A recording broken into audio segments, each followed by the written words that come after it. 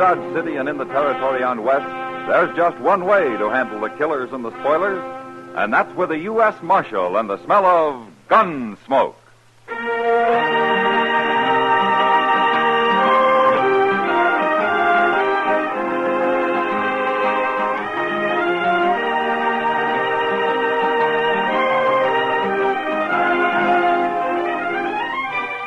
Gunsmoke, starring William Conrad. The story of the violence that moved west with young America.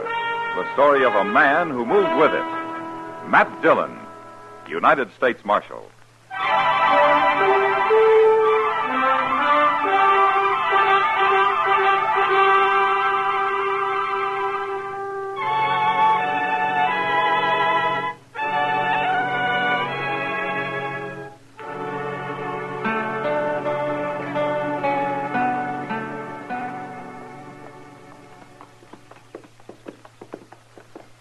Looks like he's got himself a pretty nice camp there. I don't care about his camp. All I want is something to eat. He's a hunter of some kind. He'll sure have meat around. He'd better. It's the last we'll eat between here and Dodge. Why are you in such a hurry to get to Dodge? Don't like this prairie, Jesse. I like towns. Say, this fellow's got something cooking in that fire of his. Good. Oh, there. Hello, friend. Oh, there. In time for supper. Get down. You get down, Jesse. I'm staying at my house. What? Do like I tell you. All right, Bill. We'll have to eat on the trail, mister. We're riding for Dodge. Why, sure, friend. Got some buffalo ribs roasting here. You can take them along. Got a sack we can carry him in? Well, I ain't got many sacks, but sure, you can have one right over there by my pack saddle, son. Thanks, mister. You alone here? Oh, I had a partner, but he quit. That's a shame. This sack okay, mister? Sure. Help yourself to the ribs, son. Take all you can eat. I'll roast some more for myself. Now, this is mighty good of you, mister. Don't stand there jawing all day, Jesse. I'm not. I'll just take these 4 here, mister. Take them all. Yeah, go ahead, son. You're welcome to them. There, that's enough. And thanks. Now get mounted, Jesse. We've still got a long ride. Bye. Bye, son. Good luck. You hunt buffalo, don't you? I do. It's kind of hard without a partner. That's your Sharp's rifle leaning on that pack over there? Well, of course it is. Mister, why don't you get a good pistol like mine here, see? Huh? No. No! Oh. Bill! What? You killed him. Sure. He ain't no use to anybody. You shot him. For nothing, right in the face. Sure, I shot him. But he was a nice old fella. Why'd you do it? Listen, Jesse. You want to be a gunman. I'm learning you how, right? What's that got to do with this? You're going to be a gunman, you got to get used to killing people. I was just showing you how easy it is. No. I'm learning to handle a gun so I can kill one man when I find him. One man, that's all. I don't like just shooting people down. Get used to it. Come on, let's ride.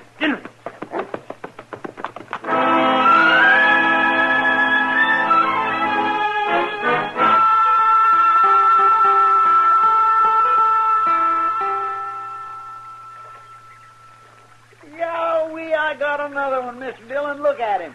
Yeah, he's a good one, Chester. Bigger than any you caught, I'll bet you. I'm sure he is. I haven't caught any. Not one? I haven't even wet a line, Chester. You know, sometimes fishing's fun because you don't even have to fish. You mean I've been doing all the work while you was just sitting here on the bank watching the river? And enjoying myself. Did you catch enough for supper? If I throw half of them back, there won't be. Now, don't be muley, Chester. Next time I'll do the fishing and you can be lazy. Tomorrow? All right, tomorrow. What's that? Sounds like somebody practicing. Now, let's take a look, huh? Seems like he's right there behind that little bluster. I wonder who he is. I don't know. But if he was trying for speed, he needs a lot of practice. Well, maybe he was concentrating on accuracy. The way you always tell me to do. Hello? He looks pretty young. Yeah. Well, I see your target's still standing. That's just a whiskey bottle. If it had been a man, he wouldn't be standing. If it'd been a man, he'd be shooting back, too. You're a stranger around here, ain't you, fella?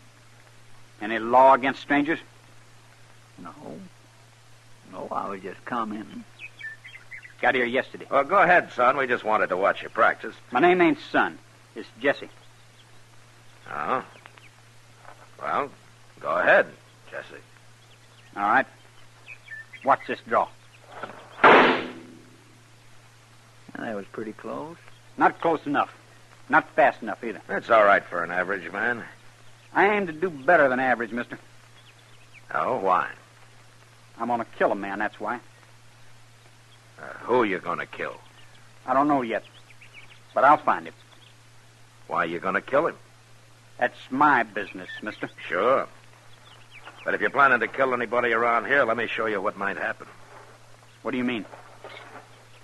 You see that little daisy about 30 feet over the top of your bottle there? Yeah, I see it. All right. Well? I never saw anything like that before. Would you teach me, mister? Not as long as you want to kill somebody, Jesse. Come on, Chester.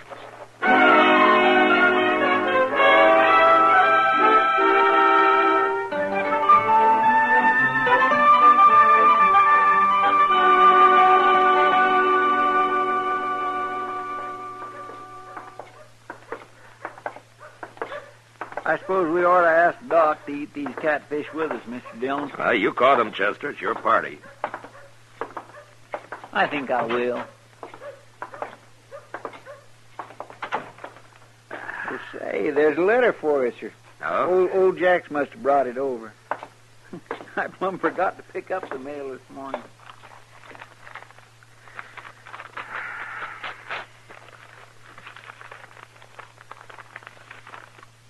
Is it important, Mr. Dillon?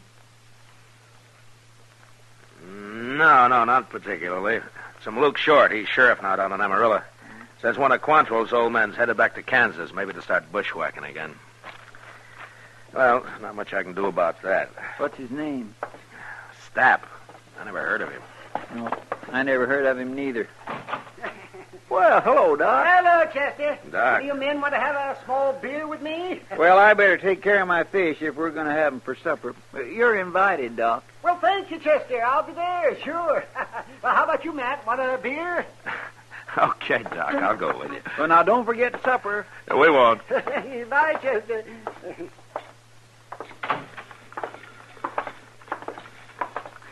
Oh, just think, Matt, another couple of months and it'll be nice and cool. Flies will be gone. And there won't be any more trail herds to speak of. Oh, and life can settle down some. What would you call settling down for this town, Doc? More broken legs, fewer gunshot wounds. Well, I like that idea.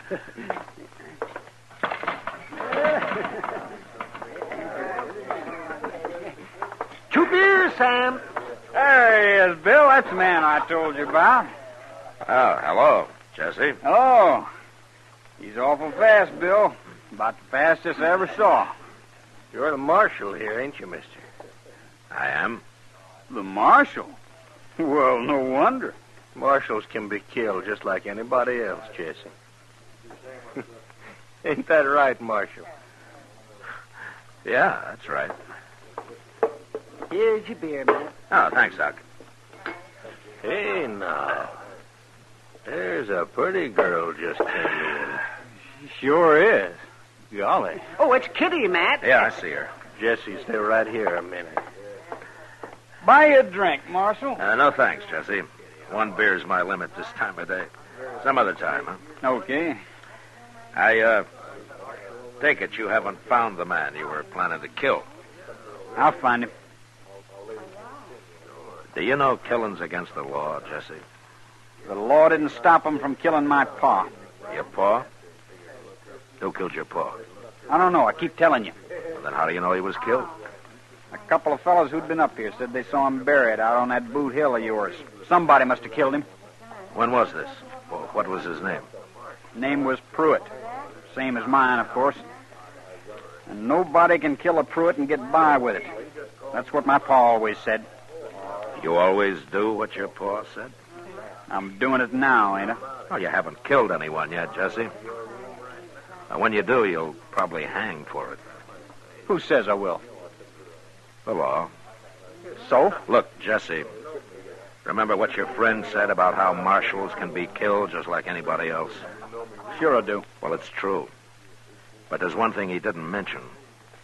It mostly depends on how good the man is who's trying to kill a marshal. You remember that? Matt. Hello, Kitty. Doc. Oh, how are you, Kitty? Well, what's the trouble? That friend of yours you sent over. What? Here he comes now. Him? I don't even know him. He said you told him my name and to come over and buy me a drink. Well, he's lying. He's worse than I thought. No offense, Marshal. Just a way of getting acquainted. Heard you fellas mention her name. They never heard of you, mister. Not that it'd matter. Just wanted to buy you a drink, Kitty. Is that how you offer a lady a drink?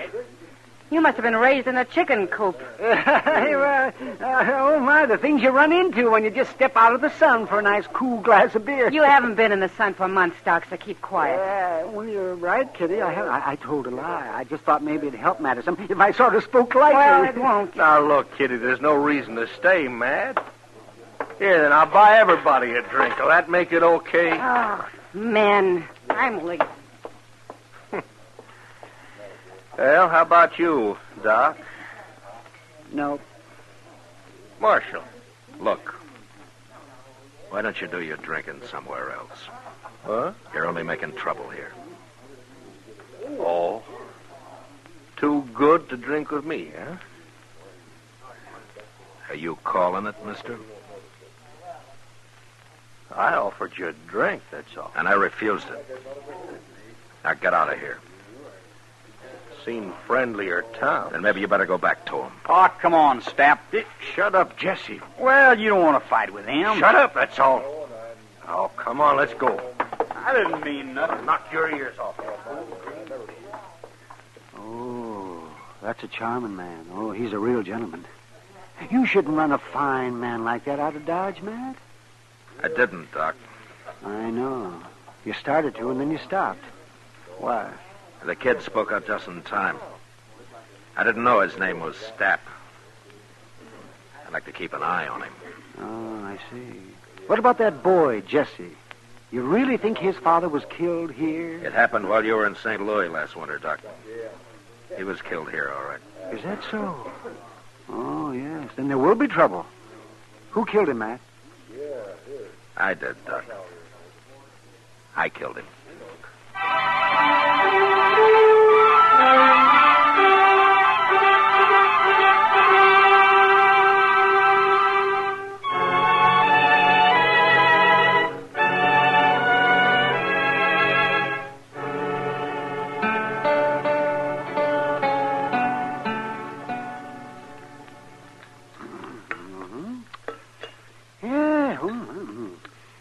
Now, next time, try and catch the fish smaller, Chester. They make better eating. You know, if I was getting a free meal, Doc, I'd be mighty careful of my manners. I'd figure if I appeared grateful enough for whatever I was fed, I just might get asked back sometime. Oh, that just shows how cheap some men can be had, Chester. Yeah. Well, I'll tell you one thing. I've done all the work so far, and I ain't going to clean up this mess. Well, Doc's a good dishwasher, Chester. You ever seen him wipe his instruments on that old rag he's got? Oh, Doc's a good dishwasher. I may be busy, Doc. Oh, yes, that's right, Matt. You think there'll be trouble, Mr. Dillon?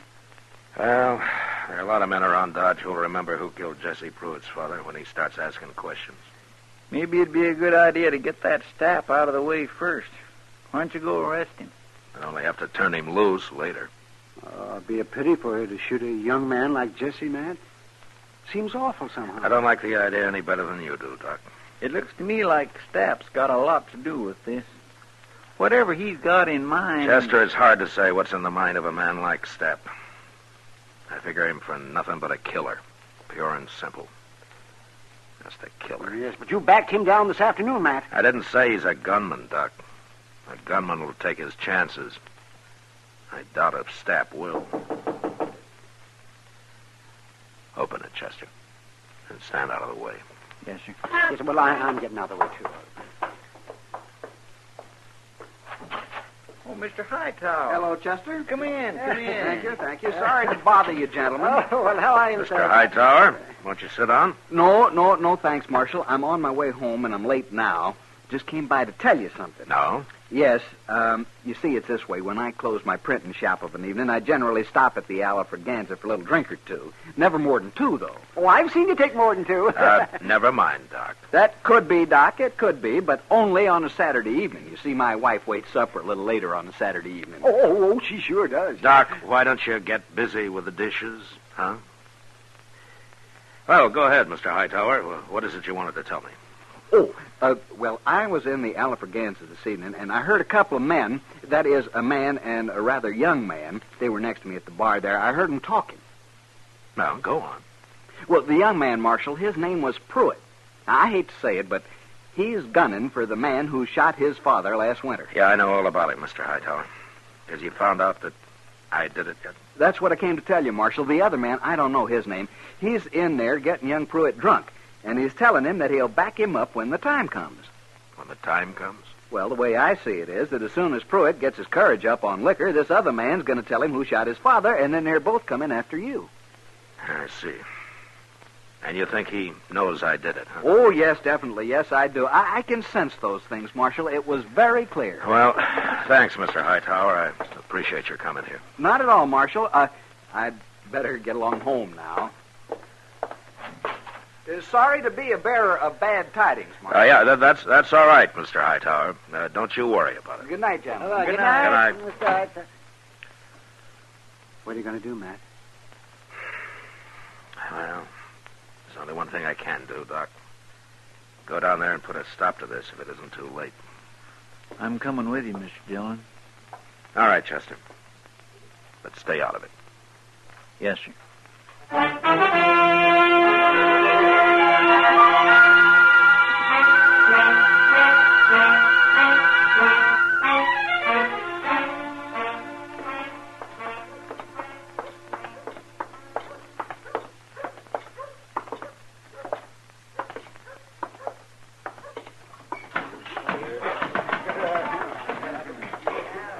Wait here, Chester. Yes, sir.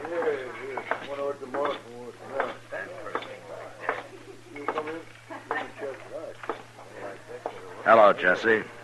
Well, it's the Marshal again. Have a drink, Marshal. No thanks, Jesse. Marshal is pretty choosy who he drinks with, kid. Yeah, I am. But I'll have a drink with you tomorrow, Jesse. No, not tomorrow. We won't be friends tomorrow. Why not?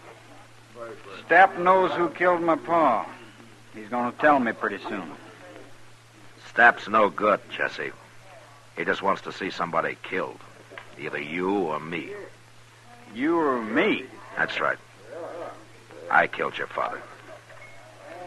What? Now, you've seen me, Jesse. You know you can't beat me, so don't try it.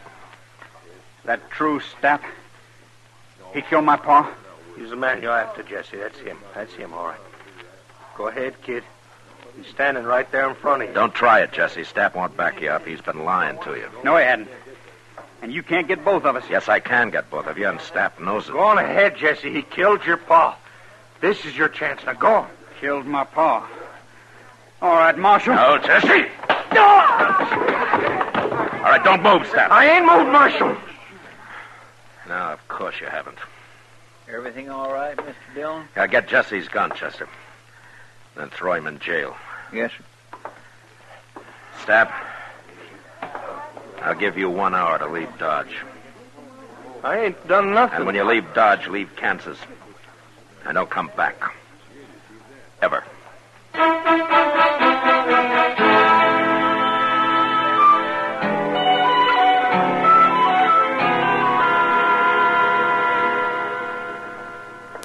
Jesse's feeling better now, Mr. Dillon. Oh, good. I want to talk to him.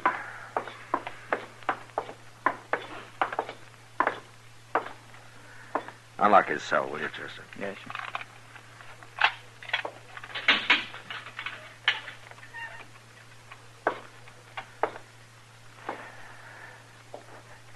How are you, Jesse? What do you care? You're lucky I didn't have to shoot you. You shot my paw. Yeah, I shot your paw. I want to tell you why. I don't know how you remember your paw, Jesse, but when I ran into him, he wasn't much good. You can talk like that now. He was a killer, just like Stapp. A killer and a coward. That's a lie. You can ask most anybody in town. There were plenty of witnesses. Witnesses to what? Your pa shot a woman, Jesse. He was drunk, and he put a bullet right in her face at the bar of the Longhorn. And he ran out and jumped on a horse. I tried to wing him, but I missed, and I killed him. That true? That's true. I don't believe it. When did you last see your pa, Jesse? 5, 6 years, I guess. And what was he like then? What do you mean? Was he the kind of a man who'd shoot a woman? I don't know, Marshal. He wasn't that mean. How come he left home?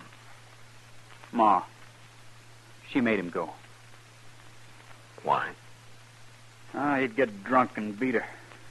She finally drove him off the place. Well? It's kind of hard to believe your own paw's no good. There are a lot of men who are no good, Jesse. Stapp's another one. Stapp? Did you ever see Stapp face a man who had an equal chance? He didn't even touch his gun tonight here. He never intended to. No, I guess he didn't, did he?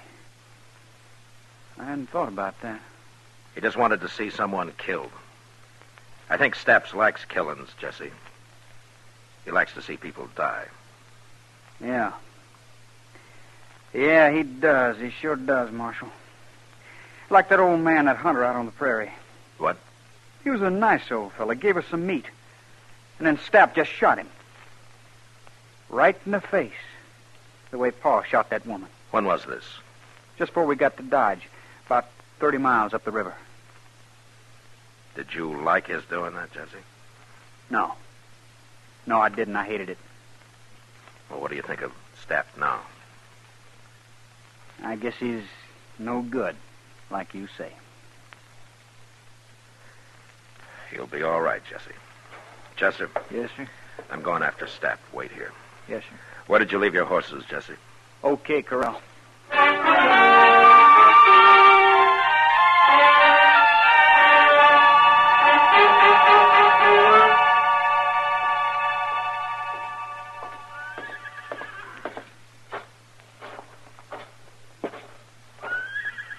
Hello, Pete. How are you, Marshal? I'm looking for a man, Pete. He might be in your stables. There's a man in there, Marshal. Do you know him? Stranger. Been here a couple of days. Rode in with a young fellow. That's him. He's saddling up. Last stall on the left. Going to be a fight, Marshal? I don't know, Pete. But you better take cover. I sure will. You bet I will.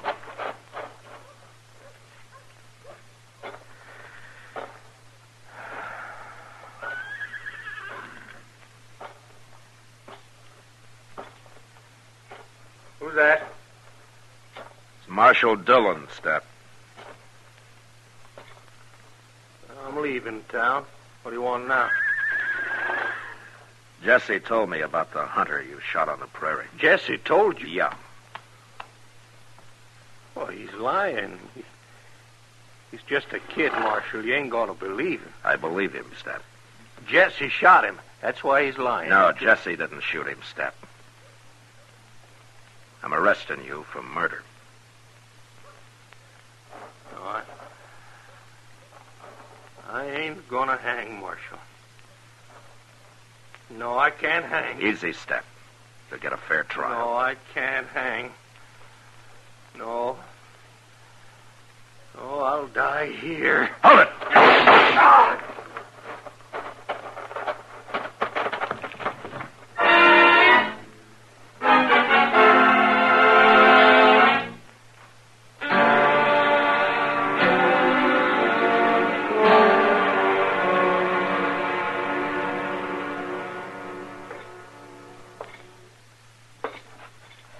Well, there's your gun, Jesse. I don't want it, Marshal. Wait. You sure? I'm through with guns.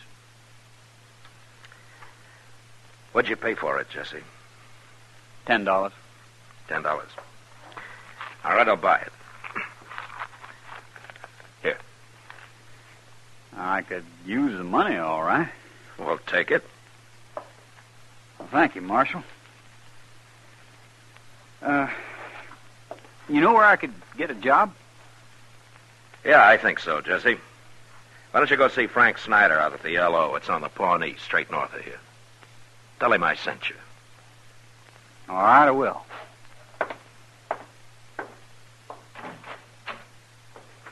Next time I come to Dodge, Marshal, probably in a few months, could I buy you that drink? Well, you just look me up, Jesse. Anytime. Thank you, Marshal.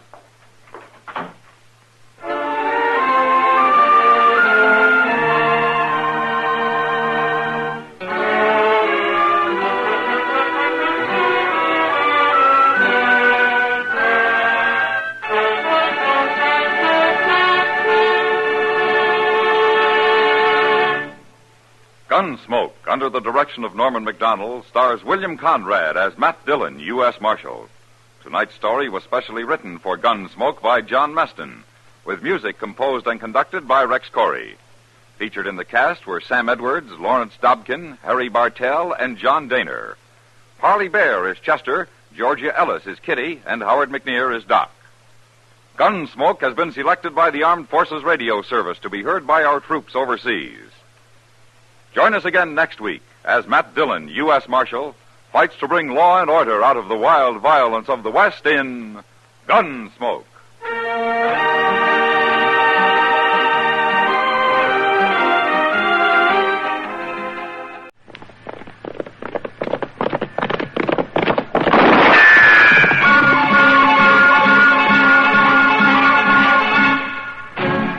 Around Dodge City and in the territory on West, there's just one way to handle the killers and the spoilers, and that's with a U.S. Marshal and the smell of gun smoke.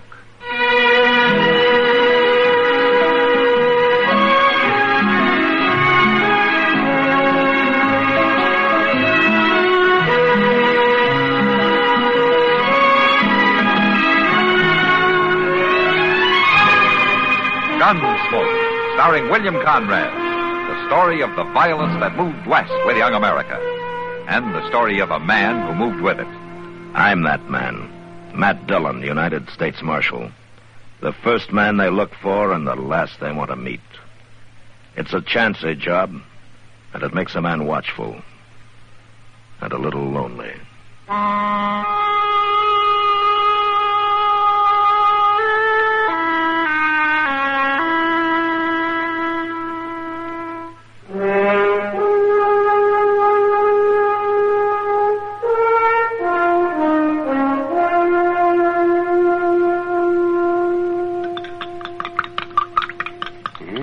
There we are now.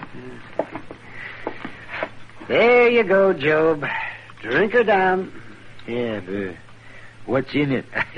It's just something to taste bad, so you'll remember a doctor's been here. Hey, go ahead, drink it.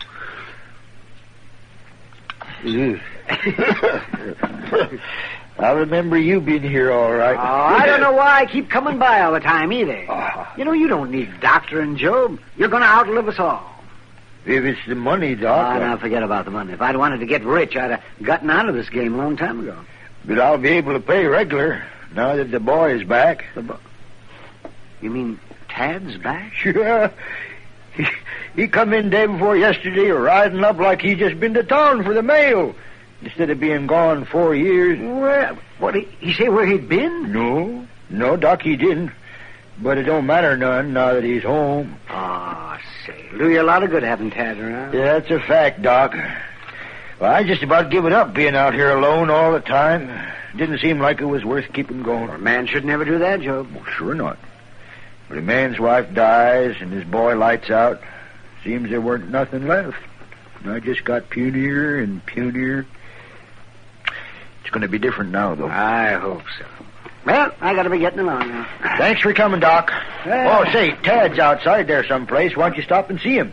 That boy sure growed up man-sized. Yeah, you bet, Job. I want to see him. Goodbye. Bye.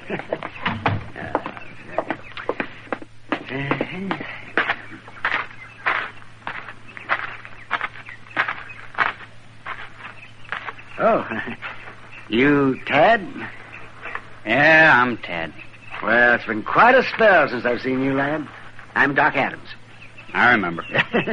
Yeah, I just been with your pa. I seen you drive up. Yeah, well, I thought you might like to know what shape he's in. He's crumbling, like everything else around here. Well, you know, you can help him. Yeah, well, you know, it's a good thing you're home, Tad. How do you figure? Well, there's not much that I can do for him. He's old and he's tired and he's just about worn through. Well, but you can do a lot for him. You mean you want me to nurse him? No, I don't want you to nurse him. but you can do the chores for him, or you can keep the place going. And most of all, you can talk to him. Talk to him? Yeah, that's right. That's mostly what I've been coming around here for. To give him somebody to talk to once in a while. Now, look, Doc, I ain't his little boy no more. I ain't gonna hold his hand.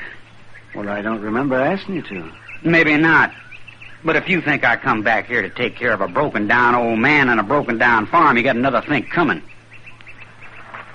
What did you come home for? I come home because I didn't have nowhere else to go. But I'm taking care of that right soon.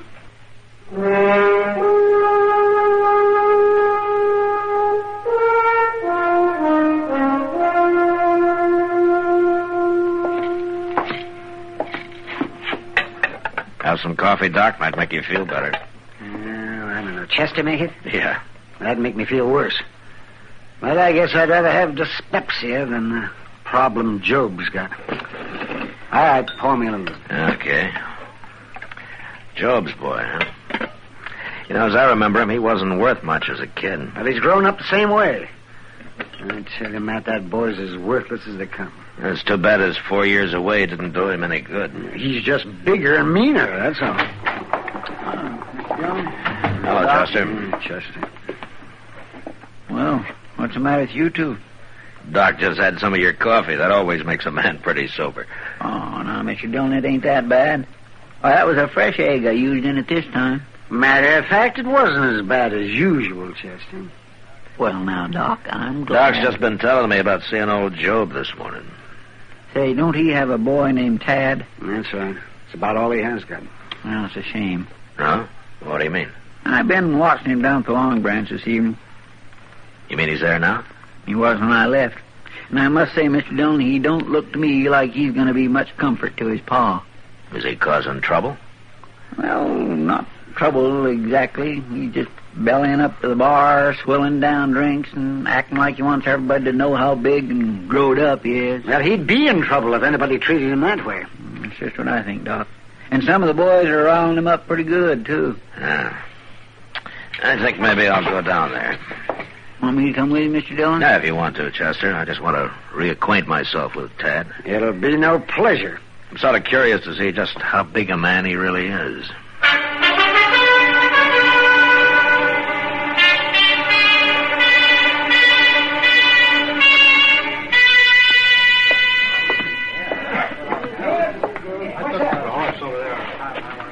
Why don't you move over, mister? All right, boy. There's room for both of us at the bar. Just don't crowd me. Ain't you Job Harley's boy? Yeah. Hear your pa's been feeling poorly lately. Getting any better? I ain't noticed. He's real sick, ain't he? He's done. The place is done. Yeah, hey, good thing you come home. You can look after him a little bit. that any of your business? Just sort of figured. You can keep your figuring to yourself. Every low-living bum in town thinks I come home to nurse the old man. Now, easy, boy. I quit being a boy when I left here, mister. I've been doing man-sized things for 4 years. Why don't you shut up? Shoving me. And straighten yourself up out of my drink. Go on now, get. I'll show you. Oh, I said... Shove me, will you? You're gonna die for that, mister, right now. All right, hold it there. What? Drop the gun. Now, you stand back. I said drop it. Blast you! Pick up the gun, Chester. Yes, sir. Give me that! You stand where you are. All right, Tanner, what happened here? I shoved him, Marshal. Why? Because he's a mean, ornery, no good, and I got tired of listening to him talk, that's all. I got a right to have my gun. Here, now you simmer down. You're Tad Harley, aren't you? How do you know? I've been hearing about you. Listen, Marshal, You got some special trouble with Tanner here? He's been crowding me, just like everybody else in this town. Oh, about what? About the old man. About how I should be looking after him. What's wrong with that? It ain't what I come here to do, that's what's wrong with it. And it ain't nobody's business what I do. Not as long as you mind your own, it isn't. You got no call to tell me what to do, Marshal. I'm not telling you what to do. I'm telling you what not to do. You gonna give me back my gun now? All right, give it to him, Chester. Well, I don't... All right. Someday this town's gonna find out about me. Find out good.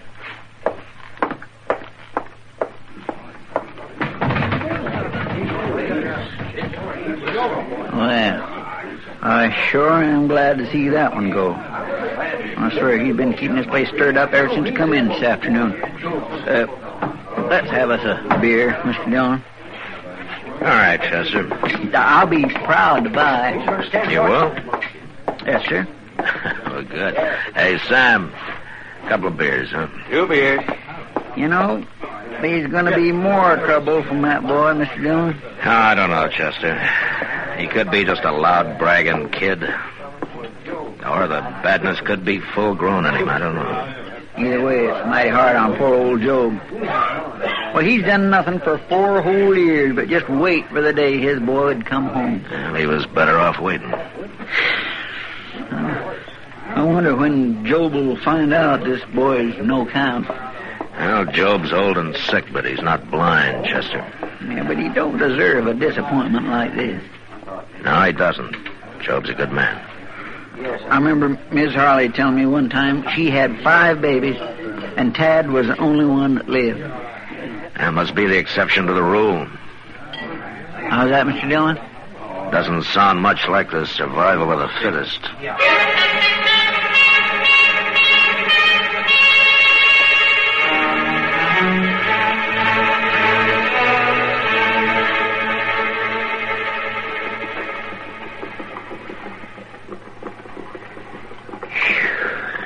I swear it's so hot.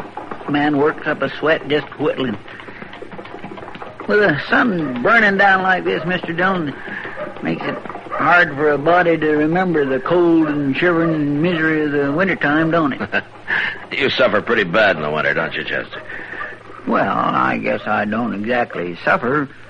But wouldn't you think there'd be some way of taking some of this heat and packing it away so as you could spread it around in the wintertime?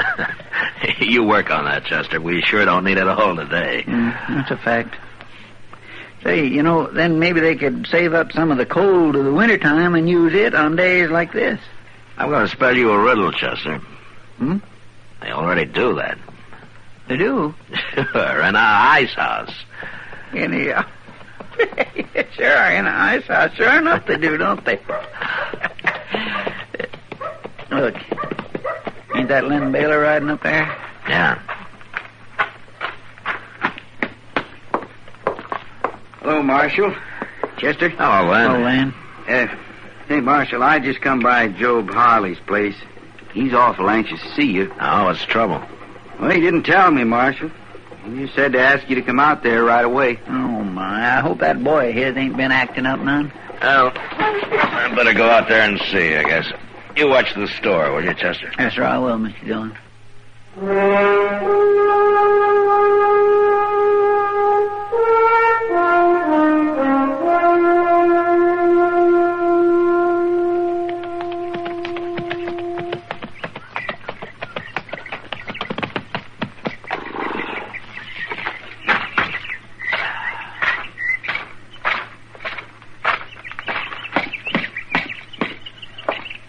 Hey, Job. Hey, Job. Matt Dillon. Come in, Marshal, come in. Hey, you got trouble out here, Job? Sure, I'm glad you could come out, Marshal. Been wanting to see you. Oh, what about? Sure is a bright, hot day, ain't it, Marshal? Yeah. I don't take to the heat as well as I used to. Job, you didn't call me out here to tell me it's hot. What's on your mind? Is it about your boy? You seen him, Marshal? Yeah, a couple of weeks ago. The Long Branch. He's growed big, ain't he? Too big, maybe, Job. Is he here? He's gone off. You know anything about raising boys, Marshal?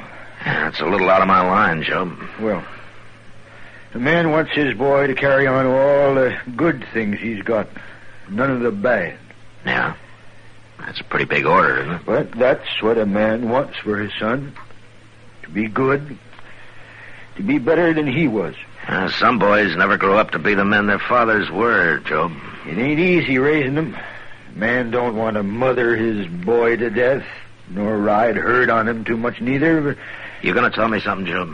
What's a man to do when he finds his son has just picked up all the bad ways and none of the good? What's a man to do then, Marshal? Let go of him, Job. But a man's son, Marshal, he's carrying his name. He can't let him carry it to perdition. He can't hurt your name, Job, only his own. That ain't true, Marshal. I ain't been much. The people I come from weren't much neither. But we always kept the name clean, Marshal. What's Tad done, Job? Where is he? A man don't expect his son to strike it rich, maybe, but he expects him to keep the name clean. Job, will you tell me? Well, tell you what, Marshal. Why did you call me out here? You just didn't want to talk about your boy, did you? Marshal, I always like to talk to you. You've always been a good friend. I am your friend, Joe, but you better start talking straight or I'm heading back to town. You're going to find out, Marshal. Mr. Dillon? What's Chester doing out here? Yeah, what's the matter? Mr. Dillon, there's just been a hold-up at the bank. What? Any shooting? Yes, sir, there was. Well, how many were there? Just one. He get away? No, sir, Mr. Harley, he didn't. Was he hurt? Worse than that, Mr. Dillon. Well, who was it? Well, he's dead, ain't he? Tad's dead. Tad? Was it Tad, Chester? Yes, sir, it was. I'm sorry, Joe. It had to be. You don't seem surprised. No, Marshal. I've been seeing it coming. Ever since the boy come home. He was bad clear through, Marshal. He's robbed before. And killed, too.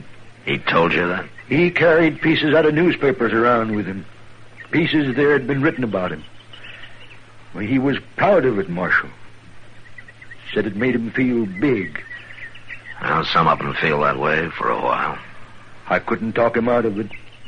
I couldn't hold him. But I could see it was stopped. You knew about today? I knew. Oh, why didn't you tell me about it? I figured you'd take his gun, maybe lock him up for a while. He had to be stopped for good, Marshal. I might have done that if I'd been in Dodge, Joe. I know that, Marshal. But it would have gone hard with you to have to kill my boy. You're my friend, Marshal. That's why I seen to it you'd be here. And then I sent word to the bank that Tad was coming. Oh. You made a hard choice, Job. Well, it's like I told you, Marshal. A man has to keep his name clean.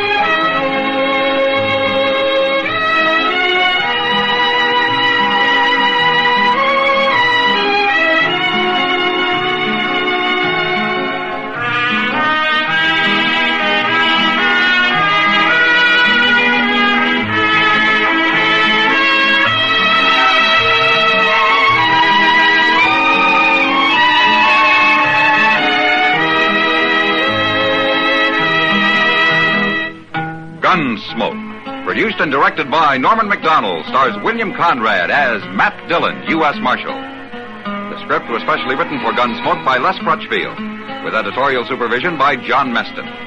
The music was composed and conducted by Rex Corey. Sound patterns were by Ray Kemper and Bill James. Featured in the cast were Parley Bear as Chester, Howard McNear as Doc, and Georgia Ellis as Kitty.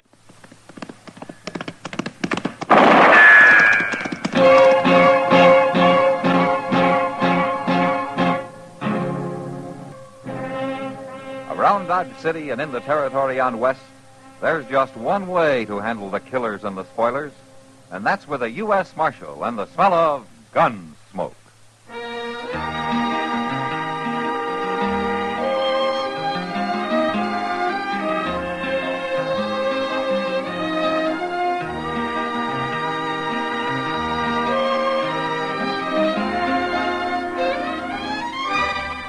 Gunsmoke, starring William Conrad.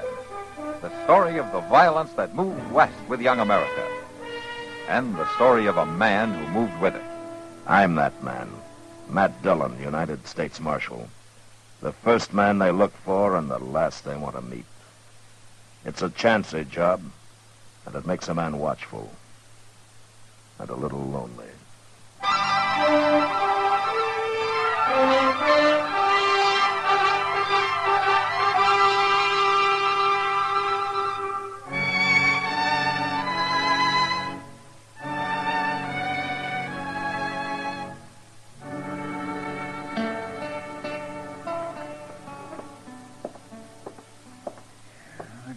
Fresh air in this office. Uh-oh. What's the matter, Chester? Oh, my gracious, you got trouble, Mr. Dillon. Leastwise, you're going to have. That's usually a pretty safe prediction. That red-haired Blanchette girl, the one married that no-good Slim Adele. Cherry Odell?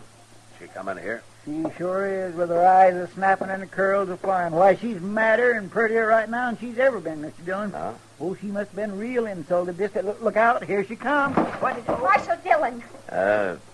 Morning, Cherry. What kind of a town are you running, Marshal? When a decent married woman can't walk down the street without... Without being insulted? Why don't you sit down, Cherry? I don't want to sit down. All right. Now, which one of the boys do you want to have me hang this time? Matt, I didn't come here to be laughed at. No, you want somebody thrown in jail, somebody that made the mistake of paying you a normal human compliment. I'm a married woman, and I'll thank the men in this town to respect me as one. Cherry, Slim's been gone for nearly 2 years now. A lot of people don't think he's ever coming back. Oh, he'll come back all right. Don't you worry none about that. And when he does, these grinning loafers are going to be mighty sorry that they talked out of turn. Like me, ma'am? Oh, you've got a nerve coming here. I reckon I'm the cause of this young lady being all riled up, Marshal. See, I told her I was aiming to marry her. That's what I meant. A complete stranger, right on the street, in broad daylight, if you please. Well, now, Cherry, I doubt if anybody would call that an insult. Oh, you think it's funny, don't you? All three of you. Well, maybe if you was me, you wouldn't think so. If you'd waited a year and 8 months, not knowing. Just hearing stories. Lies about your man. Now, Cherry. Oh, I don't know why I come here. I don't know why I even thought. Cherry, wait. My.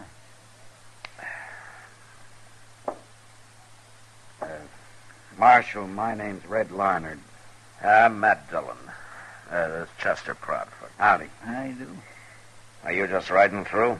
I didn't have any actual plans, Marshal, till I came face to face with Mrs. Odell up the street there. Huh? Miss Odell? Oh, I knew who she was before I even spoke to her. I ought to. I've been carrying her picture with me for 3 weeks now. Here.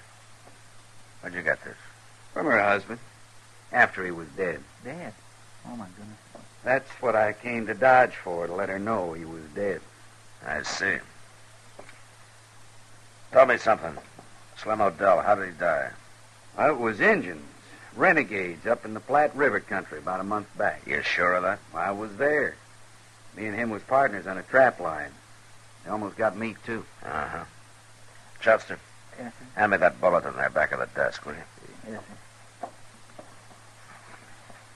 Here you are, Mr. Dillon. I got word of Slim's death, too, Red. The sheriff's bulletin came about 3 weeks ago. I looked in the post office here. There wasn't any bulletin up. Yeah, I know. I haven't said anything about it, not even to Cherry. Slim Odell was shot to death trying to hold up the North Platte Broken Arrow stagecoach. His partner got away. No name, no description. Marshal... That's why I kept the news to myself. I figured his partner might head for Dodge and try to get Slim's wife to alibi him some way. Now, just a minute, You Marshal. keep your hands right where they are, Red. You're under arrest for attempted robbery and for the murder of 2 stage line guards. Take his gun, Chester.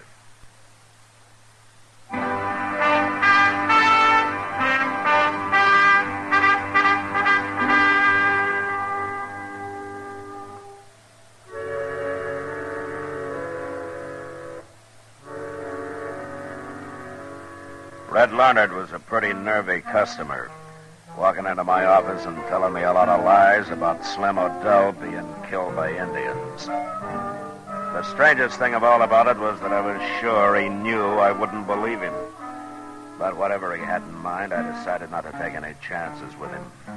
When I told Chester to take his gun, he stepped back a few feet, and for a minute I thought I was going to have a fight on my hands. Now, wait, Marshal. I reckon we better back up a little here. Get out of the way, Chester. Listen to me, will you? We both made a mistake here. Oh, is that so? I came to Dodge for the same reason you kept quiet about that wanted bulletin. I figured Slim Odell's partner might make for here to hide out. I thought you said you were his partner, Red. No. No, I'm the man who killed him. I'm a special agent for the Wells Fargo Stage Company. My credentials are in my hip pocket. Here.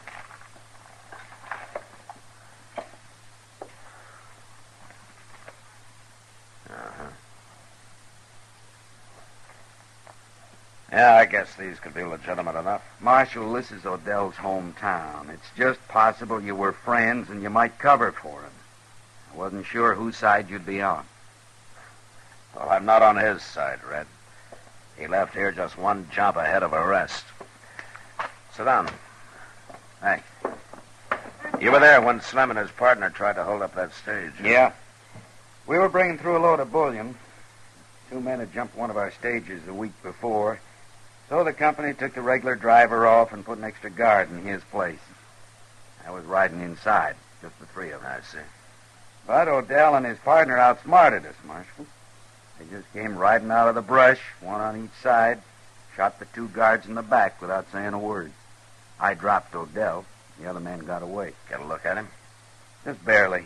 About average height and build. Yeah. Well, he could be 1,000 miles away from here, Red. Maybe. But we got nothing else to go on. Truth is, Marshal, I reckon I'd have come here on my own after seeing that girl's picture. Cherry Odell? Mm-hmm. And I thought maybe you were just using her to get to her husband's partner. Tell me, she's still in love with Odell? Maybe. And maybe she just thinks she is. Cherry's a born rebel. I always figured she married Slim mostly to spite her family. They were only together about 2 months. He tried homesteading until he found that there was work to it. Then he left town with Yancey Kleiber. Kleiber? Ah, he's the partner you're looking for. At least I heard 4 or 5 months ago they were still together. I've been watching for him since I got that bulletin, but he hasn't showed yet. Marshal, I'm a plain man, and I don't know much about women, but I meant just what I told that girl. I'm going to marry her. You shot her husband, Red. That's not going to help. What do you figure she'll do when she hears? Well, knowing her, she'll try to kill you.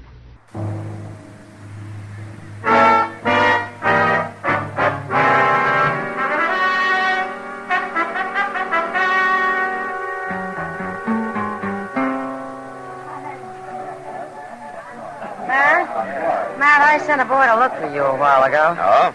I guess he's still over at the jail waiting for you. What's the trouble? Well, I'm not sure, but... Matt, do you know somebody by the name of Larnard? Red Larnard? Yeah, he just hit town this afternoon. He's here on business. Oh. Why?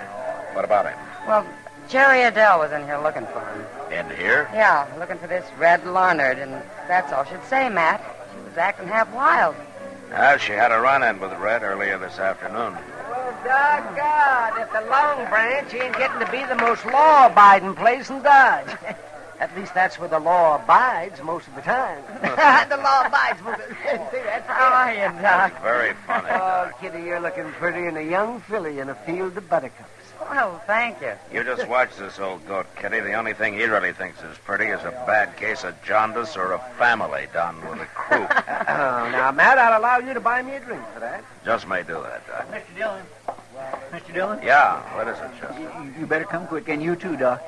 Why? What's the matter? It's that fellow Red Larnard. They just found him laying back of the livery stable. He's been shot in the back.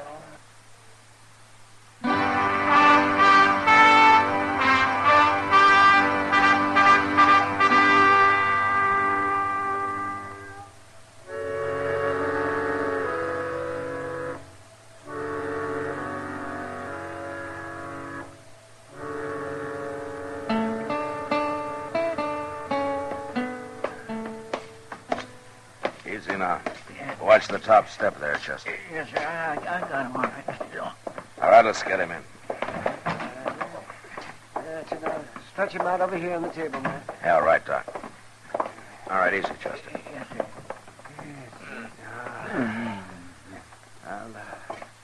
I'll have to cut that shirt to get it off his shoulder. Sounds like he's coming too, Doc. Yes, it does. Now, hand me those scissors, Chester, please. There. Thank you. Now, let me see.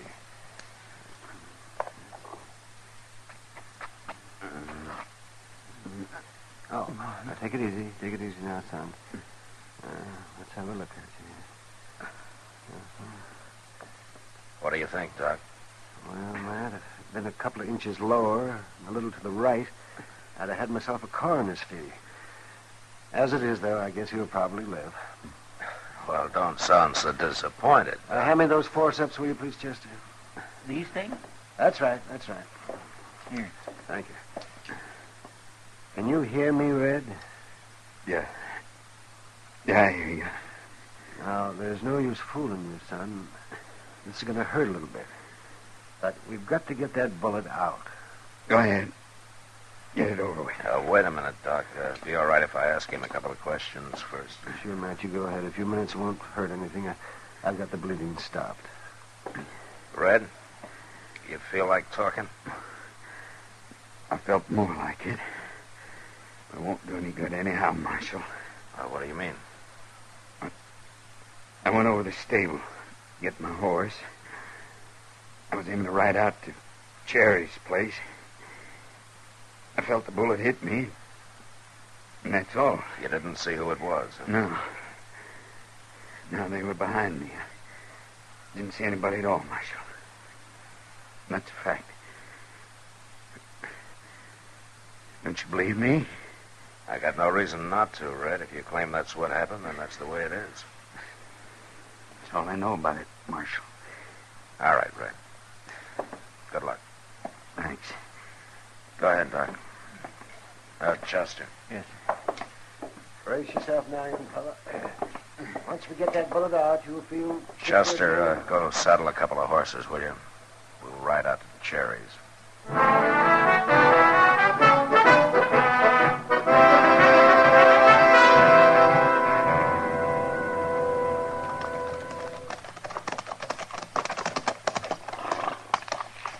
If she ain't here, Mr. Dillon. She's here, all right.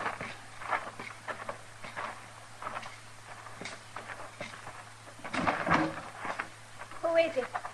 Who's out there? Matt Dillon, Cherry. Chester's with me. What do you want? Oh, a cup of coffee, maybe. Have a talk with you. No, Matt. You can't come in. Oh, why not? Because I'm here alone. It's late. It just wouldn't be right. You come back tomorrow when it's daylight. Well, I think it's all right, Cherry, since this is more or less official. What do you mean? I hear you were in town earlier tonight looking for Red Larnard. What of it? Why did you find him? No, I didn't find him. What did you want with him, Cherry? That's my business. Well, it might be mine, too, in a way. You know who he is? He's a brute that thinks all he has to do is grin at a girl and he's got her. Oh? And along with it, he's a sneaking, cowardly killer. He is, huh? Red Larnard shot my husband in the back. Didn't even give him a chance. And then Red made up the story that Slim was trying to rob a stagecoach. Made it up, huh? Why did he shoot Slim in the first place, Cherry? Red was trying to hold him up. Slim and Yancey. Slim had $20,000 in gold dust that he took from the diggings at Grady Fork, that he'd worked hard for. Marshal, that's where he's been for the last year. Slim O'Dell working? Sure he was working. All them stories about him was lies. Cherry, Slim hasn't been panning gold for the last year. He's been rustling cattle, holding up banks. He and Yancey Kleiber together. No. I've tried often enough to tell you he was no good, but you wouldn't believe it. Or at least you wouldn't admit it. Actually, I think you knew. I think you knew it a week after you married him. That's not true. Slim was killed during an attempted hold-up of the stagecoach between North Platte and Broken Arrow. He was shot by a Wells Fargo agent. And not in the back. Yes, he was. 2 men were shot in the back, all right, the 2 guards. Cherry, Red Larnard is a special agent for Wells Fargo. I don't believe it. Well, it's true. And I got the sheriff's bulletin on the robbery. Now, you've known me for a long time, Cherry. Have you ever known me to lie to you? No. All right. Now, Yancey Kleiber told you that wild story, didn't he? No. He's here somewhere, isn't he, Cherry? No, he's not. You're wrong, Marshal. You know what he did, don't you? He shot Red Larnard a half hour ago in town. He shot him in the back, the same as those guards. Oh, no, Matt, no. Has he come back yet? Is he there in the house? No, he's not in the house. He's there at the corner of the porch. You dirty little... You got him in the shoulder, Mr. Dillon. Yeah. Go see to him, Chester. Yes, sir. Oh, Matt, I believed him. I was willing to hide him out. It's all right, Cherry. And then for him to sneak into town and kill Red Larnard. I said he shot Red, Cherry. I didn't say he killed him. Red's alive? Well, he was lying in Doc's office when we left. Then he's going to be all right? Yeah, I'm sure he is. Maybe I should go see him. Yeah, maybe he should. Do you think he'll be all right? Well, I don't know why not. Oh, Cherry, when you see him, you might explain to him that it wasn't you that shot him. He thinks that? Oh, he mustn't think that. He just mustn't. Where's she going, Mr. Dillon? How to saddle a horse, I imagine, Chester. To ride into town. My gracious, I just won't never understand women, I guess. Chester, you're not alone.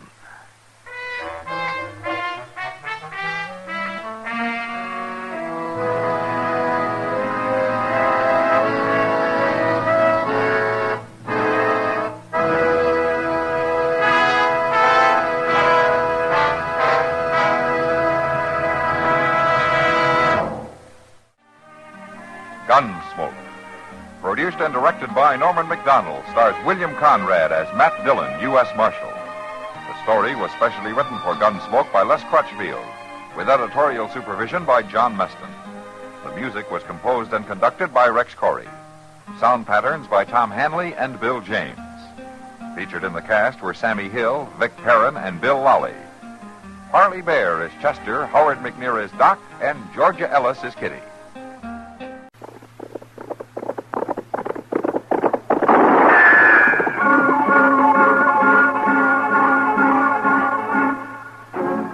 Around Dodge City and in the territory on West, there's just one way to handle the killers and the spoilers, and that's with a U.S. Marshal and the smell of Gunsmoke.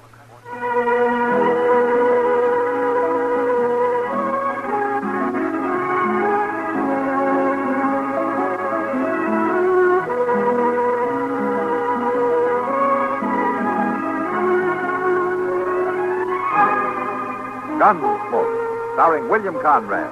The story of the violence that moved west with young America. And the story of a man who moved with it.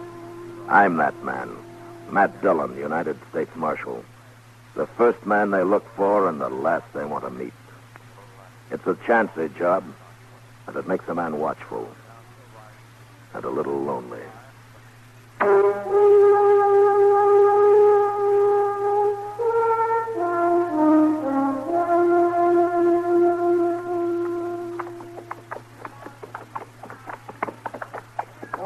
This here Dodge City you've been talking about, Harvey? It's a far piece yet, I reckon. If you ask me, it's about as far away as a man can get without starting back again. Yeah, and all this heat. Ain't this the dangdest weather you ever seen? Oh, I don't know. I've seen danger. Yeah. Hey, looky there. Where? Well, I'm a-pointing, ain't I? Oh. Why, it's a wagon and a bunch of people cooking food. It's only a man and a woman, Merle. Probably his wife. Well, they're cooking food. Harvey, we ain't it in 2 days. Maybe they'll throw us a little something. Come on.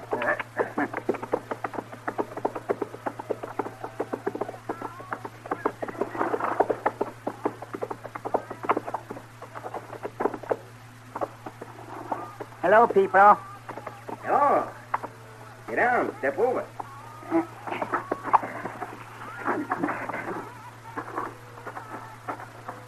Where you riding to? Dodge City, if we can ever find it. I ain't never been there. We're headed for California. This here's my wife, Lavinda. Howdy. How do? What's that you're cooking in the stew pot? Oh, just potatoes and beans. Mighty little of that. Sorry we can't offer you none. I wouldn't mind taters and beans, mister. I ain't et in 2 days. My twin brother here ain't et either. Well, I sure am sorry, but there ain't even enough for me and the woman as it is. Had real bad luck finding game. We was kind of counting on a little something to eat, mister. Today's Sunday, too. Huh? Here, I'll give him a dab of it. No. It just ain't enough, I tell you. Joe, maybe we better give him something. Merle? What, Harvey? There's too many mouths to feed around here. That's the sure truth, mister. And I'm mighty sorry. You better saddle up and move on. I don't know if we're ready. Look, mister. Now, don't reach for that rifle. It ain't fitting to handle weapons on a Sunday. You turn around, mister, and get out. You shot him. I reckon I did.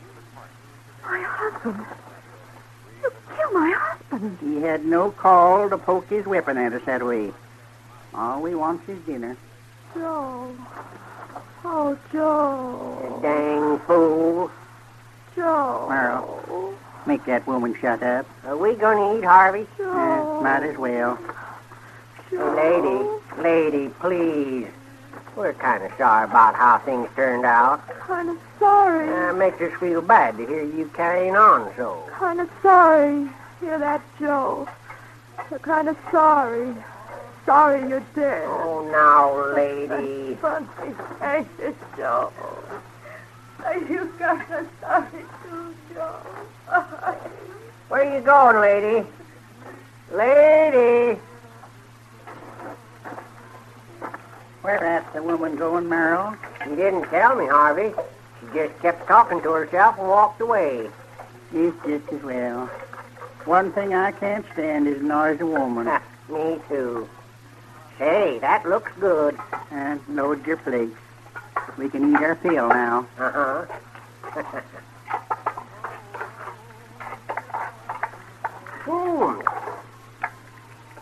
It ain't half bad. Say, we got to do something about that team of horses tied up out over there. Now, Merrill, we ain't going to thieve 'em. Oh, never did hold for stealing. Remember? Oh, I wouldn't steal nothing, Harvey. You know that. But we can't leave them poor beasts tied up. It'd be downright cruel. Well, then turn them loose. I don't reckon these people will need 'em anymore anyhow. Give me another bunch of that stew, Harvey. It's mighty tasty.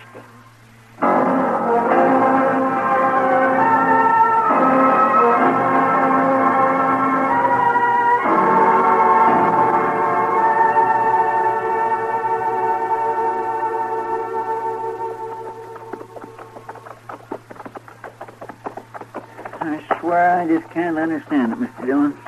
What in the world was she doing way out there? I don't know, Chester. Poor little thing. All alone like she was. What you reckon killed her? Thirst, I imagine. No one could last long this far out on the prairie without water. Awful hard to die like that, ain't it? All alone, I mean. Yeah. Well, I sure am glad we picked that little marker for her grave, though. Somehow it kind of helps, don't it? Yeah, it does. Look yonder, Mr. Dillon. Must be another immigrant heading west by the looks of that wagon. That's a funny place to make camp, though. In the middle of the day. Ain't no smoke coming up. No. Well, say, there's a man lying asleep right near the fire pit. Is he there? Yeah, if he is asleep. What do you mean? Come on.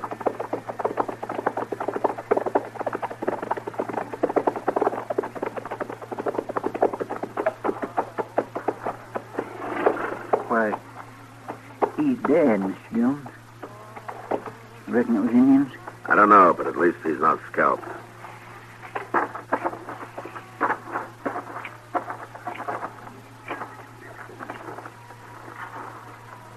Fire's cold. It looks like there was a bunch of people eating here. All in the pans and that stew pot. And there's something else. What? This apron. Well, if there was a woman here, she'd... So this is where she come from. That woman we buried. Yeah, I'm pretty sure it was. Well, why in the world would she wander off like that from camp? Whoever killed this man probably ran her off. Oh, nobody wouldn't do a thing like that, Mr. Dillon.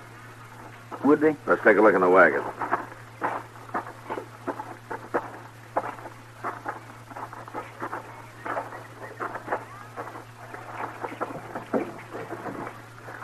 Don't look like they had nothing worth stealing, does it? Poor as church mice. Well, then what'd they get killed for if it wasn't Indians and nobody never stole nothing? Chester, who killed these people or why is beyond me. It sure don't make sense, does it? No, none at all. Well, I guess the only thing we can do now is to get him buried. Yes, sir.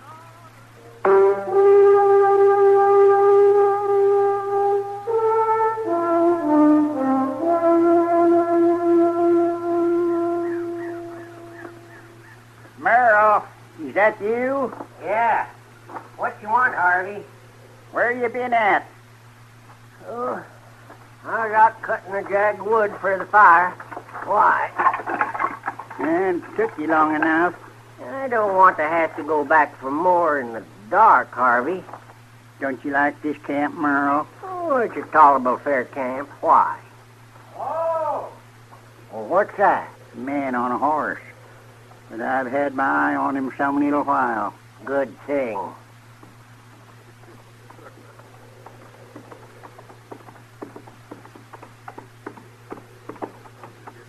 Hello, you. Mind if I light a spill? Get down, stranger.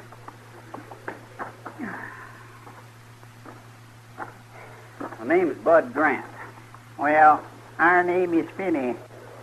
Harvey and Merle Finney. We're twins. Where are you headed for, cowboy?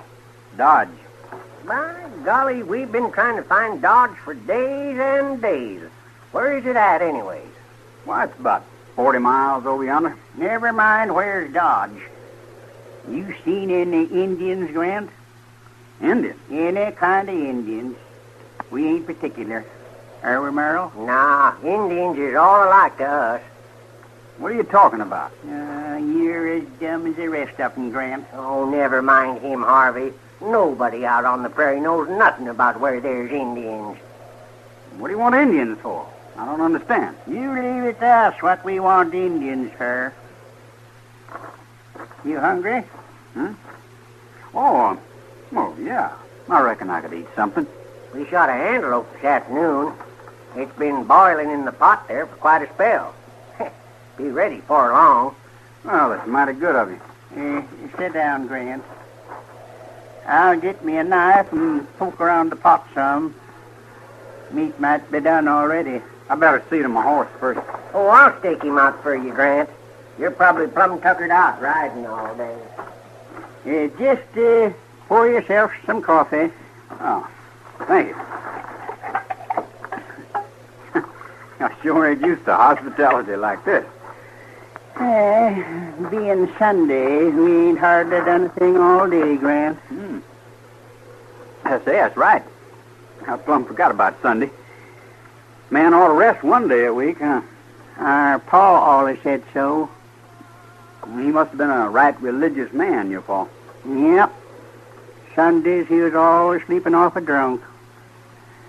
He didn't hold the fighting and killing on the Sabbath. No. Well, last Sunday somebody sure must have got drunk. Or something. Why? A family got wiped out east of here. Some pilgrims traveling to California. Man and his wife. Indians, huh? Doggone it. Why didn't you tell me there was Indians around? I didn't say it was Indians. Fact is, I heard they wasn't scalped or nothing. Oh. I declare, you can be plumb disappointing. And all I said was it must have been somebody drunk or crazy. Are you saying it was us done it?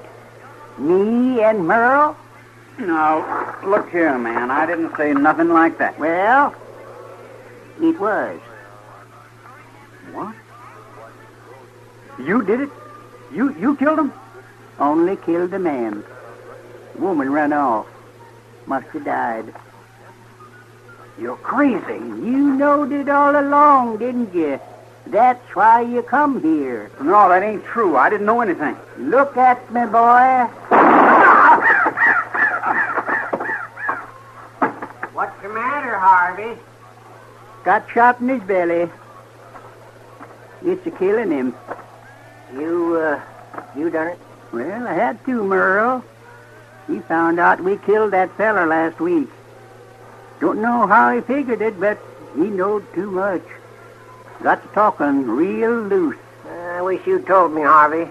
Now I got his horse staked out and everything. Well, go turn him loose. Supper's about ready. All right. But don't you start eating before I get back. I won't.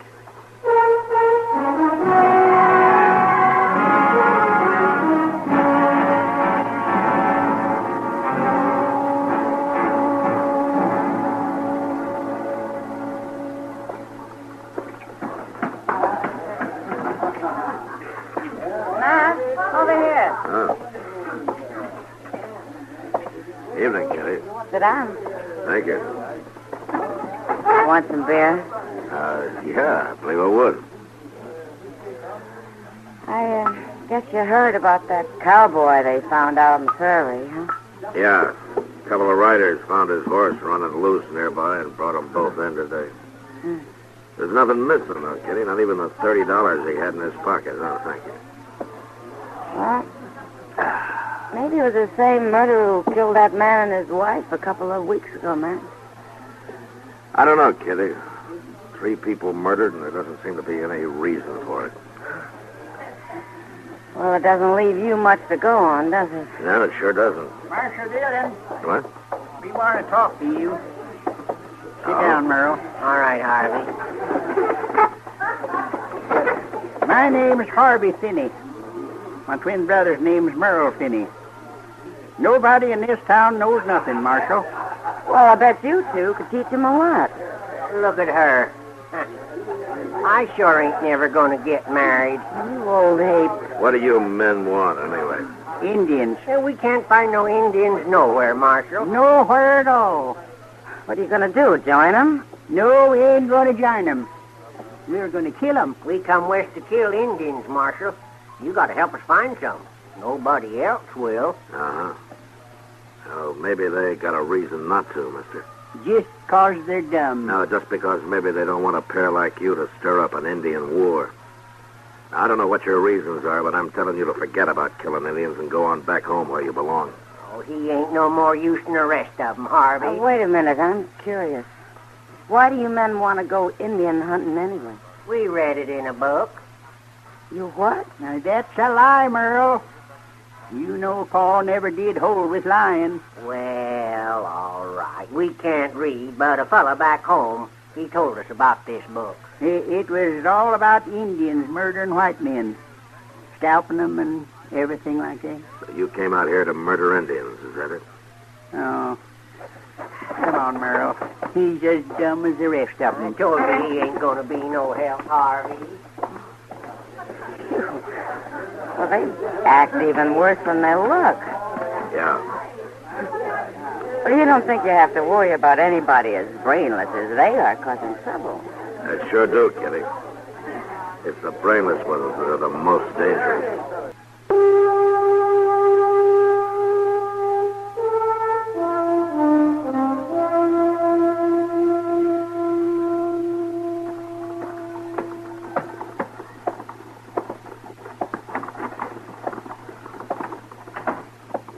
Matt. What? Matt, where are you? Oh. Oh, you're asleep, huh? I didn't see you over here. With a voice like yours, you don't have to see, Doc. Now, don't get a hump in your back. I'm not charging you for this visit. Oh, then what are you doing here? Why, it's Sunday. People are supposed to socialize on Sunday. They are, huh?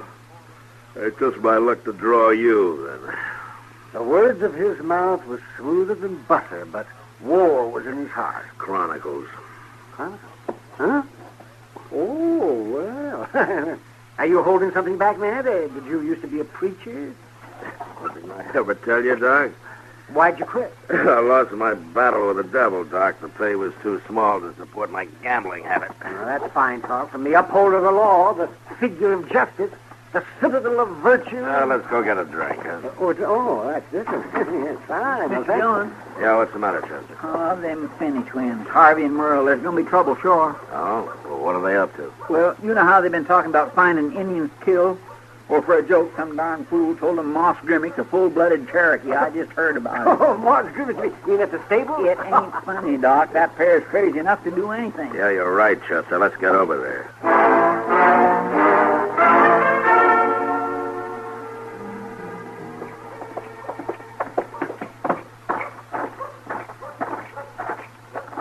Stable door's closed, Mr. Dillon. Maybe they ain't even here. We'll have a look anyway.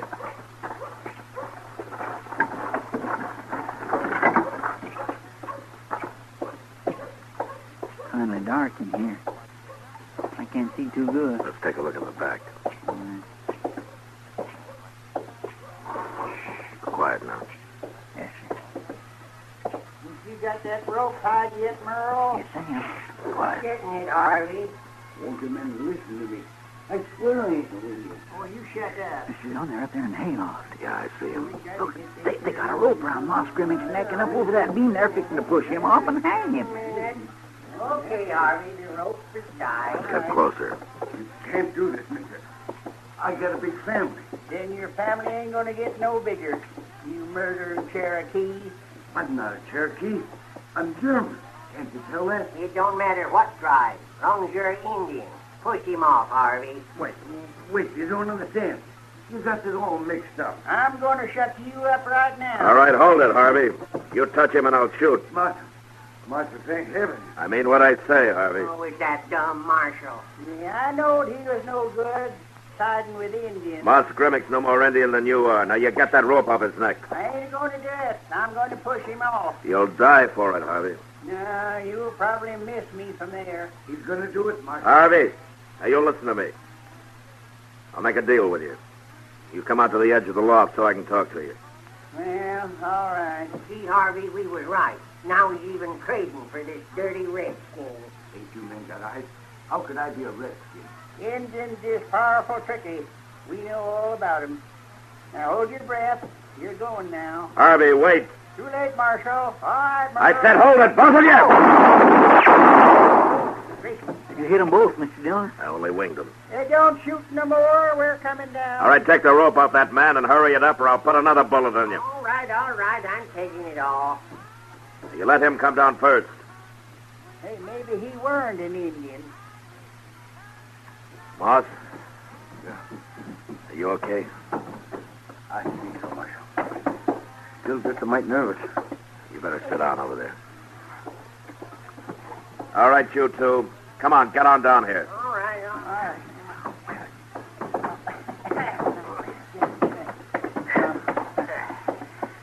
Oh, they ain't hurt so bad. He busted my arm. Got me in the shoulder. Doc will fix you up. In jail. We're going to jail? Yeah, your Indian hunting days are over for good, Merle. Well, doggone. Then we made this whole trip for nothing. Never killed one Indian, Harvey. Just a few white people. Huh? What's that? Oh, yeah, darn fool, Merle. Why did you tell him that? I wasn't talking to him, Harvey. I was talking to you. You're the man who shot those immigrants, huh? Well, Merle done told you. No use denying it now. And that cowboy. You killed him, too, didn't you? I didn't say that. It don't make no difference now, Merle. It sure doesn't. You're going to hang anyway. Hang?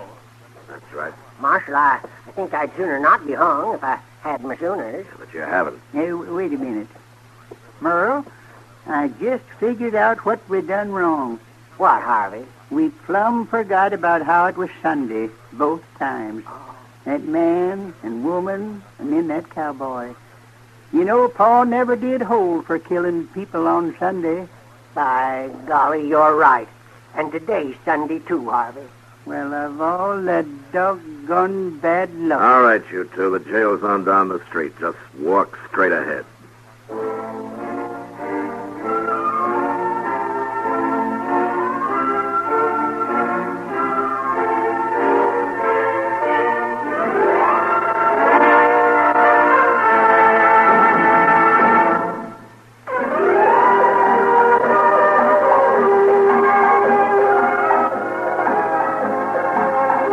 Gunsmoke. Produced and directed by Norman McDonald, stars William Conrad as Matt Dillon, U.S. Marshal.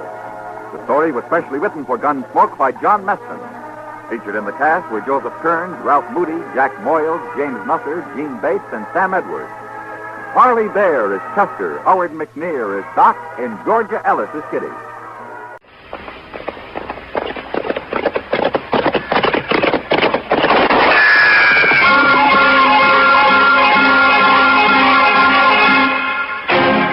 Around Dodge City and in the territory on West, there's just one way to handle the killers and the spoilers, and that's with a U.S. Marshal and the smell of Gunsmoke.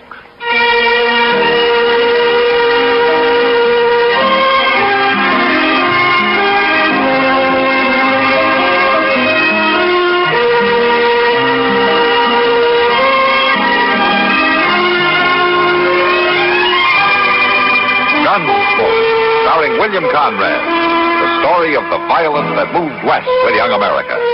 and the story of a man who moved with it. I'm that man, Matt Dillon, United States Marshal.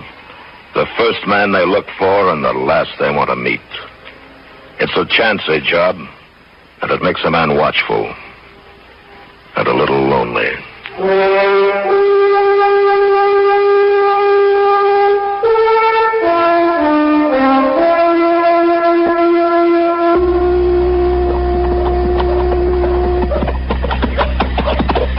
Hand me that bottle, Zach. It's been a long, dusty trail up from Texas, and I don't care to ride into Dodge. So here you are, Ned. Don't you kill it. Come up the same trail you did. I'm just as dry. Yeah, I hope I never see another moss-horn steer. I'm going to settle down and be a bartender. Something easy like that. Sure, and by tomorrow you'll wish you was back trailing cattle. You wish you never seen Dodge. My turn in that bottle. By tomorrow, maybe there won't be no Dodge. Maybe we'll have torn it plumb apart. Oh, hey, I'll hear the cougar howl tonight. Hey, look yonder, there's a long branch. Let's start with this. Yeah, tell them we're here, Zach. Show them how we're living, Texas. Huh? Yowie!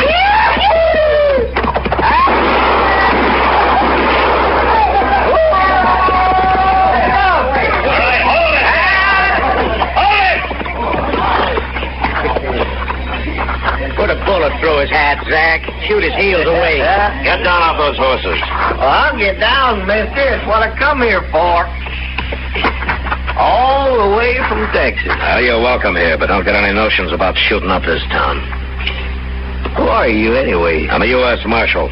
I'll take your gun till you're sober enough to carry it. Nobody takes my gun. Then you better ride right back to camp.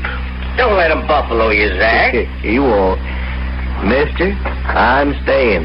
Me and my gun. You'll be Marshal for breakfast if you try to stop me. Well, I warned you. I'm going to kill you for doing that to him.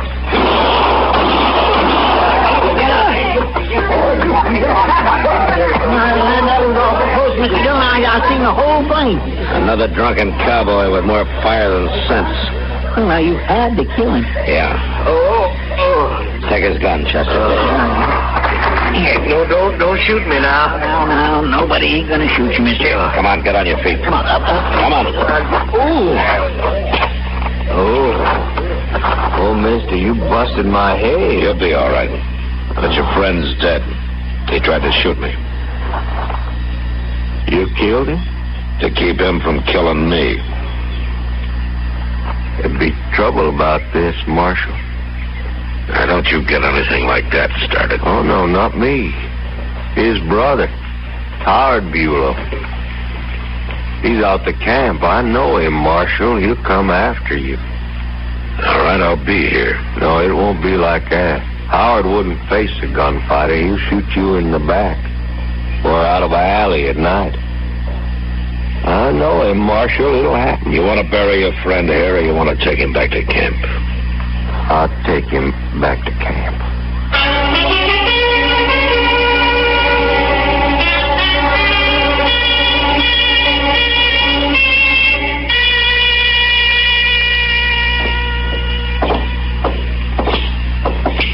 You know, Matt, you'd think a restaurant like Delmonico's could at least make good coffee, even if the food's bad. You know, I never saw a woman yet who didn't find fault with everybody's cooking but her own. Women have more taste than men, so? Oh, yeah, sure. Matt? Yeah? That man you had to shoot today, his brother, is that what's on your mind? Yeah, I suppose so, Kitty. Well, I've been thinking. You've never seen him. If he does ride into town, you won't be able to recognize him, will you? Yeah, let's just say that he'll probably be the first man who tries to shoot me in the back. Oh, Matt. Don't worry about it. It's been tried before. And I'm still around. Front Street's not very crowded tonight. It's kind of early, yeah. Hey, wait a minute, Kitty. What is it? That man leaning against the post up there. Now, wait till he turns his head. I want to get a look at him. Someone you're after, Matt?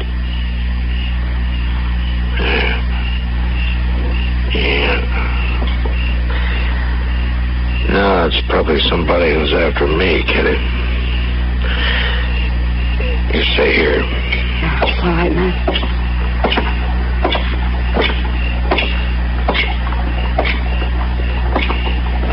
You looking for me, Bulow? What? Your name is Bulow, isn't it? I bet you're the marshal. That's right. What are your plans, Bulow? Kill you? My own way. I thought so. I'll take your gun now. Take it. All right. That won't stop me. You just got another gun and shoot me in the back. Is that it? Any way I can. Look, Bulow, your brother tried to kill me, and he'd have done it if I hadn't stopped him. There ain't nobody kills a Bulow and gets by with it. I don't care what he done. Maybe you need a few days to think it over. I ain't got a few days. You have now. You're going to jail for a while. Oh, no, I ain't done nothing. Turn around and get moving.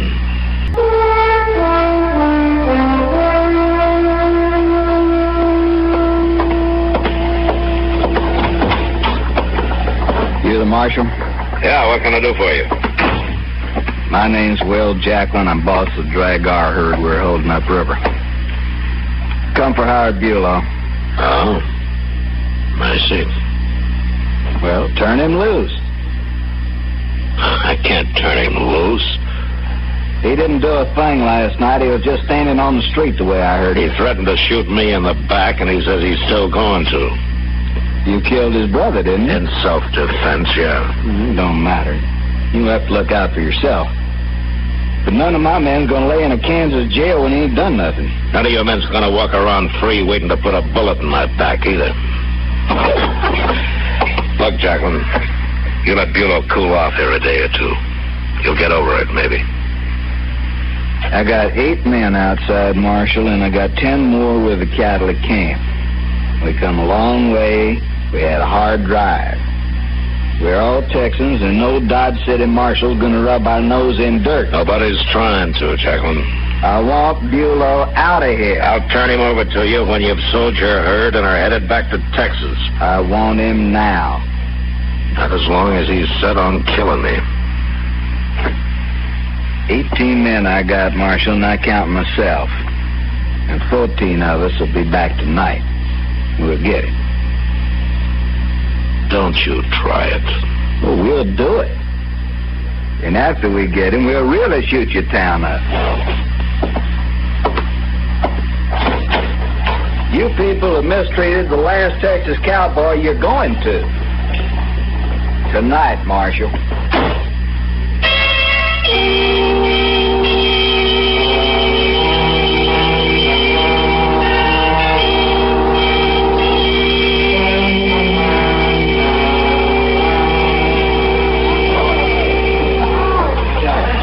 Sure you won't have a beer, Matt? I'll even buy you one. Yeah. It'll do you good. I can't be drinking now, Doc. Oh, Matt, I don't think they'll ride in like that tonight. Those cowboys always talk big. Yeah, maybe. Yeah, they're just full of vinegar after the long drive they've made. And now they want to hoop and holler something. Bulow's full of more than vinegar, Doc. Yeah, tooth for tooth and eye for an eye. Oh, my, the world's got its evil ideas. Marshal Dillon. Oh, hello, Doc. Hello, Riesling. And what are you going to do about those Texans, Marshal? I don't know, Mr. Riesling. I hadn't given it much thought. Well, you better start thinking, Marshal. I heard Jackson right in here this morning. He means what he says, that man. And what did he say? Well, they're going to destroy Dodge, that's what. Him and all those wild Texans he's got. You've got to let that man out of jail, Marshal, right away. Mr. Riesling, the man I got in jail aims to shoot me from ambush if I turn him loose. I can't help that, Marshal. Well, I can. He's staying where he is till he comes to his senses. Well, what about the rest of us? It's all right for you to save your own skin, but what about us? Those cowboys will shoot up the town. Maybe burn my hotel down. Now, don't get all excited, Mr. Riesling. It won't help matters any. Now, why don't you just forget about it? Jacqueline may never show up at all. That's what I come to tell you. Oh, what? Frank Paris rode by the Dragar camp a little while ago, and he says those men were just about to leave for Dodge. That means they'll be here any minute. Now, what are you going to do?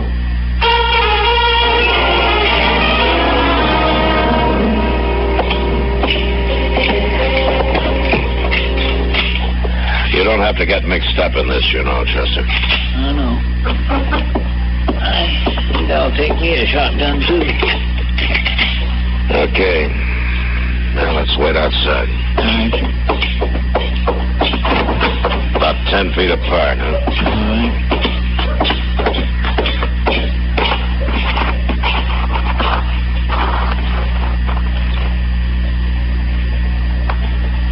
Here they come, Mr. Dillon. All of them. Yeah. Here it is, men. Hello, Marshal. You're acting like a fool, Jacqueline. We'll see about that. You make trouble here, and the law will be after you wherever you go. Don't worry none about no law. I was raised plumb free. We all were. That's so you were. But that doesn't leave you free to form a mob or raid a jail or shoot up a town. What's the matter with you men, anyway? What's the matter with you? You put an innocent man in jail. Any man who wants to kill somebody isn't very innocent, Jacqueline. You have to wait till he does it. I don't have to wait for nothing. Marshal, we've come for Bulow. Let them have him, Marshal. Turn him loose. Hurry. You keep out of this, Riesling. He's right, Marshal. You let him go peaceable, we'll leave town. You make us fight, we'll go right on fighting. So you heard him. He means it. Now you do it. Riesling, shut up! Jacqueline, this is a shotgun I'm holding. The first move you or any one of your men make, I'll cut you in two with it. Maybe. But we're too many. You'll die, and so will your friend there. Is that right, man? Texas men ain't afraid to die, Marshal. But they ain't gonna get trumped on. Now, for the last time, turn him loose. So he can shoot me in the back the first chance he gets. That's your lookout. I'm through talking, Marshal. Get set, men. And when you finish him, go rip this town wide open. Do it for me. All right, wait a minute. Wait a minute. All right. Chester. Yes, sir. Go get Bulow. All right, sir. Here you is your head, Marshal. You and I'd have both been dead if you hadn't. I'm not doing it because of you or me, Jacqueline. I'm doing it because of too many other men who would have died. Well, it don't matter long as you turn him loose. All right, bring him over here, Chester.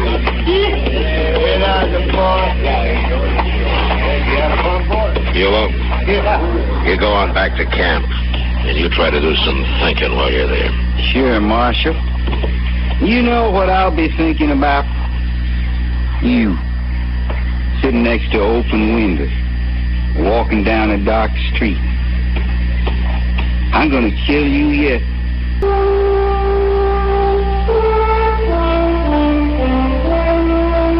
Wherever he was from, whatever kind of a life he'd led, Bulow was a primitive man.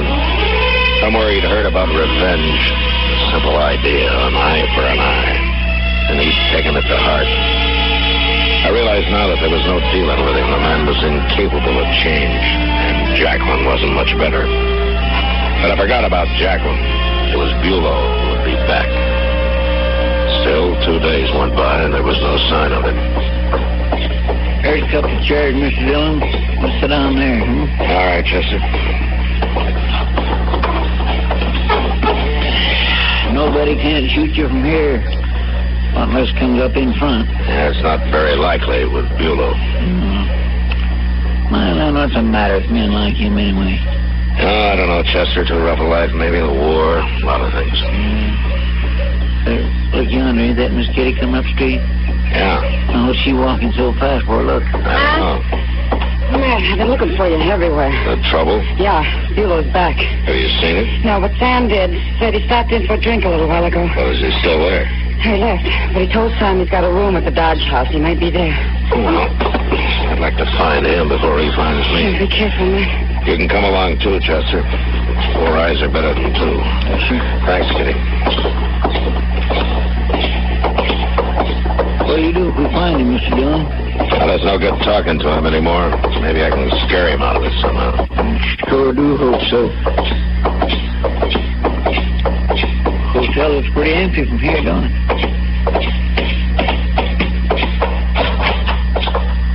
Hey, Marshal.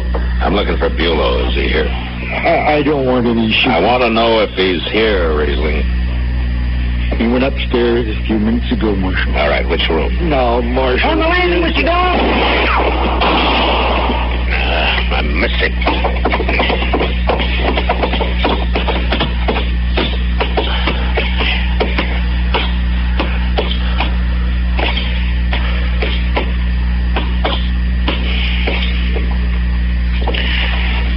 Well, he's in one of those rooms. Yeah, we got him now. I don't know which one. You stay here, Chester. I'm going to go on down the hall. He might come out of any one of those doors. Yes, sir.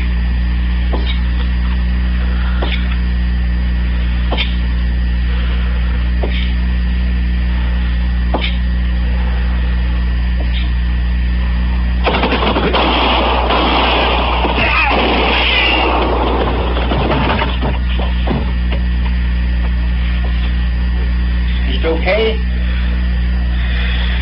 Yeah, it's okay, Chester. He didn't hit you, did he? No, he tried to, but it was too late. He was already dying. Well, I sure am glad. Yeah. And he died about as uselessly as a man could, though. For no reason at all. For no reason at all.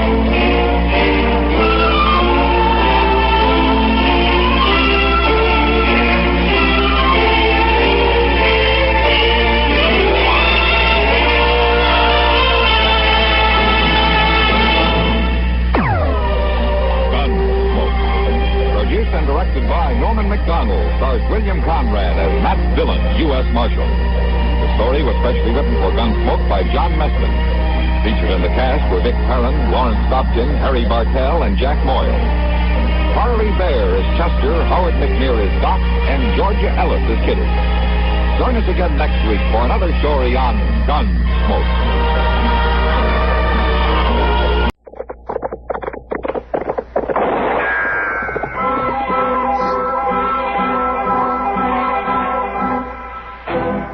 Around Dodge City and in the territory on West, there's just one way to handle the killers and the spoilers, and that's with a U.S. Marshal and the smell of Gunsmoke.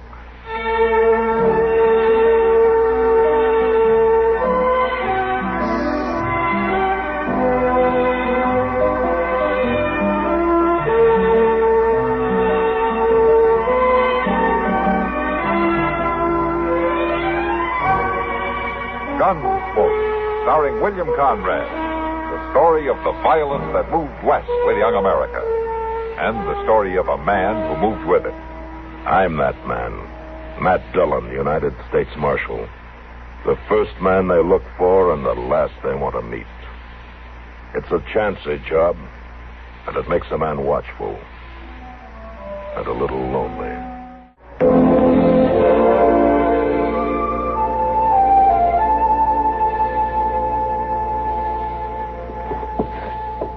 Let's see now. All right, Sam. Stand still. No, it ain't nothing worth your trouble, Miss Kitty.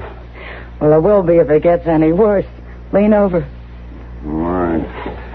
I'll thank you to have a sure hand with that needle. Now, don't worry, Sam. I'm not much of a seamstress, but I ought to be able to catch up a rip in a pair of breeches without doing much damage. There. That ought to hold it. Thank you, Miss Kitty. You're welcome, Sam. I just hated to see you start the day with a hole in your breeches. With that trail herd doing town, it's going to be hard enough. Yes, ma'am. Well, what in the world's that? Hey, look at him go there. He's heading for them swinging doors. Maybe he can play his drum in there. I gotta hide someplace, Miss Kitty. I ain't hurting nobody. Now, look here, Well, Rabbit. I'll handle this, Sam. All right, you two, settle down. Why, old Ratty Raffy's got a friend. You two go along. He's hiding behind a gal. Play your drum for her, Raffy. I said get along.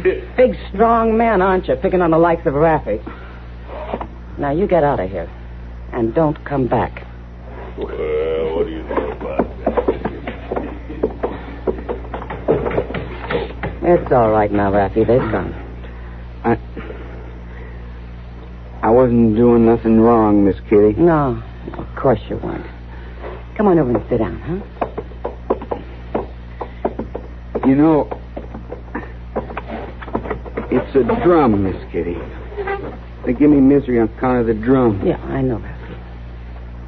Ain't nothing wrong about wearing the drum? No, of course there isn't. He give it to me, that captain, for Antietam. He told me to wear it proud. I always done that, Miss Kitty. I know you have, Raffy. I don't hardly play the drum calls no more. Don't see much need. Well, no. With the war over and all. But I always wear it. Like the captain said, I wear it proud. And folks give me misery. Well, I got no right to do it. You can always come in here when they do, Raffy. You don't have to be afraid. You're a true good lady, Miss Kitty. Oh, I don't know about that. Yes, ma'am, you are. You're a true good lady. Raffy, are you hungry? Well, I ain't weak with it, Miss Kitty, but it's a fact I ain't ate yet. Well, we'd better fix that. Well, I ain't taking no more handouts. But if you're hungry, Raffy... I can work, Miss Kitty, if folks would just let me. If they'd just stop plaguing me and let me work, I could make out fine. All right, then, Raffy. Sam? Yes, Miss Kitty? Come here a minute, will you? Sure thing. Take Raffy out to the woodshed, will you, Sam? Set him to chopping that wood out there. He wants to work. Well, sure. Come along, boy. I'm obliged to you, ma'am. Oh, Miss Kitty? What is it, Raffy? Will you watch after the drum for me? I wouldn't want nothing to happen to it after the captain trusted it to me like he did. Sure, Raffy, sure. I'll watch after it.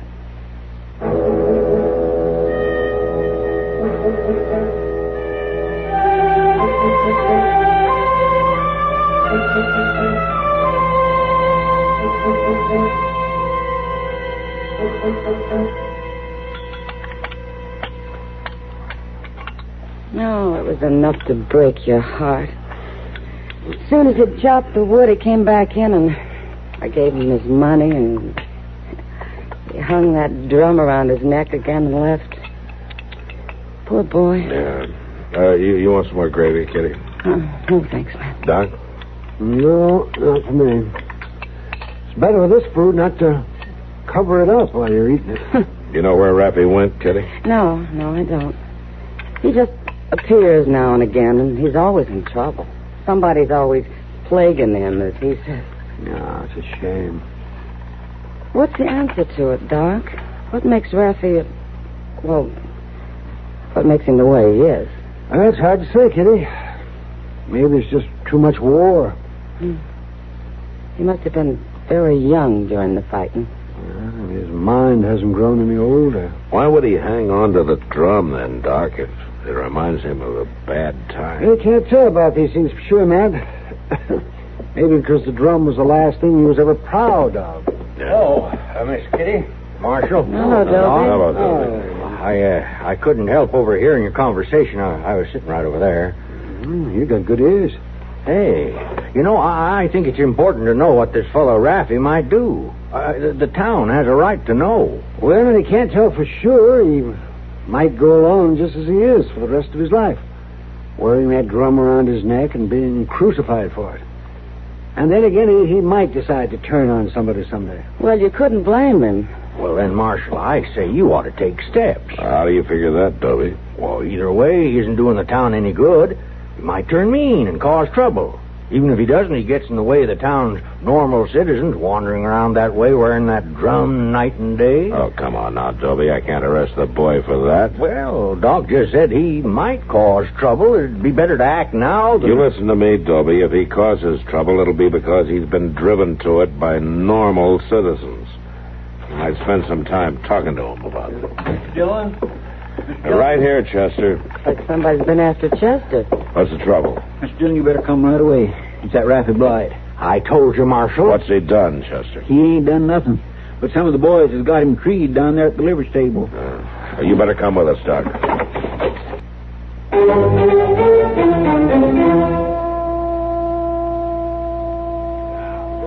No, please. Go ahead, Sloat. Give the rope another little pull. Swing the drum out there. No. Sure, Bull. If you want it, Raffy, you'll have to crawl out on that branch. My drum. You give me my drum. Crawl on out there. But it's too far. Oh, you can do it, sure. Hey, he looks just like a monkey up there, don't he? You don't even have to be up no tree to look like a monkey. Swing the drum out more, Sloat. Down the end of that limb there. Well, it's getting kind of thin down there, Bull. I said swing that drum. All right, Bull, all right. Go ahead, kid. Let's see you get your full drum. Crawl out there. No. Go ahead, crawl. Please, mister. Oh, come on now. If you want it, go get it. It's too far. If you don't crawl out and get it, Raffy, I'm going to shoot it full of holes like this. Please don't shoot it. I'll get it. Go on, then. That's right. Let me pull in the drum, Bull. He's going to fall short. Leave it be.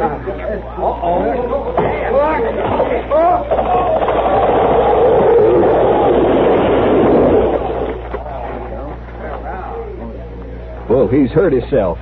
Oh, he's too simple to be hurt bad. Come on, Sloat. Let's get it. All right, just a minute. Come on.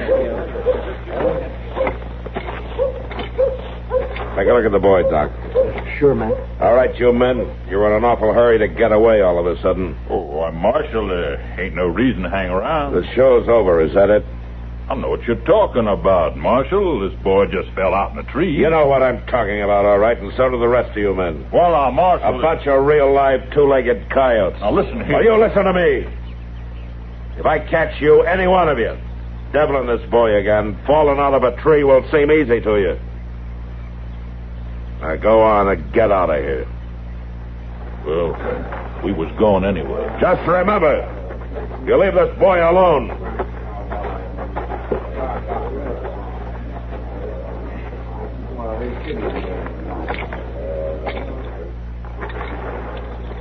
How is he, Doc? Well, can't tell yet, man. He's unconscious.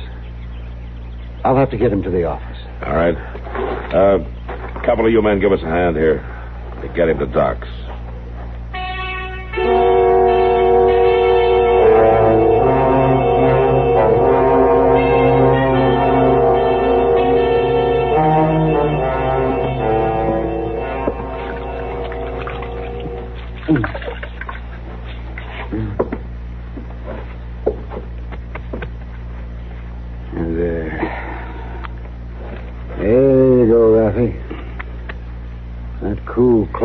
Make you feel better?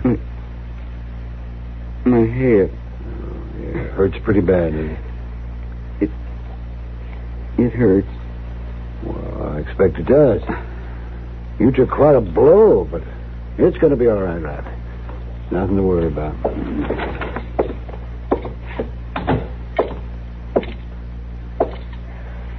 Has he come to, Doc? Yes, man. He's conscious. He gonna be all right? I think so, man. Yeah, there's no signs of a fracture or concussion. Oh, that's good. Well, Raffy, you feeling better? My drum. You got my drum? Yeah, I got it. It's down in my office. Well, nothing happened to it. Oh, I think it's safe enough. That's good. I sure do thank you, Marshal. It's all right, it's all right. You come get it when you're feeling better, huh? Yes, sir. I gotta do that. You know, it seems like folks don't like me to wear it. Why don't they, Marshal?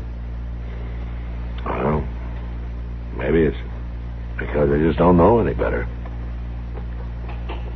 I ain't never hurt nobody. They ain't got no call to hurt me. That's right. Them folks who hurt me, they ought to learn different, Marshal. Yeah. That's what I came to tell you. I'm going to see that they do. I can see it real clear, Marshal. Real clear. Them folks need to learn it real good. Them folks that hurt me, they gotta be taught different.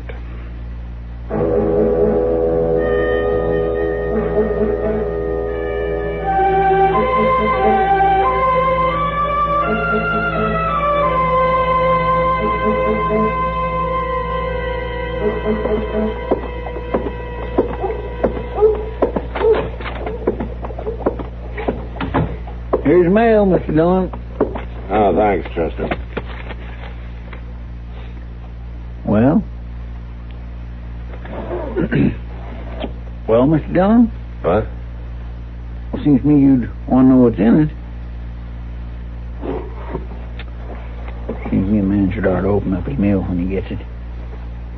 Might even be government business. Chester, what are you muttering about? Well, I just can't understand it, Mr. Dillon, after I went and fetched it to you and all, why you don't open it up. The mail. All right, Chester, I'll open it up. Expecting something special? No, sir, I ain't. Tell you the truth, I could see there wasn't nothing there worth bothering about. You put on a pretty good show of bothering. Well, it just seems to me that a man should ought to open up his mail, whether it's worth anything or not. Oh, you wouldn't listen, Marshal. You were too bullheaded and stubborn to listen. What's on your mind, Dobie? I told you last week right there in the restaurant. I told you ought to do something about it. Oh, come on, Dobie. What are you sputtering about? That boy, that Raffy Blight. I told you he'd cause trouble. Well, what's happened? It's worse than I even expected. And you could have prevented it. Dobie, quit babbling and tell me what's happened. He's killed him. Who's been killed? Bull Ramsey's been killed. And Raffy did it. They found a drumstick by the body.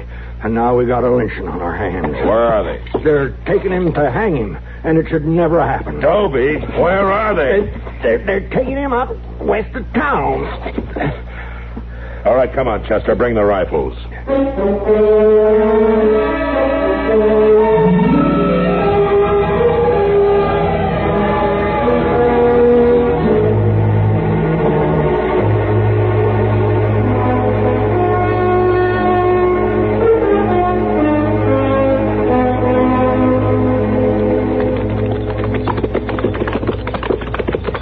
There they are, Mr. Dillon, in that clump of trees.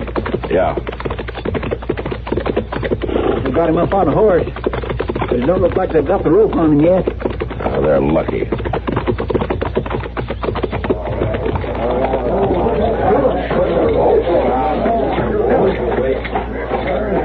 All right, let him go.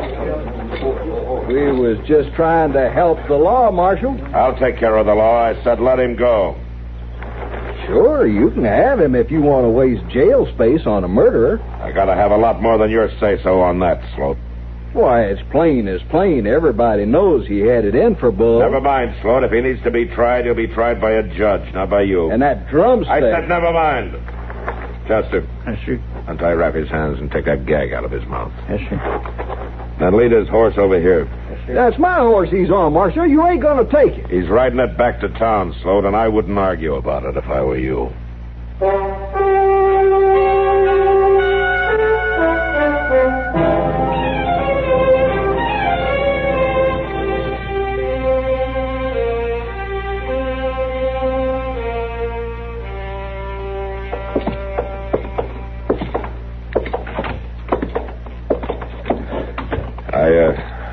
I'm going to have to keep you here for a little while, Raffy.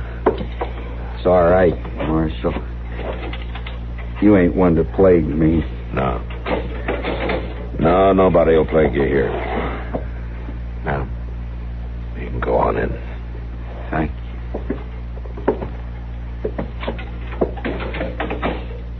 you. Marshal? What they're saying about me killing that Bull Ramsey. Yeah?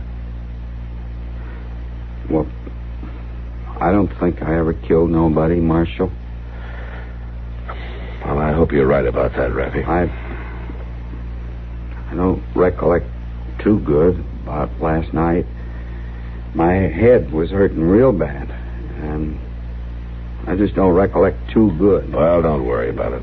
We'll find out. I know I was out there some. I was trying to cool my head in the night. Now. All right, Raffy. I'll see you later. Oh, Marshal? Yeah? What's that? My drum, Marshal. Have you got my drum? Chester found it, yeah. We'll take care of it for you. I thank you for that. Oh, and here, Marshal. You might as well take care of these two. What? What have you got there? Well, my drumsticks, Marshal. I always keep them right here in my shirt. I only got one set, you know. Are they both there? Oh, sure, they're both here. You take care of them for me, Marshal? Yeah, I'll do that.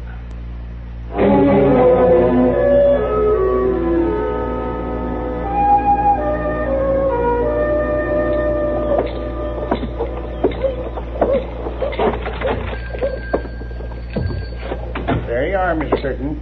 Here's your change. And here's your parcel. I'll be right with you, Marshal. No hurry. Thank you, Mr. Jonas. I should have that new bolt of calico any day now. Oh, that's fine. I'll stop in again soon. Goodbye, Mr. Jonas. Goodbye, Miss Curtin. Now then, Marshal, something I can do for you? I sure hope so. Tell me, Jonas, do you sell drums here? Well, I had a couple a few years ago. But ain't stocked them recent, Marshal. Tell you the truth, I don't get much call for drums in Dodge City. I suppose not. I guess you don't get a call for drumsticks either, huh? Well, now, that beats all. Now, what do you mean? You'd think we was getting ready for a parade or something. How's that? You're the second feller in 2 days come in here to ask him after drumsticks. Oh? Well, who was the other one? Well, I don't rightly know his name, Marshal. Big, thin fella. Used to steam around town with Bull Ramsey. Yeah. But you didn't have any drumsticks, is that right? Oh, I found a pair, Marshal. But I didn't really need it. Oh, what do you mean? Well, this fella only wanted one. I made him buy the two, though. Now, what in tarnation would a fella want with just one drumstick, Marshal? I'll see you later, Jonas.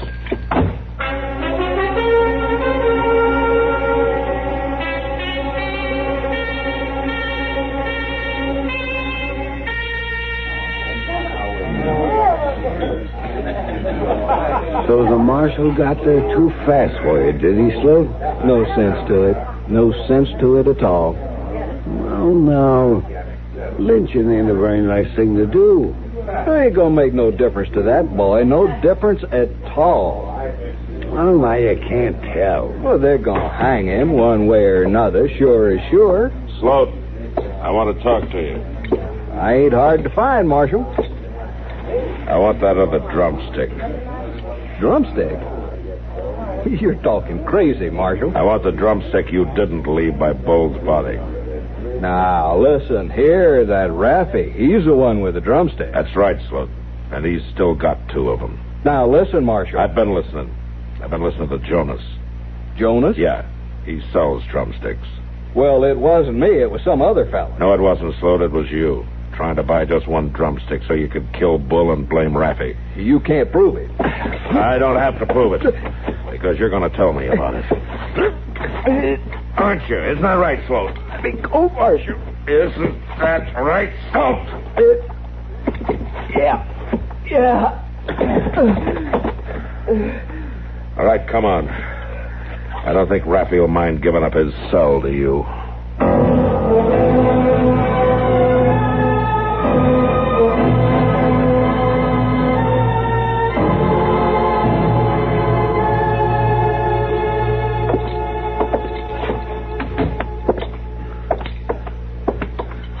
All right, Raffy. Here's your drum. Well, thank you kindly, Marshal. I sure am proud to be wearing it again. Yeah. Well, things ought to be better for you around here now. I don't think folks are going to bother you anymore. I'm right glad to hear that. I'm pretty sure we can fix you up with some odd jobs. Jonas and Dobie already got some chores you can do. Thank you, Marshal, but I think it's time for me to be moving on. Well, I can't say I blame you after the way they treated you in Dodge. But things will be better now. Maybe they will, Marshal. But it's time I moved on anyway. I don't know why. Well, I don't know why either, Marshal. But I don't rightly belong nowheres. I keep looking for a place. I ain't never found it yet. I just gotta keep moving on. Well, that's up to you. Funny, ain't it, Marshal, for a drummer boy like me to be always out of step? There are a lot of folks more out of step than you are, Raffy. I see them all the time.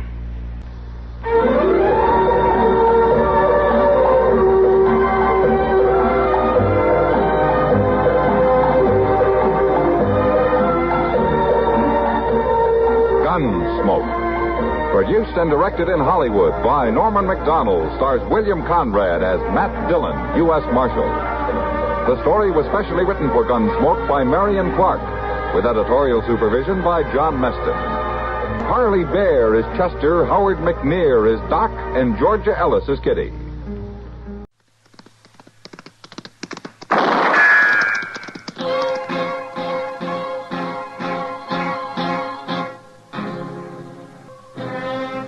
Around Dodge City and in the territory on West, there's just one way to handle the killers and the spoilers, and that's with a U.S. Marshal and the smell of Gunsmoke.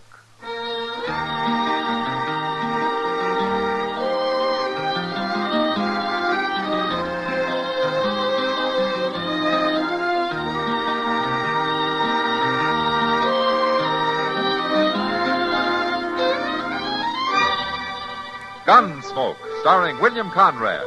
The transcribed story of the violence that moved west with young America. And the story of a man who moved with it. I'm that man. Matt Dillon, United States Marshal. The first man they look for and the last they want to meet. It's a chancy job, and it makes a man watchful. And a little lonely.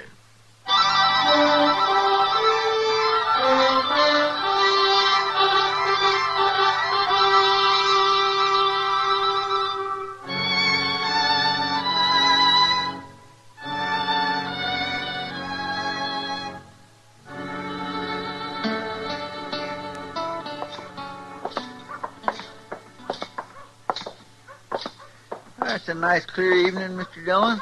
It'll be cold before morning, though. Maybe old Doc ain't too far wrong. Oh, what about? Well, he claims winter's coming early this year. He claims we'll have snow before the end of the month. He's just passing along Indian talk, Chester. They're all claiming the same thing. Evening, Marshal. Oh, how are you, Jezra?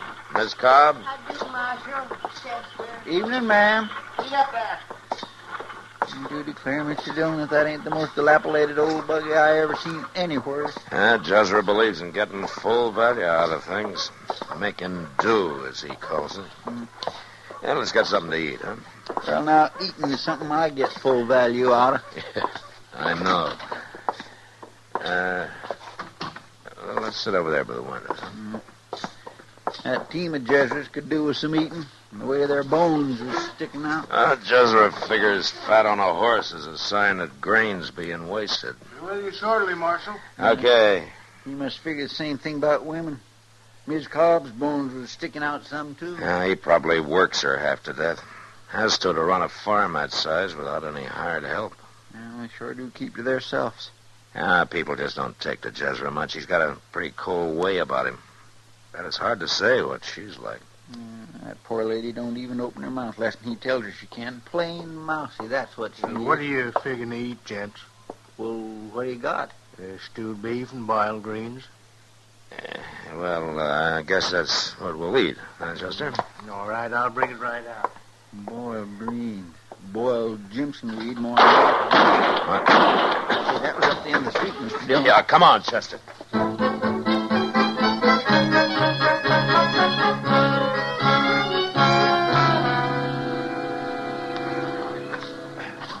Open up here. Let me through, will you, please? Will you let me through? Hang on to that horse. He's mighty spooky. What's the trouble, Chester? Marshal, you've allowed this town to become a sink of iniquity, a whited sepulchre. Oh, is that so? Town of painted Jezebels, scoundrels, and murdering assassins. The name should be changed to Sodom or Gomorrah. You all right, Miss Cobb? Somebody tried to kill us, Marshal. They were standing right over there in the shadows. Minerva, you'll kindly remember a woman's place. Marshal asked me. Silence. Sorry, Jezra. Did you get a look at him? We did not.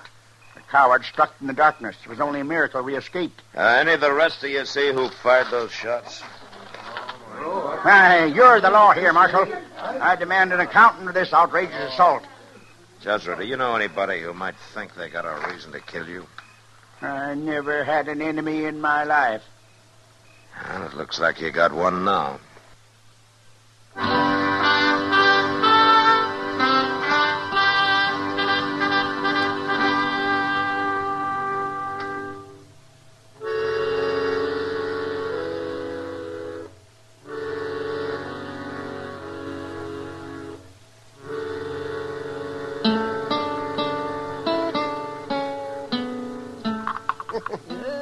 Put a little more sugar in here. That should fool Mrs. Putnam. Well, have me that pill mold, will you, Matt? Is this what you mean, Doc? That's it. Thank you. Well, I got to make this prescription look real authentic. Oh, what do you mean? These are fooling pills. Got nothing in them but sugar and some chalk and a little gum araby to bind them. So that's the kind of medicine folks get from you. Oh, no. It's the kind old Mrs. Prudlin gets. Long as she figures they help her. That's all that's necessary. At least they don't do her any harm. Nothing wrong with her anyhow, except in her mind. There you are. We'll let that sit a while and dry, and then... Oh, say, you found out yet who fired those shots at old Jezra Cobb? No, Doc. Not a hint. That's a funny thing, Matt. I don't think I know a soul in Dodge that likes old Jezra. Yeah, I know, Doc. But nobody really hates him either. They just stay clear of him as far as they can. Yeah, that's just it. He just isn't the kind of a man to rouse up strong feelings in anybody, good or bad. Well, he must have roused some, and whoever tried to kill him or kill her, I don't even know for sure which one they were after, him or his wife. You busy, Doc? Huh? Oh, well, come right in, Kitty. Hello, Kitty. Matt, what are you doing here? Well, he's hiding from Jezra Cobb. What? Don't mind, Doc. I'll step outside, Kitty. Oh, no, don't go, Matt. I just wanted to get something for a headache, Doc. Oh, it's too bad. Well, dip yourself some water there. Here are some pills I just made up, Kitty. Oh, not, Doc. You're not... Formula came straight from Boston. Well, they can take care of this headache. They're miracle pills. That's exactly what they are. Here you are. You swallow a couple of those. Thanks, Doc. I personally guarantee those to stop the world's worst headache in 1 minute flat. Yeah, they done wonders for Miss Prudlin. Mrs. Prudlin? Pay no attention to him, Kitty. He's all upset over that shooting. Well, I could name a few people who aren't upset over it. Oh, which people? Some of the girls at the Long Branch. He drops in about 3 times a year. Jezra Cobb at the Long Branch? Old self-righteous Jezra. And every time it means trouble. He always drinks too much, and he bothers everybody. Bothers him how? By trying to reform him. And it's the girls who always get the worst of it. Now, who'd have thought it? He calls them painted Jezebels. Says he means to cure them of their transgressions. course, the only cure he seems to know is to grab a cane and beat the daylights out of any of them he can get his hands on. I didn't know Jezra was that bad. You ask some of the girls, Matt. Daisy or Billy Bell. Yeah, I will, Kitty. Doc, could I have some of those pills to take with me? Look, Kitty, Doc was just playing. They're real good, Doc. My headache's all gone. What'd you start to say, Matt? Nothing, Kitty. Nothing.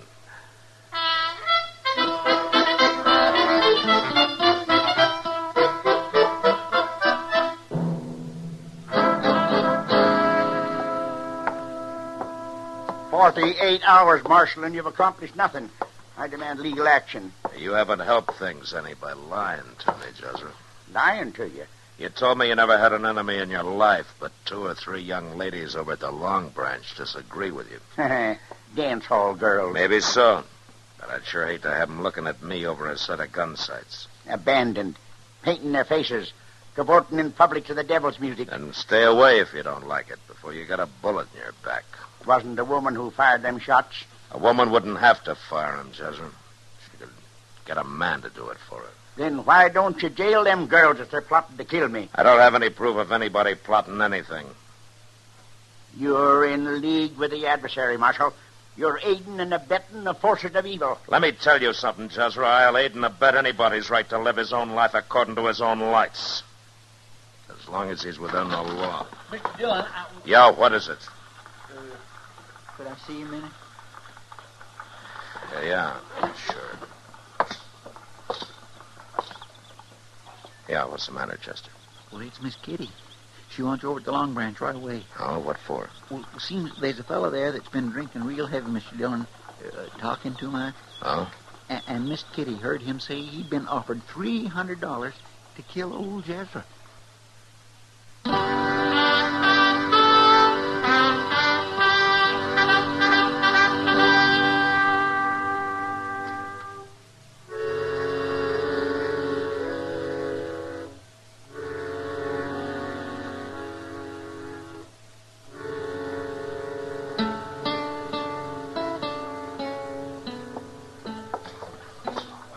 This way, Matt. Right, Kitty.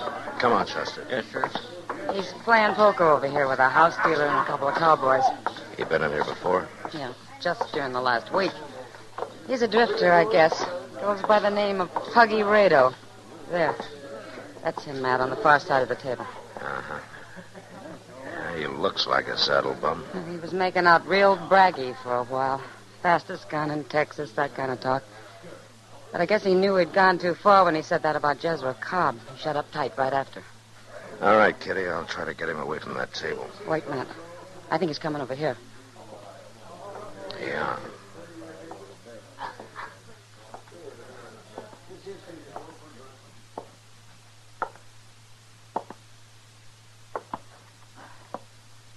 Reckon you're the marshal, ain't you? That's right, yeah. I reckon she heard what I said, sent for you. That's just what I figured she was doing. Stormy! Hold it, Marshal. You make one move toward that gun, and I'll put a bullet right in her back. You got your hands off me. Take it easy, Kitty. You tell her, Marshal. Tell her me and her is leaving now. And if anybody lays a hand on a gun, there's going to be a pretty corpse on the floor. Told you to let go. Take him out. Drop the gun, Rado. Not a chance.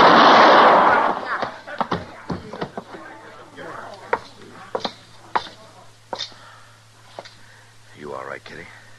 I'm all right. Thanks, Matt. I had to kill him now. There was no time for anything else. Marshal, was that the man? Yeah, it looks that way, Jezra. He was claiming somebody had offered him $300 to kill you. Why, that's the fellow who... Who what, Jezra? Why, he stopped in at my place last week begging a handout. Did you say $300? Yeah, that's right. Well, I got to be getting on home, Marshal. Got stock to tend to. Got a lot of things to tend to. Well, forevermore, what come over him so sudden? I don't know, Chester. But I think I can guess.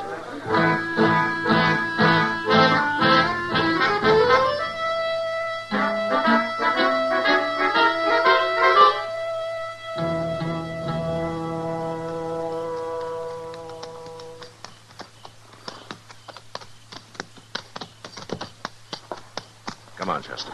Yes, sir.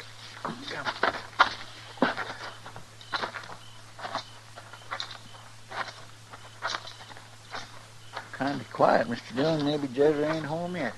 There's a light on in the house.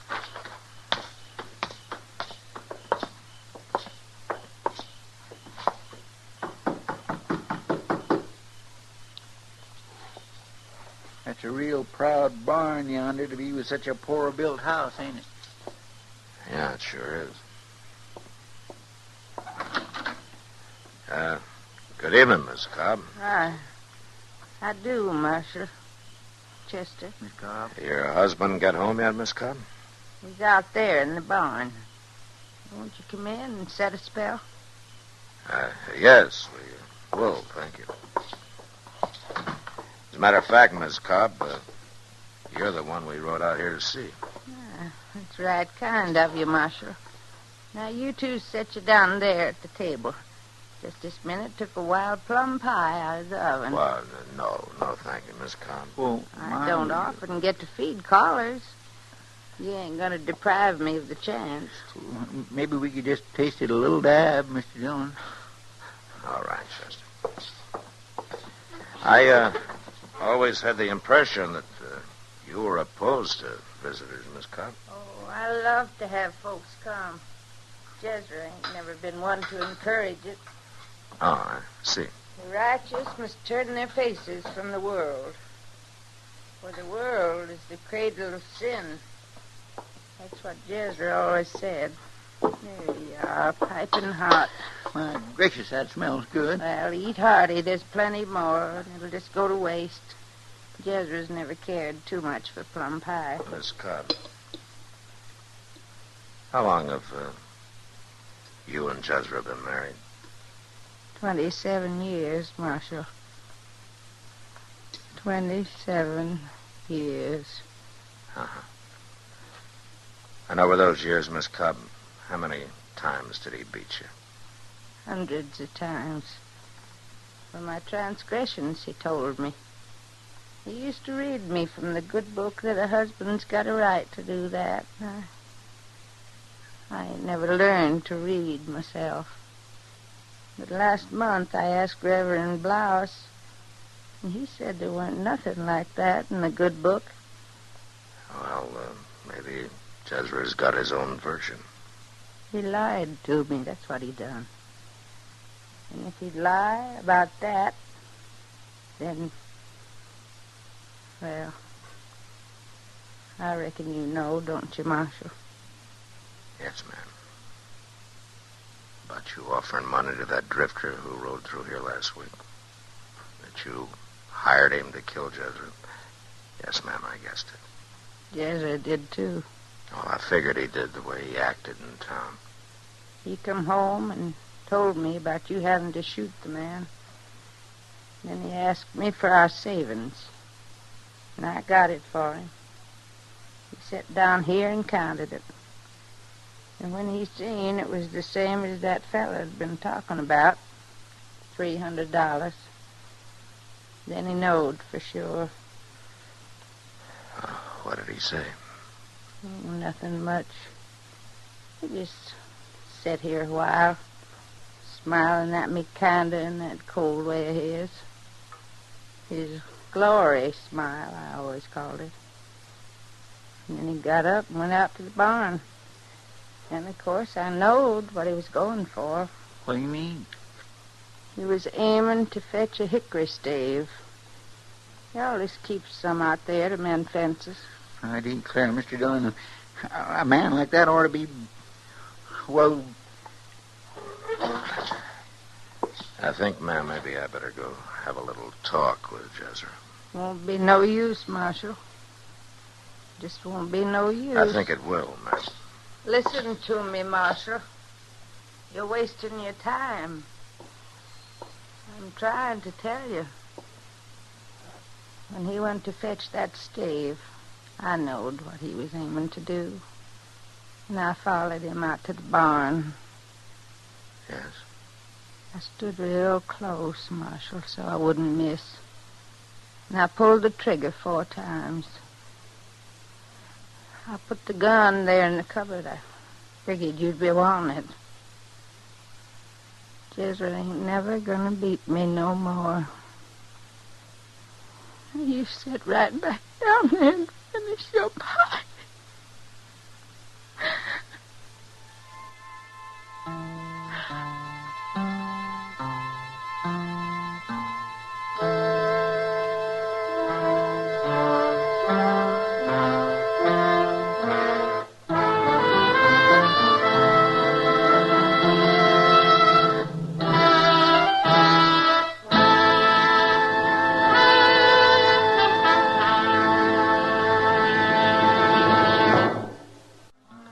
Gunsmoke.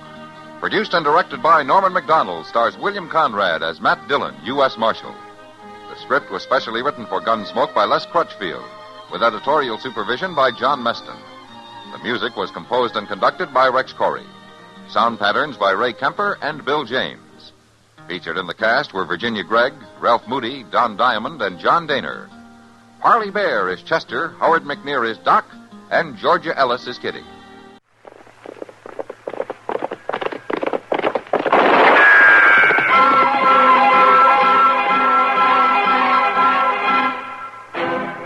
Around Dodge City and in the territory on West, there's just one way to handle the killers and the spoilers, and that's with a U.S. Marshal and the smell of Gunsmoke.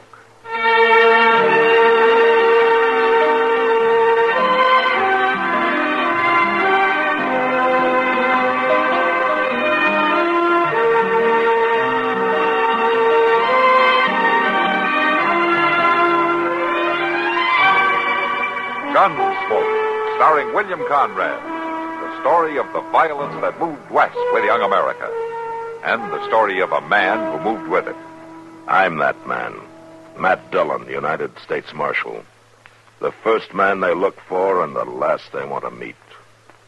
It's a chancy job, and it makes a man watchful and a little lonely.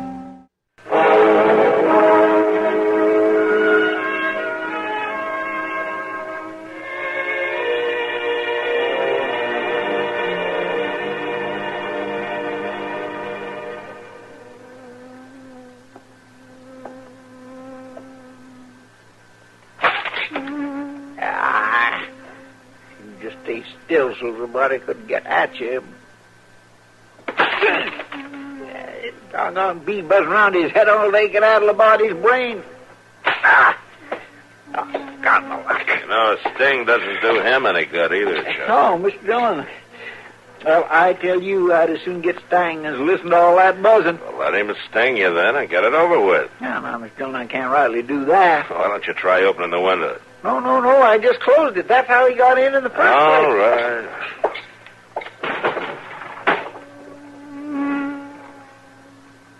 Oh, my goodness. Flew right out that window. He was trying to get out all the time, Chester. Well, now, you can't be too sure of that, Mr. Dillon. I've known bees to just absolutely ignore. Well, Miss Church. Hello, Chester. Matt? Hello, Samantha. Come on and sit down. Here's a chair, ma'am. Thank you. Matt, I need your help. Sure, Samantha. What can I do? Well, it's George. George? He in some kind of trouble? That's what I don't know. He ain't come home since day before yesterday. Home from where? Home from right here in Dodge. He rode in from the ranch Monday morning, and I ain't seen him since. That doesn't sound like George. Staying away 2 nights? No, Matt, it don't. I didn't worry too much about the first night. Man has a right to do some celebrating every now and then, but... Samantha, was he celebrating something special? Was mighty special to us, Matt. He just worked the place free and clear. We sold our first big stand of cattle, Matt, and the money took care of all that we was owing. Uh-huh. Was George bringing the money to town? He saddled up the minute he got it. He rightly couldn't wait to pay off that note, Matt. Yeah. All right, Samantha, I'll tell you what we'll do. Let's go over to the bank. They ought to know something about this. I've been there. I've been every place else I could think of in town. Nobody's seen him. Seems like he never got here at all. Yeah. Tell me this. Who else knew that George was bringing in the money? Nobody. Except maybe Ben. He probably knowed about it all right. Ben? Oh, he's the one who helps you run the place, right? Yes, Matt. We took him in when he was just a little boy. Ray'd got his ma and pa. He's just like our own. Yeah. Nobody else knew? Well, Hobie Price come riding up just as George come out of the barn. They rode off together. Well, have you seen Hobie since then? I asked around for him, Matt, but I ain't found him. Uh-huh. Matt? Yeah. I ain't never been one to give way. I know you haven't. I've got a bad feeling about this, Matt. I got a bad feeling about George. I ain't slept. Samantha, there's no use for a bad feeling yet. You just let me start looking, huh? Yeah. I guess I got to. I ain't getting nowhere. You go on home now. You try to get some rest. It isn't going to do George any good for you to get worn down. I guess you're right. Sure, I'm right. Maybe you better go see Doc, huh? I got no need for doctoring, Matt. Just you find George. Yeah, I'll start looking, Samantha. Right now.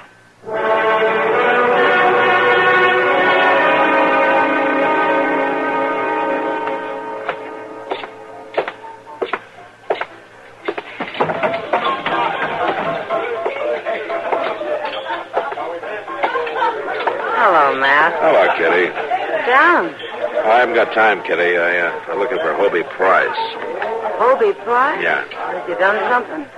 I'm not sure. You seen him lately? Oh, no, let me see. He hasn't been in today. It's the last couple of days I'm interested in.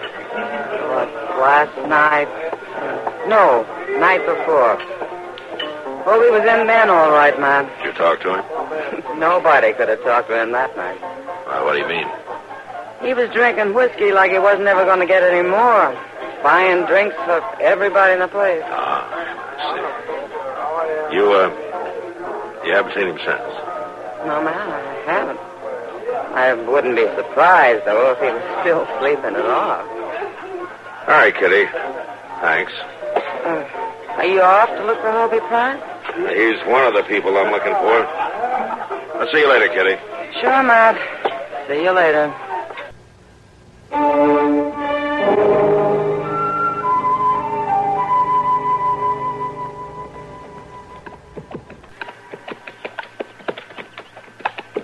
Mr. Dillon? Yeah, Chester. I declare I don't see why we're doing all this riding when all we got to do is find Hobie Price. Maybe. Well, now, Miss Dillon, Miss Church seen him ride off with her husband, didn't she? Yeah. And Miss Kitty said she seen him throwing his money around that night, didn't she? Yeah. And he ain't nowhere to be found around Dodge, is he? No. Well, then, Miss Dillon, it just makes sense.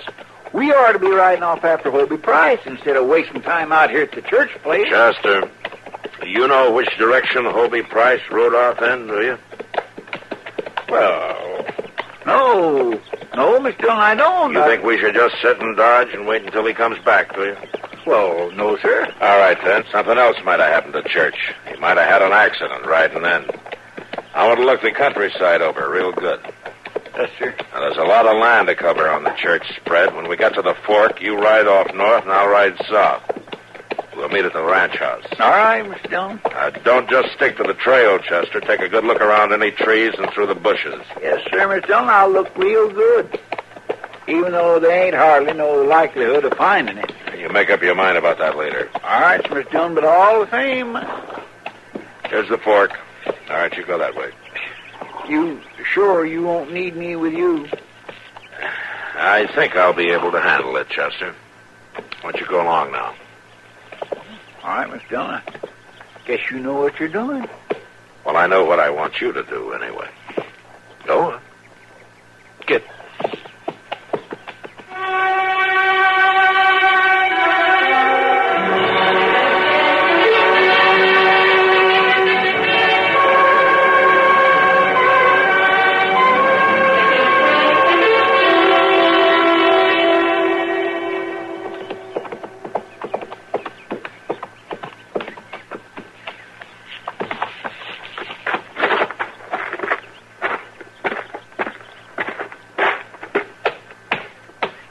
Dillon? Any luck, Chester? No, sir. I didn't find nothing. And I look real good, too. Yeah. All right, come on in. Chester didn't find anything either, Samantha. Oh.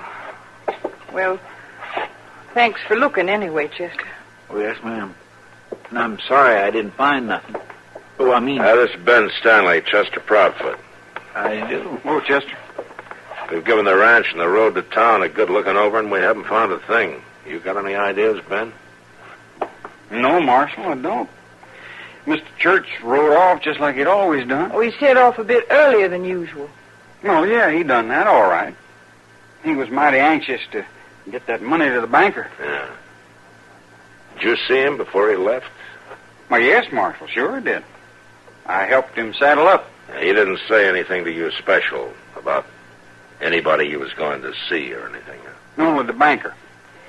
Seemed like that was the only thing on his mind. Getting the money there and that note paid off. Never sat well with George owing any money. He wanted things free and clear. Yeah. Samantha, did you and George have any kind of trouble lately? You know, like a argument or something? Oh, Matt, if you're thinking he might just have rode off from me, that ain't so. No arguments, huh? Well, I ain't saying George and I never had our differences, because we did, sure enough. We got along, Matt. We was comfortable together. He wouldn't have rode off, would he, Ben? No, ma'am. No, there wasn't ever nothing like that, Marshal. There's no cause for thinking it. Mm. All right. Matt, you think you'll find him? Lots of people turn up, Samantha. We'll keep trying.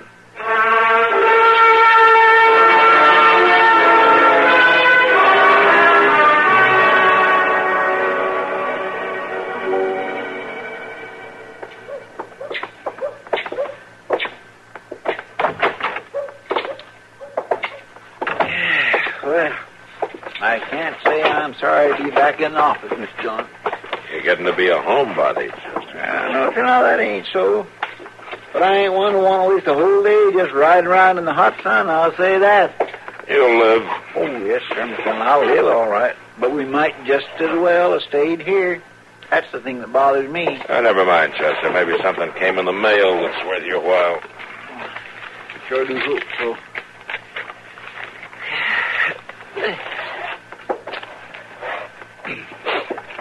Chester, would you light someplace? You're starting me to fidgeting.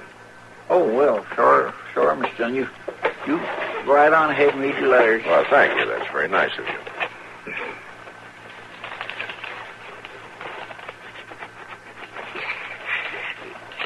I'm going itching places. What? Oh, nothing, Miss Dillon. Nothing at all.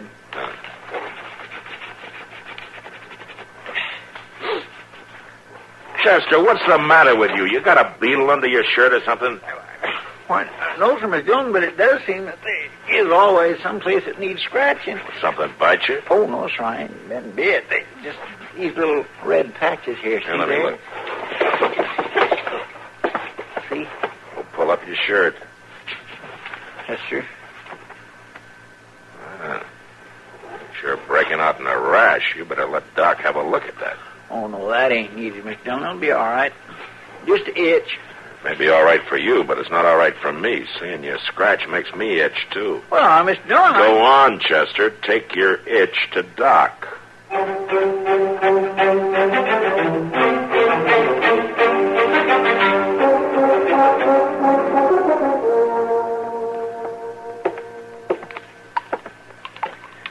stuff ought to make you feel better, Chester. Now, hold still.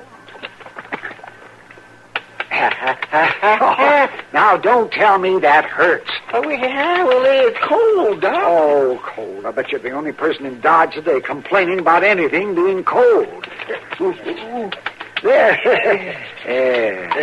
Thanks, Doc. Oh, I'm glad to do it. I'd hate to see Matt bothered by your scratching the way you said he was. Oh, he sure was. I could have stood it all right, but Mr. Dillon, he was getting pretty edgy about it. You're telling for me that he's lucky he only had you to contend with? How's that, Doc? I had another case just like yours yesterday. Ben Stanley. Funny thing, too. The first time I've seen ivy poisoning this year. And then there's 2 of them in 2 days.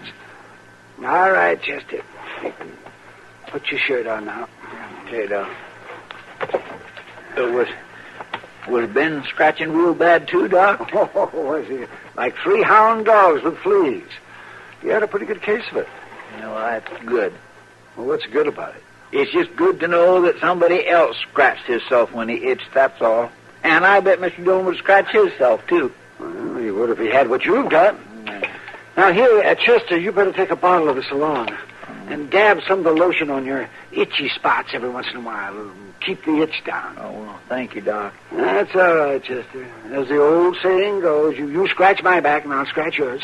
Oh, you want me to scratch your back, Doc? Oh, no, Chester, never mind. Just go scratch Matt's.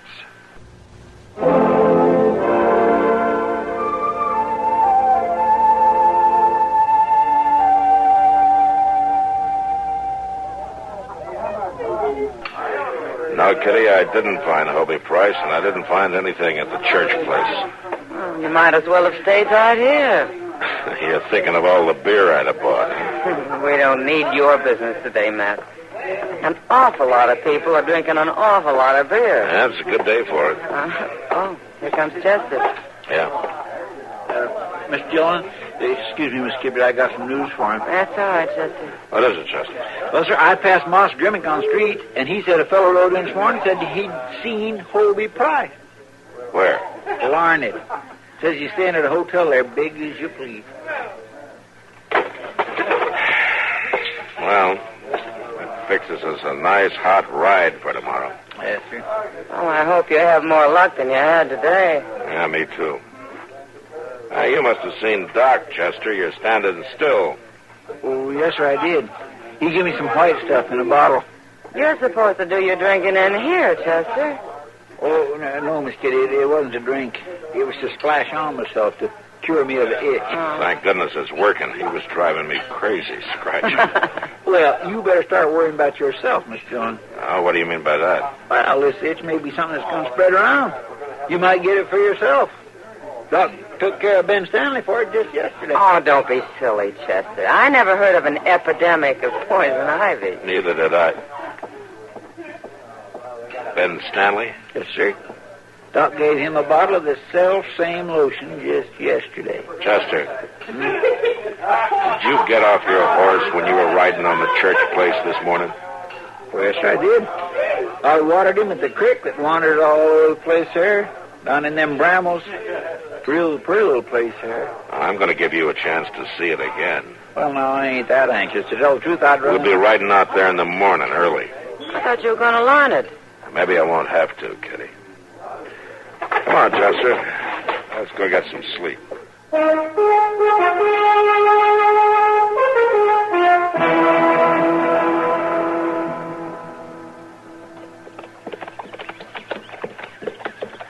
right, now, Chester, there's the creek.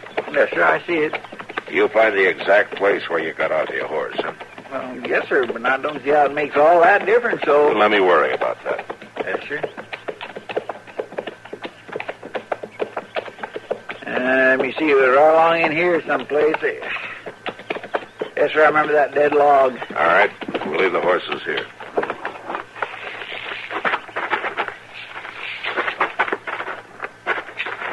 Did you smear Doc's lotion on this morning? Well, I didn't hardly think it was necessary. You may be sorry after you go through these bushes again.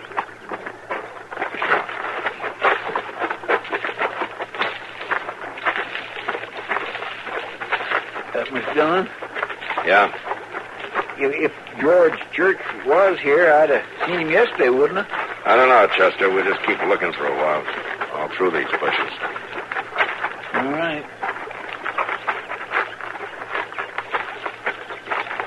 Chester, Yes, sir? go get a shovel off one of the horses. Yes, sir.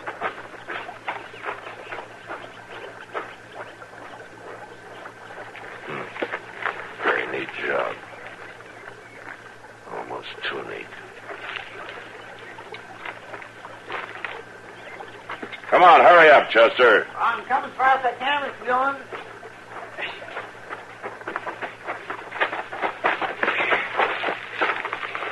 Look down there. Gracious alive. Looks like a grave. Yeah, fresh dug. We better see who's in it.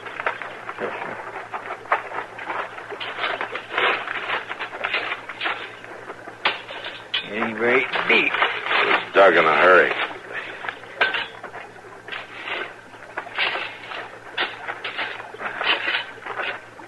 Miss Dawn. Yeah, I was afraid of it. You reckon Hobie Price drug him here? Unless he has a case of poison ivy. Oh, Mr. Dillon, you don't think... Yeah, Chester, I think Ben Stanley buried Church's body here and got the itch like you did. That nice young fellow, Mr. Dillon? Well, I could be wrong. I'd need a lot more than this to tell a judge, anyway. You can't hang a man just for scratching himself. No, you can't, Chester. Come on, let's find out if I'm wrong.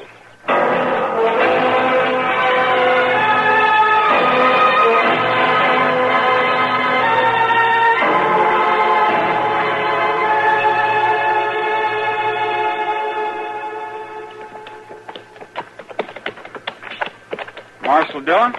Yeah, Ben. If I was you, I'd head south from here. I don't think you're going to find much up ahead. Well, there's a creek up there, isn't there, Chester? Oh, yes, sir. There's a creek there. Our horses will be needing a drink. We might as well ride that way. They can get a drink down this way, too, Marshal.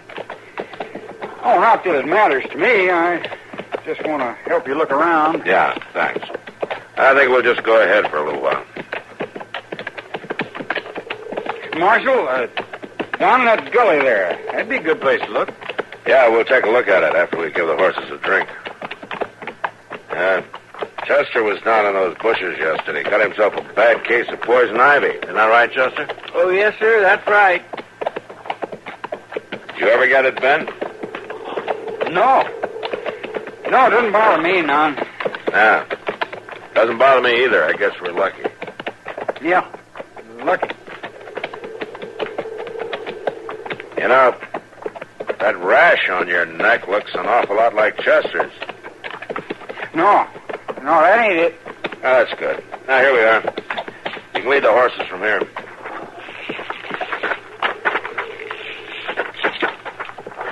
Now, come on, Ben. Get down and give your horse a chance to drink. Sure, Marshal. Sure. You can lead the horses down. Right about here ought to be a good place. No. I ain't going. Miss Dillon's making a run for it. Hold it, Stanley. Stay there. Dillon, I'll shoot. Come on.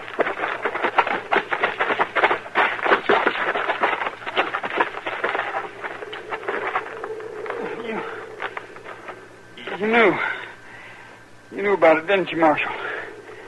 Yeah, Ben, I knew. When did you find him? This morning. I didn't mean to kill him, Marshal. I didn't want to hurt him. Uh-huh.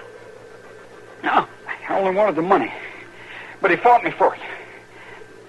He fought me so hard, Marshal, I had to kill him. Yeah. No, I thought I was all right. Ms. Church said you was after Hobie Price. I knowed he rode off to the Willets' place, but nobody else did. And you weren't about to tell, were you? I didn't mean no harm to Mr. Church, Marshal. If he'd just give up the money easy, if he just wouldn't have fought. You know, Ben, some men do funny things like that. Like what, Marshal? Fights for the things that belong to them.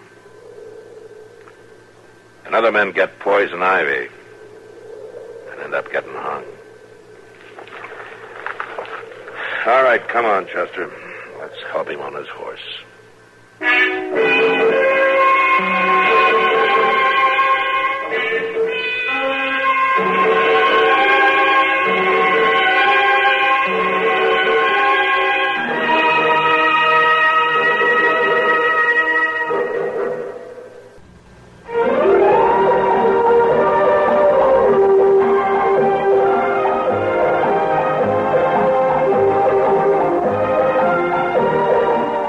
Gunsmoke. Produced and directed in Hollywood by Norman Macdonald, stars William Conrad as Matt Dillon, U.S. Marshal. The story was specially written for Gunsmoke by Marion Clark, with editorial supervision by John Meston. Featured in the cast were Lynn Allen and Sam Edwards. Harley Bear is Chester, Howard McNear is Doc, and Georgia Ellis.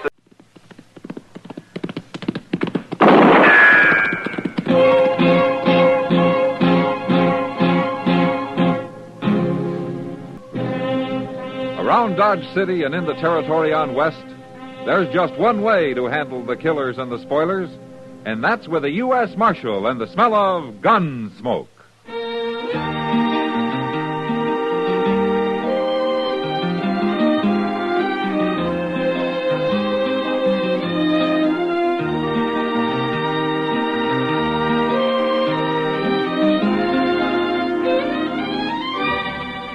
Gunsmoke, starring William Conrad.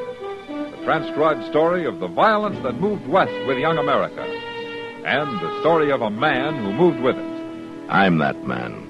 Matt Dillon, United States Marshal. The first man they look for and the last they want to meet. It's a chancy job, and it makes a man watchful.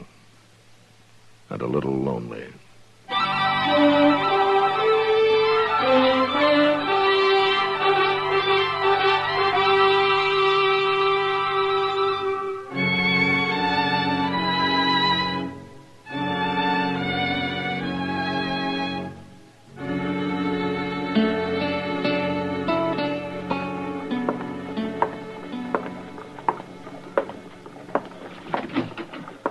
Well, did you get the mail, Chester? I sure did, Mr. Dillon. And if that railroad gets any slower, yesterday's train's going to start getting into Dodge tomorrow. Well, that's happened a couple of times.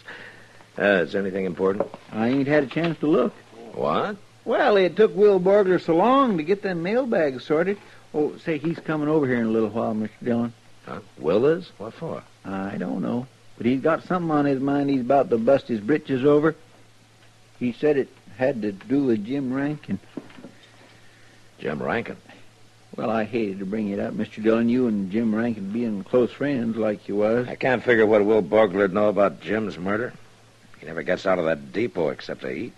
Well, maybe he's heard something from El Paso, something over the telegraph. There's nothing to hear, Chester, and there won't be. He was killed for that payroll he was carrying. Well, they never did find the body.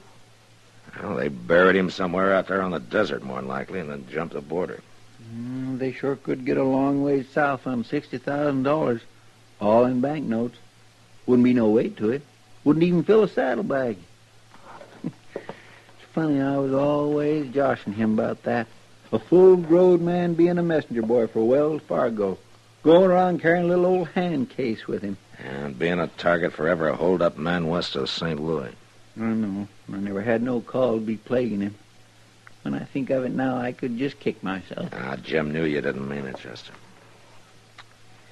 Yeah, you know, he was one of the best. I rode a lot of country with Jim Rankin, back when he was a lawman. Evening, Marshal. Oh, come on in, Will. What's this news about Jim Rankin? Just that you and everybody else is wrong, that's all. Oh, why so? Because all of you figured them killers must have headed south after they murdered Rankin. But they've come north, Marshal. What makes you think so? These. Couple of banknotes, $10 silver certificates, American Federal Bank of Boston. Chester, give me that Wells Fargo list of serial numbers, would you? Yes, sir. Already checked them, Marshal. They're on the list. Where'd you get these, Will? They turned up in my cash box at the depot. Somebody bought a ticket with them. Who? Do you know? It was Miss Lily over to the Long Branch. Lily? That pretty one with the yellow hair. She bought a ticket on the Santa Fe to Kansas City.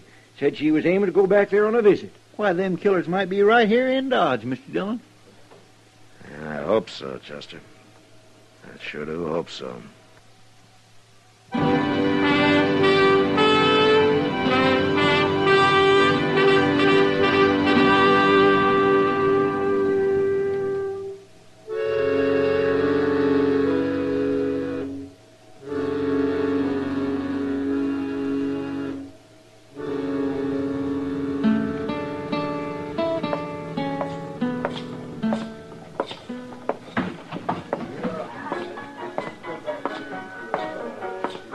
Hello, Kitty.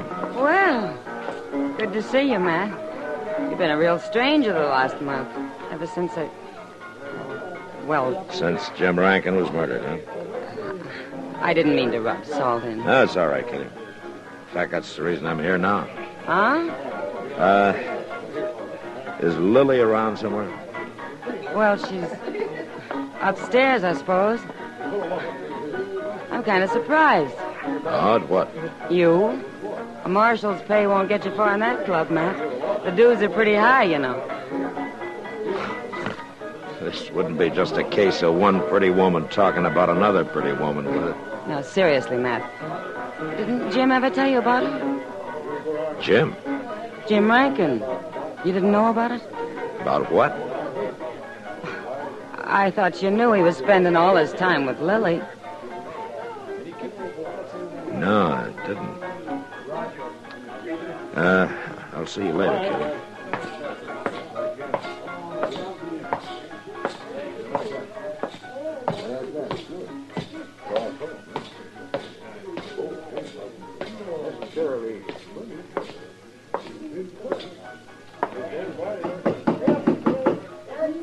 Come in. Marshal Dillon. How are you, Lily? Well, this is quite a surprise. I understand you're leaving for Kansas City. I'm just going for a visit. Is there a law against it, Marshal? Or do you care personally? You bought a railroad ticket this afternoon from Will Borgler. You paid for it with a couple of $10 notes of the American Federal Bank of Boston. My, you have been taking an interest. Where did you get those banknotes, Lily? Oh, come now, Marshal. I want to know where you got those bills. I don't know where I got them. You don't know, huh? Of course not. The gentlemen who come into the Long Branch are usually quite And the generous. gentlemen who come in usually carry gold or silver. Paper money is rare in Dodge, and you know it. I don't remember who gave them to me, and what difference does it make? They're good, aren't they? Yeah. And they were stolen from a man who disappeared from a blood-stained room in El Paso, Texas. How do you know? Because Wells Fargo records the serial number of every banknote they ship. And these numbers match. Oh, but The man's name was Jim Rankin, in case you've forgotten him in the last 30 days. Marshal, Jim and I were going to be married. We're going to be married. Is it that unbelievable? Well, it's just that Jim never mentioned it, that's all. He knew what you'd say. When did you see him last, Lily? 10 days before he got killed. He went from here to St. Louis and then straight to El Paso. Did you know his plans, where he was going to stay in El Paso, how much money he was carrying? What are you trying to say? I just asked you if... Sorry I couldn't make it any sooner. Will you get out of here, mister? You've got the wrong room. Yes, I have. Sorry, folks, I was looking for Wait somebody just else. a minute. You're a gambler, aren't you? Houseman over at the Elephant. That's right, Marshal. Deuce McCoy. Who were you looking for? Nobody. I'll not bother you folks any longer. McCoy. You wouldn't happen to have any banknotes on you by any chance, would you? Banknotes? I'm strictly gold standard, Marshal. I got caught with some of that worthless paper trash during the rebellion. My apologies, ma'am, Marshal.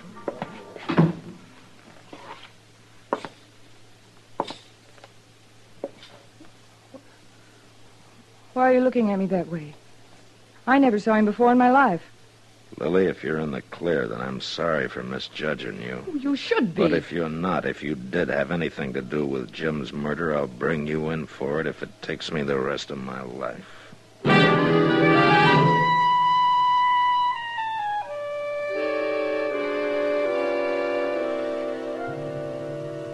3 days went by, and things stayed pretty much the same. I found out Jim Rankin had told a couple of people that he was going to marry Lily.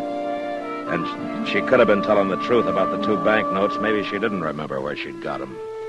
But she had lied about one thing, about not knowing Deuce McCoy. Word had gotten around town that she and Deuce had been thicker than thieves for a long time. But that didn't help me. Neither one had been out of Dodge in 6 months. And then one evening about 8 o'clock, Kitty came into the office with the news that started a landslide. Well, oh, Miss Kitty. Matt, there's something funny going on. What do you mean, Kitty? Lily. She didn't show up for work this evening, so I went upstairs looking for her. All her clothes, her costumes, they're gone. She's cleaned everything out. You know where she lives?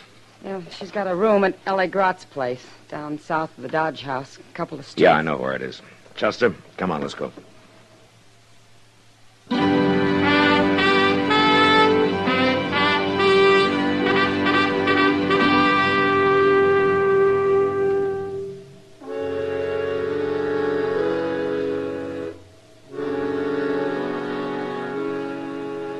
Lily wasn't at the rooming house, and nobody there had seen her since mid-afternoon. So Chester and I went back and took a look at her room in the Long Branch. Kitty was right. She'd cleaned out.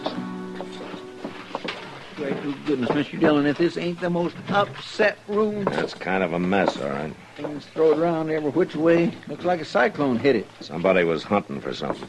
Well, you'd think Lily'd know where things was at. It was somebody else, Chester, after Lily had gone. Well, where do you think she's gone to, Mr. Dillon? Well, she bought a railroad ticket to Kansas City. Night train leaves in half an hour. Yeah, we better get over to the depot. Come on. You know, it's kindly hard to think ill of a woman as pretty as Lily. Man just can't hardly help believing anything she wants him to. Yeah, I know.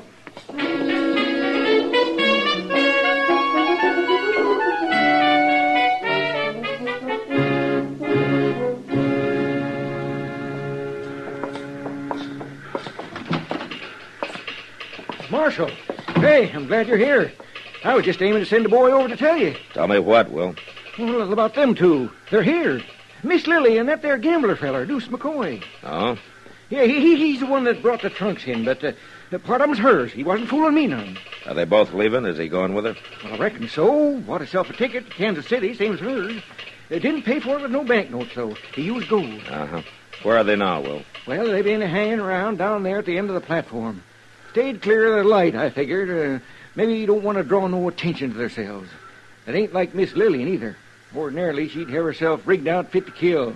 Be a-strutting around here bold as grass. What? That was down the platform. Yeah, come on, Chester. Straight ahead, Marshal. There at the end. Yeah, I see. Look, Mr. Dillon, somebody jumped on a horse. Yeah. Hold it there! He's getting away. Couldn't have been nothing but plain luck in the dark like this, Mr. Dillon. I'd have sworn I had him in my sights. So. Marshal! Yeah.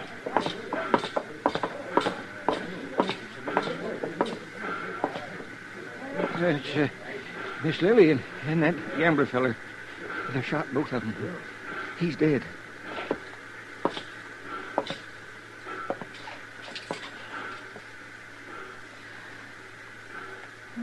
No. Who was it, Lily? Who shot you? He came back. Who? Jim. Jim? I never thought he...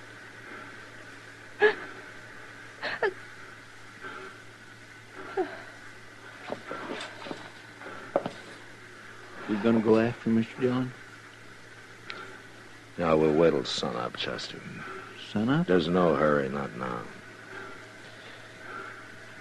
I got a pretty good idea where Jim will head for.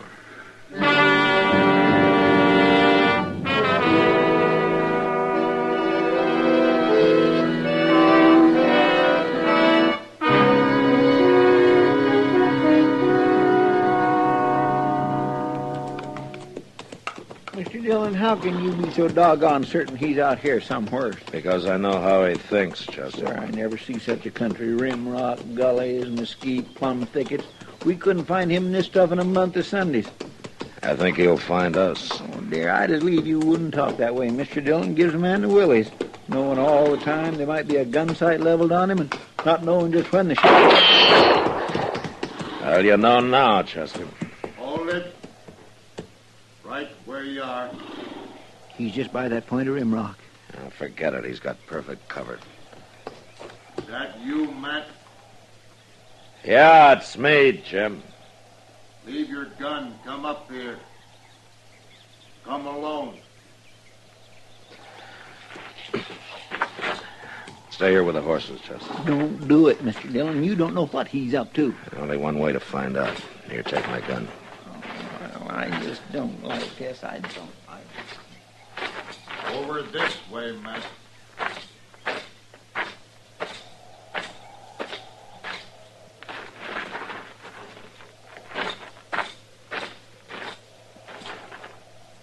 Matt, you're a fool. I could have shot you dead. I was betting you wouldn't. Why'd it have to be you?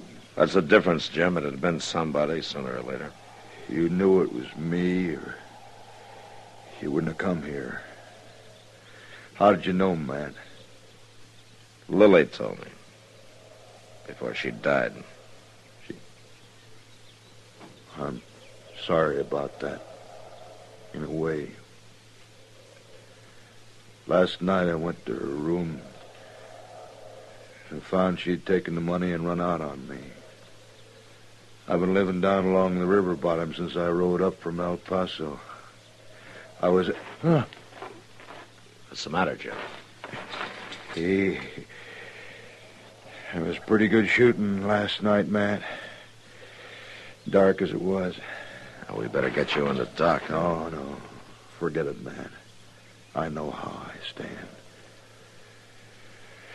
Lily never did mean to marry me, man. She told me last night there on the station platform. And then she laughed. Take it easy, Jim. She helped me plan that fake robbery in El Paso. She was all for it, I thought. But she was all for the money, not for me. Never known a woman like Lily. All fire and diamonds and soft as a kitten. Yeah. You're funny. I know I'd do the same thing again. If she asked me to, what do you think of that? I'm not your judge, Jim. Matt, remember the time we rode out of San Antonio and we rode from San Antonio? Yeah, I remember, Jim. We were planning to ride down to Laredo and see if we could.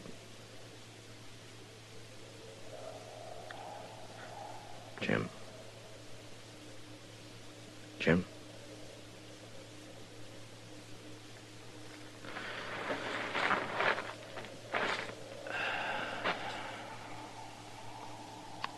Yeah, Jim.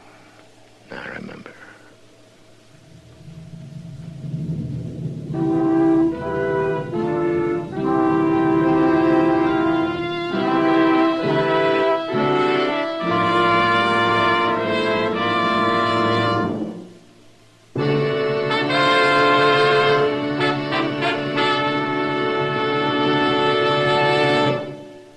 Gunsmoke, produced and directed by Norman MacDonald, stars William Conrad as Matt Dillon, U.S. Marshal.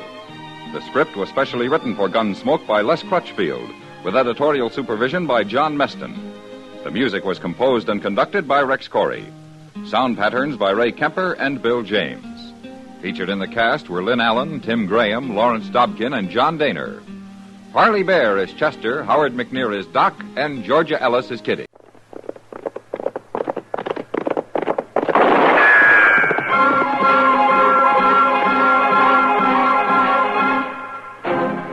Around Dodge City and in the territory on West, there's just one way to handle the killers and the spoilers, and that's with a U.S. Marshal and the smell of gun smoke.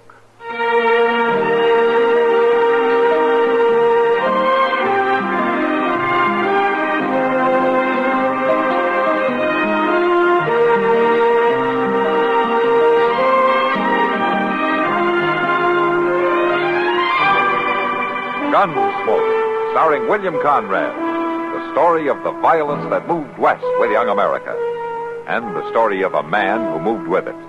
I'm that man, Matt Dillon, United States Marshal. The first man they look for and the last they want to meet. It's a chancy job, and it makes a man watchful and a little lonely.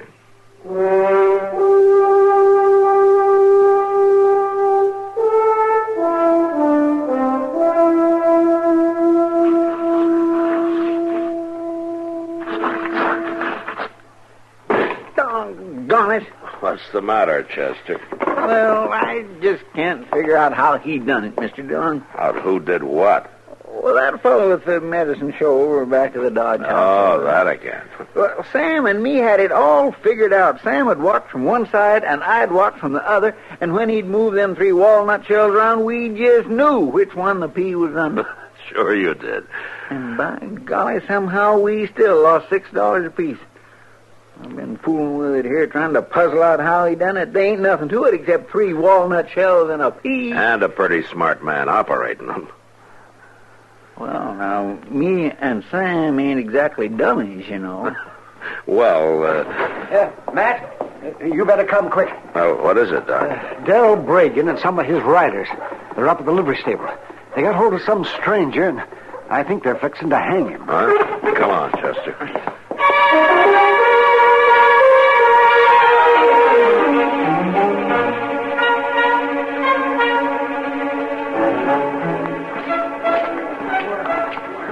By jing, they mean business, Mr. Dillon. Look at that rope. Yeah. What did they do, Doc, to get Bragan all riled up? And I didn't wait to find out, Matt. Well, it don't take much to get Darrell Bragan riled up. That's for sure. Hey, Bragan. What's going on here, Bragan? This ain't nothing the law need bother about, Marshal. Oh? We caught this here saddle bum dead to rights. And there ain't no use wasting time on a trial. I see. It looks to me like you've already pushed him around some. Is he conscious? He will be before we string him up. I want him to know just why we're doing it. Doc, take a look at him, will you? Sure, man. Just stand back there, please. Let me have room. Now, Bragan, suppose you tell me why you're about to lynch the man. It ain't none of your concern, Marshal. You go on about your business and take Doc with you. There ain't no use patching up a fellow that's going to be dead in 10 minutes anyhow. Hasn't anybody told you we got laws in Dodge City now? Laws for them that needs it. This ain't the first horse thief I've hung. Those days are over, Bragan. And so's the hanging, boys. You come on down out of that loft and you bring the rope with you. Marshal, we caught this man with 2 of my best horses. Blooded stock that's been missing off the ranch since last month. If he's stolen, the law will deal with it. No, Marshal. We'll deal with him. Bragan, you keep your hand away from that gun. I will. When you get out of here and leave us be. You will right now. Here, Chester. Get Bragan's gun. Yes, sir. Here it is. How's the fella, Doc? Well, he's been beat up some, kicked around a little, but he'll be all right. Then let's get him over to the jail. Say, give me a hand, Chester. Sure, Doc. All right, you men drag Bragan over there to the horse trough and you stick his head on it. Tell him he can pick up his gun at the jail as soon as he cools off. And another thing. The next time any one of you brings a rope into town, you keep it tied to your saddle. Do you understand?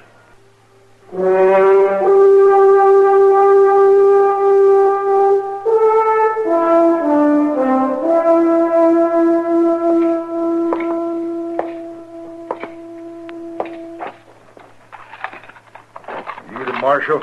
Yeah, that's right. I'm Jesse Hyatt. How'd I get here, Marshal? We carried you here, Jesse. How do you feel? Oh, Marshal, I couldn't feel no sorer if they drove a herd of longhorns over me. Well, it could have been worse, you know. They were fixing to hang you. You know something, Marshal? Dodge City ain't the friendliest town in the world when you come right down to it. Not for horse thieves, anyway. I didn't steal them horses. I tried to tell them that, but they wouldn't listen, especially that red-faced, mouthy fella. Now, that's Del Bragan. They're his horses. I hit town, left the horses there at the livery stable while I went up the street to eat. When I come back, they all jumped me. You did have his horses, though. Who says they're his? Well, I do, for one. I went over and took a look at them. They disappeared off his ranch about a month ago. Well, I don't know nothing about that. All I know is that I bought them, fair and honest. Where? From a horse dealer in Wichita about 2 weeks ago. Uh-huh. What was his name? I don't know. I think he was just traveling through. He offered me a bargain, so I bought him. I was coming on west, and I needed a pair of good horses. You remember what he looked like? Oh, well, no, not too good. Fast-talking fella, black whiskers, dressed like most anybody else. I ain't even sure I'd know him if I was to meet him again. I see. Well, I didn't pay him no special mind. There were no reason to. Marshal, I bought them horses, no matter what anybody says. That's going to be kind of hard to prove, isn't it, Jesse? Not if you find that trader I bought them from. Where would you look for him? I don't know. You see, that's what I mean. Are they going to have a trial on me? Yeah, Bragan's filed charges. What do you think will happen? Well, kind of hard to say how a jury will figure. I ain't got a chance, have I, Marshal? Oh, there's always a chance. At least you're not swinging on a rope. But tell me, what are you doing in Dodge in the first place? Just passing through. I got an aunt who lives alone upriver. She wrote she needed help running the place. Uh-huh. I'm sorry to bother you, Mr. Dillon, but there's somebody out there to see you. Oh, all right, Jesse. Jesse, if you can think of anything else that might help, you let me know, huh? There ain't nothing, Marshal. I'm a goner. We both know it. I think you're kind of rushing things, Jesse. All right, come on, Jesse. Yes, sir. Mr. Dillon, it's that young and Adele Bragan. Oh, you mean Tommy? Yes, sir. Ah, hello, Tommy. How have you been? Fine, Marshal. Could I see that fella, please? What fella? The one that Pa tried to hang this morning. That one he treated mean. Like he treats everybody mean. Why, your Pa thinks he's doing right, It Tommy. ain't right to be like he is. I know it ain't right. And someday the devil's gonna get him. Now, Tommy, that... Could I see that fella, Marshal, please? I want to tell him I'm sorry. Well, all right, Tommy. You go on back through that door there. He's in the last cell. Oh, thanks, Marshal.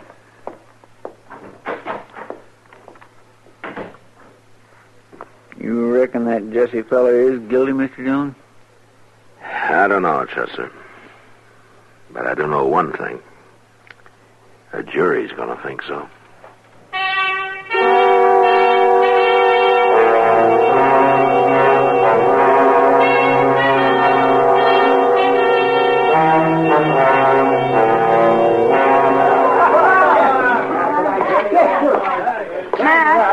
Matt, wait a minute.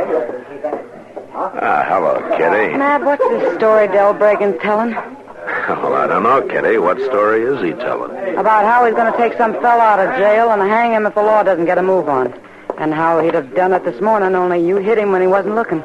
Well, he's got more imagination than I gave him credit for. Well, he's sure been mouthing off over there at the bar. To anybody who'll listen. I thought you'd want to know about it in case. Uh-oh. Here he comes, Mac. Yeah. You know, I've never seen that man when he wasn't mad about something. What have you done about that horse thief, Marshal? Not a thing, Bragan. That's up to Judge Bent. What are you aiming to do with the man? Keep on coddling him till old Bent gets up the gumption to hang him? Well, I'm going to feed him and keep him locked up, if that's what you call coddling. And for the rest of it, stealing horses is not a hanging offense under the law. It is under the law I go by. How long is it going to take you, Del? Take me to what? To get it through that thick head of yours that the old days are finished, over with. There's law on the frontier now. Things work better without it. Maybe for a bully like you. But like it or not, the law's here to stay, and you better understand it. For your boy's sake, if not for your own. What about my boy? He's going to have to live in a different world from yours, and the hard-headed way you act isn't much of an example for him. Tommy'll do all right. Don't you worry. He knows what he'll get if he don't. He's had the fear of the Lord beat into him. And with less beating and more understanding, he might not hate you so much. Hate me? He don't hate me. He respects me. Respects? Yeah, well, you call it that if you want. But I wouldn't want to be in your shoes the day he reaches your size. You trying to tell me how to raise my own son? No. But I am telling you this. You leave my prisoner alone. Marshal, you whipped me with your fists this morning. And if it come to it, maybe you could outdraw me. You keep on acting hard-nosed. Might be we'll find out for sure.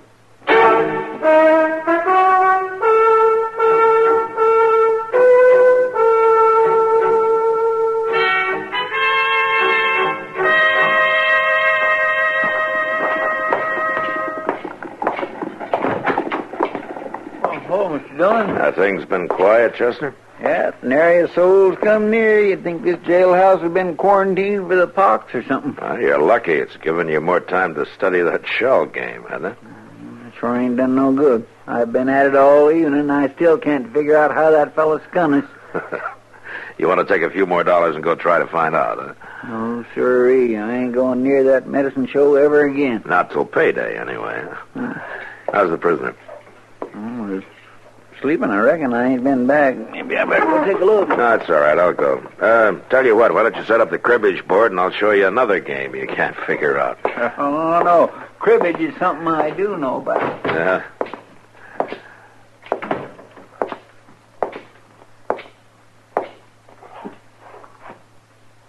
Wow. Just don't move, Marshal. Where'd you get the gun, Jesse? Don't make no difference where. You move easy now, Marshal. I'll blow a hole right through you. What good would it do you? You'd still be locked up. Not for long, I won't. Because you're going to let me out. Don't lay money on it.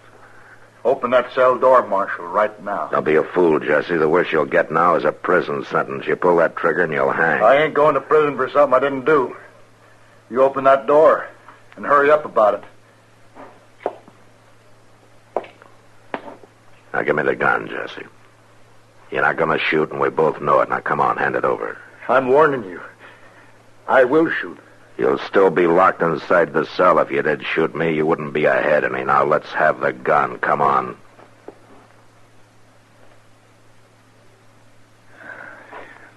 Here.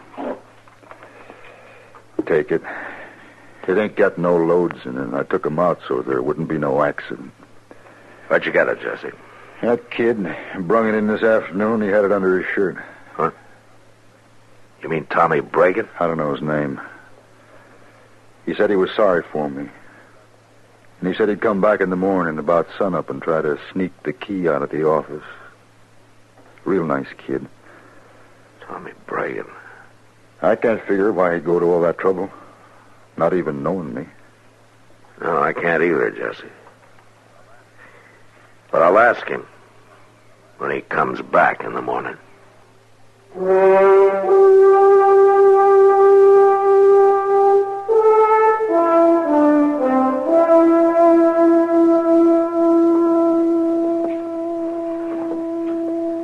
There he comes, Mr. Dillon.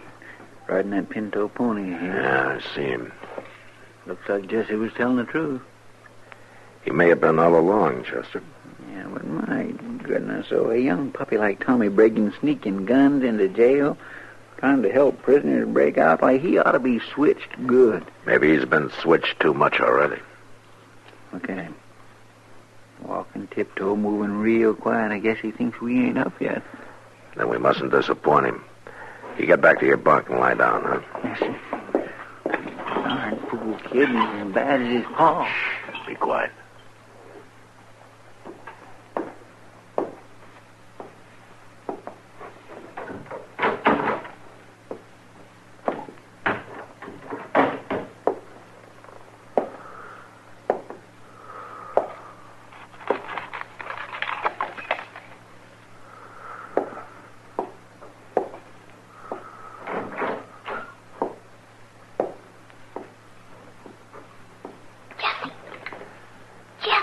Let's surprise them, Chester.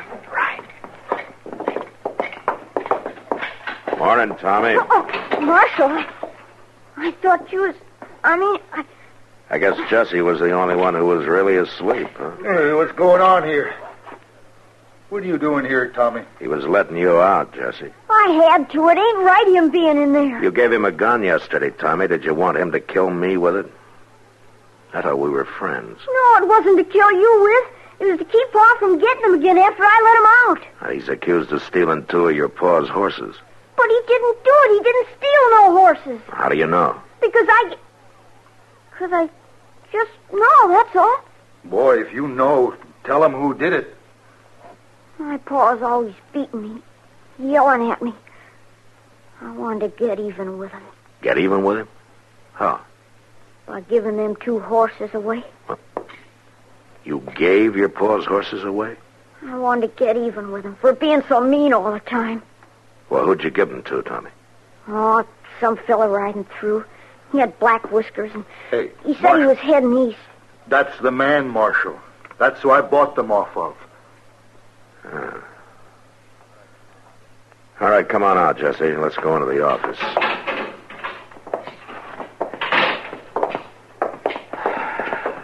Well, I guess that clears up whether you're guilty or not. You mean I'm free to go? Yeah, you sure are. Marshal, what are you going to do to me? Oh, what do you mean, Tommy? For sneaking in here trying to let Jesse out and all. Well, I don't know. Well, don't matter. Paul killed me sure now. Marshal. What? I got an idea. You remember I told you how I was headed for my aunt's place upriver? How she's alone, needs help to run things? Uh-huh. Well, she's a good woman, Marshal. Real good woman. Maybe Tommy could stay there until his paw cools off.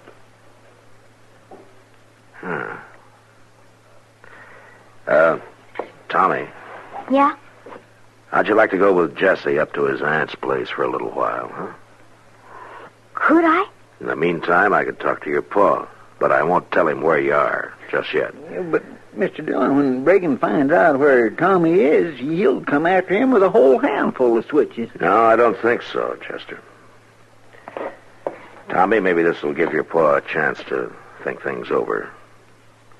And you know something? He might even learn the difference between fear and respect.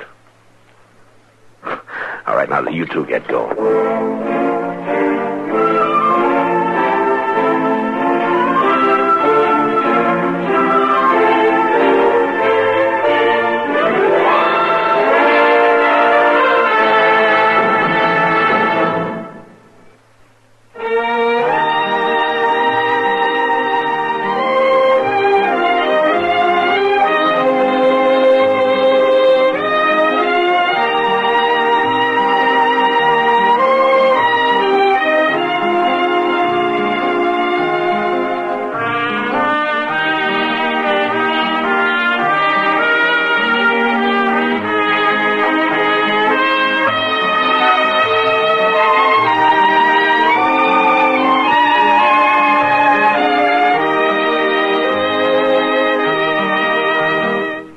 Gunsmoke, produced and directed by Norman McDonald, stars William Conrad as Matt Dillon, U.S. Marshal. Featured in the cast were Parley Bear as Chester, Howard McNear as Doc, and Georgia Ellis as Kitty.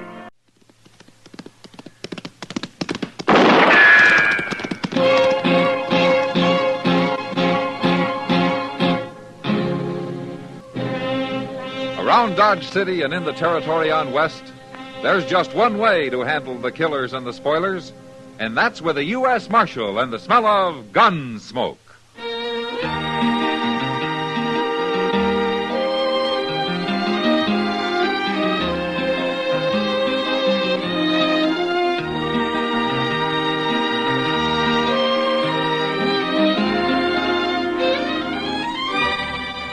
Gunsmoke, starring William Conrad.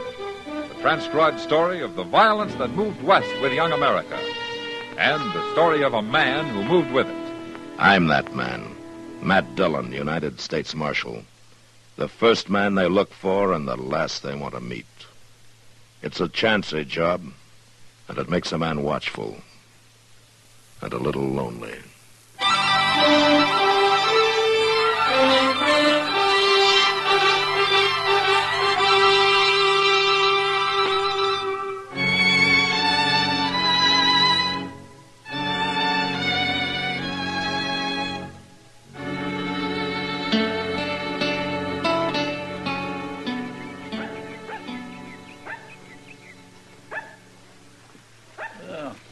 It kindly cooled up after all that hot weather, didn't it, Mr. Dillon? Uh-huh. It sure turned out to be a pretty nice day. Yeah. Kind of makes a man lazy, though, doesn't it? Hey, look at that little old dog out in the street there. He sure is playful, ain't he? Oh, yeah. If he had any sense, he'd go lie down in the shade somewhere. Well, he's just a pup. Uh-huh. Oh, now he better leave them horses be. He's gonna get kicked. Well, he's got to learn sometime. Go on. Go on, scat. Go on, get away from here, you mutt. He's gonna make that fellow mad. Go on. Oh, I'll fix you. Hey. Why, he shot him. Well, what a mean, miserable thing to do. That little old pup wasn't hurting nothing. No, he sure wasn't.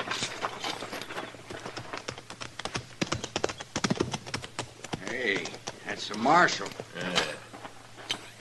Well, what do you want? Get on off those horses. What? Do it!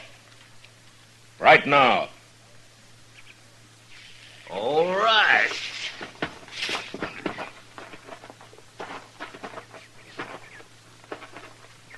Now, what's your trouble, Marshal? I'll take your gun, mister. No, you won't. I'm not even going to argue with you. Then I'll make a move. Here, Chester, hold it. Yes, sir. All right, I'll take yours, too. Sure, Marshal.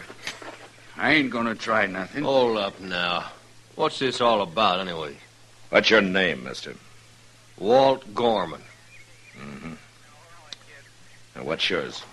Hakes. Jod Hakes. All right. I don't allow shooting and dodge.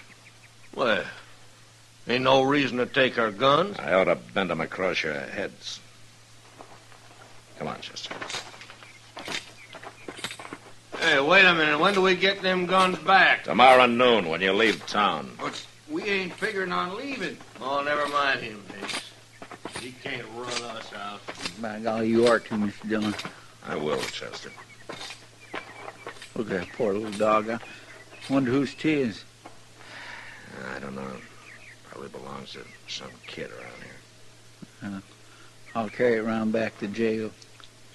Maybe the kid will want to bury it himself. Yeah, why don't you do that? That Gorman sure is a mean one. Well, I can get mean, too, Chester. And I got a feeling I may have to before I'm through with him.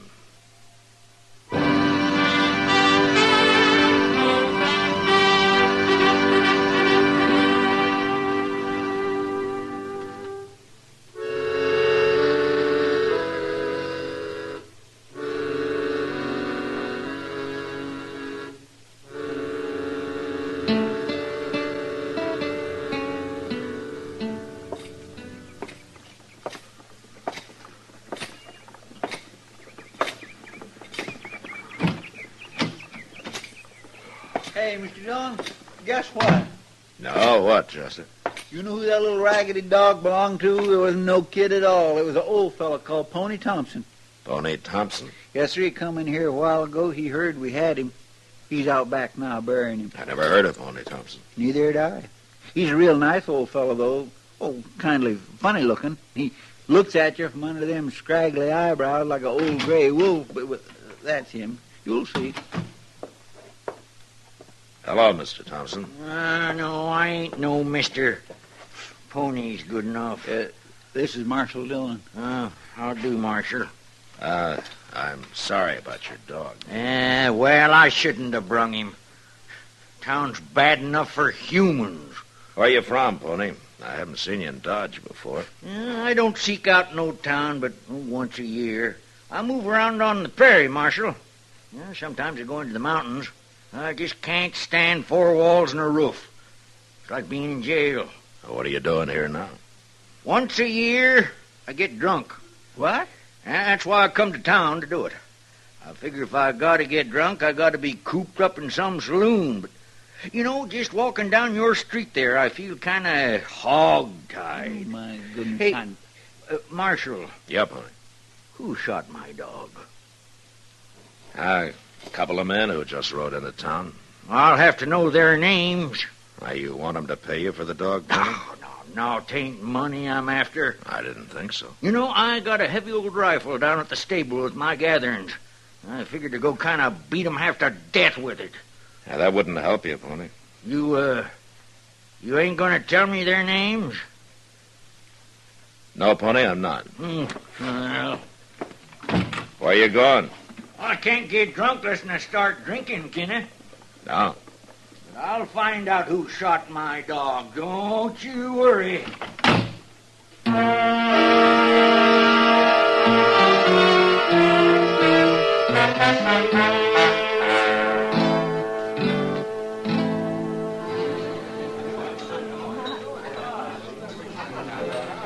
Your friend Pony Thompson's doing pretty well at the bar over there, Matt. That's his second bottle he's working on. He sure keeps to himself, doesn't he? A man who drinks alone is usually peaceful anyway. Yeah. Now, hurry it up, bartender. We ain't got all night. Now, who's that pair? Just came in. Oh. Well, you know him, Matt? Yeah. One of them's the man who shot Pony's dog I was telling you about. Oh. Well, he looks like the kind... Kitty? Oh, no, what Sam wants. Hey, Kitty. I better go see you. I'll be right back. Yeah, sure, Kitty. Hey, look at this one, Hicks. She's pretty. Yeah. Hey, girlie, buy you a drink. No, thanks. What'd you want, Sam? Never mind about him. Come on, have a drink. I said no. I said yes. Come on, girlie, loosen up now. Tell me something, mister. Do you have to be awful brave to shoot puppy dogs? What? Must take a real man to do that, huh? I just ought to slap your face in for you. I wouldn't try that, Gorman. It's a marshal. Now what? You get out of here. And you take Hicks with you. You sure like having your own way in this here town, don't you? I sure do. Now, you get moving. Come on, Gorman. We don't want no trouble. All right. I sure am getting a belly full of that. What a hero. Yeah. But you know, Kitty, I wish you hadn't mentioned the dog. Oh, I'm sorry, Matt. I forgot. Hey, evening, Marshal. Hello, Pony. So, that feller's name was Gorman, huh? He's got a mean face, too, ain't he? Now, look here, Pony. Don't you worry. I ain't gonna follow him, Marshal. No sirree, Bob. I got me this here bottle to finish. Yeah, I'm gonna get drunk tonight, remember? Well, I guess it doesn't matter after all, Matt, huh? Hell, I hope not, Kitty. But I'm not so sure.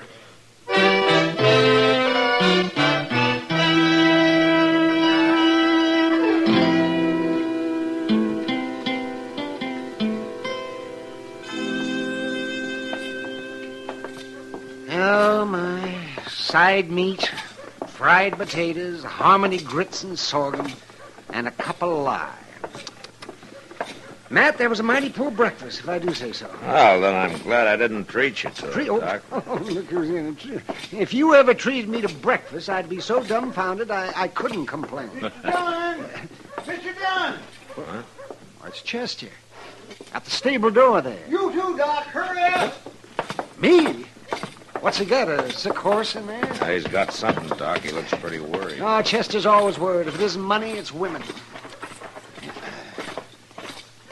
Ma Strimmick went to the office looking for you. Now, what's the trouble, Chester? There's been a killing. What? That fellow Walt Gorman, he got his throat cut in here. Moss found him laying in one of the stalls. Pony Thompson done it.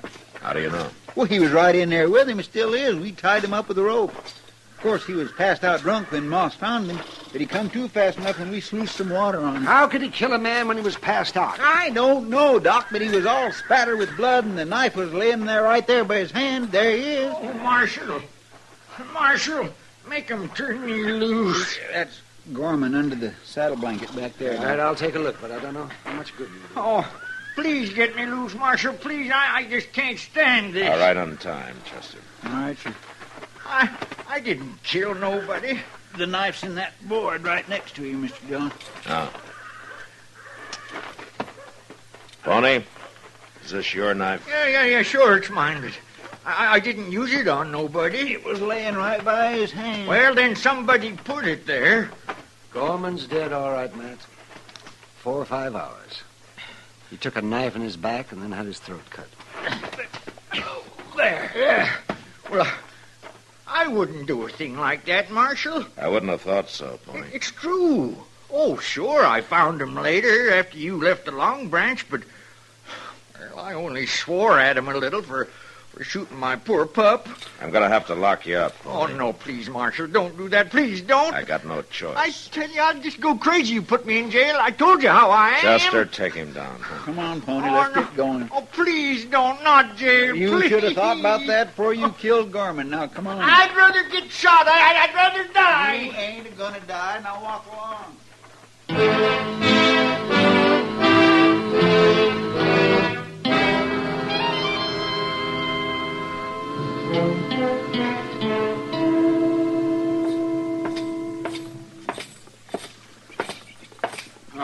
Hello, Marshal. I've been waiting for you. Hello, Hicks. I seen Chester a while ago taking Pony Thompson into the jail here. Can he tell you what happened? He sure did. I didn't want to see Gorman. Not after what that old man did to him. Come on into the office, Hicks.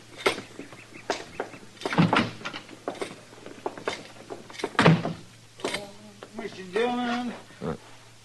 Chester? What's the matter? What's the matter? You sick or something? He hit me. What?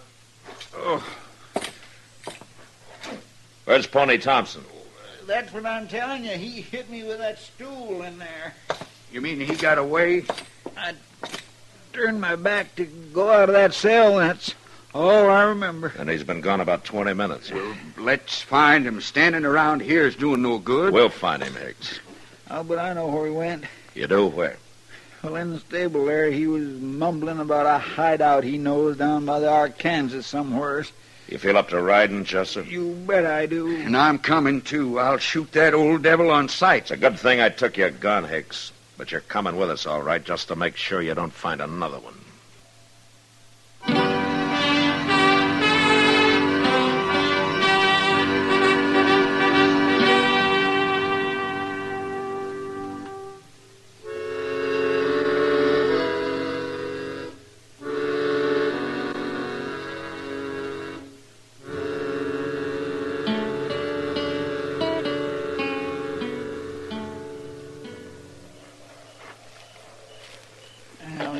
Breaking day, Mr. Dillon. We can get moving again directly. He could be 30 miles from here by now. Well, you can't track a man in the dark, Hakes. We done the best we could. Blackest night I ever seen. Marshal, I want you to give me a gun today. You're awful anxious to shoot him down, aren't you, Hicks? It's to keep him from shooting me. Probably armed by now. Oh, sure he is. There's lots of guns laying along the banks of the Arkansas. I'm cold. I'm going to walk around a little and stretch my legs. Don't you get lost, Sonny. Oh, why don't you try keeping quiet? Your voice itches my ears. Hicks, tell me something.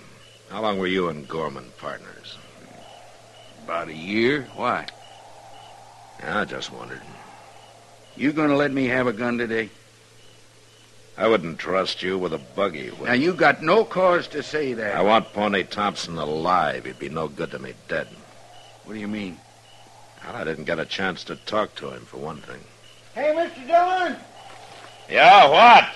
there's a little old cave right up here. Go crawl in it. Maybe it'll fall on you.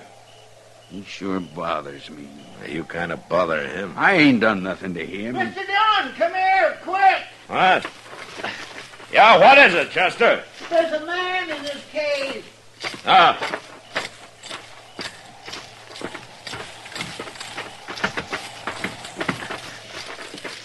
It's old Pony Thompson. Well, drag him out. I did. He's dead, Mr. Dillon. Huh? He's dead. Yes, sir. Make a torch out of some of those dry weeds, Chester. I can't see much here. Yes, sir. What is it, Marshal? Somebody kill him? I don't know, Hicks. Just stay out of the way. Doggone it, you treat me like I was dirt. I've had enough of that. Come on, Chester, hurry up. Yes, sir, I got it. Here, let me get lit. I don't feel blood anywhere. Yeah. Ain't gonna burn long, though. Hold it near his head. I don't see nothing. No, wait a minute. Hold it closer. Huh? Down here. There ain't a mark on him. Yes, there is. Hmm? See those two little punctures on his neck there? Yes, sir. All right, Chester. Well, I guess Pony meant what he said about not liking jail. What do you mean? We've been sitting right down there in front of his cave for about 8 hours now. He could have hollered for help, but he didn't. Help for what? There was a rattlesnake in that cave. That's what them marks on his neck was. He got bit. Rather than face jail, he stayed in there and died. I don't get to feeling so sorry for him. He stuck Gorman in the back and cut his throat, didn't he? Yeah, Hicks. That's exactly what happened to Gorman. What are you looking at me like that for? Chester. Yes, sir. Did you tell Hicks that Gorman got knifed in the back? No, sir. All I said was he got his throat cut. And poor old Pony Thompson died for nothing. I don't know why you killed your partner, and I don't much care, but we'll find out. After we get Pony buried properly. Now, look here, Marshal. And you'll dig the grave, Hicks. And you'll dig it deep. The old man deserves that much from you.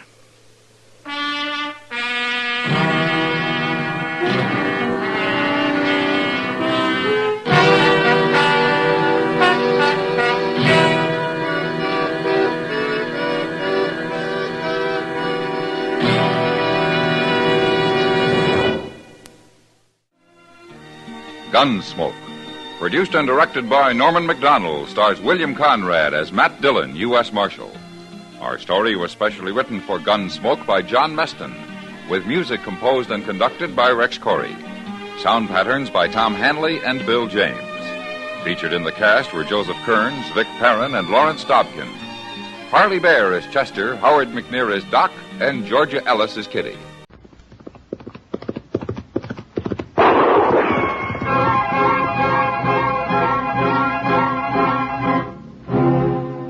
Around Dodge City and in the territory on West, there's just one way to handle the killers and the spoilers, and that's with a U.S. Marshal and the smell of Gunsmoke.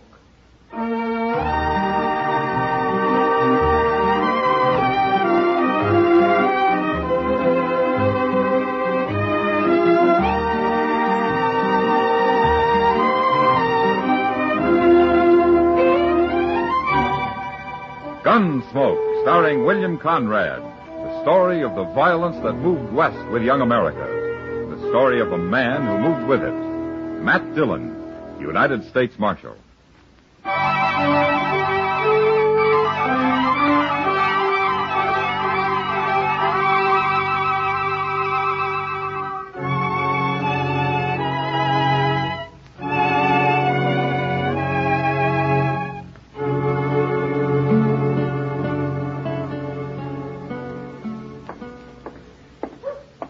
Oh, you call this keeping the peace? Sitting around in the sun like a farmer on Sunday? Hello, Doc. Oh, I wish I was a U.S. Marshal. Get paid whether you're working or not. What's the matter, Doc? Lose a couple of patients last night? I'm thinking of moving to San Francisco, Matt. What for? You got a monopoly here in Dodge. San Francisco's full of doctors. Yes, and they're probably all rich, too. No, I'm serious, Matt. Well, forget it, Doc. You're some 20 years too late for the gold rush. And anyway, we need you here. Dodge can find another doctor. I'm tired of working day and night and getting paid with promises. Well, you need some money. I'll call a town meeting and shake it out of these people, Doc. But if you try to go to San Francisco, I'll throw you in jail and you can practice from there. Oh, well, good. Then you'll have to feed me, too. Gladly, Doc, gladly. If you can stand Chester's cooking. Yeah, I take it all back, man. The last time I ate one of Chester's meals, I was groggy for 3 days. Chester. Hello, Doc. Mr. Dillon. Doc wants to know where you learned to cook, Chester. Why, my Uncle Arthur taught me, Doc. I batched with him for a time when I was a boy. Poor old fella. He died soon after that. I bet he did. That stage is kind of late today, ain't it? Well, the way Hank's driving, it shouldn't be, but I haven't got time to loaf around greeting stagecoaches. I'll see you men later. I'll say so long, Doc. He's a motioning at us, Mr. Dillon. Yeah, there's something wrong, Chester. Wait there, Marshal. I'll get right down. We run into a fight, Marshal. Anybody hurt, Hank? I killed a man ahead riding shotgun. He fell off, and I had to leave him there. Well, I'll send somebody out for him. Where'd it happen? Right where the trail crosses the South Fork of the Pawnee. There was 3 of them bandits, Marshal. But by heaven, we put slugs into 2 of them. You mean you killed 2 of them? No, they rode off, but I could see 2 of them was all hunkered up over their saddles like they was hurting pretty bad. Did you recognize any of them? Well, I'd hate to be wrong and get a man into trouble, Marshal, but I'd swear one of them was that young Howard Brandt. You know the fellow that moved out here with his wife a while back? Yeah, I met him. They got a place up near Turkey Creek, Mr. Dillon, but I ain't never seen it. Now, let's ride up and see how they're making out, Chester. All right, sir. I'll go get our horses.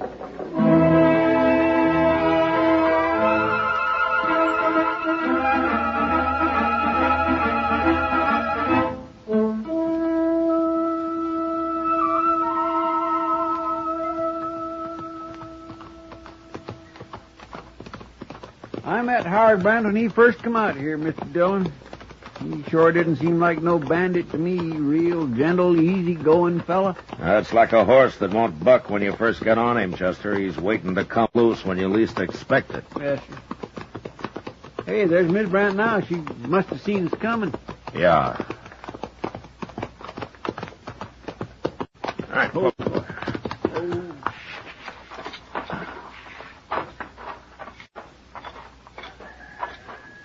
Hello, Miss Brandt.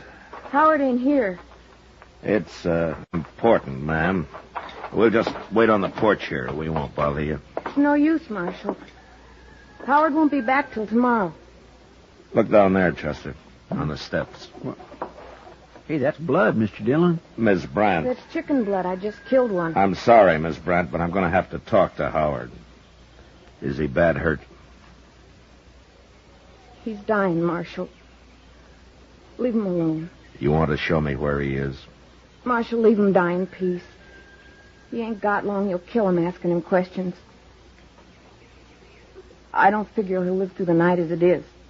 Howard and his friends held up the stage, Miss Brandt, and they killed a man. Wait, Marshal. Huh? I'll tell you.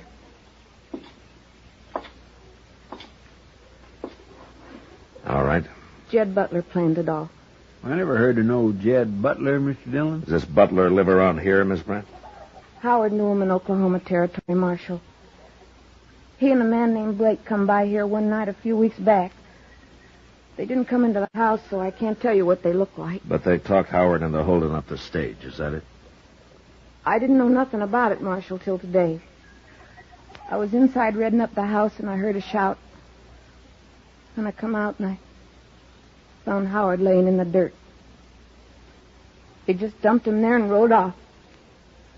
You think they forced Howard to go along? No. He probably wanted to go. He disappointed me, Marshal. I thought Howard was an honest man. Maybe it's as well he's dying. I'm going into him now, Marshal. You, want me to send Doc out? No. It wouldn't do no good. Well, if there's anything I can do for you, Miss Brent, you let me know. Thanks, Marshal. But I reckon it's too late now.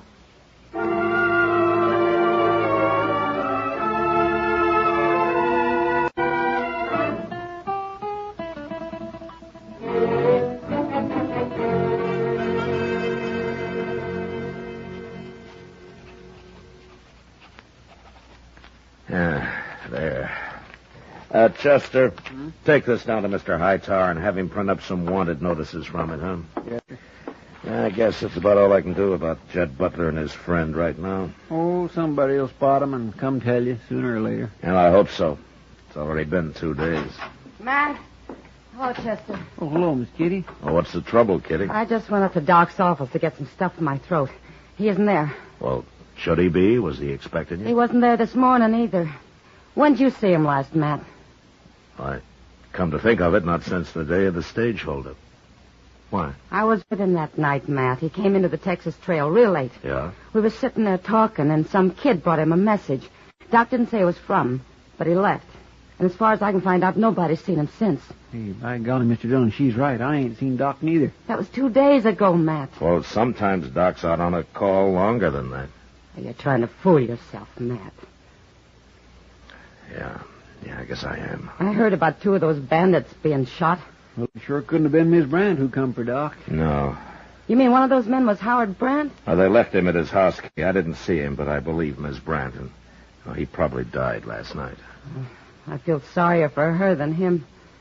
I guess I do too, Kitty. But what about Doc, Matt? What are you going to do? Well, Kitty, if I knew where those men are, I'd have gone after him before now. They're holding him. They might even kill him. Look, Kitty, I can't go out and ride around on the prairie hoping to bump into him somewhere. If anything happens to Doc, I'll go after those men myself, Matt. Well, maybe they'll just turn him loose when he's through doctoring the men. I wish I could believe that. Yeah, so do I.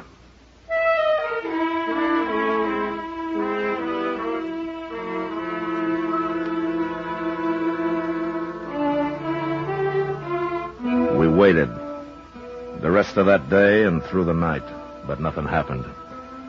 The next morning, however, I was walking down to the office when I saw Ms. Brandt drive by in a wagon. I waved, but she went on past me without a sign. And as she did, I noticed a figure lying in the back of the wagon, wrapped in a blanket. As I watched her drive down the street and on out of town, I realized she must be headed for Boot Hill. I got Chester, and we followed her out to the burying ground.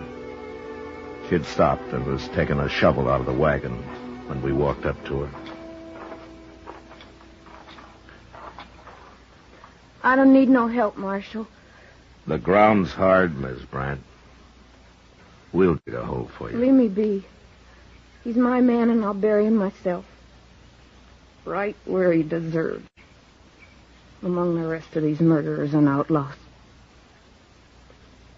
What are you looking at, Marshal? Your face? What happened to you? Shows, does it? Yeah. Jed Butler did that, Marshal. He came by yesterday.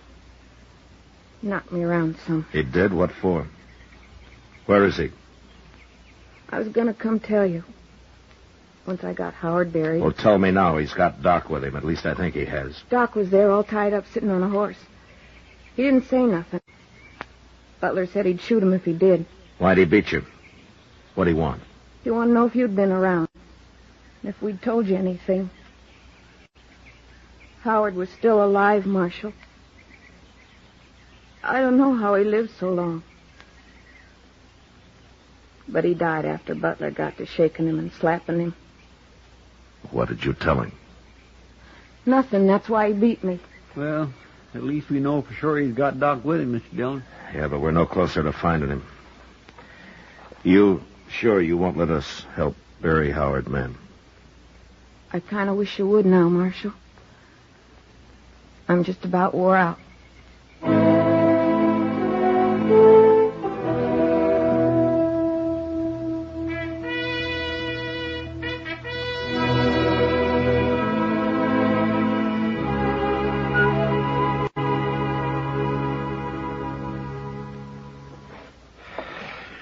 Dillon, I just can't stand this waiting around doing nothing much longer. Couldn't you organize a posse or something? Butler'd get scared if he got wind of a posse, Chester. You mean he'd shoot Doc and try to get away? Yeah, he might.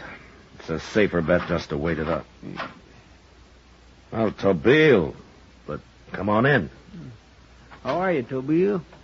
Tobile always good, Chester. Where you been the last month, anyway? Out scalping white men? Tobile no scalp white man long time. Maybe too long. Well, for a tame Indian, you sure got a wild look in your eye. What you doing here? Tobile hunt antelope on prairie. Huh? Way off see two white men. One ride very funny. Tobile go very close. They no see, but Tobile see. What did you see, Tobile? White medicine man. What, Doc? Good man. Take bullet out of Tobile long time ago. No like him all tied in rope. Come quick, tell Marshal. Do you know where they are? Can you track them? White man easy to track, like buffalo herd. Always big fool. When was this, Tobile? Yesterday. Long ride from here. All right. Chester, go get our horses and find a fresh one for Tobile. Maybe we won't be too late.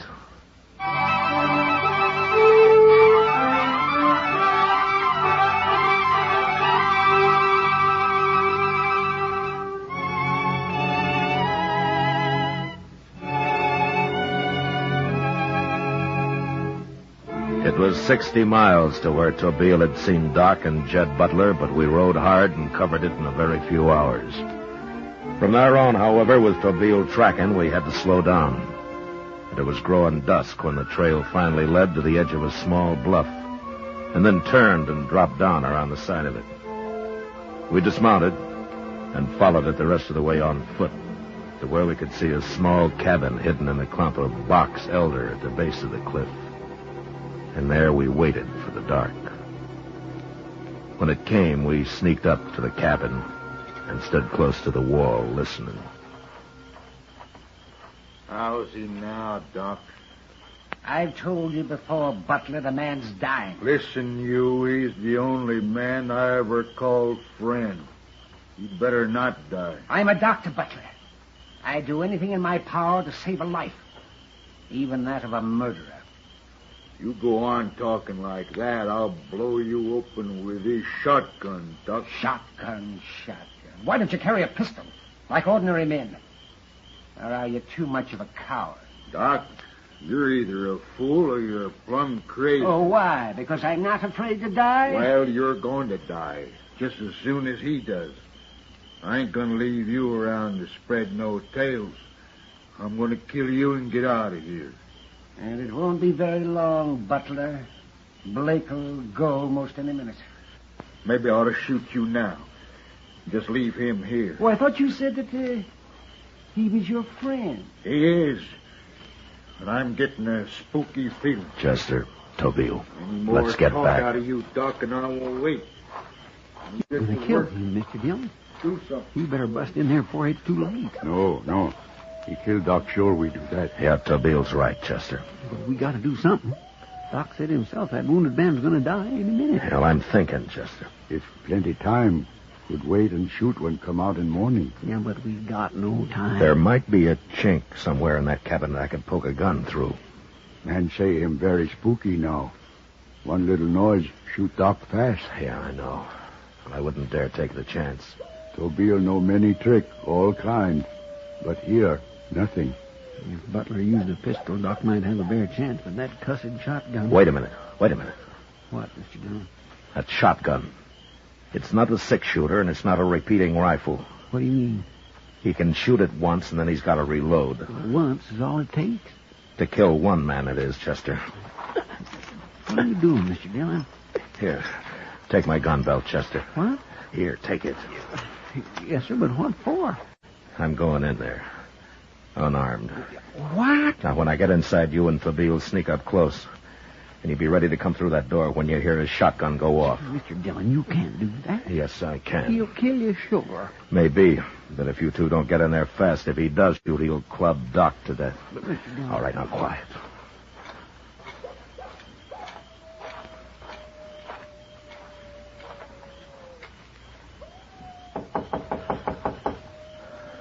Who's that? Get over by the door, Doc.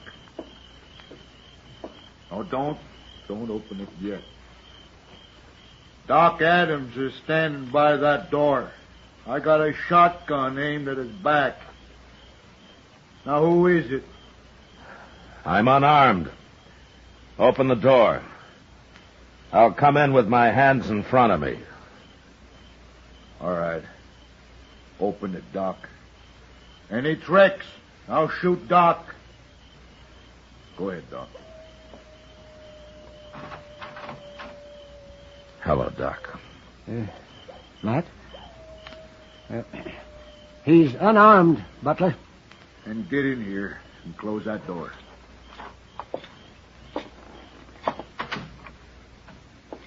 Who are you? Matt Dillon. Dillon? Marshal? That's right. You got some men outside, huh? Well, it won't do no good, Marshal. I'll shoot you before they can get anywhere near me. I got 2 men out there, Butler. And the second they hear a shot, they'll be in here. That'll be too late, won't it, Marshal? Well, it depends on how you look at it, Butler. Won't be too late to take you. That shotgun only shoots once. Take me? You'll be dead. Yeah? Matt, you shouldn't have done this. Why not, Doc? Well, it's bad enough me getting killed. He can only kill one of us, Doc. If he shoots me, Tabeel and Chester will get him. And if he shoots you, I'll kill him with my bare hands. You got it all figured, ain't you, Marshal? Yeah? Well, I'd rather kill a U.S. Marshal than a doctor any day. You know that? Matt, he's right. You should have stayed outside. And stand there waiting for him to shoot you? No, I wouldn't like that much, Doc. Well, maybe you shoot me anyway. Maybe. But at least there's some kind of a chance now. Shut up a minute, you two. Shut up. I don't quite figure this. No? No. You mean you come in here knowing I'll probably kill you rather than Doc? Is that right? Yes, Butler, that's right. Yes, that's what he did. Why? Well, no reason, Butler. No reason at all, except we're friends, I guess. Just something like that. What's being friends got to do with it? You wouldn't understand, Butler. You no good, filthy, rotten scum. He's willing to die for you, ain't he? I never heard of nothing like that. And him, Marshal, and everything, willing to die. That's your friend, Butler. I better take a look at it.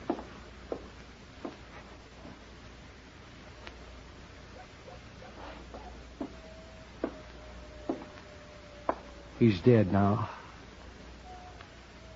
Well, make up your mind, Butler. I just don't understand a man like that. Greater love hath no man than this, that a man lay down his life for his friends. What's that? You ain't saying that. That come from something. Scripture, huh? Is that what it is? Blake's the only friend I ever had. Oh, and a while ago you were willing to leave him here to die. Alone. You don't know anything about friendship, Butler. No, I guess I don't. Anyways, if I was in a spot like you, there ain't nobody in the world would have walked in here to do for me what the Marshal's willing to do for you. Oh, and I feel sorry for you, Butler. Real sorry. If it'll still give you pleasure to shoot, well, go ahead. No. I'd just get killed anyway.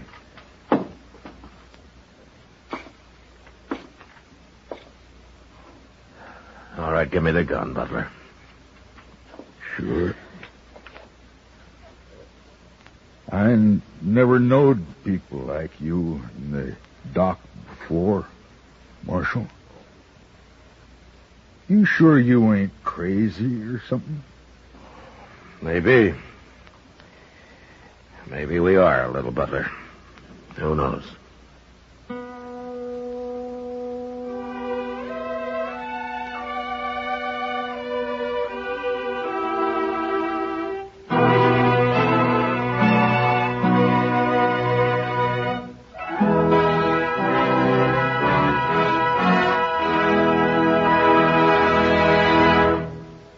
Gunsmoke, under the direction of Norman Macdonald, stars William Conrad as Matt Dillon, U.S. Marshal.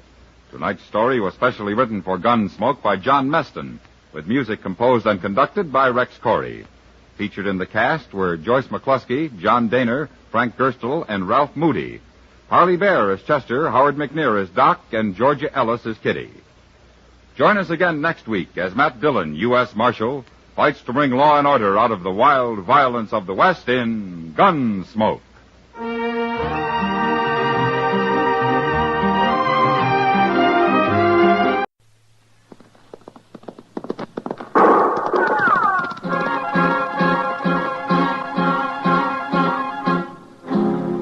Around Dodge City and in the territory on West, there's just one way to handle the killers and the spoilers, and that's with a U.S. Marshal and the smell of Gunsmoke.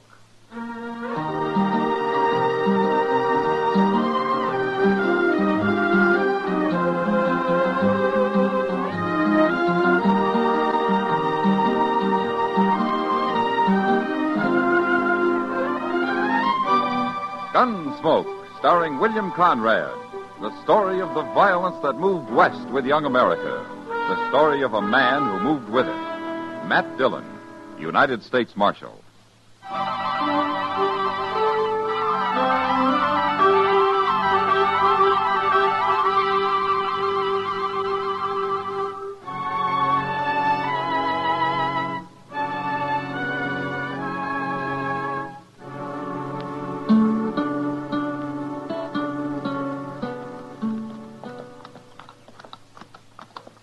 Doggone if Dodge ain't growed a heap since I was here.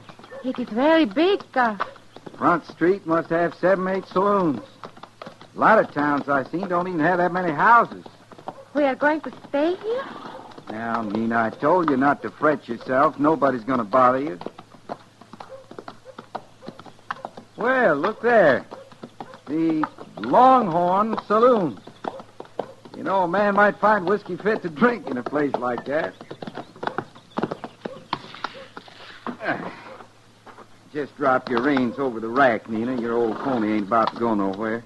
I will wait right here, Cuff. Here in the dust and heat? Come on, get down off that old horse. You've been riding so long you need to walk around some. All right. Anyway, it's cooler inside. If they got a ladies' parlor, you can sit in there. Well, sit on the porch. Come on.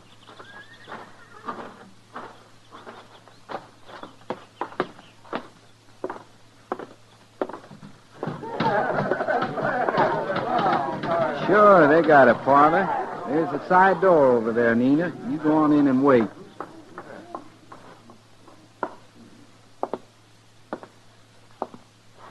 Glass of rye, bartender. Hold that drink, bartender. Maybe you picked the wrong place to drink, mister. That's so? Places down along River let Mex women come in and sit. I've heard tell. Maybe that's where you better go. Bartender, I ain't got my drink yet. Mister, you don't understand what I said. That bartender ain't gonna give you no drink. Maybe he is. No, he ain't. This place don't serve nobody that walks in with no dirty Mexican. All right, hold it. Very well, stranger. Hold it! All right, you men, take Lawson out to a horse trough and soak his head for him. The rest of you get about your business. Go on. You busted up what could have been a man-sized fight. Well, fights like that lead to killings. Darned if they don't. You're a cool one, mister. You get that way in my profession. Oh, what's that? Army Scout. I'm on my way to Fort Wallace. What's yours? United States Marshal.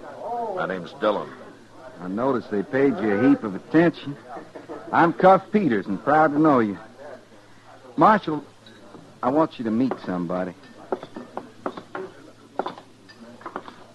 This here's Nina. She's my wife. How do you do? Ma'am? Scott, Nina and me been traveling quite a spell. Oh? Where'd you ride from? Come up from Texas. Figured we'd stay over here in Dodge if I can find a place. Nina's been feeling poorly. How long do you figure on staying in Dodge, Cuff? Can't rightly say, Marshal. Why? Well, you, made trouble for yourself when you hit Hank Lawson. That right. It'll bother him, Cuff, and he'll be after you. I know you can't make Fort Wallace, so it might be better if you and your wife rode out to Fort Dodge and stayed there. He's right, Cuff. We should go on right now. We don't want no trouble. You've been riding enough, the way you feel. Besides, I got things to do. Look, Cuff, I don't want any trouble here. I sure don't aim to cause any. Now, how about joining me in a drink, Marshal? I've still got a glass of rye coming.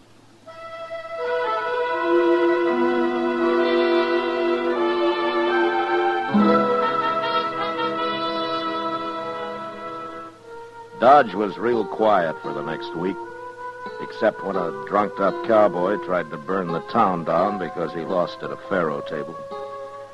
I kept an eye on Hank Lawson, but the trouble I'd been expecting between him and Cuff Peters seemed to blow over. Chester heard somewhere that Cuff had found a room for Nina and himself at the widow Helgerson's place out at the edge of town. I didn't see Cuff again except once when he drove the widow's buckboard into town, loaded it up with food and supplies, and drove back out. Then one morning while Chester was cleaning up the office, Cuff walked in. Morning, Marshal. Hello, Cuff. I never did get a chance to pay you back for that drink you bought me. The time will come, Marshal. Cuff, this is Chester Proudfoot. Cuff Peters. Well, sir, I'm that proud, Mr. Peters. Howdy. Mr. Dillon told me how you knocked old Hank Lawson across the bar at the Longhorn. I sure do wish I'd seen that. Chester isn't too fond of Hank. Well, if I'm going to hit him again, I'll let you know. Well, thank you. Marshal, what I come for was to get your help. Oh, what is it, Cuff? Well, I don't know much about doctors and all. And they say you're a good friend to the one in town. Oh, I've known Doc for a long time. What do you need? Well, I'm not ailing, but Nina's feeling real puny. Oh? I think maybe someone should have a look at her. We ain't been married but 5-6 months, and I don't understand much about women folk and their ailments. Chester, run up and get Doc, will you? Yes, sir, Mr. Dillon. You see, Marshal, the thing that bothers me the most is that I got to start out for Fort Wallace right soon. I already stayed here longer than I intended. Well, if your wife's sick, you can't take her with you on a ride like that. That's what I want to know from the doc. Is she too sick to ride? Well, you could leave her here. She could come on later. I'd just pure hate to leave her behind if I didn't have to. Oh, hello, Matt. Where's the patient? Doc, this is Cuff Peters, Doc Adams. Howdy, Mr. Peters. Howdy. Mr. Peters wants you to have a look at his wife. I'm ready. My bag's by the door there. Doc, maybe you ought to know, before you come with me, my wife's Mexican. Well? The only reason I mention it, some folks here seem to take exception. Oh, for heaven's sake, standing here talking isn't going to help Mrs. Peters any if she's sick, you know. You ready to go, young fella? I'm ready, Doc. Marshal, I want to thank you. Sure, Cuff. Goodbye. So long. See you later, man. He's a nice little fella, ain't he, Mr. Dillon? Yeah, he seems to be, Chester. What's he do for a living? He's an Army scout, he says. On his way out to Fort Wallace. I always had in mind that scouts was more tricky. Shucks, he's no more sly than me. Don't let Cuff fool you, Chester. He's small, but he can take care of himself. Well, one thing, he don't seem to let nothing upset him none. Well, he's worried about his wife, Chester. Plenty.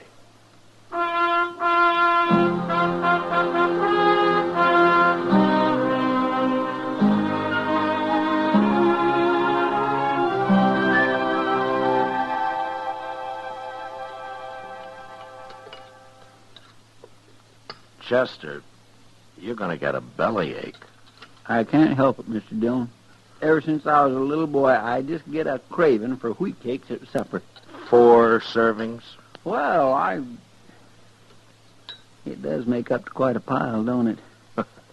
But then that molasses kind of keeps them wetted down. Oh, hello, Matt. Chester. Sit down, Doc. Oh, yeah, thank you. Yeah, you going to eat? No, Matt, no. I ate out at Widow Helgeson's with Cuff and his wife. Uh-huh. How is she, Doc? She's resting, isn't she? She's a pretty little thing, Matt. Just as nice and sweet. Yeah, she is. What was wrong with her, Doc? Nothing that won't be right in about 6 more months. Well, that don't make sense, Doc. She's going to have a baby, Chester. She is? Yeah, well, it only took a minute to see that. I guess Cuff meant it when he said he didn't know much about women. Well, I should think a baby be easy enough to tell about. At Chester. Oh, yes. Cuff sent a message to you, Matt. He's going on out to Fort Wallace. Says after he reports into the colonel and gets a place ready out there, he'll come back for Mrs. Peters. Now, that's a 10-day ride there and back, Doc. Well, I know, man. Why? I don't like Mrs. Peters staying alone here in Dodge. Well, there's nothing to be worried about. She's in good hands here. Yeah, but the widow Helgeson's an old lady, Doc. She wouldn't be much help to Nina. Well, what kind of help would she be needing, Mr. Dillon? More than an old lady could give her. If Hank Lawson finds out that she's alone here.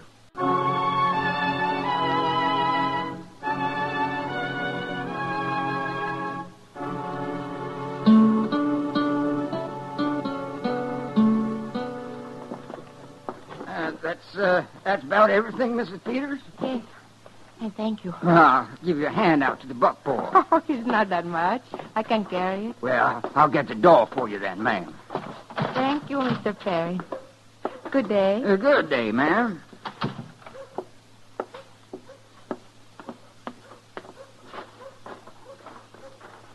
Well, if it ain't Mrs. Peters come to town to do a week's shopping. I beg your pardon? Excuse me, ma'am, I ain't being very polite. This here's Cane Twig. I'm Hank Lawson. What do you want? Now, surely you remember me, ma'am. You ought to.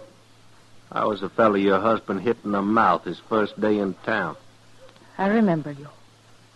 Now let me pass. Well, now, ain't I being a miserable cuss letting you carry all them heavy sacks? See, I help you some. Please. Just put him in the wagon for you. Oh. Oh, that was mighty careless of me to slip plumb out of my hands. I hope there was nothing in there to break. Leave me alone, please. Well, now, Miss Peters, I don't know why you're upset. You know I wouldn't do nothing to harm a fine lady like you. Besides, your husband might try to give me another lesson in manners, and that scares me real bad. I just want to show you how much I learned. Now, you go on and get into that buckboard. Go on. All we're going to do is just start you for home, Miss Peters. Untie them lines so we can face that team down the street. Sure. Now, like I say, ma'am, I don't want you to fret. Stand aside, Twig. All right, ma'am. Hang on.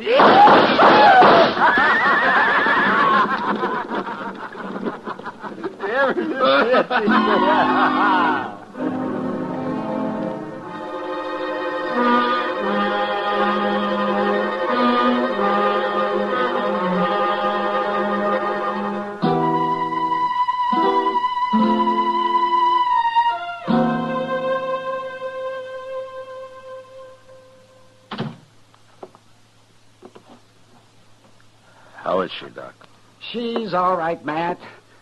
She's fine. And the baby? There wasn't anything I could do. Those miserable, filthy Now, beasts. take it easy. Take it easy. What are you talking about, Matt? Those men should be No, horsemen. kid. Matt did all he could. He even roughed them up a little on the way to jail. Oh. And then yesterday morning, the judge fined them and turned them loose. Find them. Probably all of $50. Kitty, be sensible. You and your precious law. I'm sick of it. You have to go by it, Kitty, whether it seems right or not. I don't have to do nothing. Now, Kitty, don't talk like that. If I was a man, I'd shoot him in the belly. Oh, now, Kitty. Oh, leave me alone, both of you.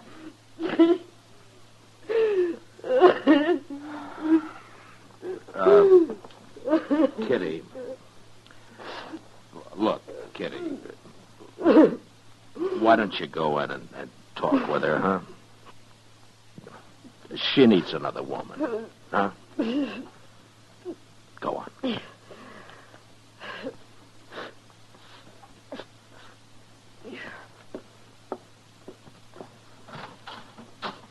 Nina, can I come in? Oh, it's terrible, Matt. Yeah. Well, what are you going to do? Now, there's nothing more I can do. Officially. No, I guess that's right. Look, Doc, I want you to keep Nina in your office. You can keep an eye on her there. Cuff will be back in a few days. And then you'll tell him? Yeah. Yeah, then I'll tell him.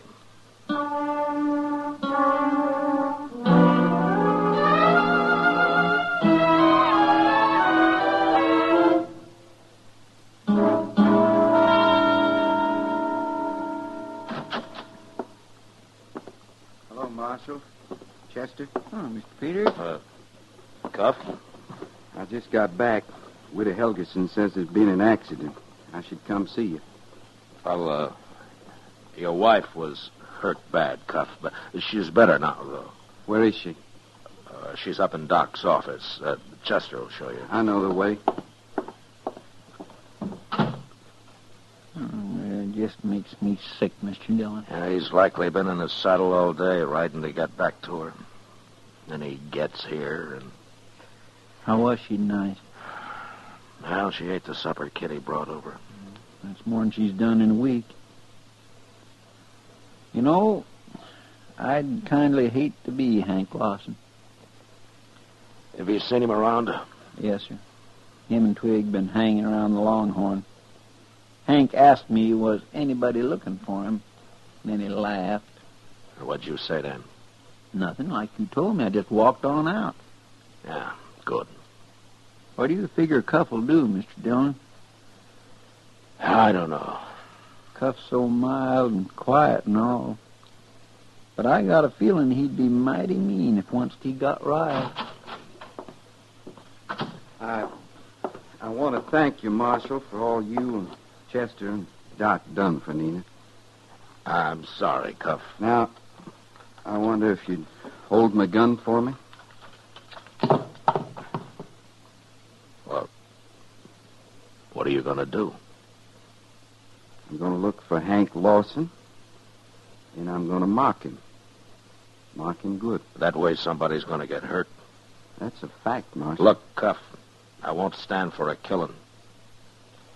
Now, Nina's well enough to travel. You could start for Fort Wallace. We'd fix a bed and a wagon for you. I'm going to start for Wallace, all right. But not until I've seen Hank Lawson. Well, will you hold my gun? Till you come back for it. Thank you. Oh, Cuff. Yeah? Chester and I were just talking about going up to the Longhorn for a drink. We thought maybe we might walk with you. The company'd be fine, but it's my deal. Sure.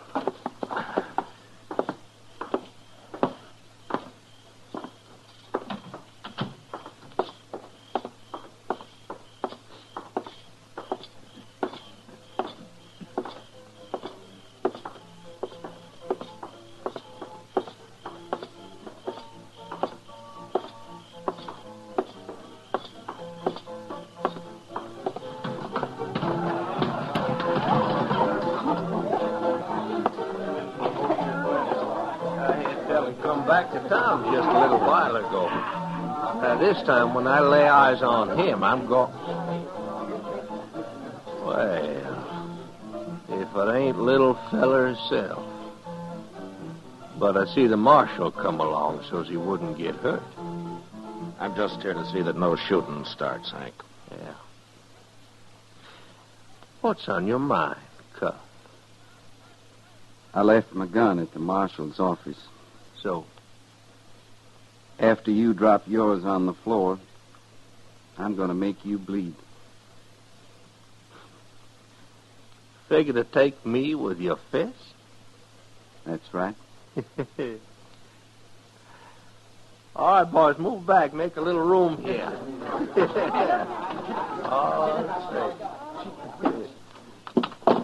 All righty, Cuff.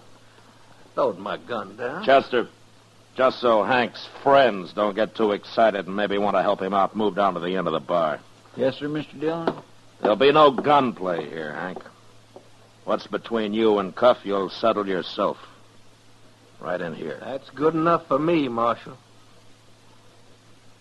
All right, little fella. Come and get it. Now I'm going to take you apart, Lawson. Bit by bit. That's the way you figure. I say.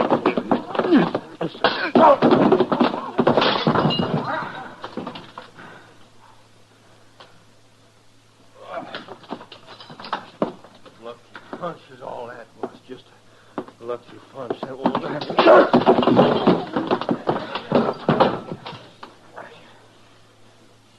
Get up, Lawson.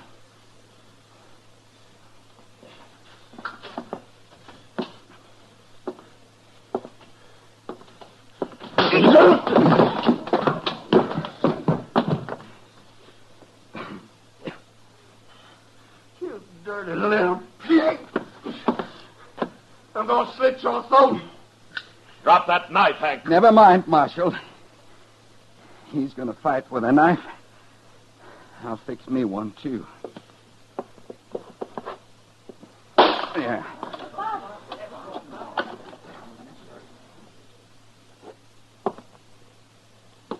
Now, Lawson, if you're going to fight to cut, I'm ready.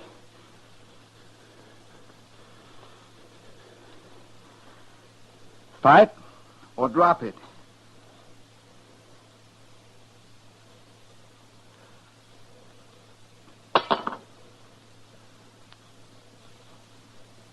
Now get out of here. Because if I see you again before I leave, I'm going to finish what I started. Oh.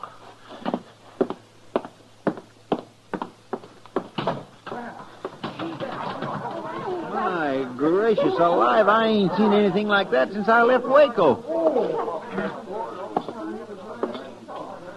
Cuff, as soon as you get your breath, I'd like to buy you that drink I owe you.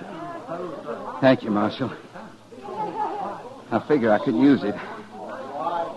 Because my wife and me's got a long ride ahead of us.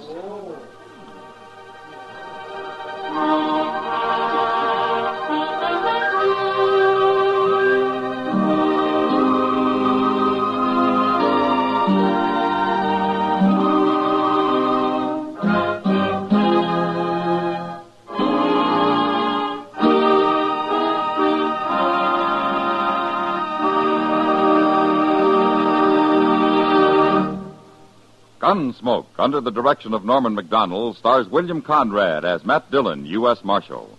The special music was composed and conducted by Rex Corey. Featured in the cast were Vic Perrin and Lawrence Dobkin, with Lillian Bayef and James Eagles. Parley Bear is Chester, Howard McNear is Doc, and Georgia Ellis is Kitty. Join us again next week as Matt Dillon, U.S. Marshal, fights to bring law and order out of the wild violence of the West in Gunsmoke.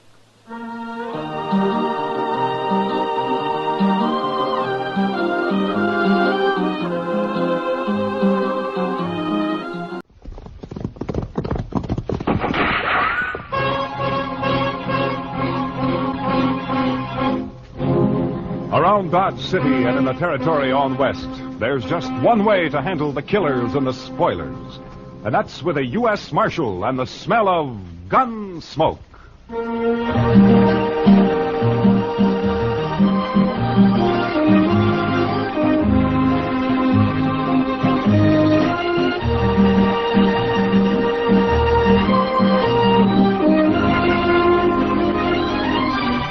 Gunsmoke, starring William Conrad. The story of the violence that moved west with young America. The story of a man who moved with it. Matt Dillon, United States Marshal.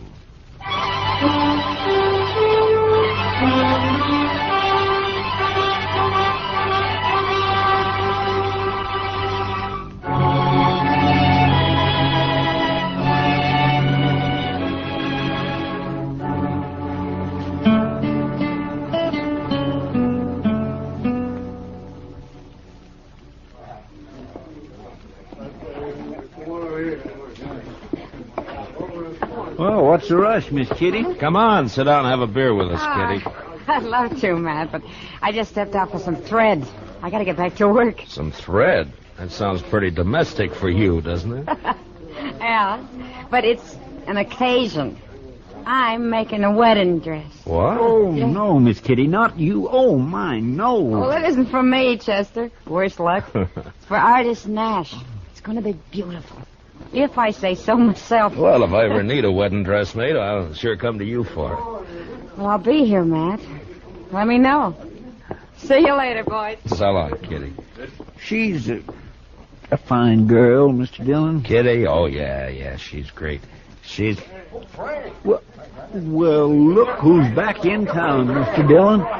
Yeah, Frank Craig.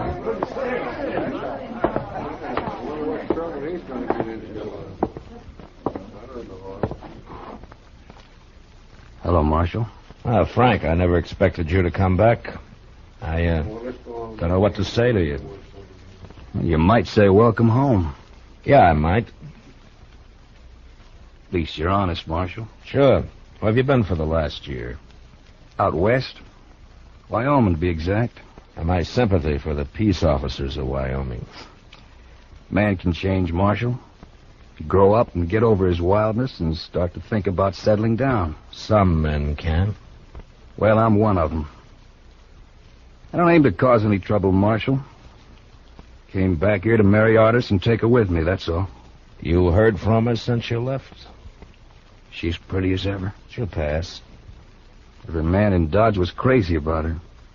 She was my girl from start to finish. Things can change, Frank. She's still my girl, Marshal. Ben Martin might differ with you. Ben Martin? Mm-hmm. That bullneck plowboy? He never had a chance in... What are you saying, Marshal? You don't aim to cause any trouble, you say, and yet you just happened to roll into town 3 days before Artis is due to marry Ben. You claiming you didn't know about it, huh? Artis wrote me a farewell letter, Marshal. It doesn't make any difference. Like I said, she's still my girl. She's not marrying Ben or anybody else. Not while I'm alive. Like I said, Frank, Ben may differ with you. I used to chase him home crying when we were kids. I don't think he'll chase that easy now. Ben took over the Circle Bar B. He's got 25 boys riding for him. He's a big man around here. Swings a lot of weight. Marshal, I said I wasn't looking for trouble, and I meant it. I came back here to get Artis, that's all. If any man tries to stop me, I'll kill him. I'll see you, Marshal. Chester, see if you can find Ben Martin. Have you meet me over at the jail office.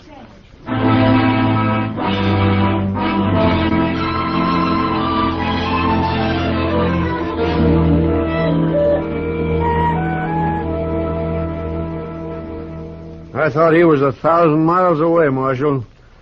I didn't think he'd ever have the nerve to come back. Well, Ben, the two of you are bound to run into each other, so I figured you'd better know about it. What's he expect, Marshal? Artis forgot him a week after he left town. Does he expect to force himself on her? Maybe, you know, Frank. For my money, he's a crazy, half-wild saddle bum who should have been hung 5 years ago. He says he's settled down, though, Ben. He's not going to settle down here. Look, Ben, I don't like killings. Now hang on to that temper of yours. Sure. I'll hang on to it, Marshal, just as long as Frank Craig stays clear of me and stays away from my girl. Otherwise, I tell you right now, Marshal, Is that you? Artis. We're in here, honey. Come on in. Someone said you were here at the jail. Evening, Mr. Dillon. Miss Nash? I'm sorry if I interrupted anything, but... Ben, you know who's in town? Yeah, Frank Craig. That's what we were talking about, honey. He says he's come back for me. Take me away with him. What do you mean he says, Miss Nash? He came to the house a while ago. He knew about Ben and me, that we were going to be married. But he came anyway. I sent him away. That does it, All right, Marshal. hold it, Ben. Now, there's no harm in him just talking to her. A man's got a right to protect what's his, Marshal. Protection's my business, Ben, and as long as I'm Marshal here, it'll keep on being my business. Now, in 3 days, you got a wedding coming up. I'd hate to see it ruined by a killing. Mm-hmm. Well, I have nothing against Frank Craig, Mr. Dillon. I wouldn't want him killed. Neither would I. Oh, good night, Miss Nash. Ben. All right. Think it over, Ben. Don't lose your head. Yeah, sure, Marshal. I'll think it over.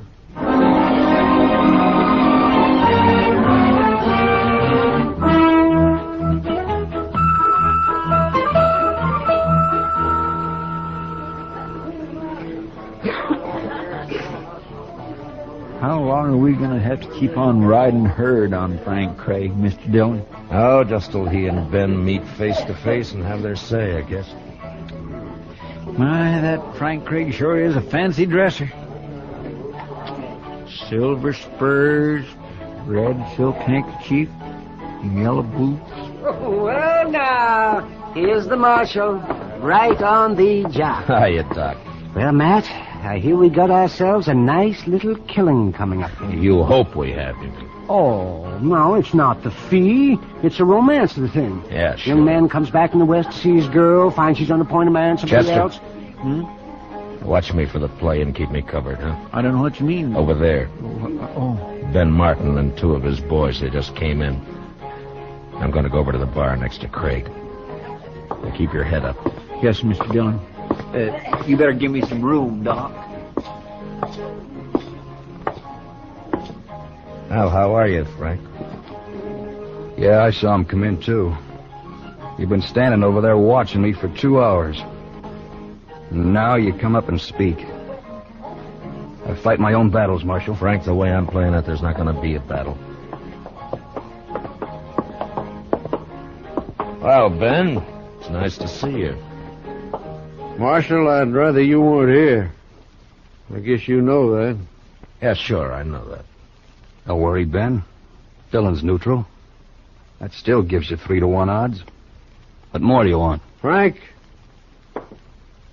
we don't need you in this town. You were gone for a year, and we got along fine. So if you climb on that horse of yours and ride out again, we'll still get along fine. My girl won't, Ben. You haven't got a girl in Dodge City, Frank.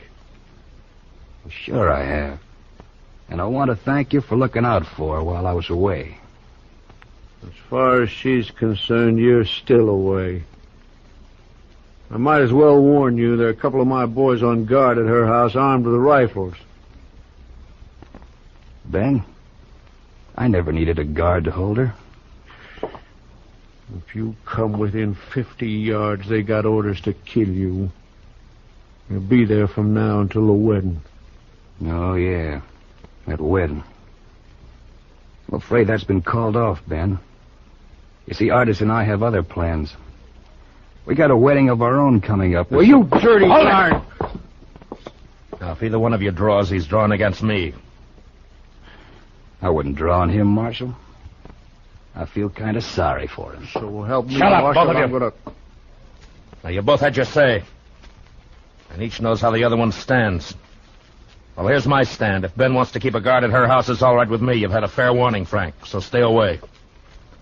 I wish he would try to bother her. And on the other hand, Ben, Frank's got as much right to the run of the town as you or me or anybody else. Sure, as long as decent citizens hide their valuables. You can't go by rumors, Ben. Nobody ever proved a case against him, you know that. Piece of stout rope would prove I wouldn't try it, Ben. If you and your boys want a drink now, go on over to the Longhorn. Stay out of the Texas Trail here from now on. You, Frank, stay clear of the Longhorn. You're quite an optimist, Marshal. Yeah, maybe so. Well, are you leaving, Ben? Yeah. I'll be seeing you, Frank. Come on, boy. All right. Frank, you got nothing to gain here and everything to lose. Miss Nash has made a choice, and whatever was between you once is water down the river. Why don't you pull out? Because she's still my girl, Matt. I know, and she knows, too. You wait and see.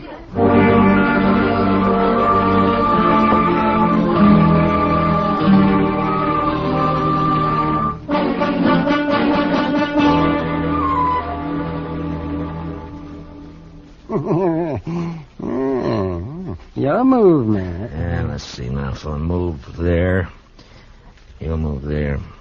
Jump in my king, block the whole corner. Nah. But if I move here... Mr. Dillon, you can move. No, you don't, Chester. No, you don't. I'm playing Matt. Not the both of you. Well, Chester and I kind of run together, Doc. Enforcing the law, that's fine. Playing checkers, no. Matt, it's still your move. Yeah, I know.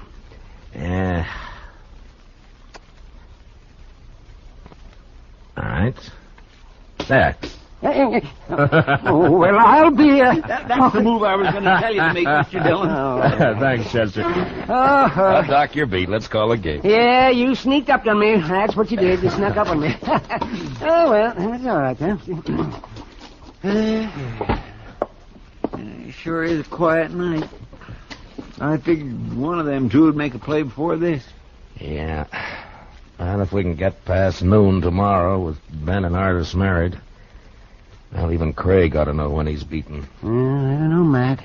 He never did when he was here before. Well, then he better learn. Trying to get a girl to change her mind is one thing. Bothering a married woman's another. You know, Mr. Dillon, it seems to me Miss Artis Nash is the one that could put a stop to all this. If she'd just speak her mind out plain... Matt! There was... Oh, Kitty. Now what's the matter? Kitty, what's Matt, the... they want you over at the express office right away. You too, Doctor. Oh, what's wrong? Hold up, Matt. Somebody shot the clerk. He's dying. Will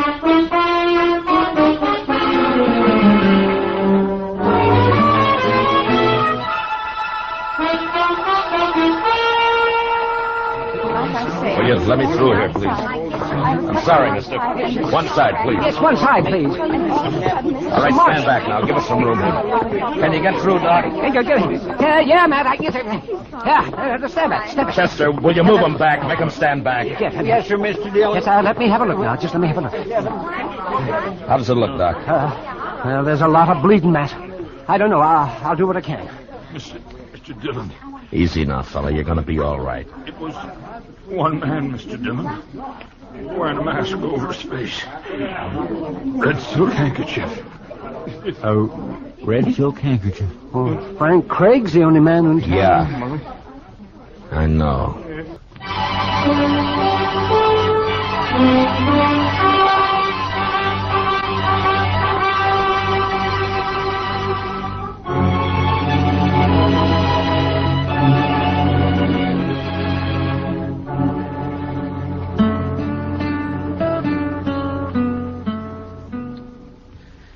Pretty late, Mr. Dillon.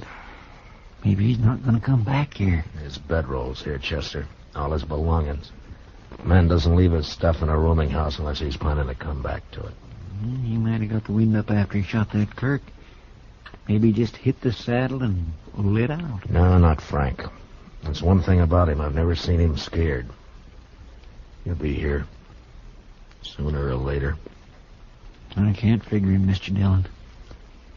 He must have needed the money awful bad. Yeah, I guess so. My, this hiding out in the dark gets on a man's nerves, don't it? Yeah, it sure does. help some if we could just smoke. I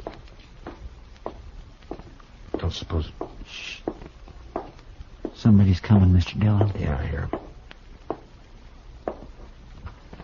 That's him, all right. Now watch it, Chester.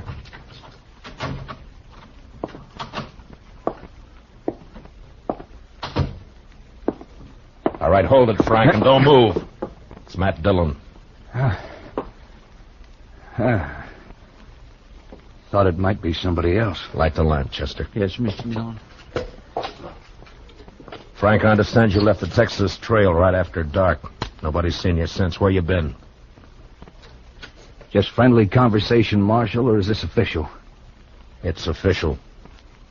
Then I guess I won't answer that. I see you're still wearing that red silk handkerchief. Any reason why I shouldn't be? Marshal, what's it all about? Murder. If that express clerk dies. I asked you, what's it all about? Where's the money, Frank? The way I seem to get it, somebody held up the express office and shot the clerk. You're accusing me. I didn't do it, Marshal. Where you been? Sorry, Marshal. You're under arrest, Frank. No, I'm afraid not. See, that would ruin all my plans. You better lay your gun on the table over there. I'm sorry, Marshal. Some other time. Look out for the lamp! Grab him, Chester. Don't shoot, but grab him. Oh, he went through the window, Mr. Dillon. Never mind, Chester. Grab a blanket. Let's get this fire out before it burns the whole place down. Come on!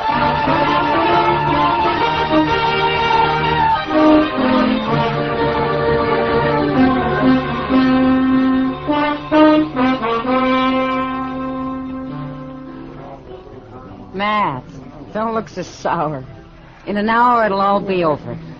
Kitty, I'd be a lot surer of that if I had Frank Craig locked up in jail. No trace of him, huh? Not a sign. Then forget about him, Matt. He could be halfway to Wyoming by now. Well, I wish I could think so. I wonder what Artist Nash is thinking about him. What business has she got thinking about him when she's going to marry Ben in an hour? Matt, I'm afraid you'll just never understand women. Well, who does? Frank Craig's a born drifter. He'll never settle down. He's wild as a range colt. Never been broken, never will be. And sooner or later, he'll come home tied across his saddle. How any girl can get herself interested in a man like that beats me. Not me, Matt. I know exactly how a girl can get herself interested in a man like that. What? I'll see you at the wedding. I gotta help Artist finish dressing. Morning, Miss Kitty. Morning, Doc. Hey, good morning, Matt. You working up your courage? What for, Doc? I'm not getting married. How's the express clerk? Oh, he's bad. And he's getting worse. I don't think he's going to make it. What about Frank Craig? Nothing, not a sign. I think he's still around town somewhere, but we Morning, can't Mr. find Dillon. him. Well, Doc? Doc, look at that. Well, look, it's an alpaca coat, a borrowed shirt, green galluses, and a pink silk tie. Oh, well, Chester, I haven't seen a get-up like that since I hauled out of Boston. Well, I figured it was only due respect to the bride. Where's your gun, Chester? Oh, goodness gracious, Mr. Dillon, you can't wear a gun to a wedding. Well, at this wedding, even the bridegroom's wearing a gun, Chester. I'm wearing one, and so are you, so you better go get it. Meet me at the church.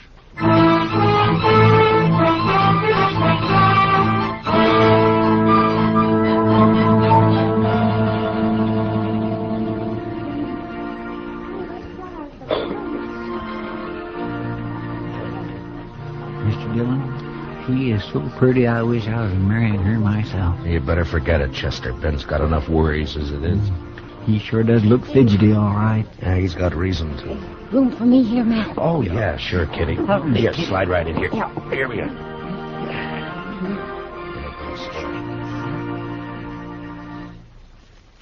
My dearly beloved friends and neighbors, it is the privilege of all of us to be gathered here together in the sight of the Lord and in the presence of one another for the purpose of uniting this man and this woman in the bonds of holy matrimony.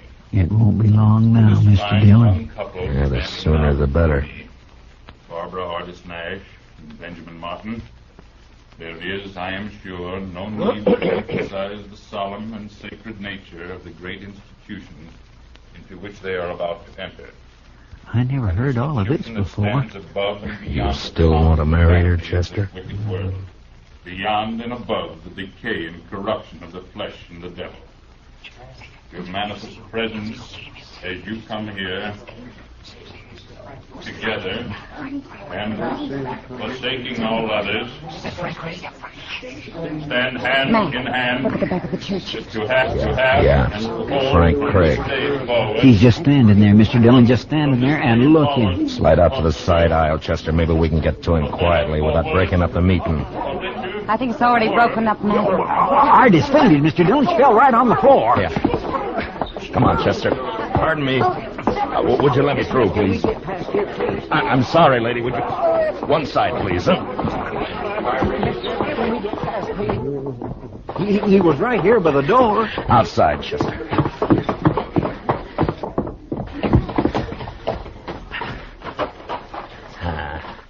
Hell, no sign of him. Matt, did you find him, Matt? Not yet, Ben.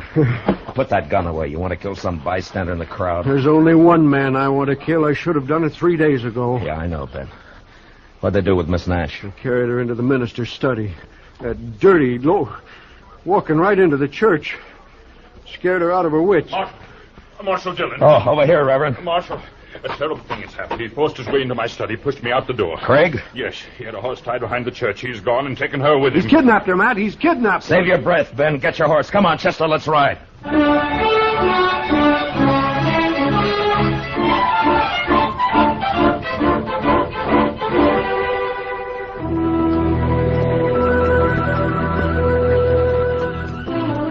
I never did think we'd get back to town, Mr. Dillon. I'm saddled, sore, and beat. Yeah, Chester. 100 men hunting him, and he slipped past all of them. I swear I just can't figure it. Any trace of him, Matt? Not a sign, Kitty. Some of the boys are still beating the riverbed south, but I don't know. Guess he kind of made fools of us, Mr. Dillon. Yeah, I guess so, Chester. Mash, What? any luck? Yeah, sure, Doc. Oh, bad. Yeah, mine too, man. That clerk died a half hour ago. So now it's murder, Mr. Dillon. Yeah. Now it's murder. Hold up, boy. Well, let's go into the office and get out a bulletin. A bulletin. What a good that'll do.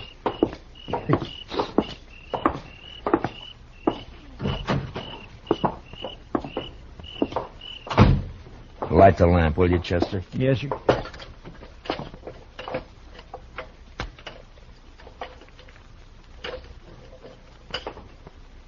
There we are.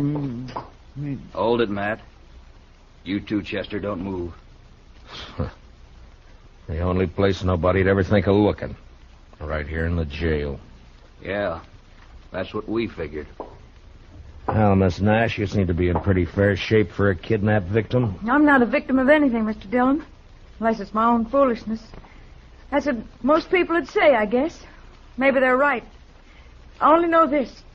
When Frank came back to town, I knew then that it wasn't over and never would be. I'm Frank's girl, Mr. Dillon. For better or worse, right or wrong. I'm going with him to Wyoming. He's wanted on suspicion of murder, Miss Nash. He didn't do it. He couldn't have.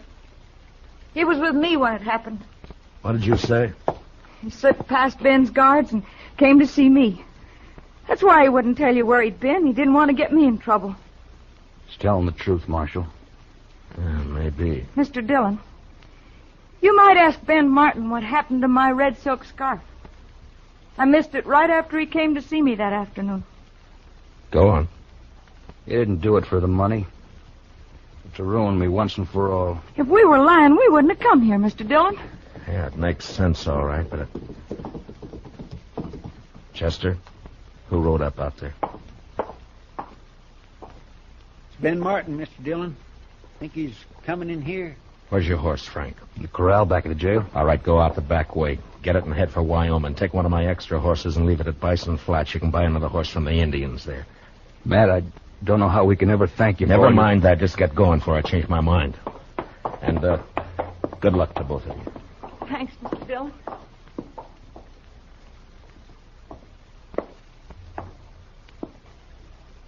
Anybody here? Yeah, come on in, Ben. Saw the light on. Figured you must be here. Any sign of him? What's the matter? The clerk died. Why'd you do it, Ben? I don't know what you mean. Where's the red scarf you stole from Miss Nash? I gotta arrest you for murder, Ben. I don't think so, Matt. I don't think I'm going to let you do that. You've seen me draw before. Now you better give me your gun, Ben. Don't do it the hard way. What you call the hard way, Matt, may be the easiest way of all.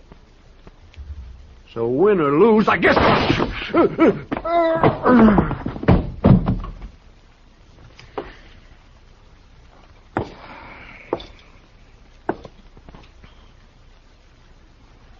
Something fell out of his pocket there. Yeah.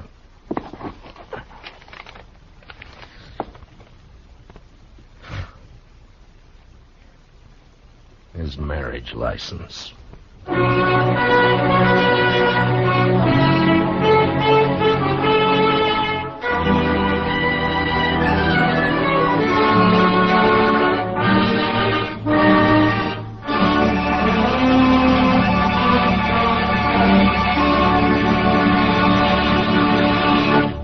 Gunsmoke, under the direction of Norman Macdonald, stars William Conrad as Matt Dillon, U.S. Marshal. Tonight's story was specially written for Gunsmoke by Les Crutchfield, with music composed and conducted by Rex Corey. Featured in the cast were Herb Ellis, Vivi Janis, Tom Tully, and Barney Phillips. Parley Bear is Chester, Howard McNear is Doc, and Georgia Ellis is Kitty. Join us again next week as Matt Dillon, U.S. Marshal, fights to bring law and order out of the wild violence of the West in Gunsmoke.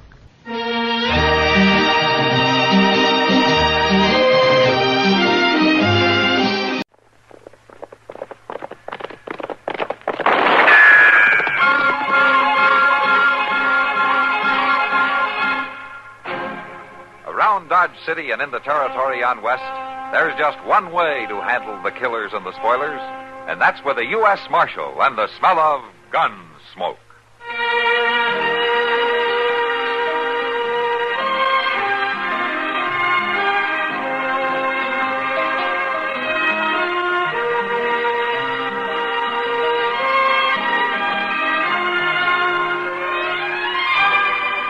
Gunsmoke, starring William Conrad.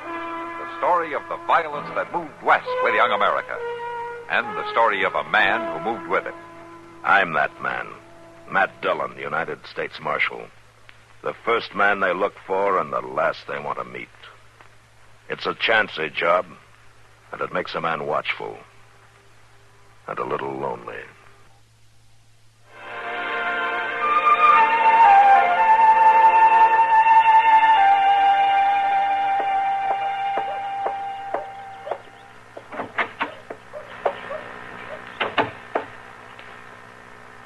Matt?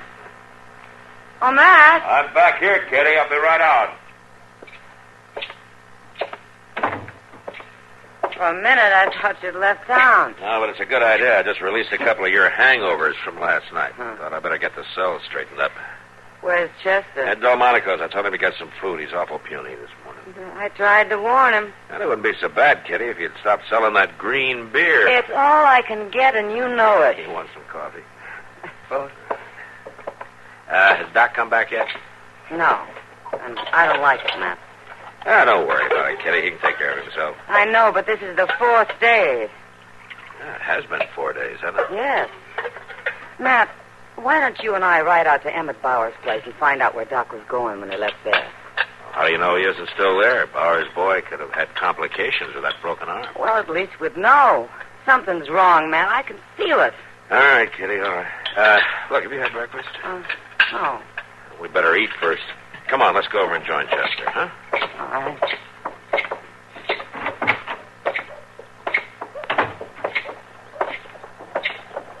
Matt, look. What?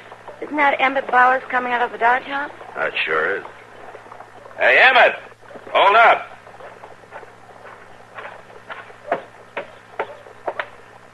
Hello, Marshal. I was just coming over to see you.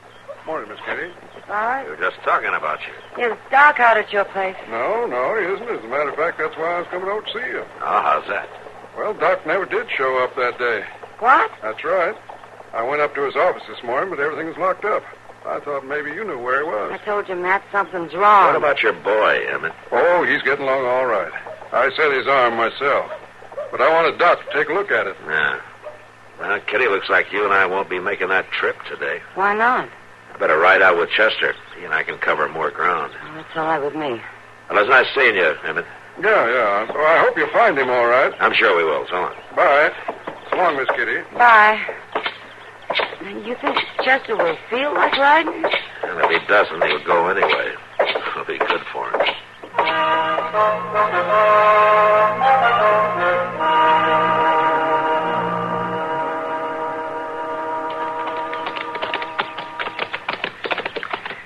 Miss Ketchum sure is a stingy old lady. How do you figure that, Chester? My land, Mr. Dillon, you'd think she would have at least offered us a drink of water or something just to be hospitable. Well, if you wanted water, you should have asked her. She'd have given you some. That ain't the idea.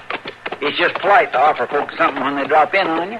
You know, Chester, not many prairie people have the time to be polite. Yes, sir. Now, hold up. What's the matter? I think we'll split up here. Well, I thought we was going on to Clooney Place. Yeah, we are, but there's a couple of other ranches on the way that Doc could have visited. Now, we can cover more ground if we split up. The trail to the right leads by the Pope Ranch. I want you to go by there. And I'll meet you at the Clooney place later, all right? Well, but how do I get to the Clooney's after I leave the Popes? Oh, Matt Pope can tell you. Just follow the trail. The Clooney's are about 10 miles north of the Popes. All right. You know, I got me a kindly funny feeling about Doc, Mr. Dillon. Oh?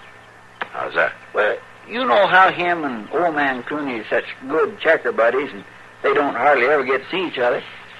Well, I just bet you Doc's been there with him these past 4 days, taking a little time off of playing checkers. Ah, Chester, that's not likely. No, I guess I was just wishing. Yeah. Well, better get started. It'll be dark by the time we meet at the Clooney's. All right, but what if I find Doc? You just bring him on to the Clooney's with you. We can spend the night there and then head back to Dodge in the morning. Yes, sir. It's been an awful long time since I've been out this way, Mr. Dillon. Well, just stick close to the trail. You won't get lost. Well, so long. So long. And don't waste any time visiting with the Popes, huh? Yes, sir. Get out. If I knew I was going to be riding all day, I wouldn't have drunk so much beer last night.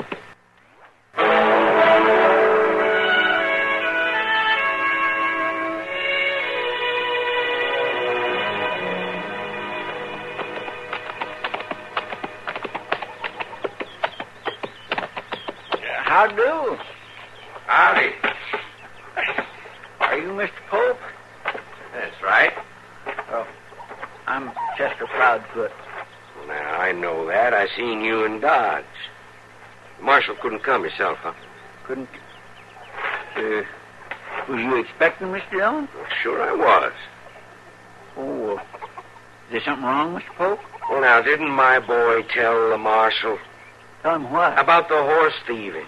Horse thieving? Yeah. The boy went into town this morning to tell the marshal to get out here. I've lost 3 of my best brood mares within the last week, stole right from under my nose. Well, Mr. Dillon didn't know nothing about that. We left Dodge earlier this morning. I guess that was before your boy got there. Well, what are you doing out here, then? Well, we're out looking for Doc Adams. See, nobody ain't heard from him in 4 days, and we've been awful worried. Well, I ain't seen him. Did you say the marshal was out with you? Yeah. He took the other trail at the fork about 5 miles back. I'm to meet him at the Clooney Ranch later on. Well, you tell him about my mares. Now, something's got to be done. Oh, yes, sir, I sure will. Say, how far is it to the Clooney place? Good 9 or 10 miles, right toward them clouds. It is kind of black looking over there, ain't it? But I don't suppose a little rain will hurt me. You can catch a good dose of fever soaking up rain. I got my slicker. You're going to need it. Well, I ain't making no track standing here, am I? I wish I had time to visit with you a little bit, Mr. Pope. Yeah. Don't you forget to tell the marshal about my horses. I won't. Go on. Go on.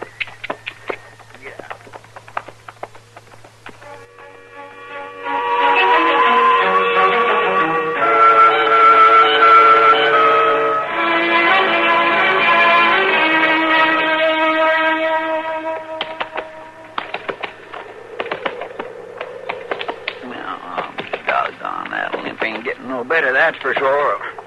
Oh.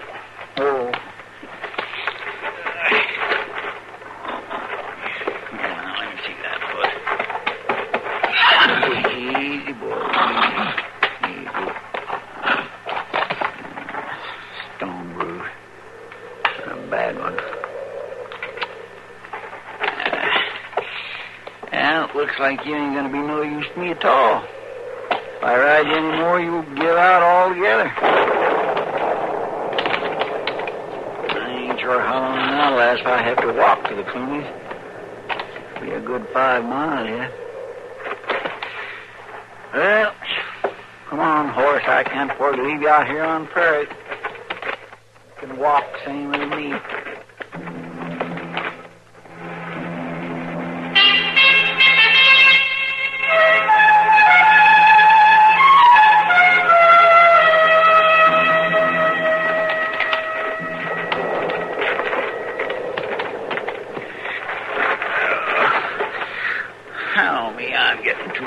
Such carrying on at this. Well, I do declare. Look at there. That's a cabin hiding in them trees. Come on, horse. I knew the good Lord wasn't going to leave us for the rain.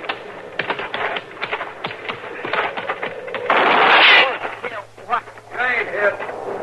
Get up and walk in here. Easy like. Come on, I said. All right. I'm coming.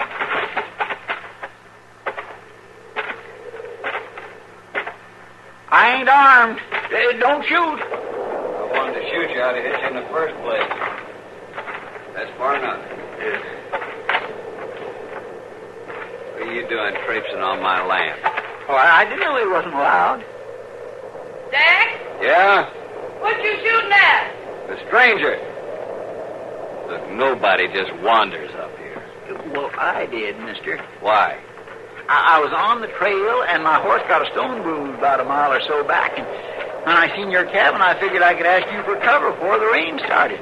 I got no shelter off for a stranger. Now, Jack, that's no way to be. He looks tired. Won't hurt us to be friendly. Sometimes it don't pay to be friendly, Lily May. I don't cotton to a man wandering onto my place aimless like. I ain't aimless, mister. I'm out here for a good reason. See, I'm supposed to meet Marshal Dillon at the Clooney place. Now, that's about 3 miles from here, ain't it? You say Marshal Dillon? Yes, sir, that's right. I work with him in Dodge City. I'm Chester Proudfoot. Well, a friend of the Marshal's ought to be welcome at our place. We ain't used to having visitors, Mr. Proudfoot, but we'd be pleased to have you join us for supper. Why, thank you, man. You go on in the house, Lily May. I'll put your horse in the shed. He'll stay dry. Well, all right, and thank you. Come on, Mr. Proudfoot. Just call me Chester, ma'am. Most folks does. All right? My, you folks sure do have an awful big crowd for such a little ranch.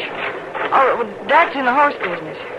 He gets them wild off the prairie and gentles them, and then he sells them. Things ain't been going too well lately, though. You've been living out here long? Not long. Come on in. Now, you sit down there at that table, and I'll pour you a cup of coffee. Well, thank you. I sure do appreciate you being so kind and all, ma'am. When I first walked up here, I thought I got into a hornet's nest. Well, Dak don't trust people as easy as he should. Yeah, well, sometimes it's better that way, I suppose. Not for me, it ain't. I like to visit with people, have 'em around to talk to. Don't think I'll ever get used to living out here. Do you by any chance know Doc Adams from Dodge? Doc Adams? Nope, never heard of him. Why? Oh, I was just wondering. Your horse will be all right. I gave him some grain. Well, thank you. Sure. Say, I've been thinking, it's going to take a few days for him to get over that bruise. Would you be willing to loan me one of your horses so that I could go on and meet Mr. Dillon tonight? I'll bring it back to you first thing in the morning. Well, sure. We can talk about it after supper. I better stoke up that fire, Lily, man. Thank you, Dak. Looks like it's starting to rain. Maybe you ought to stay here with us tonight, Chester. Yeah, well, no, thank you. I guess not, ma'am. Mr. Dillon will get worried about me if I don't.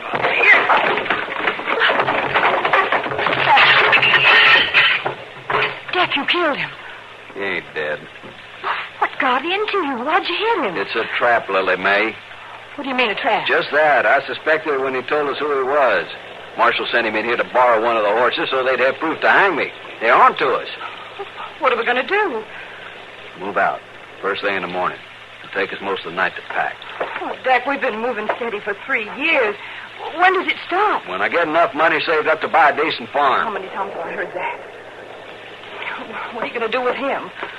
Tie him up and leave him here to rot. That's murder, Dak. Nobody ever comes around here. Serve him right.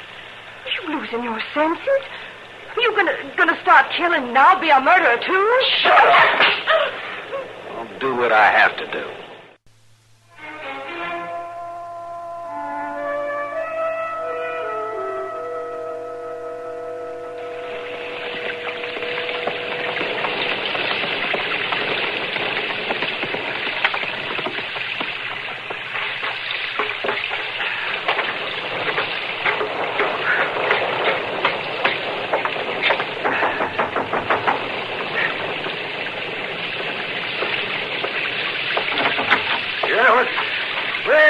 Hello, Mr. Maloney. Come in. Thanks. Hey, what a nice surprise. Is Chester here yet? No. Oh, is he coming too? He's supposed to meet me here. Oh, well, you should hang your slicker there. Ah, thanks. Well, say, what brings you out in this weather? Doc Adams. Have you seen him? Well, I reckon I have. Come on back to the kitchen where it's warm. All right. Well, Matt. What? Doc. There he is, Marshal. Doc, have you been here all this time? Ever since Monday. Well, what happened to you? Sit down, Marshal. Yeah, get the load off your feet, man. Well, Chester was right. Chester, huh? How's that? He said you'd probably decided to take a few days off and come out here to play checkers with Clooney. Oh, he did. Yeah, that ain't it exactly, Marshal. Well, looks pretty clear to me. Now, don't be too hasty. I didn't get these circles under my eyes just sitting here staring at this checkerboard for 4 days. Don't tell me you've been sick, Doc. You never been sick a day in your life. He sure was this time, Marshal. I seen it. He had the fever. If it hadn't been for the good care Clooney gave me, I'd still be laid up. There was those powders, Doctor. It was powders that snapped it. Well, how did you end up out here anyway? You left to go to the Bower's place. I know, but I got caught in a thunderstorm. I got on the wrong trail. Yeah. Next thing I knew, I was here. Yeah, he was awful pitiable. Did you hear from Bowers, man? Yeah, the boy will be all right. Bowers set the arm himself. Must not have been too bad. Well, thank goodness for that. I was going back to Dodge this afternoon. When those clouds came up, I figured I'd best wait till morning. And, well, I guess it's a good thing you did. Yeah. Oh, say, Marshal, you said Chester was going to meet you here? Or Chester come out with you? Uh-huh. We've been scanning the whole countryside for you, Doc. Yeah, he took the east trail. He ought to be along any time now. Unless he decided to stay at the moors because of the rain.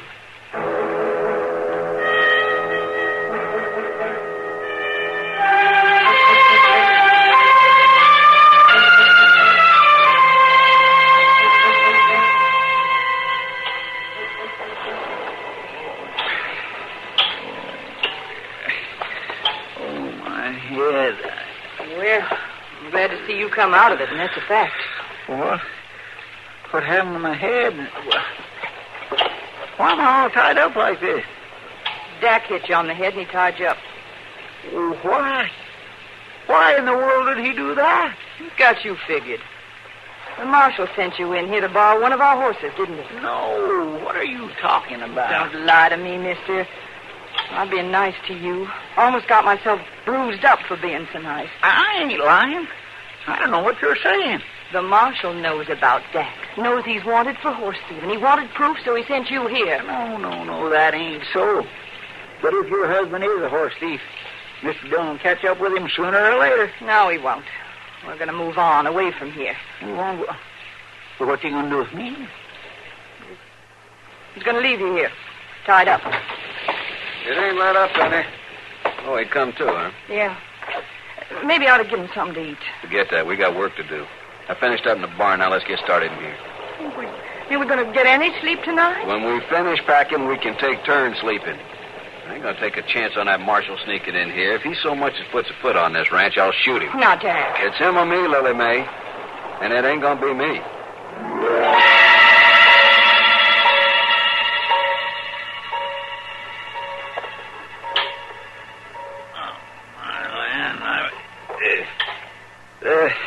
Lily Mae? Yeah? What you want? Could I have a drink of water? I guess so. Where's your husband? He's outside loading the wagon. Here you are. Good. I'll hold it for you.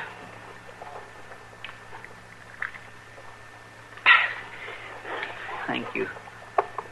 How long has it been daylight? About a half an hour. My head hurts something fierce. You want any more? No, thank you. You gonna let him leave me tied here? I can't persuade him one way or another. Once he makes up his mind, he never changes it. Well, what about you? There's nothing I can do about it. Yes, there are. You could cut me loose before he comes back in here. He won't know the difference. I'll make like I'm still tied up. He'd kill me and you, too. But he won't know the difference. I'll make sure he don't. No, I can't do it. You gotta do it. You gotta. I'll die sure. You won't try to leave before we get out of here? No, I won't. I give you my word. He'd kill you if you did. I know that. All right. I'll get a knife.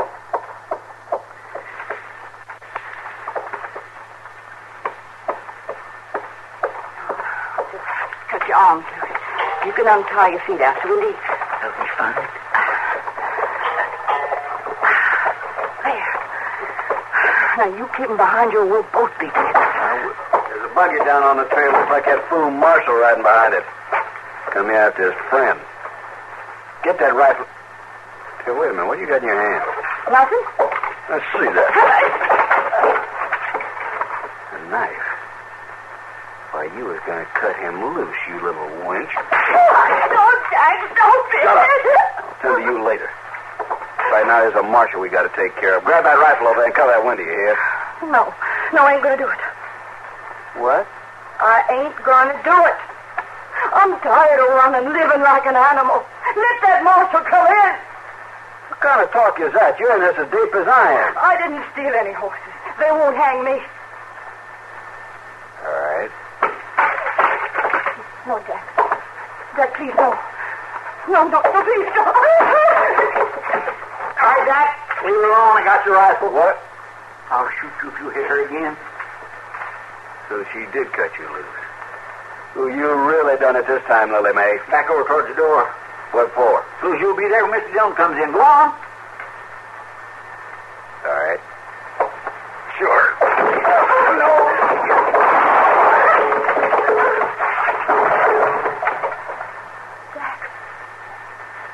Jack.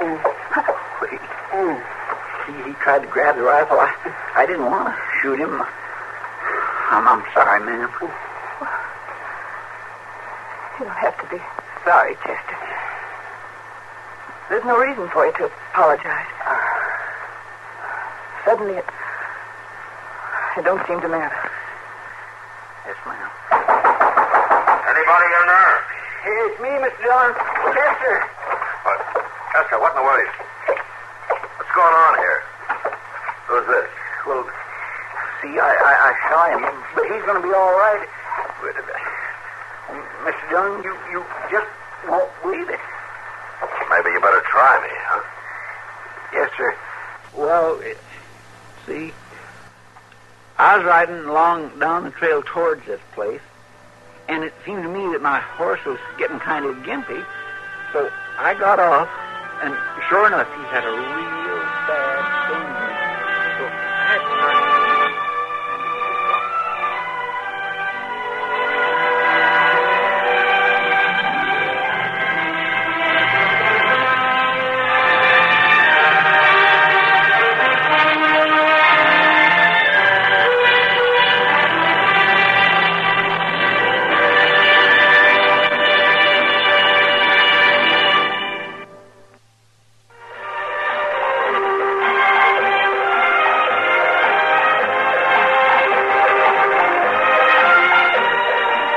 Gunsmoke. Produced and directed in Hollywood by Norman McDonald, stars William Conrad as Matt Dillon, U.S. Marshal. The story was specially written for Gunsmoke by Frank Paris, with editorial supervision by John Meston. Featured in the cast were Harry Bartell, Lynn Allen, Vic Perrin, and Bartlett Robinson. Harley Bear is Chester, Howard McNear is Doc, and Georgia Ellis is Kitty.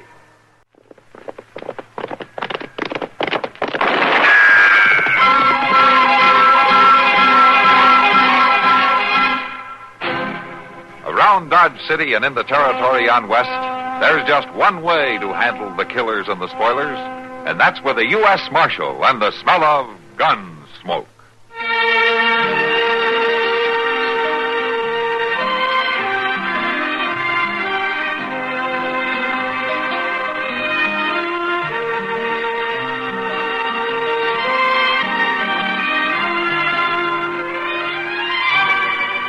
Gunsmoke, starring William Conrad, the story of the violence that moved west with young America, and the story of a man who moved with it.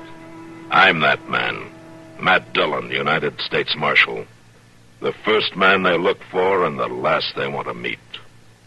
It's a chancy job, and it makes a man watchful and a little lonely.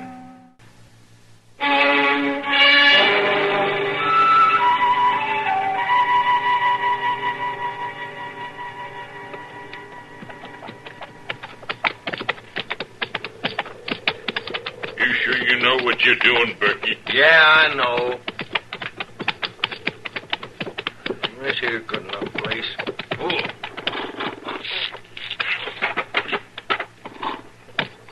Well, come on, climb down. Don't make no sense to me, leaving it here after all we done to get it. Bring the shovel. Put your hand out on some money and bury it. Don't make no sense at all. Going down there near the creek. Right there under these bushes.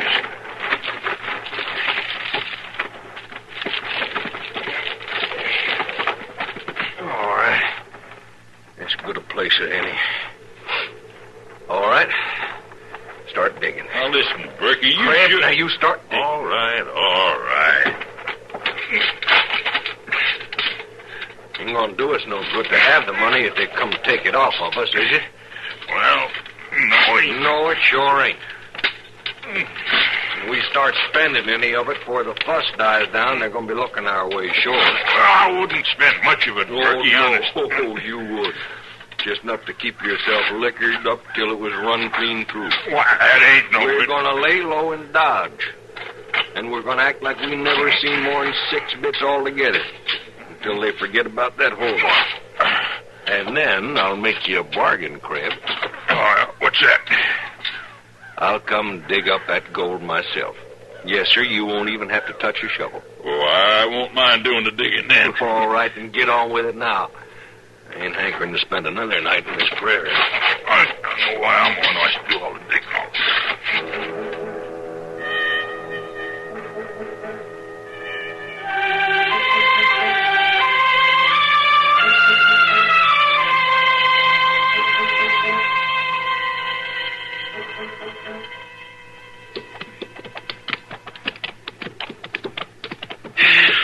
sure will be glad to get back to Dodge this time, Mr. Dillon. You know something, Chester? You're always glad. Yes, sir, I know. It ain't so bad, these long rides, if we get something done, but to ride all that way for nothing. It wasn't for nothing, Chester. We at least found out that the hold-up men weren't there. Oh, we did that, all right. We done that. We also found out that nobody don't know who they was nor where they went, if that's any help. Might be more help than some of the false leads we get sometimes. That could be true. Well, I do declare. Look at there, Mr. Dillon. What? Off to the right there. Just look yonder. Yeah. Come on.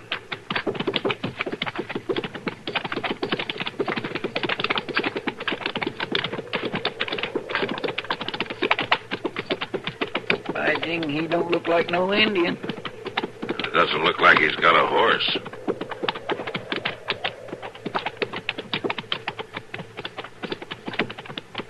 You're a long way from your horse, mister. Yes, sir, I am. Matter of fact, I let him escape. You let him escape? I'm afraid that's exactly what happened. I'm not accustomed to horses. When I came back from the grave, the animal was gone. I guess I hadn't secured him properly. Grave? Just what grave was that? Why, an Indian grave back there a few miles. That's where I picked up this fine specimen of a bow and arrow. Who are you? My name is Milford, sir. Otis Milford. I'm Matt Dillon, U.S. Marshal. You make it a habit to rob Indian graves? No, sir, I do not. I have great respect for the Indians. I study them, you might say. I'm writing a book on every phase of their culture and of this West. Once in a while, it's necessary, in the interest of science, to collect a certain article. You don't look as though you're very familiar with any culture out here on the plains. You're right, sir, I'm not. I have studied the Indians of the East. I've come to study the Indians of the West. Are you aiming at something with that arrow? Well, yes, sir, I was. I wanted to test it, to compare the bow with the ones used by the Eastern tribes. It compares very well. I'm sure the Pawnee will be glad to hear that. I was just on my way to pick up the quarry. You shot something? Yes, sir, a rabbit. It's just over here. You shot a rabbit? You're either a very good shot or mighty lucky. Well, I've studied to become expert. Well, where are you headed for now, Milford? I was heading for Dodge City before my horse ran off. Now, we're headed for Dodge. We'll give you a ride in if you want it. I'd be much obliged, sir. Very much obliged. Sure. You can ride up behind me, Mr. Dillon. All right, Chester, give him a hand. Thank you. Be careful of the bow, please. Yeah, Chester, be careful of the bow, please. All right, let's go.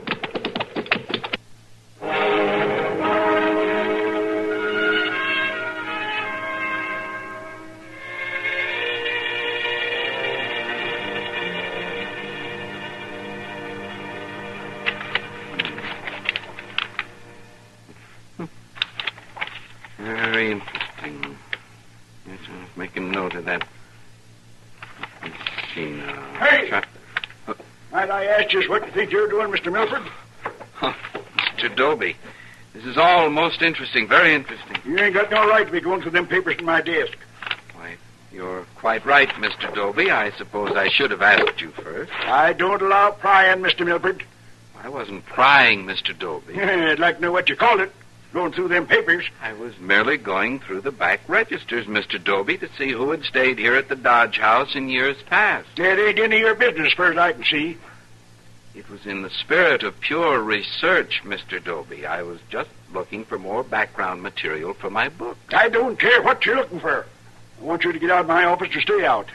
Certainly, sir, if you feel that way about it, but I don't... No buts about it. You just get out, and I'll see that you stay out.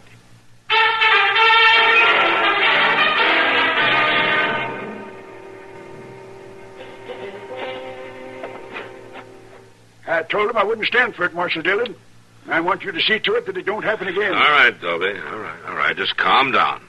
Now, there wasn't anything missing, was there? Well, now, nothing was missing, but that's not the point. I just don't want him snooping around. Well, I don't think he'll bother you anymore, Dobie. He's not a crook. Well, I'd like to know what you call it. Milford was doing just what he said he was, looking up material for his book. He just neglected to ask your permission. Probably never occurred to him. Well, I ain't going to stand for it. All right. I'll talk to him. Well, that's the proper way to conduct your job, Marshal Dillon. Good day. Good day. Oh, Dr. Adams, I didn't see you coming. Yes, well, you better be more careful opening doors, Dobie. You might become a patient. Good day, Doctor. Yeah, good day. What's eating him? Come on in, Doc. Yeah, he's upset because our friend Milford started looking through the hotel records without Dobie's say-so. Oh, Milford. I should have met that fellow's bound to get himself into some real trouble. Milford's harmless, Doc. Oh, sure, he may be harmless to other people, but he's not harmless to himself. Oh? What do you mean? He just doesn't belong out in this country. I treated him for his limp, like you said. And I swear, Matt, I never saw such a pair of raw feet in my life. Why, he must have walked for miles.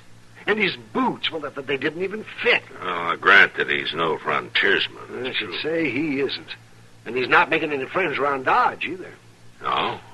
What's he doing now? Well, Matt, it's nothing criminal, but he keeps stopping people and asking them fool questions. And he nearly got himself kicked in the head a little bit ago. Oh, what happened? Oh, he was trying to get a better look at the saddle of old man Garcia's horse. It's got silver work on it, Well, I don't blame him for looking. It's mighty rare in Dodge. Yeah, well, Milford could have been killed. Yeah, he could. And he's talking now about starting off on an expedition into Indian country. Well, then he will be killed. Well, I say, I'd give him about 2 days. All right, Doc, all right. I guess I better have a talk with him. I don't think it'll do much good. Well, maybe you can send him back to his Eastern Indians. I have a feeling they've sent him out here. Come on, Doc, I'll buy you a beer.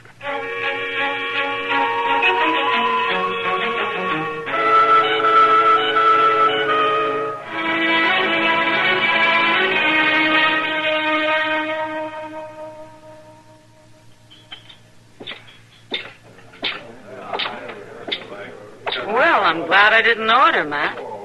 The food would have had to have been warmed up twice. I'm sorry I'm late, Kitty, but I've been looking for somebody. It's all right. Sit down. Oh, thanks, Kitty. I could stand some food, and I think... Kitty, maybe you better go ahead and order your dinner, huh? I'll be a little while yet. What is it now? That's who I've been looking for. You mean that little professor fellow? Yeah, that's the one. I want to talk to him before he gets into any more hot water. Before you eat? Yeah, I'm afraid so. All right, Marshal. Far be it from me to interfere with the processes of the law. Ah, Kitty. Oh, go on, Matt. I can pay for my own dinner. Just remember you had your chance. I'll see you later. Sure, Matt. Sure.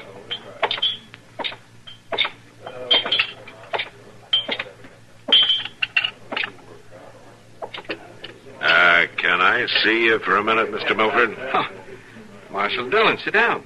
Sit right down. Oh, thank you.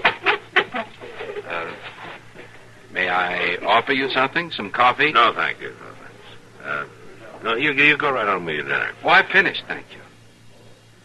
Well, what can I do for you, Marshal Dillon? Oh, I understand that you're planning to head out on the high plains. Yes, sir. That's exactly what I plan to do. And you're going alone. Is that right? I always go alone, Marshal. It's the only way to do a true job of study. I don't think that's a good idea, Mr. Milford. Well, I don't understand. I don't think it's safe for you to ride off out there alone. It's tough country. I'm not afraid, Marshal Dillon. Might be better if you were a little afraid. You weren't doing so well the last time when we found you. Well, I'm not going to try to ride a horse this time, Marshal. You're not going on foot. Now, Doc says you're lucky to have any feet at all. I think your doctor is somewhat of an alarmist. But no, Marshal, this time I'm taking a wagon. I'm going to be properly equipped. Equipment isn't the whole answer, Mr. Milford. A man who doesn't know the prairie stands a good chance of not getting back. I'll know the prairies when I get back. I promise you that. Well, the Indians might not be too glad to see you either. I happen to be a friend of the Indian, Marshal Dillon. Yeah, but you might not get a chance to prove it. They can be dangerous, you know. I certainly appreciate your interest, Marshal, but a man must pursue his calling. You can't legally argue with that, can you? No, and I can't legally stop you, but I can warn you. And I won't legally be responsible for what might happen to you. I understand your position, Marshal. I hope you can understand mine. Yeah, I can understand it. But I don't like it.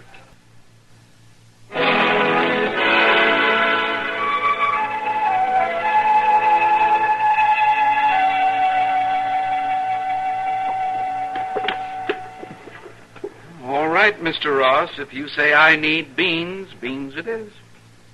Well, it ain't proper to go nowhere in this country without a supply of beans, and that's the truth.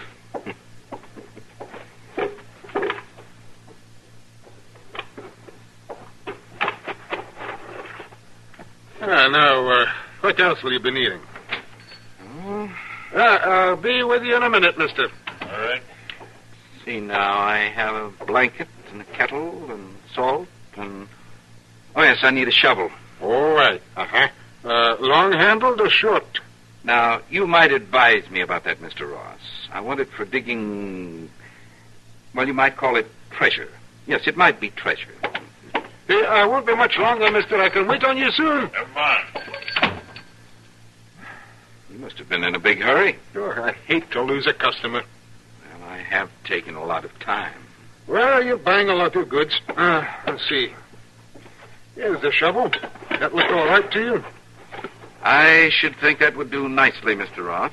Now, if you'll just help me get these things in the wagon. Are you going to pay now or later? Forgive me, I forgot. I'll pay now.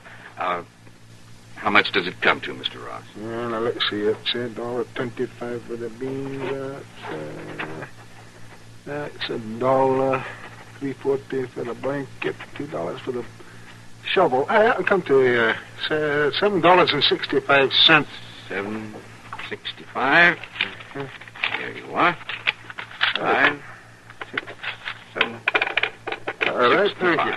Well, let me give you a hand down to the wagon with all this.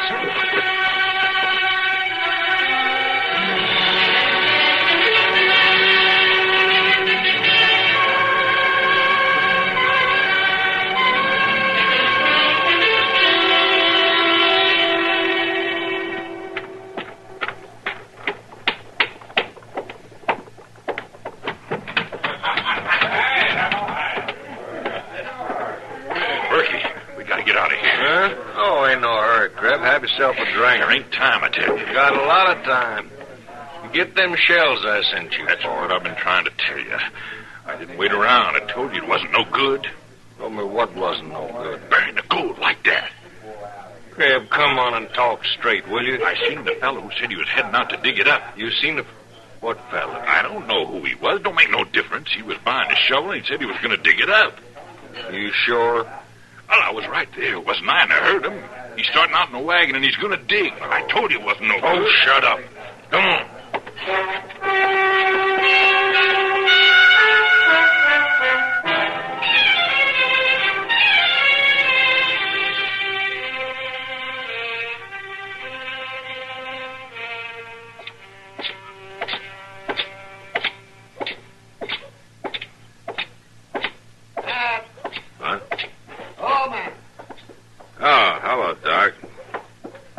Something on your mind? Nothing that you're going to help me with, that's plain to see. No, what do you mean? Well, they tell me Milford started out west.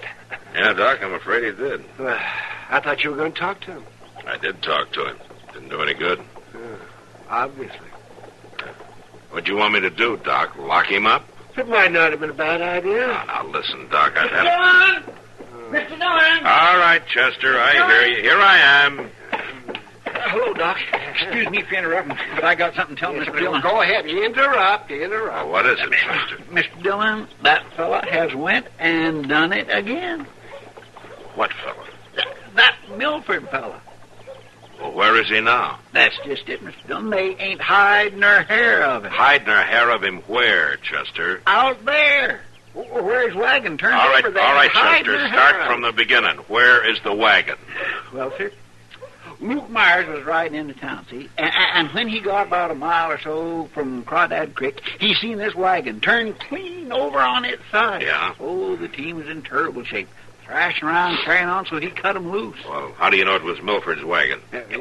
Well, because Luke looked around there some, and he found one of them little notebooks Mr. Milford's always carrying around with him and writing in, and had his name on it. And no sign of Milford? Not a sign in the world.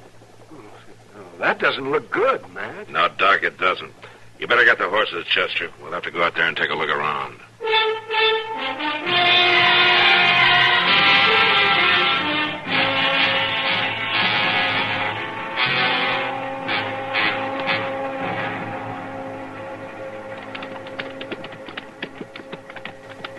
There it is, Mr. Dillon, smack on its side. Yeah.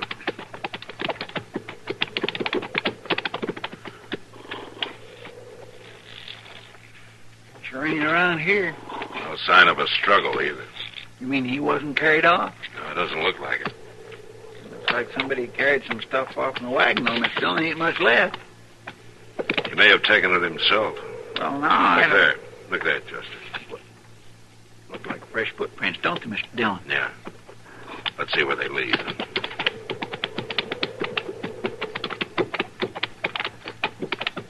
Looks like they're heading for the creek, don't it? All right, we'll leave the horses here, Chester. Go down through the bushes. Yes, sir.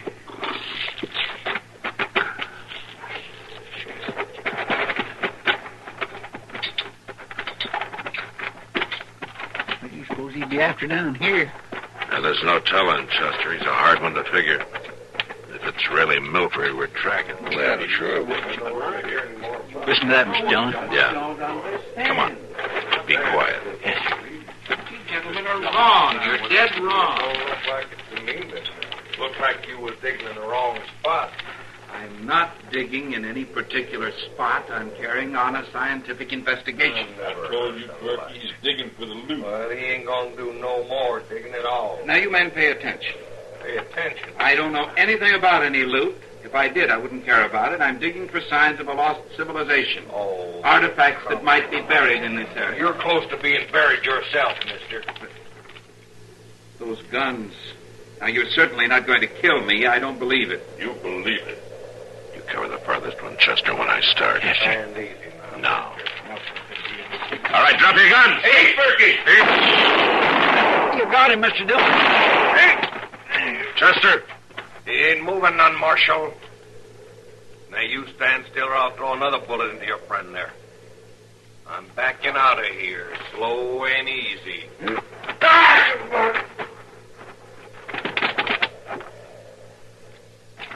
Nice shooting, Mr. Milford. I never aimed an arrow at a human being before. Sorry I had to. Yeah, but I'm glad you knew how. Chester? Chester, you all right? You know? It's all right, Chester. It's all over. You got a crease in your head, Chester. It's a good thing you've got a thick skull. Yes, sir. Mr. Milford.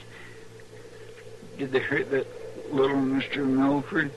No, Chester, they didn't hurt him. Oh, that's good. I've been worrying about him. You don't need to worry anymore, Chester. He just saved your life. He saved him? How could that be? Never mind. I'll tell you when you feel better. May I just say one thing, Marshal Dillon? What's that? It isn't always the Indians who are dangerous, is it? No, sir, you're right. It isn't always the Indians.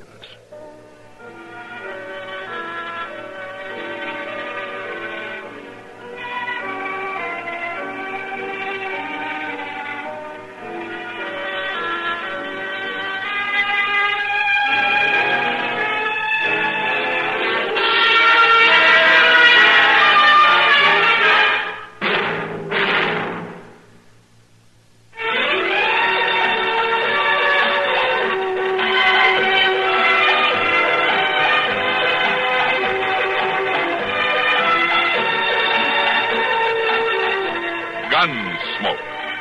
Produced and directed in Hollywood by Norman Macdonald, stars William Conrad as Matt Dillon, U.S. Marshal. The story was specially written for Gunsmoke by Marion Clark, with editorial supervision by John Meston. Featured in the cast were Vic Perrin, Barney Phillips, Lawrence Stodkin, and Ralph Moody. Harley Bear is Chester, Howard McNear is Doc, and Georgia Ellis is Kitty.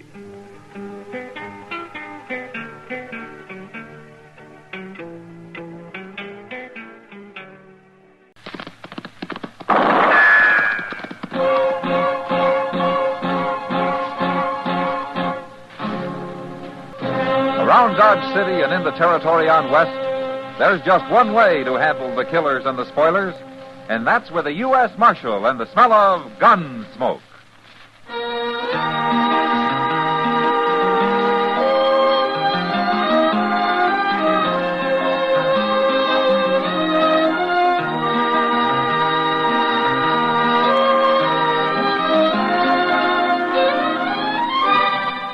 Gunsmoke, starring William Conrad.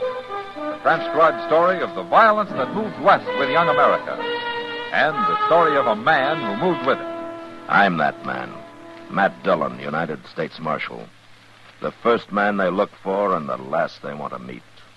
It's a chancy job, and it makes a man watchful. And a little lonely.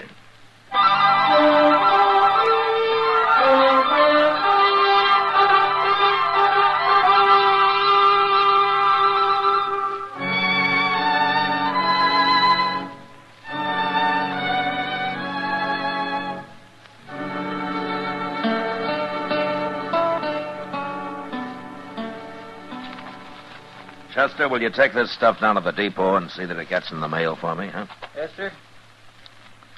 Now, what's he doing? Huh? What's who doing? Old man McCready's boy, Mr. Dillon. What's he doing anyway? Well, you're the one who's looking out the window, Chester. Well, he ain't up to no good. Look at him. Well, I guess I'd better, or I'll never find out. Oh, he's jumping on his horse. There he goes. Well, what was he doing, Chester? Fooling around that wagon team there. He was messing with the traces for some reason. Oh, well, let's go have a look. That Billy McCready always was a wild one. Oh, he's young, Chester, and he's only got his old man to bring him up. Sure, he'll probably grow up to be just as mean as old man is. Well, I hope not. Wonder whose wagon this is, anyway. I don't know, Mr. Dillon. Ain't much wagon, though, is it? Must belong to some starving sodbuster. Chester. Hmm? Come here. Look, that's what Billy was doing. Why, he's got them traces half cut, Mr. Dillon. Yeah. They'll still hold for quite a few miles, though. Enough to leave whoever's driving this wagon a long way out on the prairie. Well, now, why would Billy do a thing like that? What are you fellas doing with that harness? Oh, is this your wagon, mister? It's our wagon. Me and my wife's here. What are you men doing with it? Well, your traces have been cut, man. Cut? What do you mean? Come here, take a look. Well, who done that? Billy McCready. I told you, Jim. I told you something was going to happen. What's Billy McCready got against you people? Don't you tell them nothing, Jim. Ain't none of their business. Look, I'm a U.S. Marshal, man. Maybe I can help you. You Marshal Dillon? That's right. Tell them our name, Jim. It's Gabriel. I got a quarter section near Sky Mountain. Oh? Well, that's on the way to McCready's ranch, isn't it? Marshal, McCready can have all the land he wants, except mine. I filed on that land 8 months ago, and I've been living on it like the law says, and I've been proving it up. It's mine, and he ain't going to get it. Well, hasn't McCready got enough land for his cattle out there without needing yours? It ain't the land so much as the water, Marshal. I've opened me a spring, and I've dug a well. It's the water he wants. They're trying to hound us off there, Marshal. Yeah, like Billy cutting our traces. They figured we'd lose the team on the way home, I guess. Who's they? The old man and Billy? Old man don't come around. It's Billy and one of them riders, Bart. A real ornery-looking fella. They're the ones. But it's McCready tells them what to do. They're going to start plaguing us real bad now. And I'll fight 'em. Me and the boy'll stop 'em. Oh, you got a son? He's down buying grain. We're picking him up on the way out of town. Ah. Well, you better mend those traces first. Yeah. Look, Gabriel, I think Chester and I better ride out with you, huh? Maybe we can find out what Billy had in mind.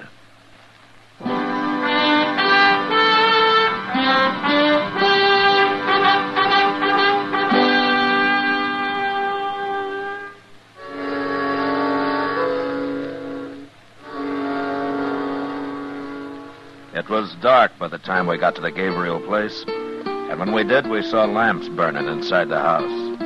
At first, Gabriel thought his wife's sister and her family had arrived from back east, but then we noticed 3 horses standing outside. Families came west by wagon, not horseback. So I told the boy to take their team around to the shed while Gabriel and his wife walked into the house as though they suspected nothing. They left the door open. Chester and I got down and sneaked up to where we could hear what was happening. I hope they don't get hurt, Mr. Dillon. And Gabriel seems like good people. Quiet now, Chester. Get back here so soon, Keep out of the Gabriel. light. Same way we got the Dodge in our wagon. That's old man McCready, Mr. Dillon. Billy, you been lying to me? No, Pa. I done what you told me. Honest, I did. You shut up about what I told you. Don't matter none, Mr. McCready. Nobody's gonna believe nothing that Gabriel say. Why don't you give up and go back east, wherever you come from, Gabriel? There's too many people out here already. And there's more coming, right here, too. What? My wife's sister and her husband. And they're bringing the little girl with them. One more man to fight, huh?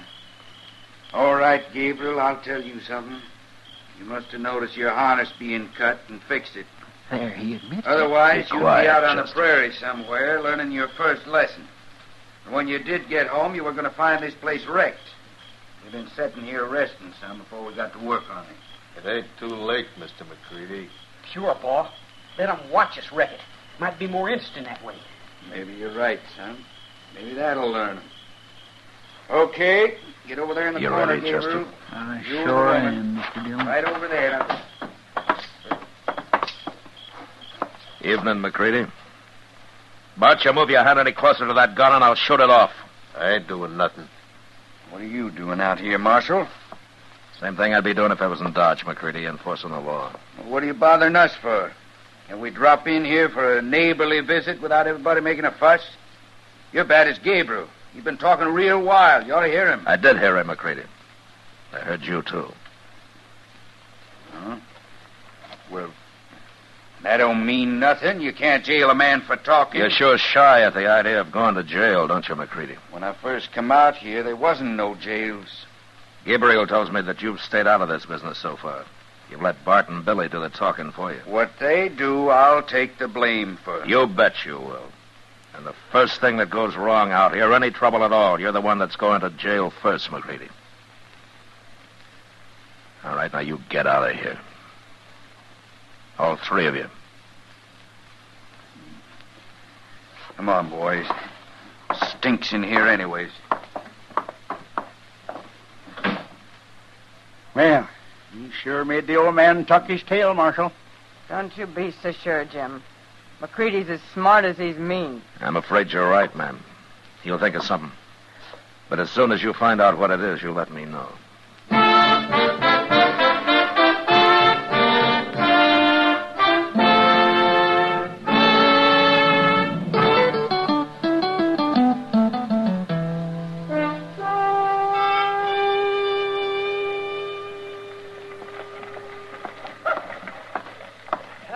Good morning, Matt. Hello, Doc. Well, come on, sit down. Unless you're in a hurry to get to your hospital. My hospital? Matt, my hospital. Oh, well, if the day comes when I'm in a hurry to get to my hospital, you'll be warden of the Dodge City Penitentiary. Hey, well, that sounds like a nice, warm inside job, Doc. And I hope you get it, too, Matt. And when you do, I hope old man McCready there is your first customer. McCready? Oh, I see. He sees you, too. Guess he wants to talk to you. Well, like he says, I can't jail him for talking. Morning, Marshal. Doc? Hello. Oh, what can I do for you, McCready? Nothing, Marshal. Can a man stop and say hello? Sure. All right, what's on your mind? All right, then, I'll tell you. I've been thinking about it all week.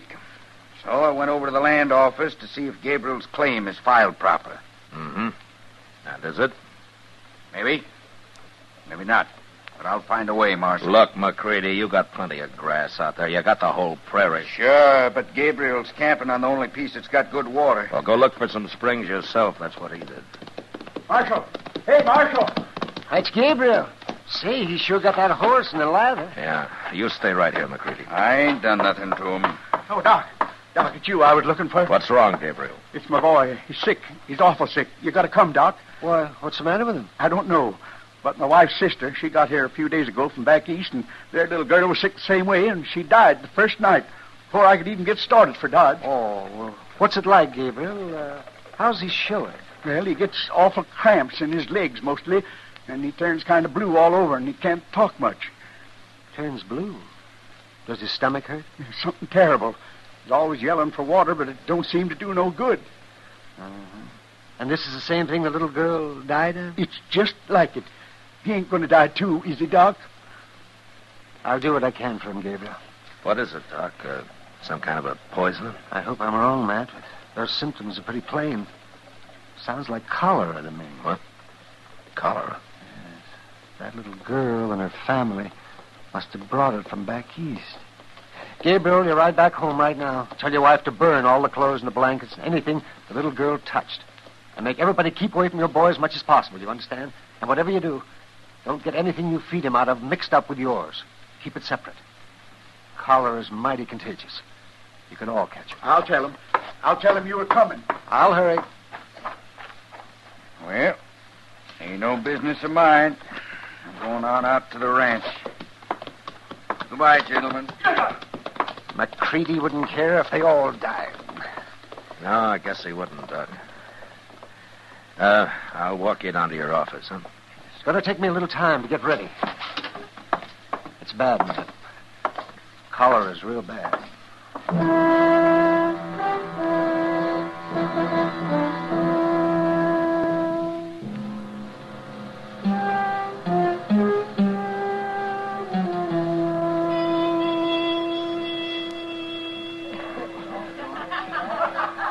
You're worried tonight, Matt.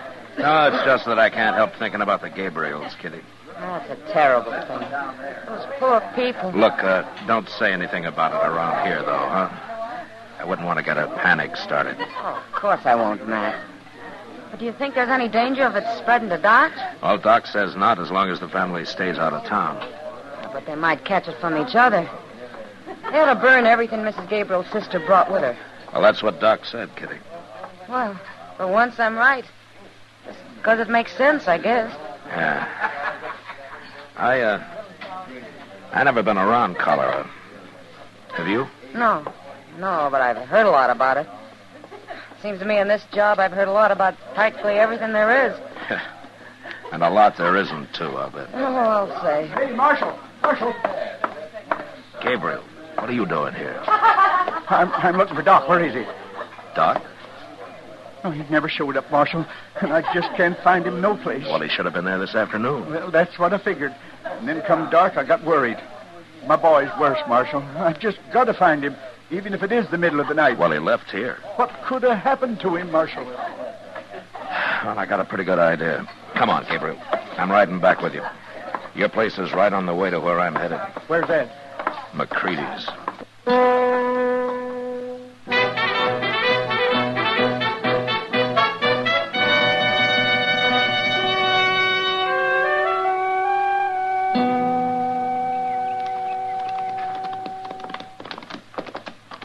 There's my house, Marshal, but I don't see Doc's buggy nowhere. Well, he came horseback, Gabriel. I doubt if he's here, though. Yeah, it must be 8, 9 o'clock already. Well, it was after 2 when we left Dodge last night. We made good time, though. Oh, there's your wife. Yeah, she's going to be awful disappointed.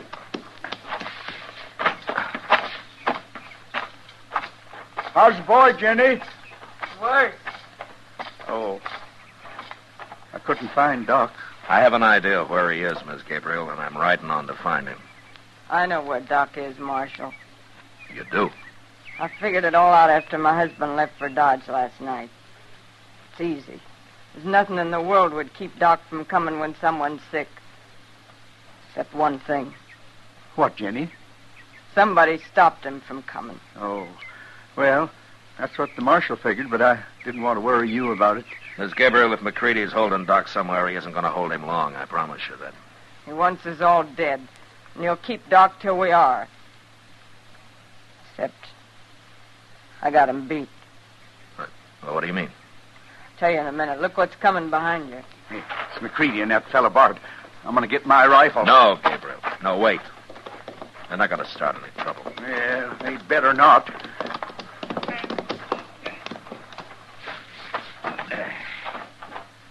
Morning, Gabriel. Miss Gabriel. Marshal. Hello. Come out to help, Marshal? Yeah, that's right.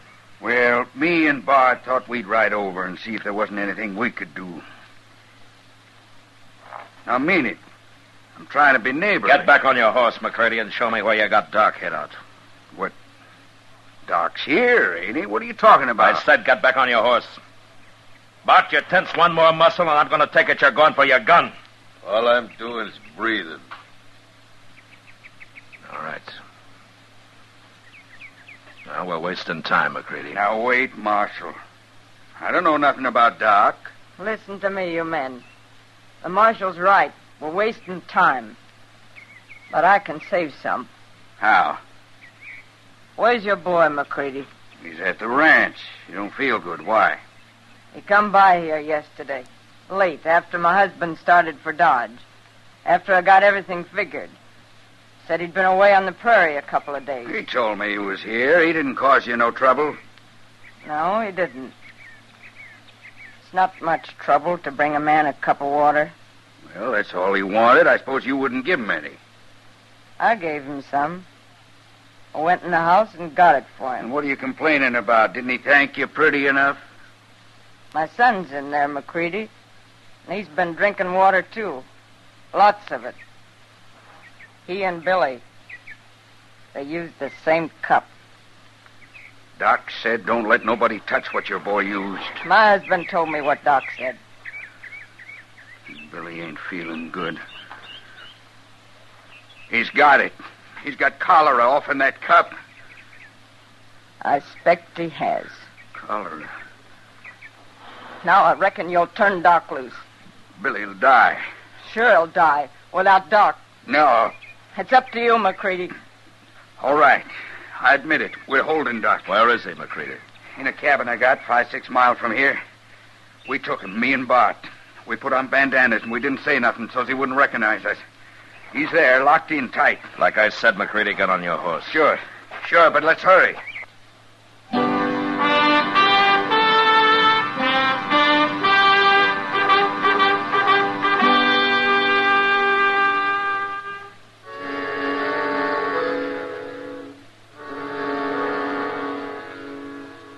I expected to find Doc fighting wild when we reached the cabin, but instead he was pale, sober, and as calm as I'd ever seen him. And when McCready demanded that he go take care of Billy first, Doc didn't even answer him. He just mounted his horse and quietly asked me to lead him to the way to Gabriel's. When we got there, McCready sent Bart off to see how Billy was doing, and then sat down with Chester and me in the dirt outside the cabin and waited. It was along late in the afternoon when Doc finally came out, and he walked over to us. How is he, Doc? Any better? He's dead, Chester. Dead? Died about a half an hour ago.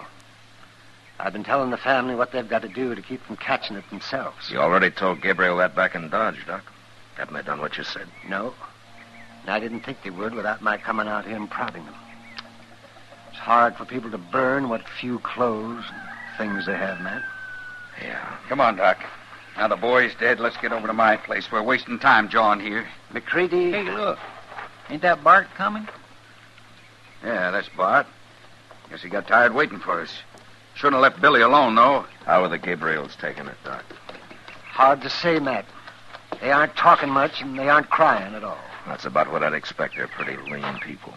It's a good thing they are. What are you doing here, Bart? Why didn't you stay with Billy? We're about to leave now. Mr. McCready,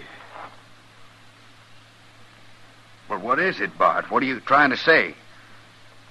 Billy's dead. Died right there in his bed.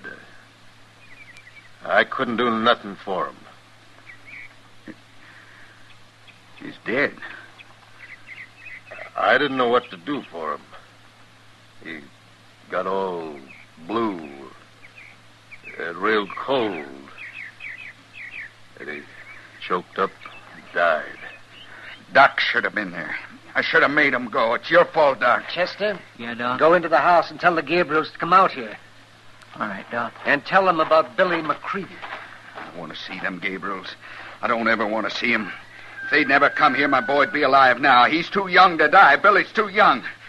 It ain't right. It just ain't right. I done all I could, Mr. McCready. I put blankets on him. I straightened him out when he cramped up. I poured a lot of water into him. It ain't your fault, Bart. You ain't a doctor. How would you know what to do? You didn't kill him. That's enough of that talk, McCready. Why don't you shut up? It wasn't your son that died, Marshal. It was mine. Here come the Gabriels. Their son died, too, you remember? There.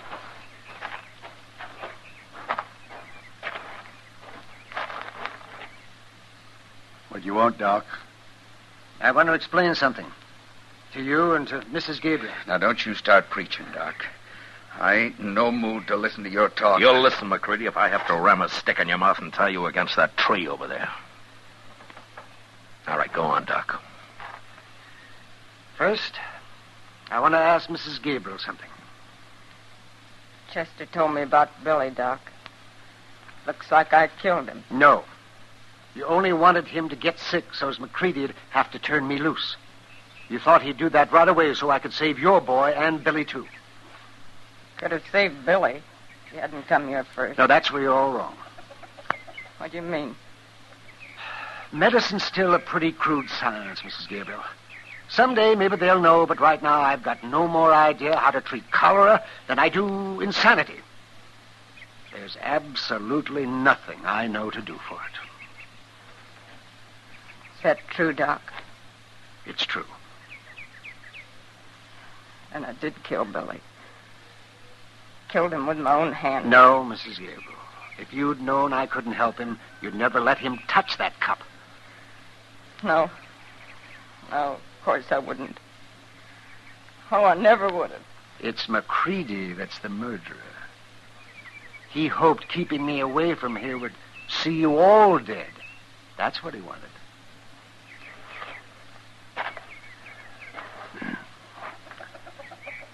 But all McCready's going to get for his murdering ways is the death of his own son. So you think about it, McCready, the rest of your life. And remember what it says in the Bible? The Lord does have his way of vengeance, after all. Doesn't he? All right, come on, everybody. Let's get to work. See what we can do to keep anybody else from catching us.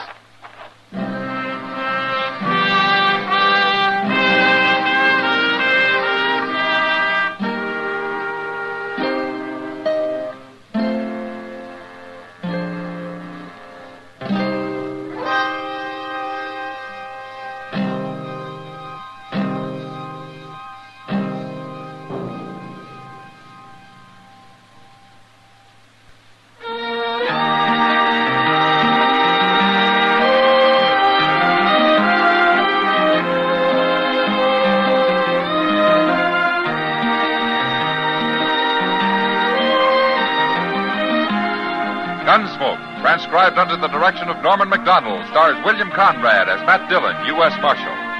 Tonight's story was specially written for Gunsmoke by John Meston, with music composed and conducted by Rex Corey. Sound patterns by Tom Hanley and Ray Kemper. Featured in the cast were Ralph Moody, Virginia Christine, Vic Perrin, Clayton Post, and Sam Edwards.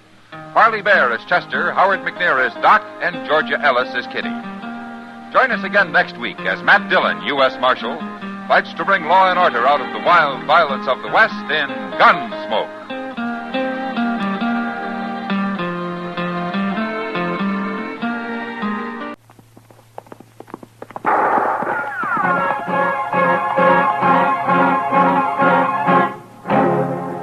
In Dodge City and in the territory on West, there's just one way to handle the killers and the spoilers, and that's with a U.S. Marshal and the smell of Gunsmoke.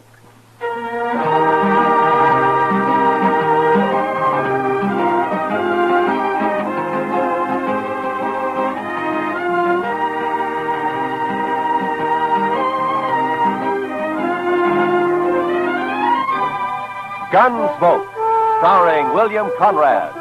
The story of the violence that moved west with young America. The story of a man who moved with it. Matt Dillon, United States Marshal.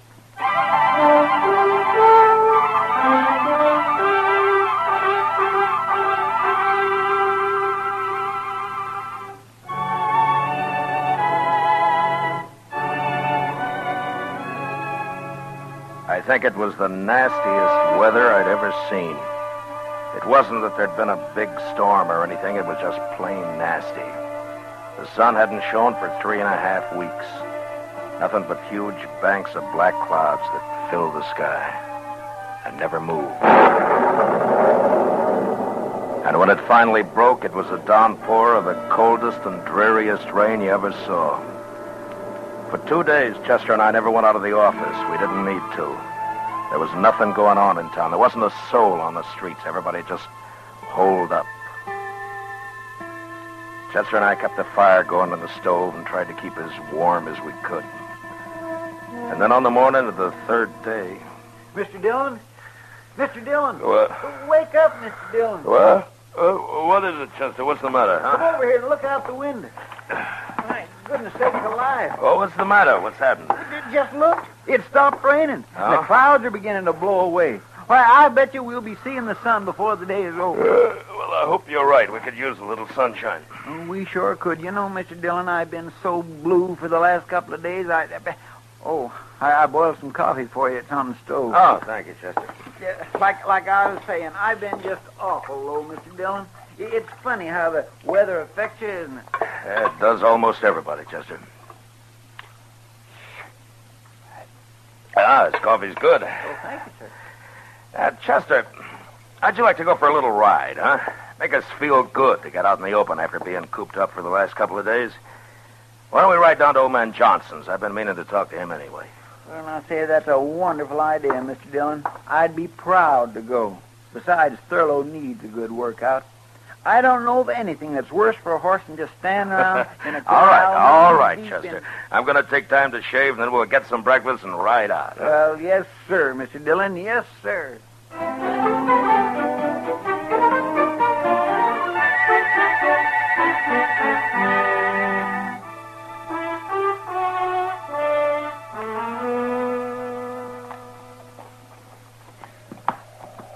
You were right, Mr. Dillon.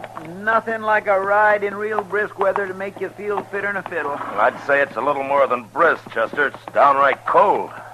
This wind doesn't help much. Well, we haven't got much farther to go. How far would you say we've come? Oh, about 15 miles. Well, then we should be there pretty soon. There. Look at there, Mr. Dillon. What to tell you? What? There's a patch of sunlight just come through. Over there to the right, see? My, isn't that pretty? Chester. There by that hackberry tree there in the sunlight. You see? What is that? Can you make it out? Where? Oh, yeah, I do see something, but I can't... Come on, let's ride over to it, huh?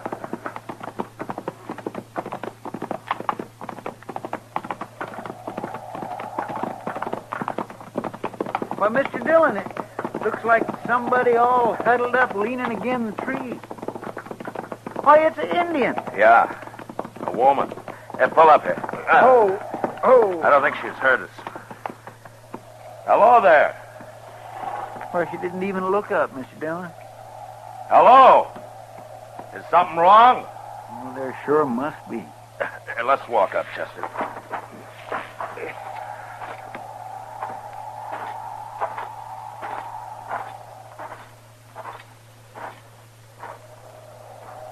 Can we help you, miss?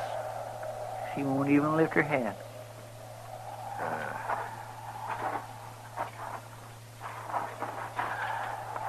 Miss, what's wrong? She looks sort of befogged, don't she? Yeah. Miss, Here, look at me. No, I'm not going to hurt you. Chester, she's burning up with fever. Well, what in the world is she doing way out here in the middle of nowhere anyway? Being out here in all this weather, she's probably caught her death in the morning.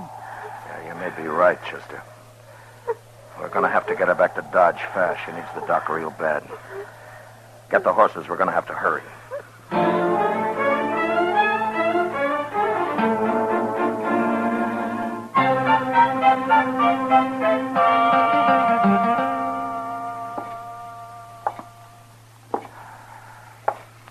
Mr. Dillon, did you notice what a pretty little girl she was? I declare I don't think I've ever seen a more beautiful woman. Yeah. And her hair. You know, I think Indian women have the prettiest hair in the whole world. Seems such a shame that such a pretty little thing should have to be all... Matt? Oh, hiya, Kitty. One of the boys at the Texas Trail told me he saw you and Chester riding up the street here, Doc's office, and that you were carrying an Indian girl in your arms. He said she looked like she was dead. What happened? Oh, we found her out in the middle of the plains. That's right, Miss Kitty. She was just sitting under a big old hackberry tree. Oh, what was wrong with her? I don't know. Exposure, I guess. Doc don't think there's much chance for her, Miss Kitty. Oh, that's too bad. Matt, you better come in. Yeah. Kitty. Doc? How is she, Doc? She just regained consciousness. I'm afraid I can't see how she's still alive. Well, you think I could talk to her? Well, you can try. Certainly won't hurt anything. But I'd like to find out who she is so that I can notify her people if... Well, you better hurry. Yeah.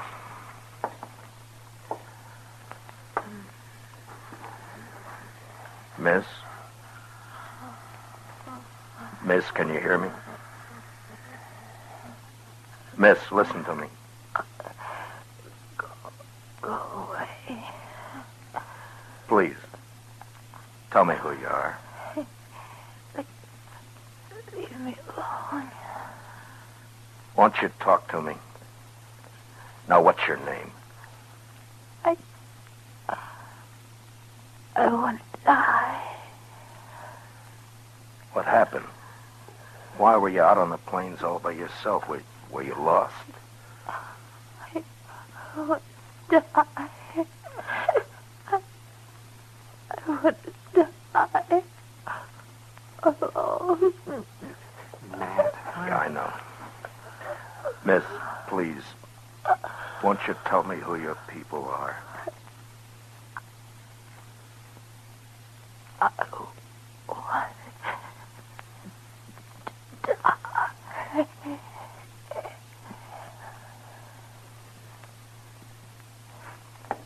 Well?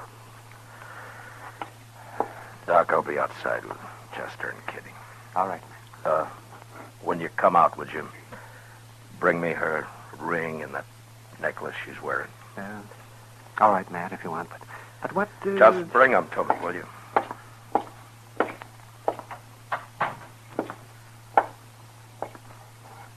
Well, Matt? Yeah. Chester, we got a job on our hands. Yes, sir, Mr. Dillon? There's something wrong about this, and I'm going to find out what. What do you mean? She was wearing a gold wedding ring. Yes, but Mr. Dillon, Indians don't use wedding rings. I know. Then you mean you think she was married to a white man, Matt? Yeah. Here's the necklace, Matt. Thanks, Doc. Have any of you heard of anybody around town marrying an Indian girl in the last year or so? No, Matt. No? Well, there ain't but one squaw man in the whole town that I know of, Jack Benson. And he married his squaw some 8 or 10 years ago. Well, then we're going to have to start from the other end. We've got to identify her. We'll have to find out what tribe she's from. And she looks like an Arapaho, Matt, from her clothing.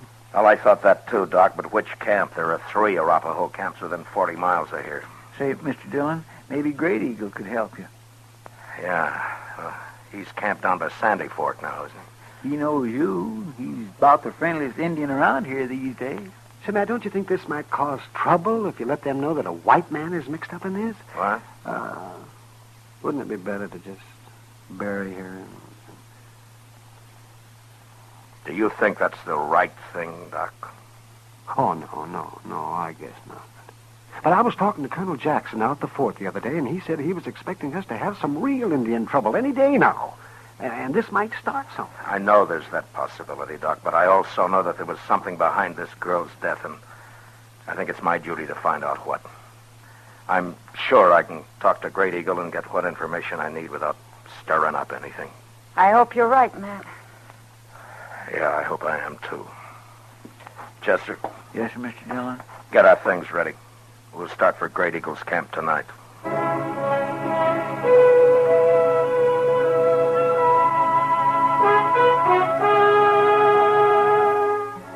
I figured it'd take us about 5 hours, and I was pretty close to right.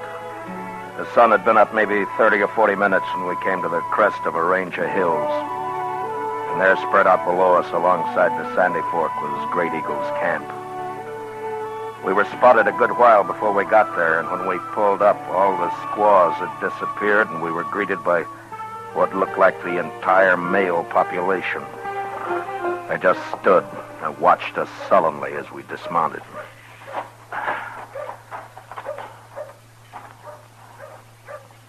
I don't think they're too happy to see us, Mr. Dillon. You may be right, Chester.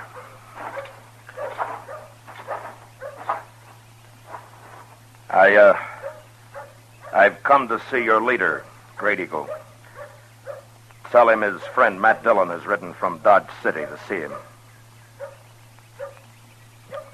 Maybe they don't understand. No, they understand all right. Please tell Great Eagle it's of importance that I see him. You are not wanted here. Great Eagle will not see you. Why don't you let Great Eagle decide that? Now tell him I wish to see him.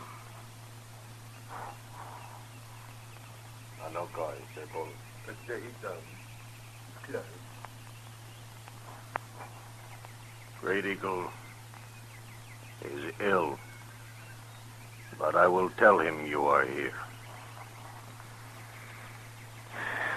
I thought for a minute there that we'd rode all this way for nothing, Mr. Dillon. Yeah, we may have, Chester. I wouldn't say these fellows is very sociable, would you? No. Doc must have been right about trouble a-brewing. Well, the last time we was out here, Great Eagle was real friendly. I swear I don't know what we've done to make him feel so good. You're talking too much. Yes, sir. Come.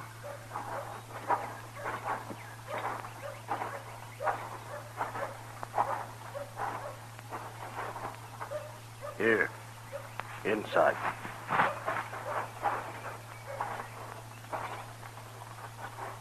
Matt Dillon, it is good to see you once more. And you, Great Eagle. You wish to talk with me? Yes, I do. I'm in need of your help. To be able to return your many kindnesses pleases me. I would first like to explain to you that I am aware of the unrest between your people and mine. And it's my desire that what I tell you be as a confidence between friends. If it were known, it might cause further trouble. It will be as a confidence. Thank you. Well, yesterday we found a young girl on the plains. She suffered from exposure. So we took her back to Dodge City for medical attention as fast as we could, but we were too late. She was of your people. Her clothing told me that, so I came to you to help me identify her. I can't tell you why, but I feel that there was evil behind the death of this girl, and I must find out about it. You see, she was wearing a gold wedding ring, the ring of a white man. Can you describe the girl? Well, I can only tell you that she was of great beauty, and, well, here, she wore this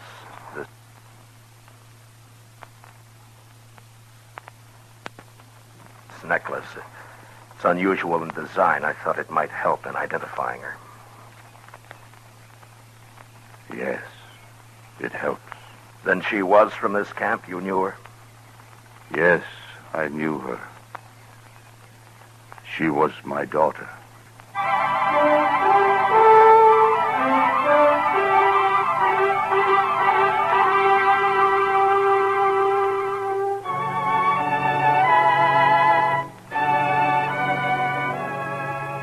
I looked at Great Eagle's face, and all of a sudden, Doc's warning came back to me. I saw Chester out of the corner of my eye. He looked exactly the way I felt, that hopeless feeling of not knowing what to do. I guess we must have stood for maybe a minute. Nothing was said. This man sitting before us, this man of great dignity, with his bronze face showing no emotion, just staring into nothing, holding the necklace in his huge hands. Great Eagle, we had no idea. Thank you. I understand. I'm sorry to have to ask this now, Great Eagle, but do you know what might have happened? I know nothing. Where is my daughter? She is at Dr. Adams' office in Dodge City. She will be buried here. I will come for her. You mean come into Dodge? I will be there before sundown of this day. Well, Great Eagle, with this unrest between our peoples, I don't think it would be but wise to come right into town. There are people there that might cause trouble. Before sundown, I will come for her. But isn't it running a chance unnecessarily? We could arrange to meet you on the other side of the river, or maybe... Before sundown of this day, with my braves, I will come into Dodge City for my daughter. But you can't bring your braves right into... All right, Great Eagle, I'll do what I can to see that there's no trouble. Before sundown, then.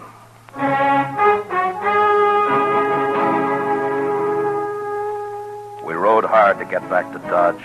There was a lot to be done. Chester didn't say anything, but I knew he was worried, and he wasn't alone. If this thing wasn't handled properly, it might turn into the worst trouble that any of us had ever seen. We got back into Dodge just before noon, and I sent Chester off to spread the word about what was going to happen. I figured it was better for everybody to know about it as soon as possible. Then if trouble did start, maybe I could stop it before Great Eagle arrived. I went to the office, tried to finish some work. But I kept seeing the girl in front of me. Hearing her say, I want to die. I want to die. Must have been 3 hours later when Chester came in, told me that the trouble had started. It was Black Dawson down at the Alafraganza. I'm going to... Wow! Wait a minute.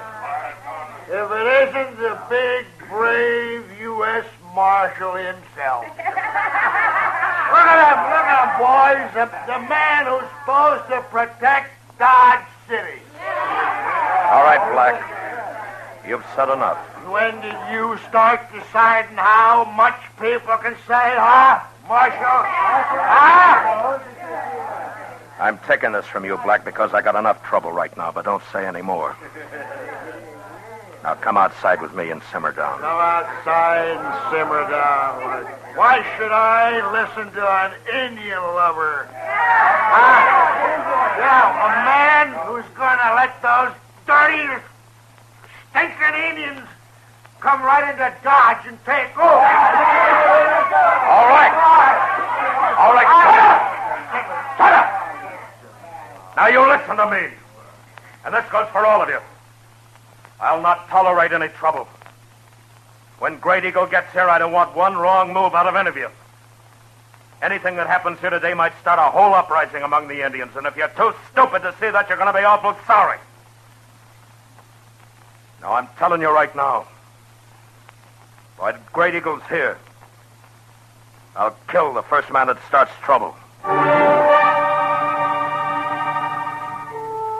An hour before sundown, the crowd started gathering along Front Street. They were talking and laughing and being loud, too loud. They were nervous and trying not to show it, but they all wanted a front seat at the big show. They didn't want to miss anything. And And then Black Dawson and his gang came out of the Oliver Ganza and stood leaning up against a hitching rail. Finally, Chester came down from Boot Hill where he'd been on lookout, and he told me that he'd spotted Great Eagle and his braves. They were coming. I looked around. Everybody started to turn quiet. They knew. I told Chester to keep an eye on Dawson, and I started down the street. I crossed the plaza and walked to the river. Before the Indians started to cross the bridge, I stopped them.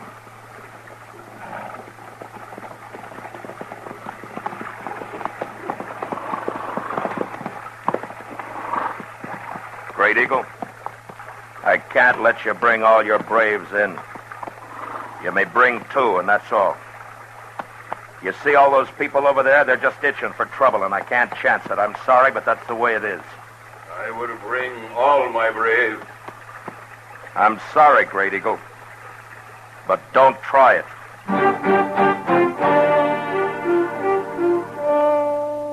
I turned and walked back into the plaza and stopped in front of Doc's office and stood, waiting. Great Eagle and his band didn't move. They just sat there on their horses, looking into the plaza. The crowd had stretched all along Front Street now, and they'd turned very quiet. Even Dawson and his gang were just standing glowering across at the bridge.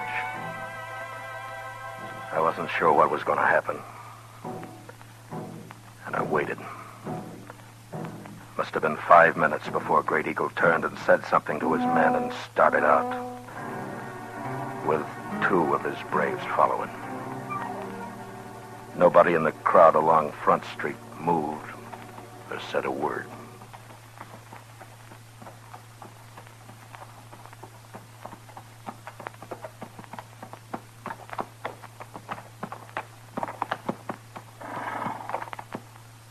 Where is she?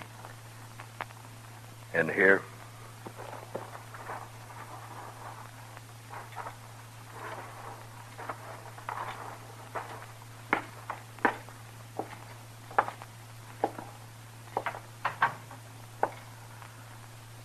She's in there.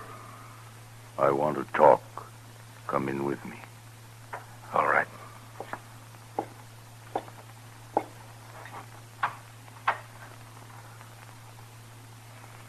Anoli. Her name means beautiful child. Is she not beautiful? Yes. She is, Great Eagle. Matt Dillon, I have done something today I have never before done. I have always thought myself a man of honor. But today I spoke a lie. To you. To me? Yes. I know of what happened to my daughter. I must tell you to regain at least part of my self-respect. All of it I can never regain. Many moons ago, my daughter disappeared. We searched for a long time, not knowing what had happened to her. 4 days ago, she came back. She told me of her marriage to a white man and how she was with child. Of how she had met this man on the prairie and had fallen in love with him. Of how they had gone to Hayes City. Of the great love they had for each other. And she told me of the slow change that came over him. When his fellow men began to laugh at him and with derision call him Squaw Man. And how the white man is ashamed of the Indian. The white man has great pride. She told me how he turned her away, told her to go back to her own people where she belonged. Great Eagle, I'm very sorry. At that moment, I was with great anger and pride. And for this, I will never again be a man of honor. I told her to go back and live with the white people in shame. That she was no longer an Indian. That the Indian, too, is a proud people. I am responsible for her death. I turned away from her. You may do what punishment you like with me. I killed my daughter.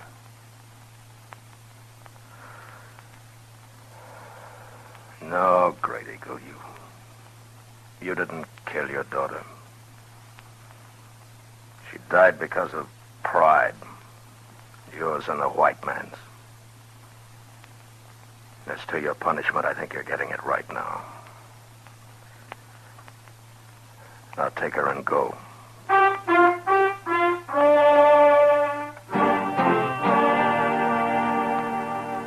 As Great Eagle reached the bridge, the rest of his braves turned and joined him and rode slowly off across the prairie, out of sight. And along Front Street, the crowd started to break up and head for the bars to get drunk and laugh and brag about how brave they'd have been if anything had happened. Chester and I stood for a long time, and the streets were almost empty. It was sundown. Mr. Dillon,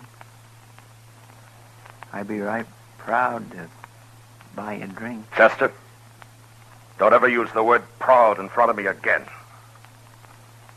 Yes, sir. I'm sorry, Mr. Dillon. No, Chester, I'm sorry. Come on, I'll buy you a drink.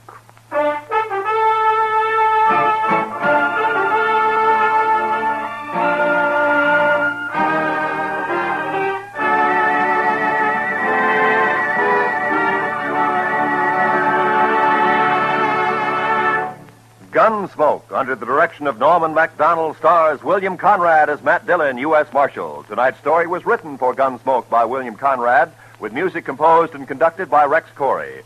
Featured in the cast were John McIntyre as Great Eagle, with Michael Ann Barrett, Lawrence Dobkin, and John Daner. Parley Bear is Chester, Georgia Ellis is Kitty, and Howard McNear is Doc.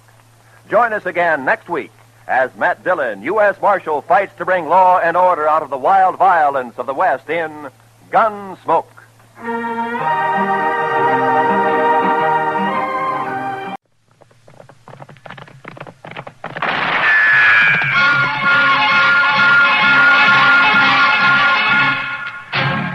Around Dodge City and in the territory on West, there's just one way to handle the killers and the spoilers, and that's with a U.S. Marshal and the smell of Gunsmoke.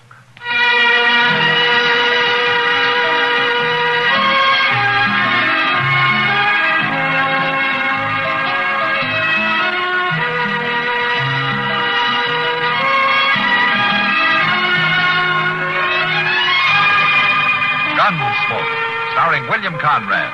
The story of the violence that moved west with young America. And the story of a man who moved with it. I'm that man, Matt Dillon, United States Marshal. The first man they look for and the last they want to meet. It's a chancy job, and it makes a man watchful. And a little lonely.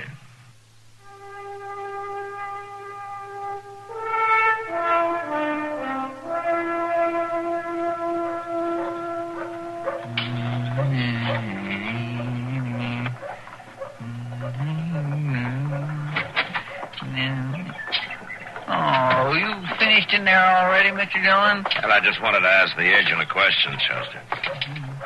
All right, I was sort of hoping we'd be a few minutes longer. Oh, you want me to go back in? Oh, no. Of course not. I was just thinking, though, with it so near to stage time and all, I'd like to stay a little bit and see it come in. Are you expecting somebody? Well, no, it ain't that. Oh, what is it, then? Well, I just like to see them stages come in, all. I get to figuring on all the miles they've come and all the folks that's rode in them and all the things that's happened. You know, Mr. Dillon, it kind of stirs a man up. Hang on to yourself, Chester, because here it comes. Oh, sure enough. Oh, ain't that a pretty sight? Oh. Well, I've seen prettier, but we might as well wait around and see who's coming in, huh? dinkies. I enjoy that. Oh,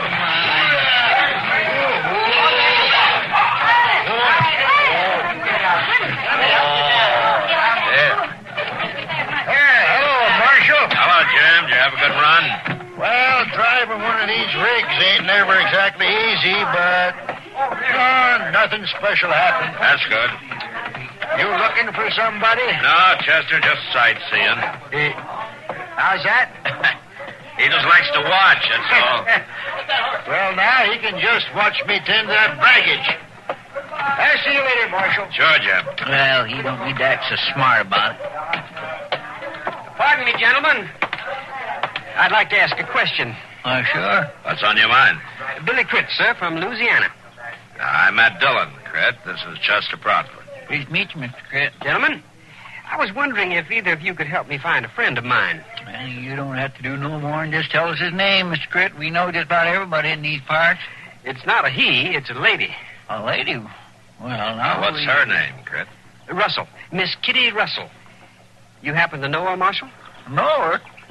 I just guess he does. Yeah, I know. I guess Mr. Dillon knows Miss Kitty just about as well as anybody in town. Well, I thank you, Marshal, if you tell me where I might find her. Why, we'll take you to her. She's just down the street there. Chester, will you go on down and pick up the mail and take it back to the office? I'll be there directly. Well, sure, I'll do that, Mr. Dillon. But if you need any help... Yeah, we'll call you if we need any help. Thanks for your courtesy, Mr. Proudfoot. You say you can show me where to find Miss Russell, Marshal? Oh, sure. I'll take you there. Come on. You, look a little young to have known Kitty very well. She's been here in Dodge for quite a spell now. She's an old friend of the family, Marshal Dillon. Most especially of my older sister. They grew up together. So when I started out on this trip, there was nothing for it but that I look her up. Lucy'd never forgive me. I see. Has your sister heard from Kitty lately? Why, they've kept in touch, sir. Birthdays, Christmas, things like that. You know how ladies are. Now, here we are, right in here. But this is a saloon, sir. You ever been in one before? Oh, I have no objections for myself, sir, but we're looking for a lady. Well, come on in, Cret. I think Kitty can speak for herself.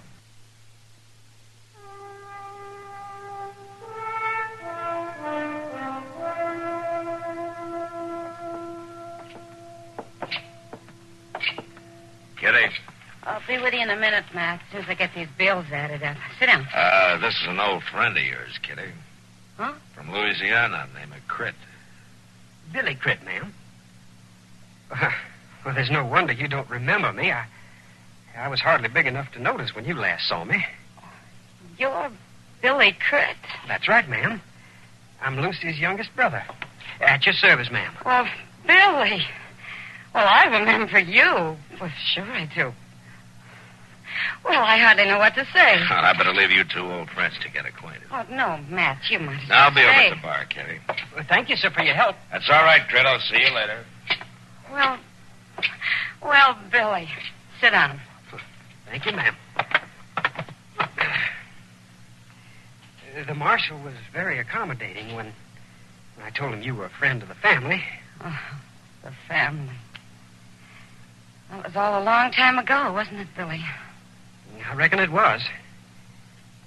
I didn't expect to find you in a place like... Well, how's Lucy? She's fine. Enjoying splendid health. And the children? There are 3 of them now, huh? 4, ma'am. Sister Lucy had another little daughter just last month. Oh.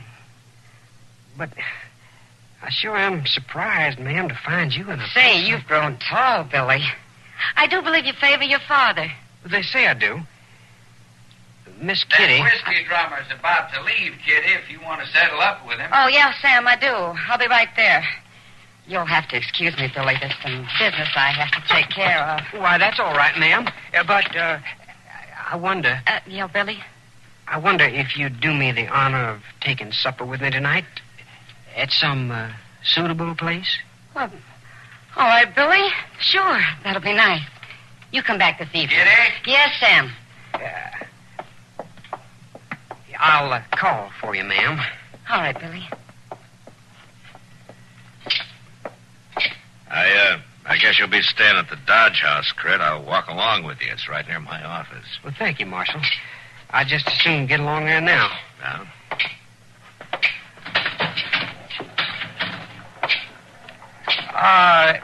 Is it a good hotel? The Dodge House? Oh, it's as good as we got. No offense, sir, but... Well, I guess you look at things differently in the West. We don't look at them differently, Crit. We just have to live differently, that's all. And the people... The people don't take hasty judging. I reckon I wasn't judging the people so much as the surroundings. Well, surroundings aren't the most important thing out here, Crit. Well, I know, sir, but...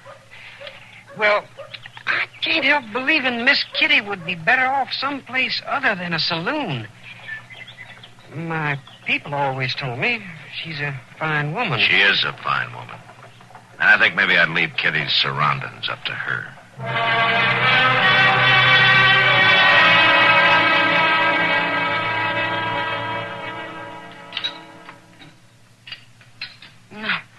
Sorry we haven't a better eating place to show you, Billy. It's all right, Miss Kitty. As Marshal said to me this afternoon, surroundings aren't the most important thing. Matt said that, did he? Yes, ma'am. And I can add that right now, at least, they aren't near as important as the company. Well, thank you. Nobody's bothered to turn a compliment like that from me in a long time.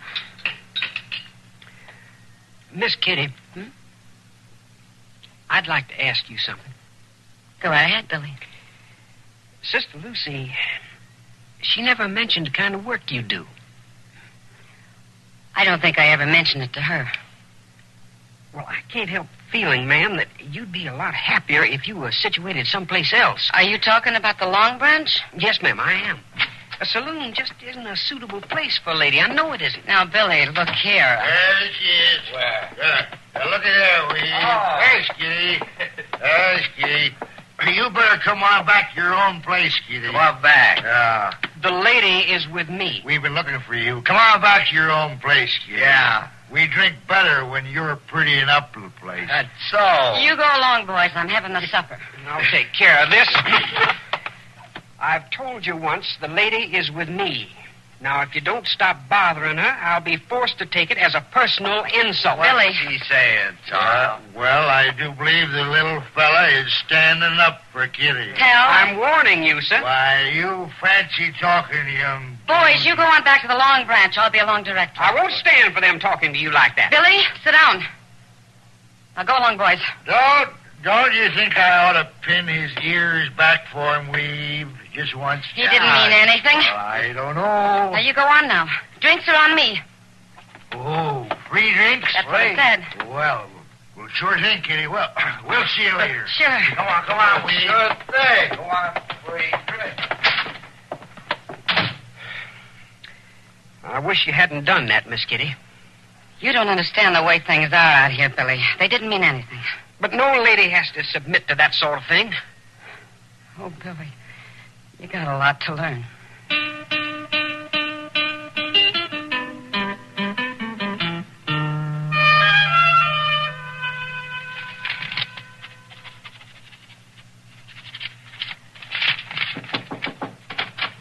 Can I come in, Matt? Huh?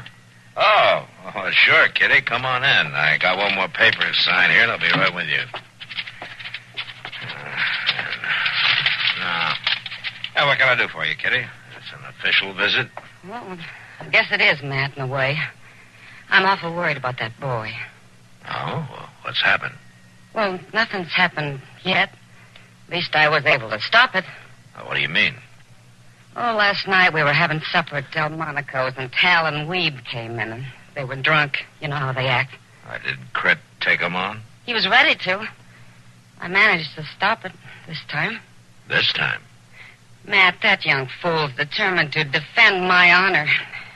One of these times, maybe next time, I won't be able to break it up with an offer of free drinks. You may be right, Kitty, but not much you can do. But can't you do something, Matt? Talk to him. Hurry him out of town. Take away his gun. Kitty, use your head. I can't do that. The boy hasn't done anything. Nothing's happened. And you're just going to sit around and wait till it does? Now, I don't want trouble any more than you do, Kitty, but the boy has to grow up sometime. You men have a fine idea what's grown up. Just settle it with a gun. Just shoot somebody, anybody. That's growing up in this town. Kitty, will you listen to me? I know it's hard for you, but that doesn't change the way things are. I'll do what I can. I'll talk to him, but I can't... You can't take his gun away. All right, Matt. I only hope he doesn't grow up just in time to get himself killed.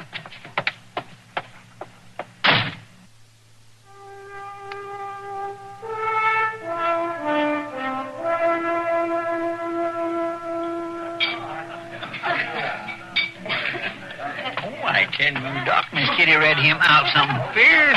She did? Yeah. Oh, well, what were you doing there, Chester? Eavesdropping, huh? No, Doc, but I was in the back room there when Miss Kitty come in, and there wasn't no way for me to come out once she started going on, Mr. Dillon. And there wasn't no way for me to keep him hearing neither. Oh, yeah, that's right. She really gave Matt a hard time, did she? Oh, mercy, yes, she did for a fact. She told him... It was too hard on him. Well, Kitty. Oh, yes. Well, now, Kitty, now, you've got to realize, Matt has a job to do. Yes, he has, and a tough job. Now, he can't take time to nursemaid every young pup who comes to town. Oh, you men are all alike. Just leave him alone. Give him a gun and leave him alone. It'll all be settled one way or another. Miss Kitty, Billy coming in. I'm afraid he would. Well, I'll steer him away from the bar. Maybe that'll keep trouble away for a little while. Billy? Hello, Billy. Good afternoon, Miss Kitty. Come on over here and sit down, huh? Thank you. I trust you spent a comfortable night. Well, yeah, Billy. Yeah, thank you. Miss Kitty, I've come to tell you goodbye. Huh? I've decided to cut short my visit. Oh. Well, Billy, it was nice to see you. Now, you be sure to give Lucy my love, huh? I surely will do that, ma'am. Yeah. Well, when are you leaving? Right away, ma'am. Well, you might as well go now while the weather's even. It's real hard traveling when it's stormy. There he is now. The gent with the fancy talk. Tal, you go along now. You had something to say to me, sir? Well, now, I don't know. I don't know if you'll still be hiding behind the gal's skirts again. That's insulting, sir. Chester, go get Matt. Yes, I will, Miss Kitty. If it's so insulting, what do you aim to do about it? I'm inviting you out into the street with me, sir, right now. Billy, Tal, you stop this right now. Not this time, Miss Kitty. Did you hear me, sir? Will you step outside with me? You mean you really know how to use that gun you're wearing? I know how to use it. If you're not afraid. You young smart aleck. I'm waiting. Doc? Yes, look here, Tal, now. This is a pretty foolish thing to do, starting a gunfight over nothing. I can't help it, Doc. This kid has a chip on his shoulder 10 feet high. Somebody has to knock it off. Might as well be me. Well, he's just a youngster, Tal. Now, he doesn't understand. He might as well do his growing up right now. Lead the way, you. After you, sir. All right, hold it. Everybody stay right here. This is an affair of honor, Marshal. You have no right to interfere. I'm interfering anyway. Now, give me your gun, Crit. No, Marshal. You... Give it back. I'll give it back when you leave town. All right, Tal.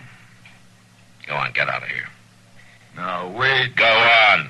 Before I let you cool off in jail. Now, go on.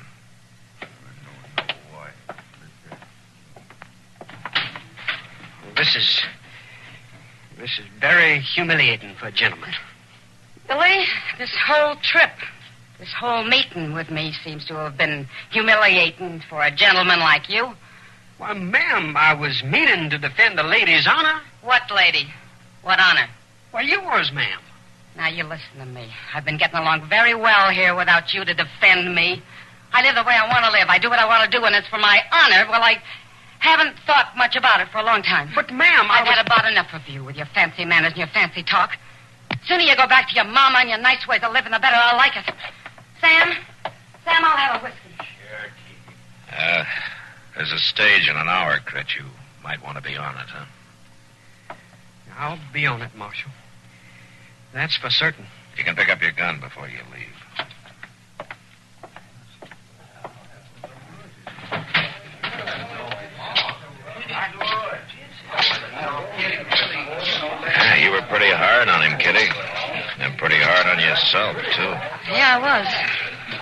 settled it, didn't it? I guess it isn't the first time a woman's had to be hard on herself to keep a man out of trouble. Is he gone? Yeah, he's taken the stage. Well, that's good. Oh, well, Matt. Come on. I'll buy you a drink. Well, you think I'm grown up enough? Guess I'm going to have to let you decide that.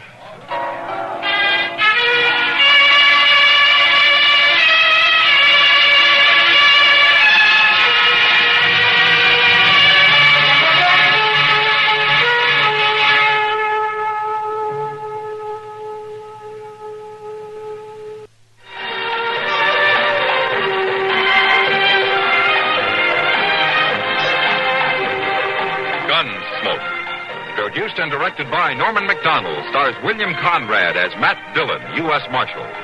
The story was specially written for Gunsmoke by Marion Clark, with editorial supervision by John Meston. Harley Bear is Chester, Howard McNear is Doc, and Georgia Ellis is Kitty.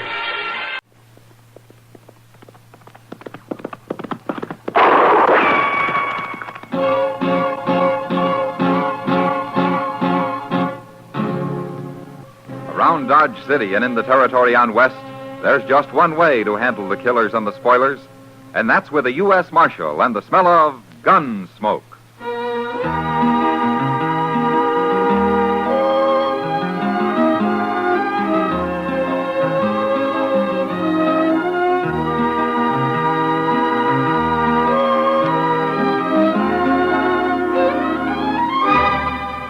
Gunsmoke, starring William Conrad. The transcribed story of the violence that moved west with young America, and the story of a man who moved with it. I'm that man, Matt Dillon, United States Marshal. The first man they look for and the last they want to meet. It's a chancy job, and it makes a man watchful and a little lonely.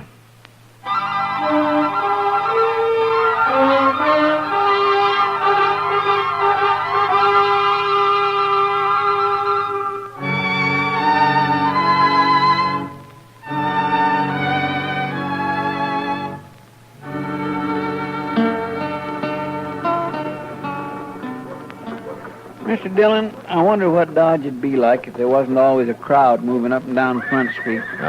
Just look at them. Everybody going somewhere. Well, there are a lot of them that aren't going anywhere at all, Chester. Just drifting. Yes, sir, I guess you're right at that, Mr. Dillon. I know when I first come to Dodge, I sure didn't have nothing in mind. Leastwise, working for a U.S. Marshal like you. Oh, you must have had some reason to come here, Chester. Well, backwards-like reason, maybe. Huh? What do you mean? Well, it's like it wasn't to come here as much as it was to leave there. What? I say it's like it wasn't to come here as much as it was to leave there. Oh, you mean Texas? Yes, sir. Oh. Why? Mr. Dillon, Texas is mostly populated by my family. I got relatives, thick and thin relatives, all over Texas. Oh, what's wrong with that? Why, it's like having somebody looking over your shoulder all the while. It makes man spooky. Well, sir, I choose to do my sinning where nobody don't know me. Hello, Matt and Chester. How are you, Doc? Where you headed for, Doc? No place, Matt. I'm just walking around.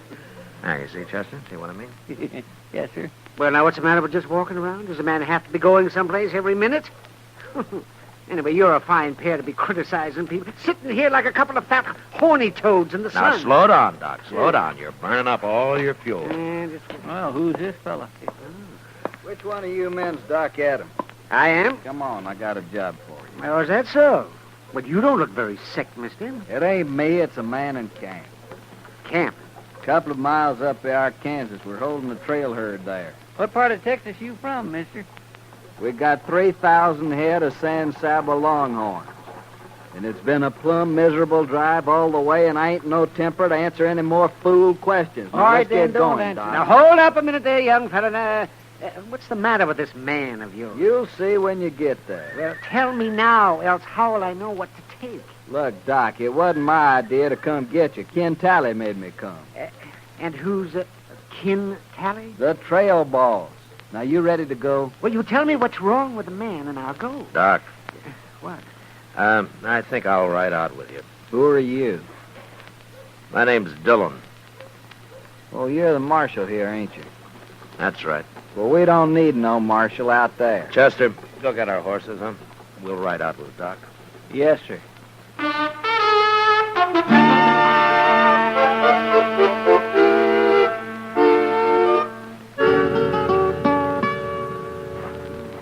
I brought the doc, Ken. How many doctors they got in Dodge anyway, Choke? That's the doc there. Well, who these other two? My name's Matt Dillon, Tully. This is Chester Proudfoot. How do you do, Mr. Teller? Dillon, huh? Well, I didn't send for you, Marshal. Yeah, I know you didn't. Then what are you doing here? That the sick man lying in the blanket over there by the fire? You can get mounted and ride right back to Dodge, all three of you. We don't need Doc no more. Oh, no, you don't, mister. If that man's sick, I'm going to take a look at him. It's all right, Doc. Forget him. Come on, Doc.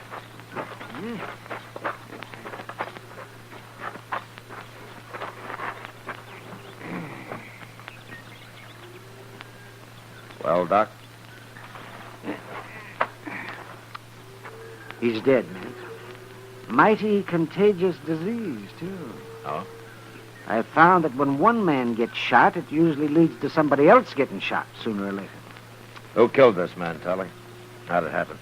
I don't figure it's none of your business, Marshal, but since you're so nosy, I'll tell you. He shot himself. That's a lie. He couldn't have shot himself. Why not, Doc?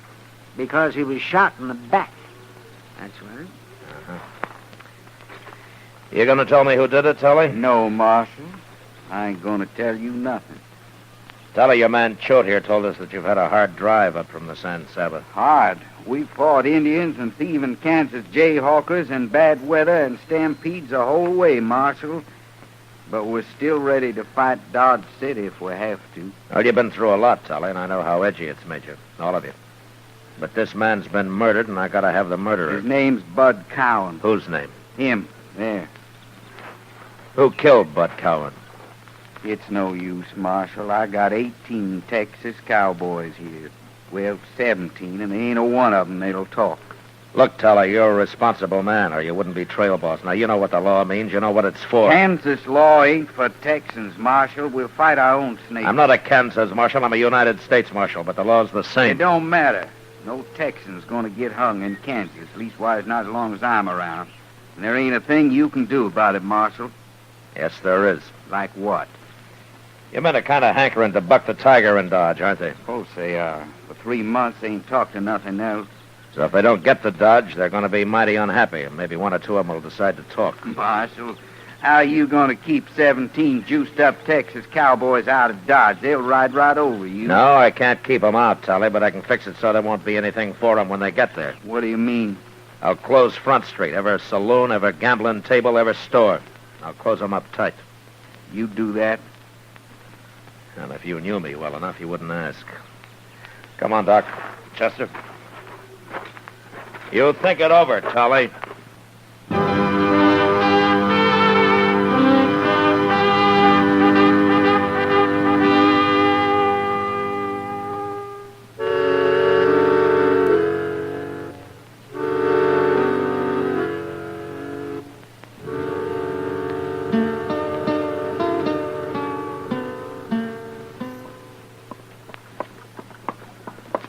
It sure didn't take long for the word to get around, did it, Mr. Dillon? Ken Tully followed us to town yesterday, Chester. He's smart enough to know how the businessmen would react. You mean he come in here and told them all about it? Yeah, of course he did. Oh, hello, Marshal. Hello, John. Well, here's the Dodge house, Chester. You better wait out here. Okay, sir. Mr. Green said they'd be waiting for you right in the lobby. Yeah.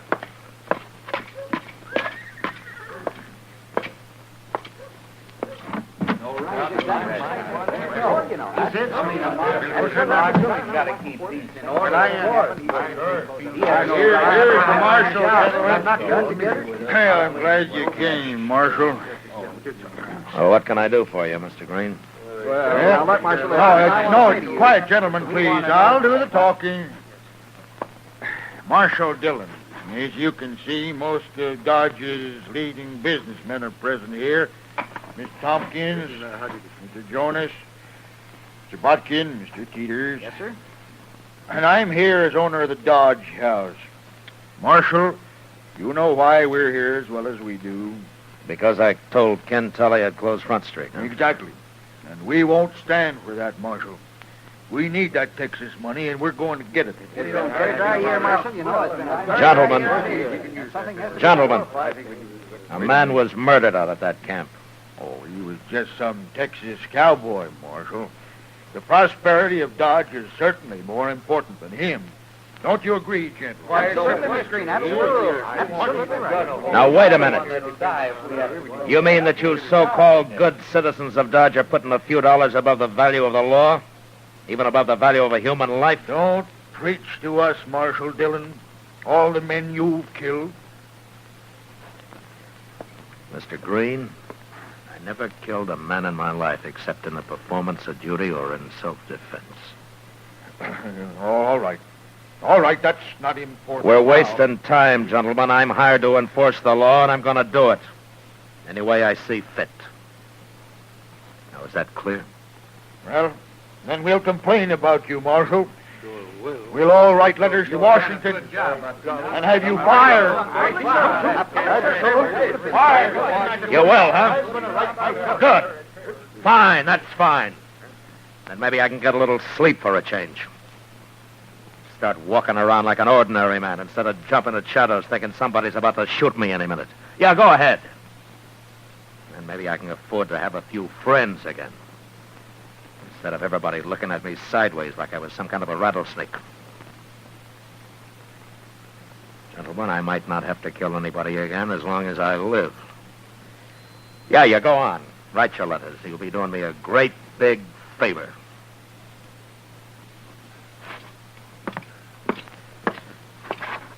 Oh.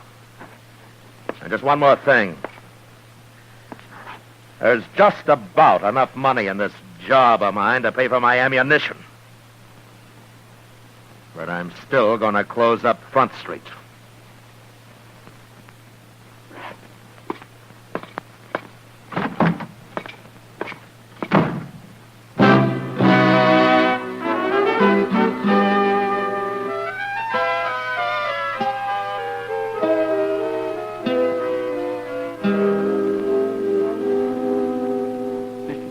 Yeah, what is it, Chester? What'd you say to Mr. Green and them other men yesterday? Huh? Why? Oh, I don't know. I'm just curious. Well, I said the same thing that you'd say, Chester.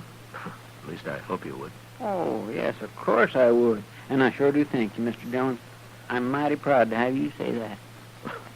But you don't know what I told them, Chester. Oh, it don't matter. I trust you. You know what you're doing. Well, thank you, Chester. I'm glad somebody thinks so. Well, of course, I've seen you make mistakes sometimes. Well, I mean, nobody ain't perfect much. It's a simple thing for anybody. Why don't you go on to the depot and pick up the mail, Chester? Huh? Yes, sir, but only that's right. Santa Fe just come in over an hour ago.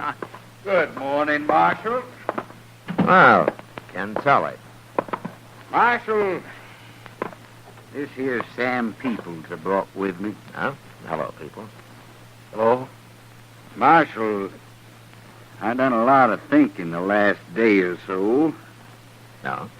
Yes, sir. I've decided you're right about the law and all. So I went and brought Sam Peoples in. You mean he killed that man, Bud Cowan? He sure did. There's 5 cowboys that witnessed it, Marshal, including myself. All be glad to testify at the trials any time you say. Is that right, Peoples? Did you kill Bud Cowan? Yes, sir. Okay. Now, what happened to your face? Fall off a horse or something? Yes, sir. I come loose off in the bronc yesterday. Uh-huh.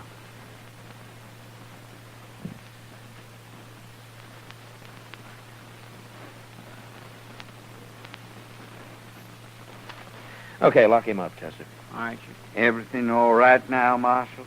Well, I'll let you answer that, Tully. No hard feelings on my side. Just don't let him get away now. One murder is all I can produce for you. See you later, Marshal. Well, come on, people. The cells is out back here. Wait a minute, Chester. Yes, sir? Bring him back here, huh? Yes, sir. Go on, Peoples. Peoples, tell me something. Are you a Texan? No, sir, I ain't, Marshal. And what are you doing with that San Saba outfit? Oh, I run into them when they was bringing their cattle across the Cimarron, sir. They hired me on just for grub, and I wanted to get to Dodge real bad. Yeah, I see. That bronc you fell off of yesterday, did he drop on your face? Yes, sir. Well, sort of. I'd sure like to see that horse. You would? Yeah. Be kind of interesting to see a horse that's got hooves like a man's fist. Yes, sir. There's not much you can do about this, is there, Peoples? No, sir. They're all going to swear I done it. Do you know who did? No, sir, I don't. I was out riding herd when it happened. And none of them fellers ever talked to me much, anyways. Well, you're in a tough spot. Yes, sir. Unless I can find out who did kill Bud Cowan, you're going to have to stand trial. But I'll do what I can for you, if that happens. Thank you, Marshal. I don't guess there's much anybody can do. All them fellers testifying. Well, we'll see. Go get him something to eat, will you, Chester? Yes, sir. I'll be out on the street. Ken Tully's men are going to be feeling free to do about anything from now on.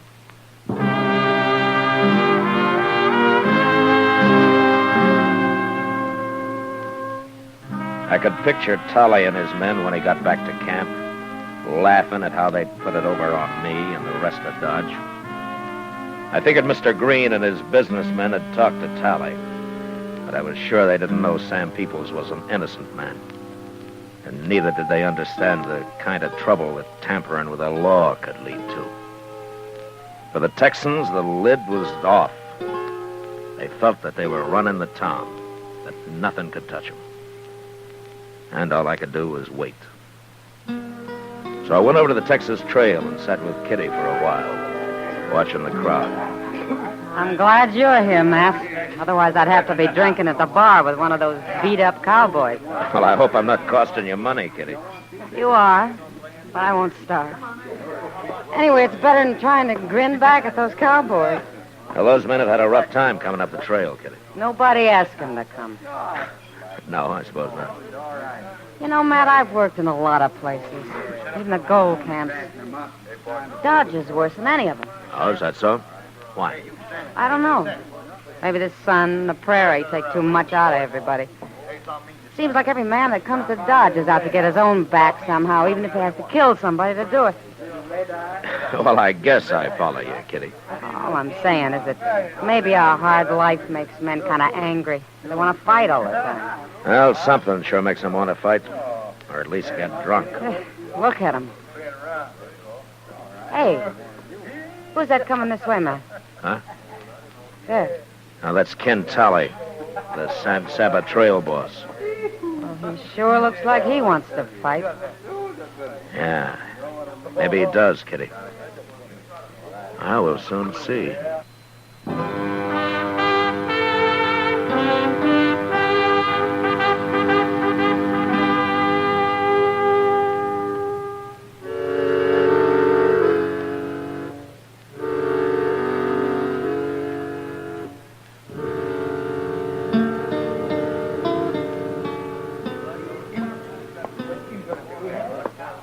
Evening, Marshal.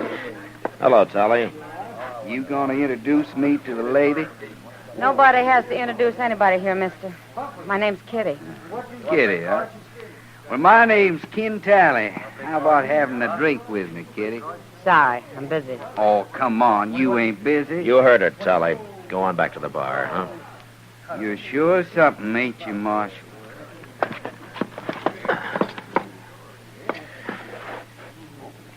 Why don't you get going? Okay. Okay, I'll go. Sure I will. Is he crazy or just drunk? I don't know, Kitty. Anyway, I'll bet he gets into trouble before the night's out. Well, if he does, there's plenty of room in jail for him. I take it you've already got a grudge against him. Yeah, I sure have. But it's not on my account. Huh? Whose? An innocent little fella called Sam Peoples. Sam Peoples? Yeah. Hey, wait a minute. Like a fight starting. Yeah. You stay here, Kitty. I'll be on the floor in a minute. Oh, you want nothing to go ahead and do it. Let me tell you. All right, hold it there. Hold it. What's the trouble, Marshal? You and this man settle your differences some other way, Choate. I won't have any gunplay here. Gunplay? Well, we wasn't fighting, Marshal. Was we, Jim? No, we was just haranguing each other, so. Me and Jim always talk like that, Marshal. Don't we, man? Why, look at there, Marshal. Ken Tally's running off with the gal. Get in. Let's go outside and look at the moon. Sure. Let's! And I'll rub the rest of this bottle around in your face when you get up. All right, get out of the way, Kitty. Gladly, Matt.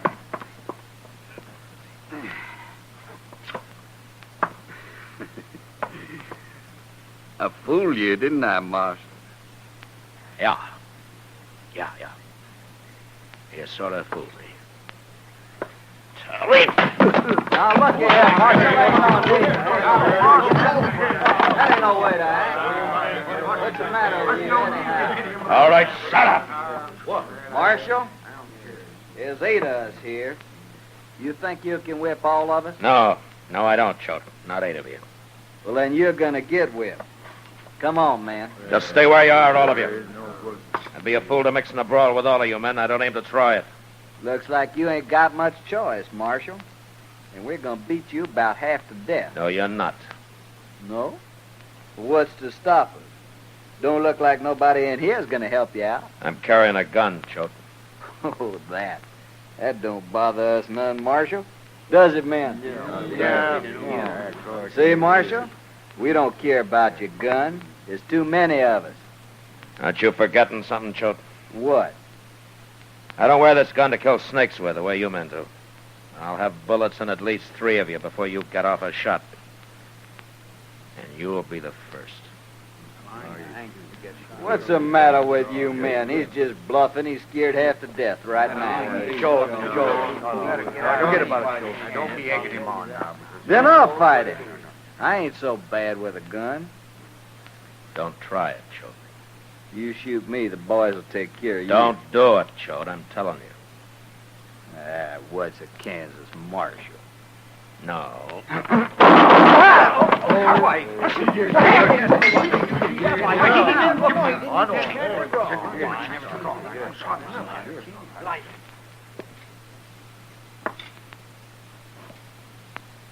Well, who's next?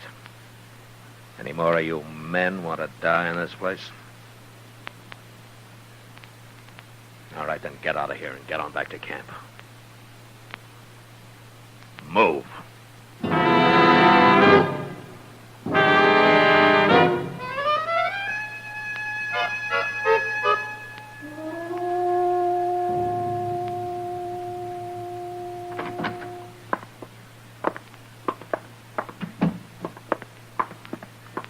Here he is, Mr. Dillon. But he ain't singing very loud this morning. How's your jaw, Tully? Busted? Doc said you busted it on this side right here. I'm sorry. I guess I must have lost my temper. You sure did, Marshal. But the fight's out of me now. I'm plumb sober. You heard about Gil Choate? Chester told me. Choate shouldn't have gone up against you. No, he shouldn't. Well, now he's dead. It don't matter none, I guess. What doesn't matter? Choate's the man that killed Bud Cowan, Marshal. That's why I made him come to town for Doc, kind of punish him that way. Oh? Shot Cowan in the back. But I had to protect Choate anyway. You know how it is. What about Sam Peoples, Tully? Oh, him. Well, I'd have wrote you a letter from Texas, Marshal, saying it was a lie. Anyway, I'm selling them cattle. I aim to be out of here in 2 days, Marshal. Uh-huh. Okay, Tully. Get going. We can be friends now, can't we, Marshal? You ever hear of a lawman with friends?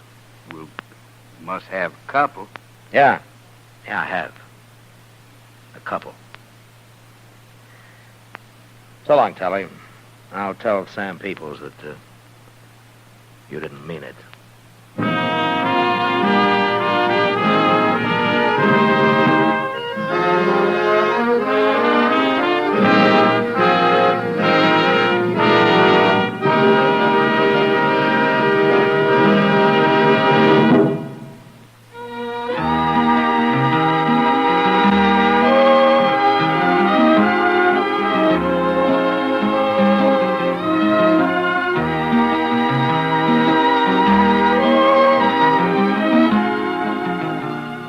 Gunsmoke, transcribed under the direction of Norman Macdonald, stars William Conrad as Matt Dillon, U.S. Marshal.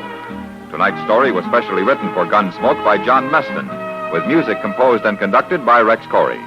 Featured in the cast were Harry Bartell, Vic Perrin, John Daner, and Lawrence Dobkin. Parley Bear is Chester, Howard McNear is Doc, and Georgia Ellis is Kitty.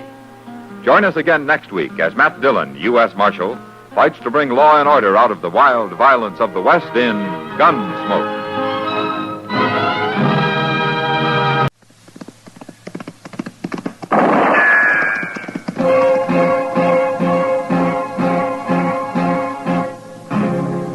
Around Dodge City and in the territory on West, there's just one way to handle the killers and the spoilers, and that's with a U.S. Marshal and the smell of Gunsmoke.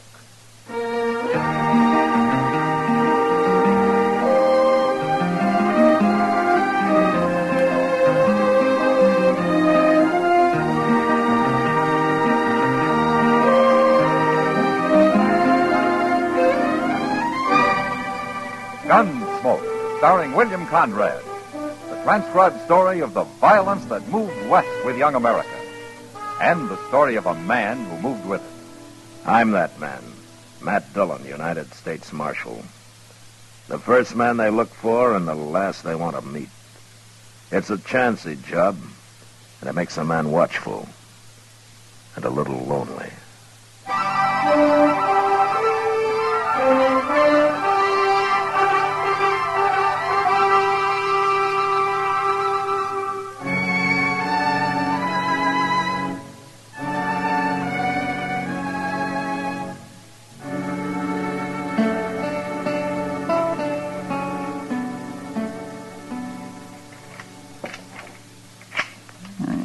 Doggone thing.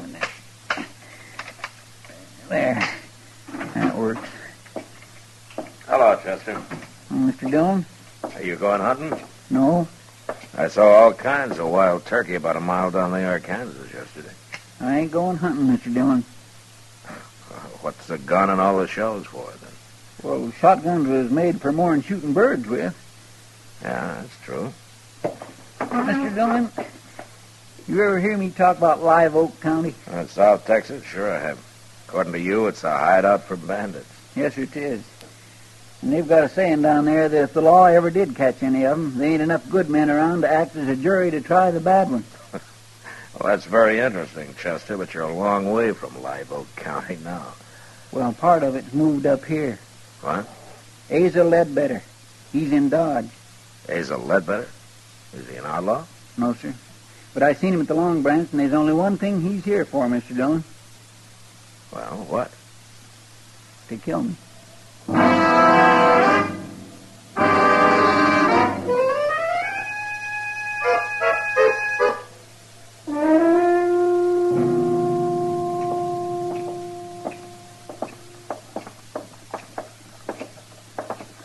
All right, Chester. Are you going to tell me why Asa Ledbetter is here to kill you? It don't matter why, Mr. Dillon. Okay. I'm going to go in there and talk to him. I'd as soon you didn't. I don't like people getting killed in Dodge, Chester. Even you. Now, you wait here, huh?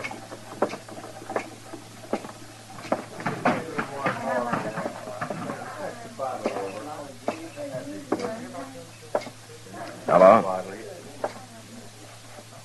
Oh, say, you're the marshal. Your name Asa Ledbetter? How'd you know that? Chester told me. Chester? Yeah, Chester Proudfoot. Oh, okay, Marshal. You got my name right, but I don't recall his. What? I never heard no Chester Proudfoot. Glad to meet you, though. Buy a drink? Oh, thank you.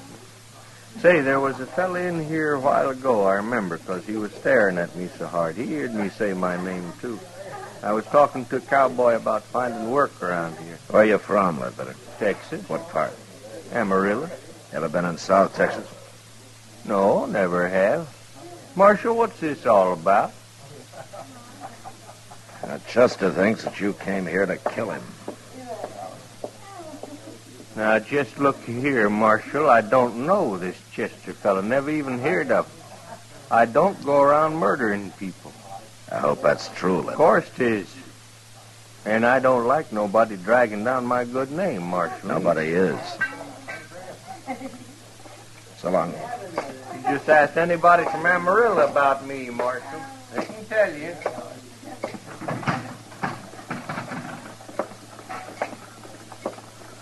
Chester, I feel like a darn fool standing out here.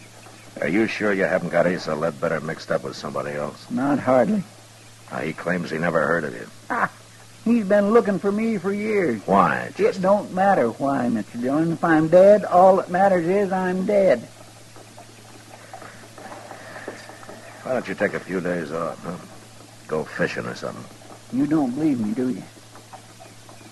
I didn't say that, Chester. Well, you'll be sorry, Mr. Dillon. You'll be real sorry.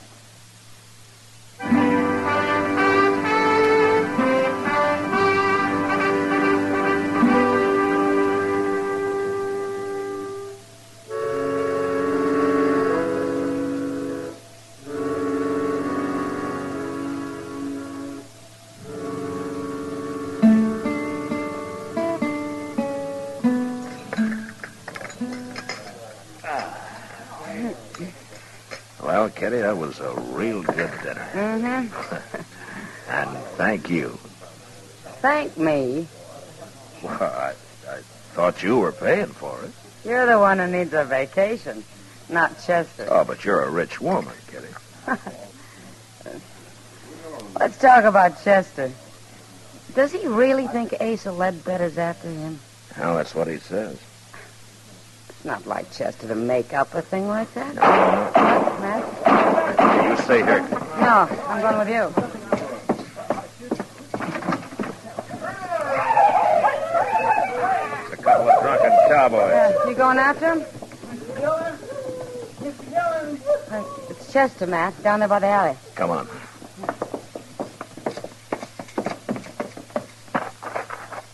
What's the matter with his arm? Looks like he's been hurt. Yeah. He shot me, Mr. Dillon. He shot me. One of those cowboys? No, Asa Ledbetter. What? I seen them cussed cowboys coming, so I ducked in the alley here. And Ledbetter was down at the end of it, just waiting for me. I think he just hired them fellas to set up a commotion so he could get a shot at Here, me. let me see that arm. Bullet went right in here, Mr. Dillon. It didn't break nothing, though. Ah, Chester, you've been hurt worse than this a dozen times. Now, look, if you ducked in the alley, you were probably facing the street, weren't you? Yes, it was. All right, then Ledbetter wouldn't have been behind you. The bullet entered from in front. It was him, I tell you. Or the wild bullet from those cowboys. You think I'm lying? Well, I think you're worrying yourself into seeing things. I'm going up to Doc's, if I can make Now, it. wait a minute, Chester. Where's Ledbetter staying? Well, he told me the Dodge House, Matt. All right, I'll go talk to him. Sure. You go talk to him. How many times do I have to be shot around here before anybody believes me?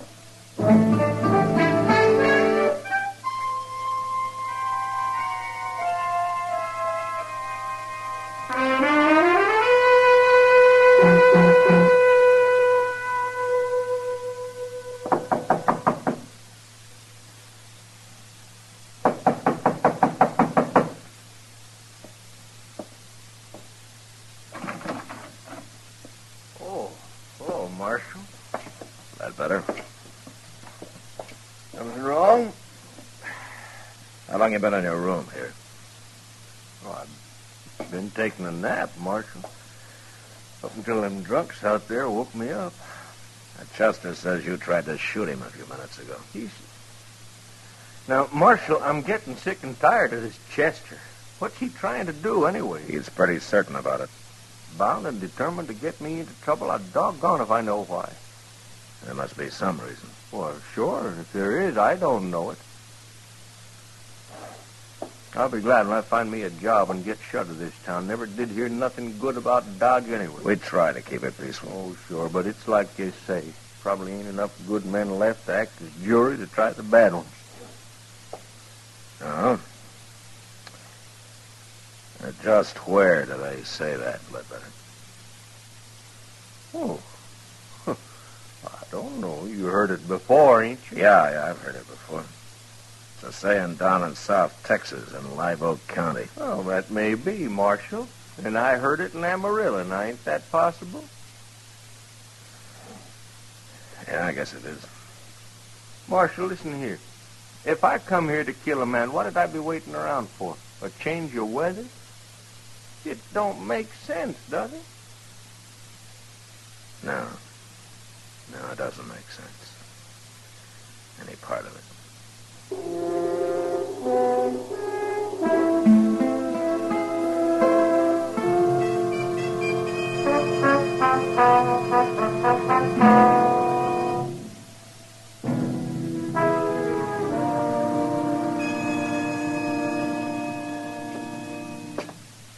How does it look, Doc?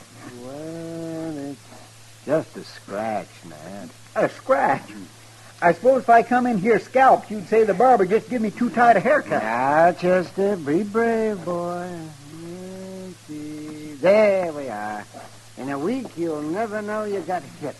Well, it's a mercy it wasn't my gun arm. Chester, I told you Asa Ledbetter was in his room the whole time. You mean he told you? I asked the desk clerk on the way out. Then he was lying, too. Chester, how long since you've had a good night's sleep? Now, Doc, don't you start that. Well, you admit you didn't actually see Ledbetter in that alley.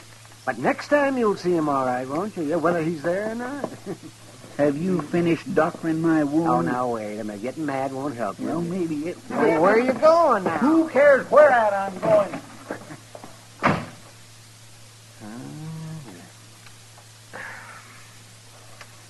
You'll get over it, Doc. Yeah, I hope so. The only thing I can figure is that he's got this Ledbetter mixed up with somebody else. Yeah. But it'd certainly help if he'd say why he thinks he's absent. Because... Matt? Yeah, what is it? Come over here at the window. Huh? What's going on? Look, down in the street. I'd say it's a Ledbetter. And Chester's standing there about to shoot him. Yeah, I'd better hurry, Doc.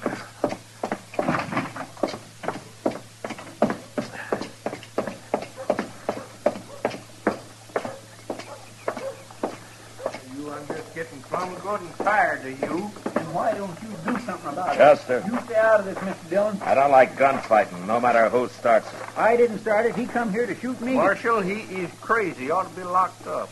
Sure, I'm crazy. I should have called you out before. Now, you going to fight or not? No, I ain't going to fight. You scared? I got no quarrel with you. Are you scared? Leave him alone, Chester. No. Then tell me what this is all about. No. Now, Chester, why don't you just go off and get drunk or something? Hey, Chester. Now will you draw? Now will you? Oh, Marshal, I ain't going to take much more of him. I said, are you all right, gonna Chester, draw? that's enough. Now, you come with me. You're a dirty coward. You come with me, I said.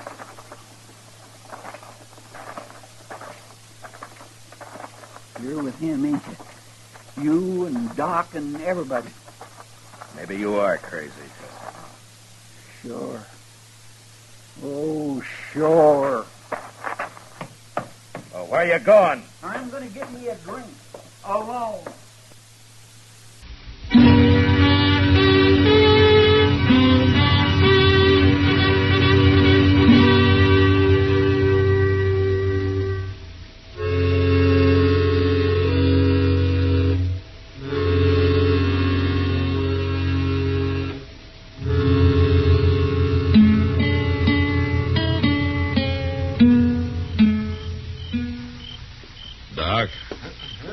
Is that you, Doc? Oh, man.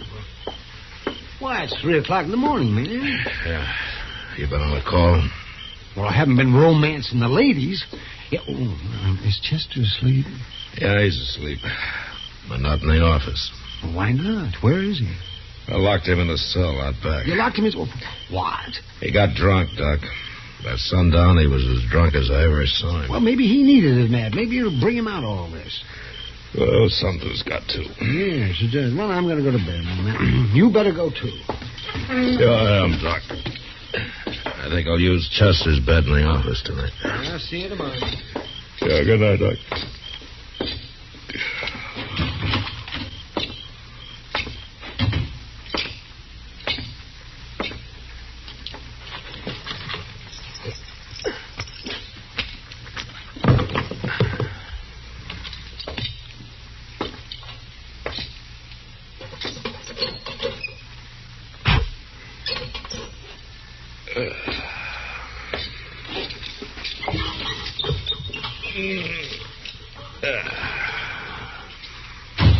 Don't move, Chester. This here's a shotgun. All right, now get off that bed and get over to the window. Go on.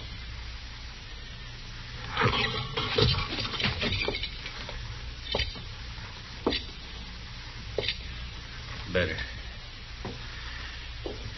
I'm going to sit down here and light the lamp now. But you just stand steady. The shotgun's right across my knees.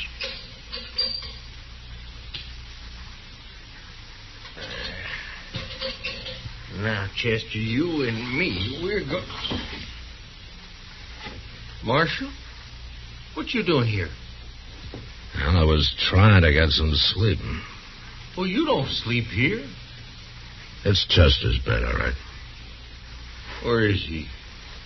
Oh, he's around. Somewhere. Where you go? Stand still. Marshal, stand still. I mean it. Well, I was just going to close the back door here.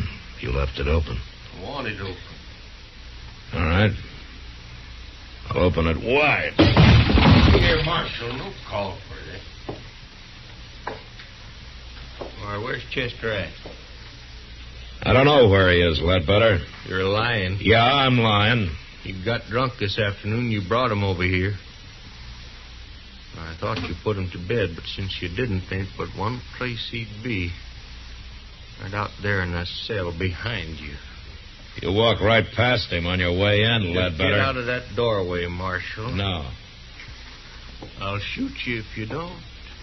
You'll shoot Chester if I do. Now move, I say. I can't oblige you, Ledbetter. I'm sorry. I'll kill you, Marshal.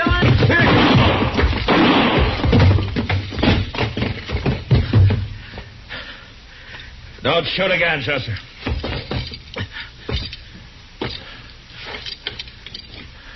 Mr. Dillon?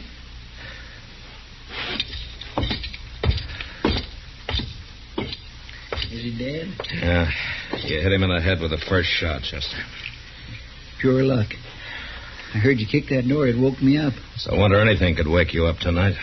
Well, I don't feel so good, but I ain't drunk no more. Say, you got me locked in here. Yeah, I thought of that, but I forgot to take your gun away from you. That was mighty careless of you, Mr. Dillon. Well, it doesn't matter now. You knew I had it. You was going to let him shoot at you so as it'd wake me up and I'd have a chance at him.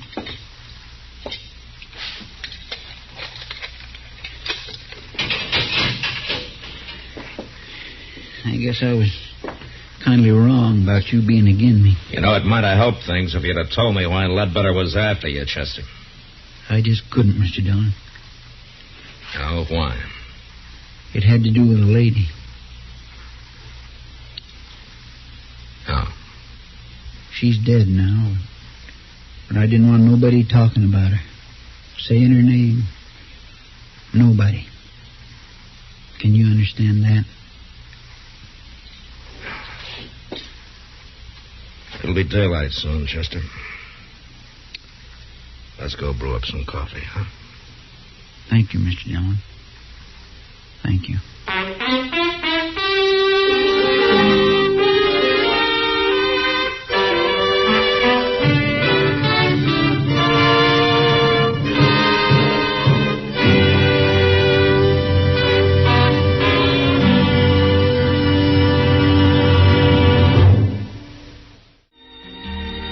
Gunsmoke, produced and directed by Norman McDonald, stars William Conrad as Matt Dillon, U.S. Marshal. Our story was specially written for Gunsmoke by John Meston, with music composed and conducted by Rex Corey. Sound patterns by Tom Hanley and Bill James. Featured in the cast was Lawrence Dobkin as Asa Ledbetter, Harley Bear as Chester, Howard McNear as Doc, and Georgia Ellis as Kitty.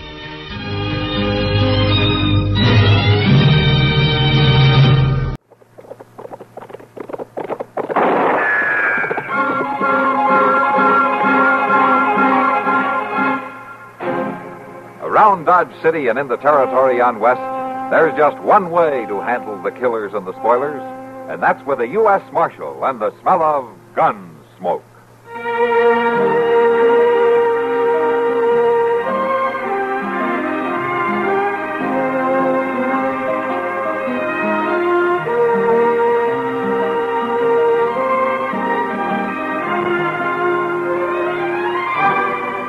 Gunsmoke, starring William Conrad, the story of the violence that moved west with young America, and the story of a man who moved with it. I'm that man, Matt Dillon, United States Marshal. The first man they look for and the last they want to meet. It's a chancy job, and it makes a man watchful and a little lonely.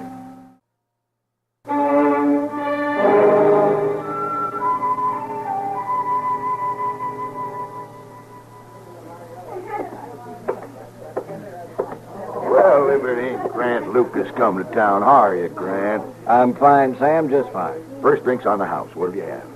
Well, I was going to have a beer. One whiskey coming up. Is Miss Kitty around today, Sam? Yeah, she's upstairs. She ought to be coming down soon. How's Matt been? Oh, it's fine. You going to be in town long, Grant? Just till after the trial. Huh? Oh, yeah, I plumb forgot. You and the marshal are testifying against Cy Welsh, ain't you? That we are. Well, go ahead. Make yourself at home. Thanks. Hey, Sam. Who's the new girl at the end of the bar? Oh, her? That's May Talmy. Some looker, huh? Getting better looking every time I come in here. Oh, she didn't waste any time spotting you either. I'll see you, Grant. Thanks, Sam. Hello. Hello. That's a big bottle you've got. Yeah? Want to help me with it? I hate to see a man drink alone. Sam, glass? Thank you. May tell me you're Grant Lucas, don't you? Now, how'd you know that? Heard Sam say it. I've seen you come in. Cheers. Cheers. You know, I like the way you smile, Grant. There's other things I'd rather be admired for, man. We could talk about it at dinner. Dinner? Didn't you ever take a lady to dinner? I did once. Was it that much of a hardship? It was all right. Till her husband walked in and started pot shooting at her. That wasn't so darn funny, I tell you. Well, don't worry about me. I ain't married. Good. I got a room at the Grand Hotel. I thought the mice had taken over that place. Yeah, that's why I like it. Real quiet. Do you mind eating late? I guess not. Pick me up about 10 tonight. I might even give you a drink. All right. I'm on the ground floor. 5th window to the right of the entrance. 5th window? Just rap on it. I'll come out. You don't want me seen in the lobby, is that it? People gossip about a lone wolf. All right, May. Uh-oh. Don't look, but the marshal just came in and he saw you. You ain't in trouble. Not hardly. He's a friend of mine. Oh, well, then I'll leave you. Don't get too drunk now. Don't you worry. I'll be there at 10. I'll be waiting. Grant Lucas, how are you? Fine, Matt. How are you? Oh, good. You're in town early. The trial's 4 days off. It was a good excuse to get away from that camp of mine, Matt. I just turned the horses loose and rode in. I'm glad you did. But you stay out of trouble now, yeah? All I done was buy the gal a drink. So far. Yeah, it sure takes one old thief to catch another, don't it? Hello, Grant. Matt. Hello, Kitty. What are you doing in town, Grant? I come in for Cy Welch's trial. Oh, that's right. You two are witnesses against him, aren't you? Yeah, for once, duty's going to be a pleasure, Kitty. Well, I've never liked Cy Welch. I hope they hang him. Not a hanging charge. Well, he killed old Charlie Upside. He didn't kill him. He just robbed him of his stock and his land. Well, old Charlie died. It was a natural death. Grant and I were right there. He sure was. That's when he told us how Cy had forced him into siding over his ranch. How come Cy Welch hadn't been in jail all this time? Well, the judge let him out on bail, Kitty. Well, then why hasn't he run for it? He'll get a prison sentence out of this, won't he? I think he'll go to prison all right, but why he hasn't run, I don't know. Maybe he thinks the judge will find him innocent. Yeah, but it's an open and shut case against him once the judge hears from Grant and me. Well, I'd sure think so. Then Cy must have an ace of some kind up his sleeve. Well, we'll soon find out.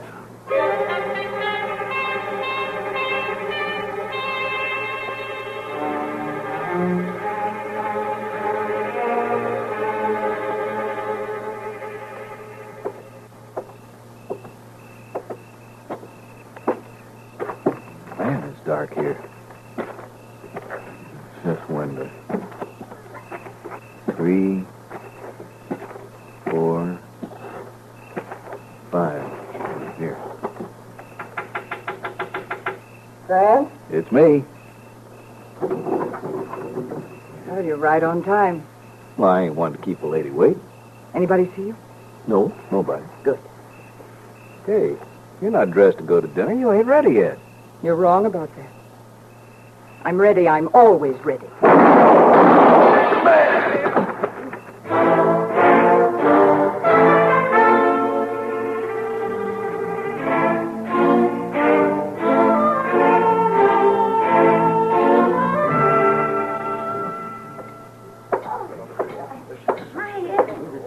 Would you let me through here, folks? Would you stand back, please? Thank you.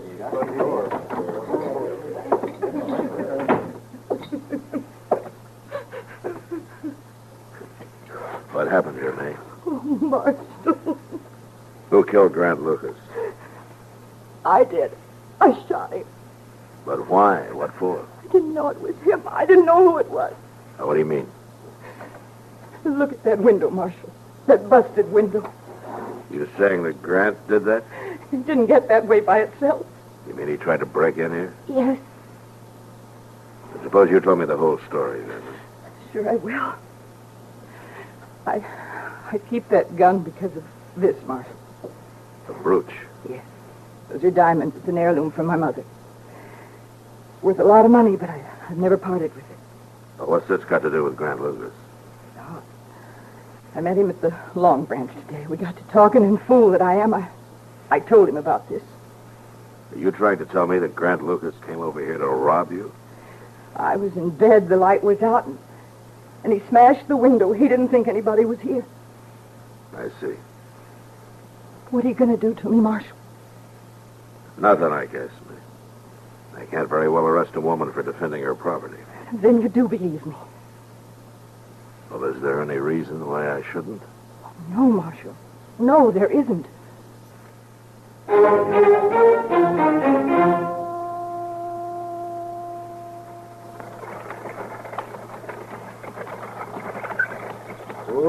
Oh, there.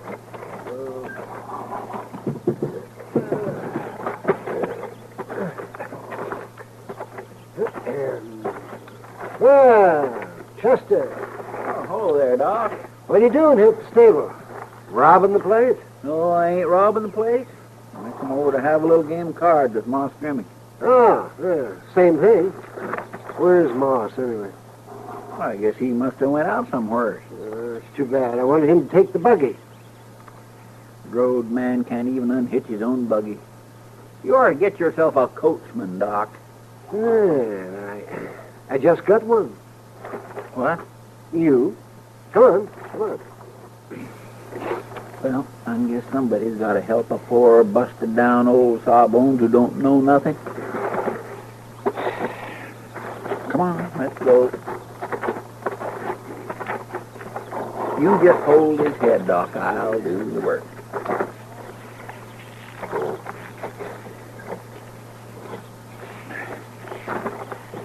You know, These lines could sure stand a little saddle soak, Doc. Chester, isn't that Si Welch? Where? Yeah. Wonder what he's doing in town. Up to no good, more than likely. Oh, hello there, Doc. Chester, how are you? I was fine up till now. I just come into town today and haven't seen the marshal around. He rode out to Grant Lucas's place. Won't be back till real late. Oh, yeah, I heard about Grant. It's too bad. Some girl did it, huh? Saloon gal, or at the Long Branch. Downright shame for a man to go like that, leaving a bad name behind him. That's a fine thing for you to be saying, Si Welch. What do you mean, Doc? You couldn't care less about his death or his reputation or anything else. All right. I didn't like the man. He was going to go into court in a couple of days and lie about me, wasn't he? And he brought all this trouble on me in the first place. Now, that doesn't mean I can't feel bad about the way he died. I'd feel that about any man, even if he wasn't. You're glad he's dead, and you know it. Well, how would it make any difference to me? Marshal Dillon's still testifying against me, isn't he? One less witness doesn't matter. Yeah, that's true, thank heaven. But don't think I'm not going to win that case anyway. I'll make the marshal look like a fool. Oh, well, you seem awful sure of yourself. Doc, I'd be in California by now if I wasn't sure. Yeah, well, you're the kind who'd run out all right, yeah. I've been called a lot of things, maybe, but never a fool. See you at the trial.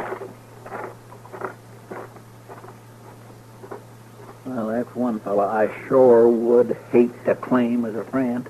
Or as an enemy, Chester.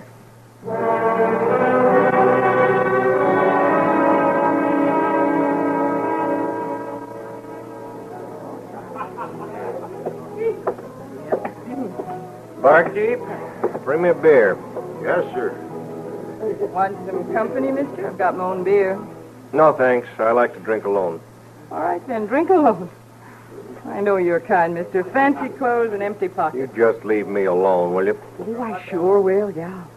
All right with you if I stand at the same bar? You can stand anywhere you like. Thanks. I'm fine right here. Here you are. Thanks. The new girl you've got's real anxious. Oh, don't get edgy, mister. May's just being friendly. She don't mean no harm. Oh, yeah.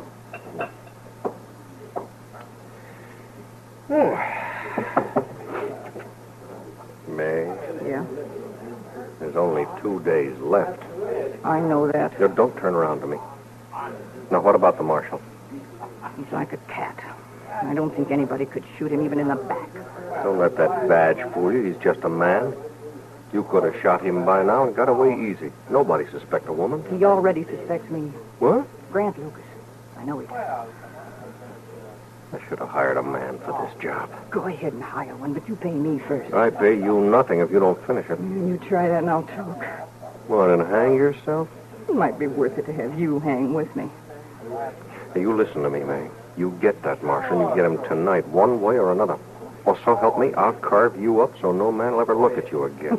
I'll bet you will. I mean it, May. All right, I'll get him. Quit worrying about it. I'll quit worrying after he's dead. You just have the money ready. Tomorrow.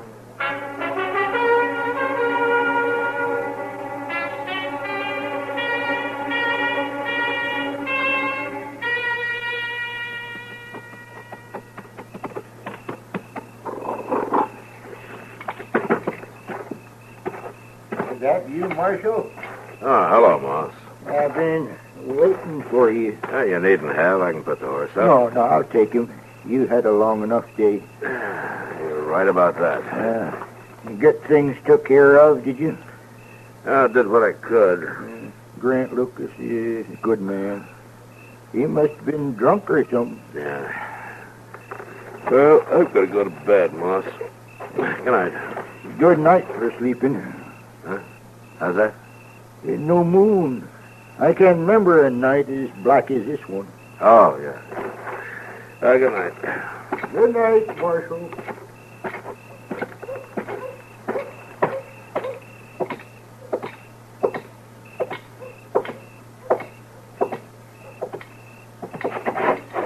All right, who's there? No, don't shoot. It's me, Marshal. May tell me. May. What are you doing back there in the alley? I didn't know it was you. I was afraid. I was trying to hide. I almost shot you. Well, I was trying to get to my room. I got lost. Too many drinks, I guess. You alone? Of course I'm alone. I simply got lost, I tell you. Don't you believe me? Sure, I believe you, May. You want to tell me the truth? I might even believe that. I am telling the truth. I got lost. Oh, Marshal, that awful business last night. I haven't been myself today. I haven't been able to think or anything. I can't get it out of my mind. All right, May, come on. I'll see you to your room.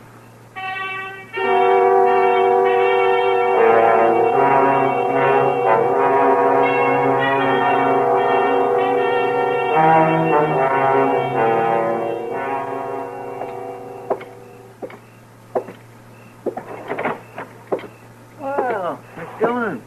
Chester, hello, Doc. Yeah, Matt. How'd it go? Well, everything's taken care of. Grant has some relatives back east. Tomorrow I'll have Mr. Botkin contact them and settle the estate. That sure is a waste when a man like Grant Lucas has to go. Yeah, what are you doing up so late? Oh, I thought I'd stop by and have a cup of coffee with Chester before I turned in. It's a dead town tonight, Matt. There weren't more than 6 men over at the Long Branch. They were just closing up when I left. Well, I guess that's why May told me left early. No, she wasn't there. Yeah, I know. I ran into her on the way from the stable. I took her to her room. What? Yeah, she said she was lost. I think maybe she had a little too much to drink. Miss Jones, that cussed Cy Welch was in town today. Yeah, well, that's good. Trial's day after tomorrow, you know. If you ask me, the law's been a long time catching up with that man. It's only been a few months, Doc. Oh, I don't mean just this business here. I mean from years back. From years back? When I first ran into him, he wasn't any good then either. Why, Doc, you didn't ever tell us you knew Cy Welch before. Oh, I just knew him in passing. He never was the kind of a crook that I have any admiration for. Well, where was this that you knew him? On the river. There were 1,000 just like him. The river? You mean the Mississippi? The Mississippi. Now, what other river would I be talking about? Mr. Jones, what's bothering you? May told me. Well, what about her? Kitty told me that she used to work the riverboats. That's right, she did, by thing I remember now. She used to. Well, now, that's mighty interesting, isn't it? Yeah, Doc, it sure is. Chester? Yes, sir. Put on your hat. We're going to call on a lady.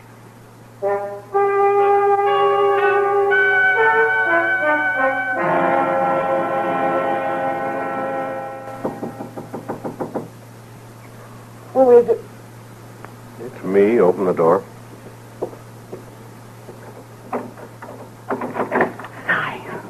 You shouldn't be here.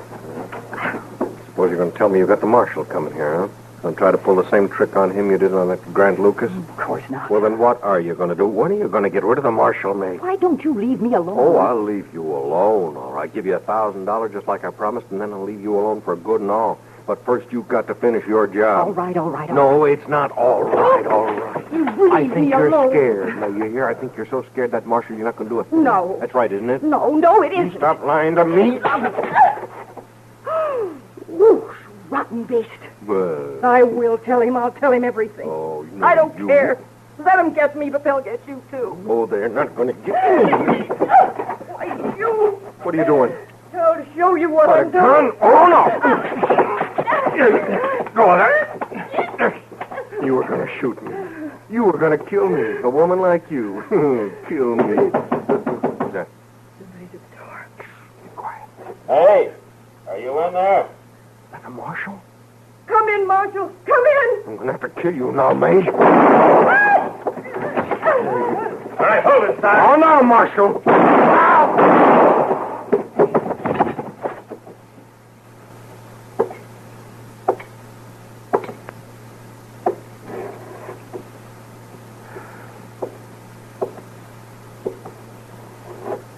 He dead? Yeah, he's dead. Miss Dillon, looks like she is, too.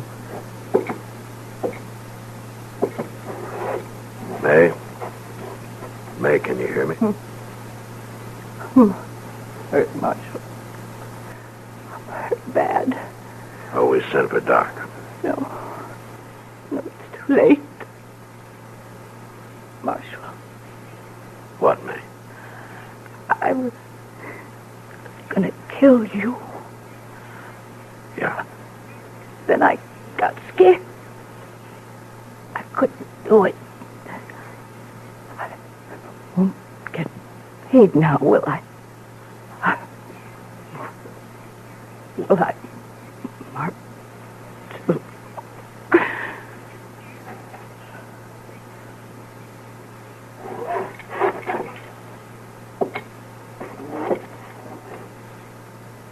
Dead? Yeah. My goodness, what a time to worry about getting paid. She got paid all right, Chester. She got paid good. I just wonder if the job was worth it.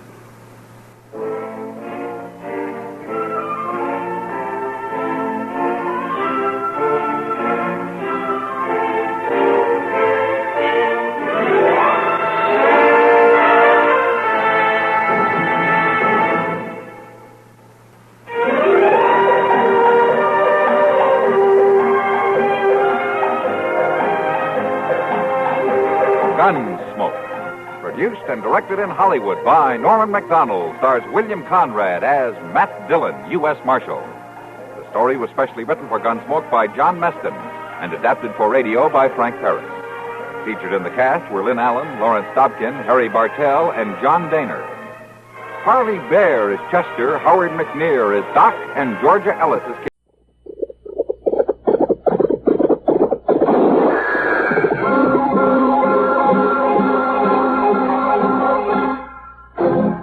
Around Dodge City and in the territory on West, there's just one way to handle the killers and the spoilers, and that's with a U.S. Marshal and the smell of Gunsmoke.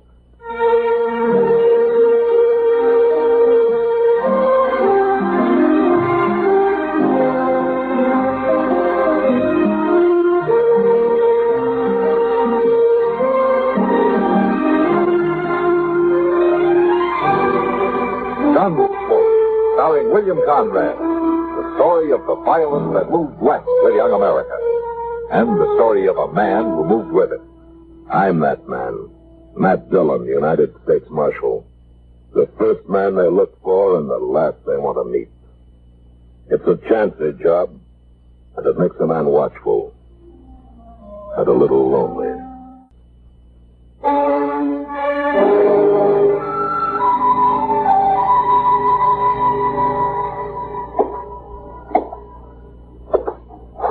You going out soon, Mr. Dillon? Yeah, it's a little early yet, Chester, and things seem quiet enough. But why do you ask? Well, sir, I thought I might read your thoughts up a little bit and then go. That's nice. Well, no, night wasn't made just for sleeping. That's what my mama used to tell us. You know, Chester, I'll bet you $1 to a dime it was your father who said that. My papa? Of course it was. Did I say my mama? Well, I sure never meant that. My goodness alive, no. She didn't even do nothing after dark except reading the Bible. And out loud. That did you no harm. Anyway, you've more than made up for it. Huh? Well, Mr. Dillon, I ain't such a wild one as all that. I don't know, Chester. Every now and then you got a look in your eye that spells trouble for some pretty girl somewhere. Now, that's just pure talk to you. Pure. That was close by. Come on.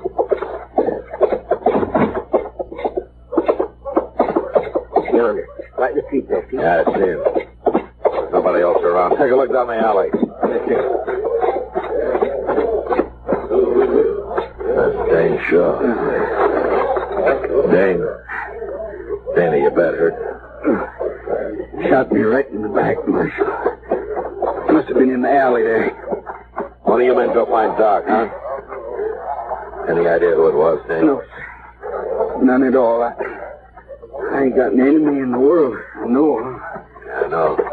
But has anybody at all said anything lately or done anything that might have led to this? No. Did you see him at all? No, sir. But I did hear him say something about Stone, Marshal. That's all I heard. Stone. A man's name? Could be. Anyway, that's all I heard. Maybe he thought I was somebody called Stone. I don't know. Well, I don't know no Stone. Not around here, anyway. No. Do you, Dane? No, I don't. All right. A couple of you men, get him up to Doc. Come on, Chester.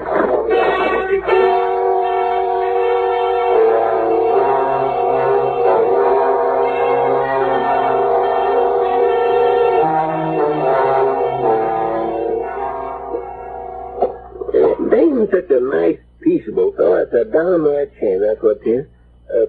You want some more coffee? Yeah. Melody's right, Chester. He got shot by mistake. How come you're so sure? Well, his hat, for one thing. Yeah, it's the same shape and the same color as mine. Yes? Dane and I are built enough alike. We're close enough in size that somebody could possibly make a mistake. Especially at night. Well, maybe, but that's stretching it, some ask me. Except for one thing. I once knew a man named Stone. You knew him? You mean he's dead? Mm-hmm. Well, but if he's dead, then it couldn't have been him. Stone had a friend called Danch. Might have been Danch. Why? Now, they were both cow thieves down in Matagorda County, it was. One day, Danch found his friend Stone hung from a live oak tree. Now, I haven't seen Danch since that event, but I've heard that he's often sworn publicly that he's going to kill me for it. Oh, did you? No, Chester. Probably some cattlemen caught him using a straight iron and practiced a little quick justice. I wasn't even around. I don't hang people. Anyway, if it was Danch, he's probably still in Dodge. He'd have heard he shot the wrong man soon enough. Were you going to look for him? It's better than letting him look for me. Especially seeing the way he goes about it. Well, what's he look like? In case I see him first. Yeah, he's tall, thin. He's got one mark you can't miss. If you're standing on his left side, anyway. What's that? He had a fight somewhere. Got his ear chewed off. Well, unless he's grown another, that ought to make him easy enough to spot. I might wander around and see if he's been out of the Dodge house, ain't it, Joe? All right, Chester. I'm going to make a round of the saloons. I'll be at the Long Branch last. Yes, sir.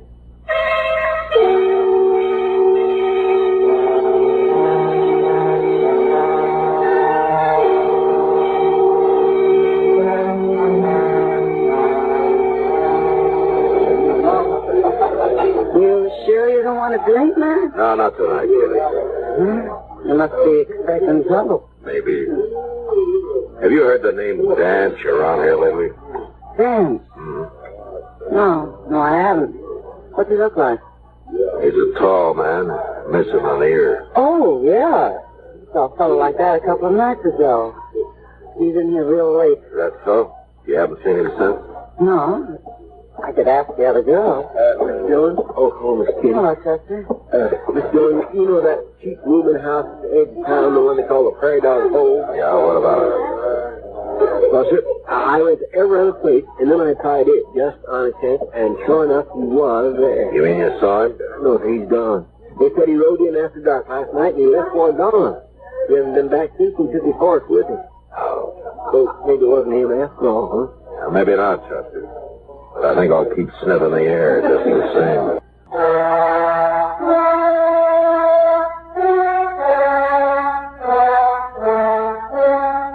The next afternoon, about sundown, Dane Shaw suddenly died. He hadn't been badly hurt, but as Doc said, you never know how a man's heart will react. Anyway, Dane, a man without an enemy in the world, was dead, murdered. And in place of me. That night I was walking down Front Street thinking about it and wondering why it's the innocent that so often get hurt when... All at once I had a feeling I was being followed. I walked on till I reached an alley and then I turned into it casually. Once out of sight I ran halfway down it and ducked behind a rain barrel and waited. And a few seconds later I knew I'd been right.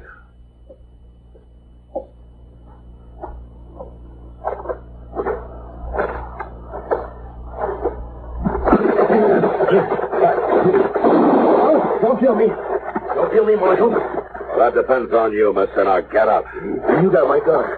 I'm unarmed. You went off when you jumped me, that's all. Shut up and turn around. Yeah. All right. The deal's right around the corner. Walk ahead of me and walk careful. I will. Sure will.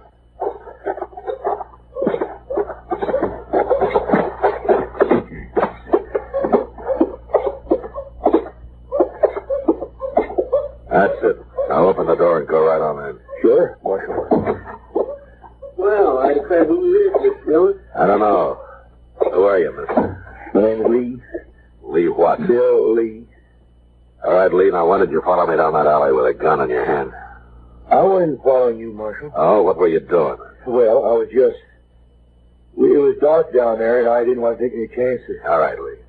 Did you shoot Dane Shaw last night? Now, you... Look here, Marshal, you can't drag me in here and accuse me of... Shut up. All I want out of you is one thing. Did Dan hire you to kill me? You got nothing on me, Marshal. I never heard of no dang. All right, lock him up, Chester. Lock me up? What for? For lying. Now, wait a minute. That's illegal. It sure is. No, I mean, you can't put me in jail. You show him what we can do, Chester. Thank you. All right, mister, right through that door. Go. I see you tried for this, Marshal. I know my right. The only right you've got left is to be hung, and I hope it takes place real soon.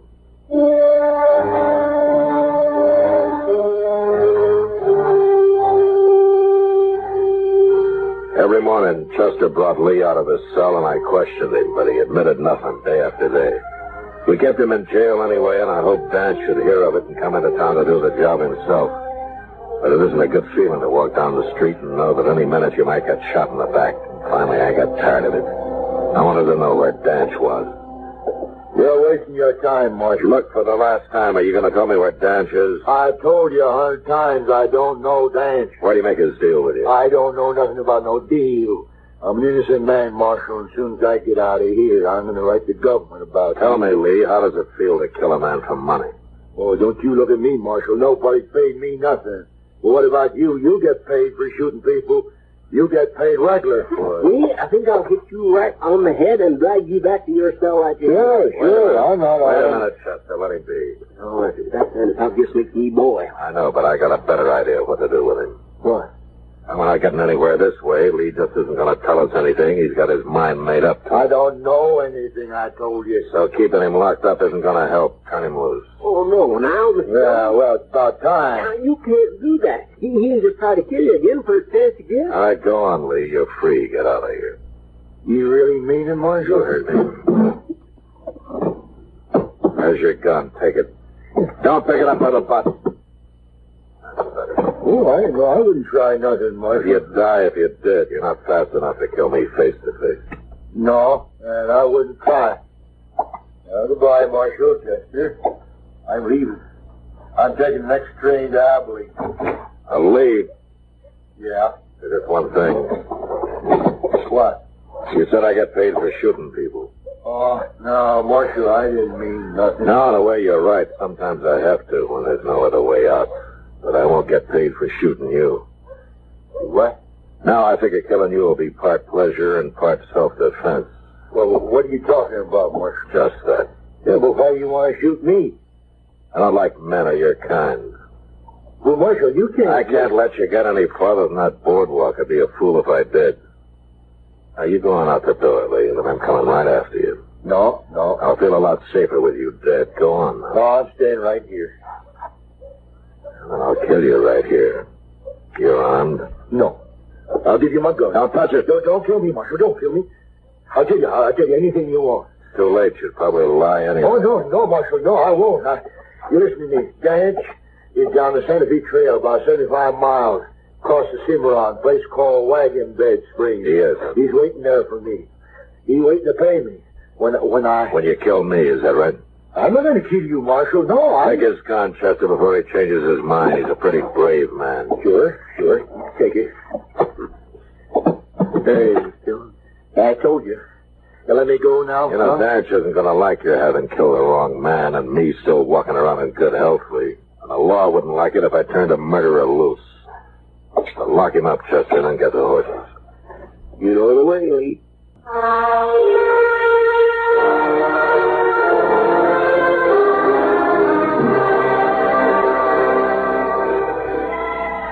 Wagon Wagon Bed Springs boasted a hotel with a half a dozen rooms, a restaurant, and 2 saloons, all built out of adobe. It was just a stopping point for bullwhackers and mule skinners driving their freight wagons along the Santa Fe Trail. When night came, Chester and I rode in, found a corral for our horses, and scouted the town. Danch wasn't anywhere in sight, so I decided to begin asking questions.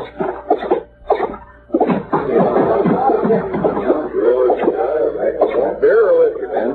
Here. Same for me. Strangers, ain't you? Yeah, we're supposed to meet a friend here. Well, look around, mister. I have. Can't find him. If he's in Wagon Bed Springs, you can find him. This ain't a big town like Dodge and them places. I wish it was. You know, I'd like to see Dodge sometime. Well, that's where my friend may have gone, but maybe you saw him when he passed through here. A tall man, one ear. Oh? That calls himself Danch. Well, sure, I know him. He was here quite a while. But he left just yesterday. He's gone to Texas and sure not die. That's so? He tell you that? Well, that's what he said when he left. Yeah. All right, thanks. Sure. He's staying here long? No, not long. Here's for the beer. We'll be back soon as we eat. Good.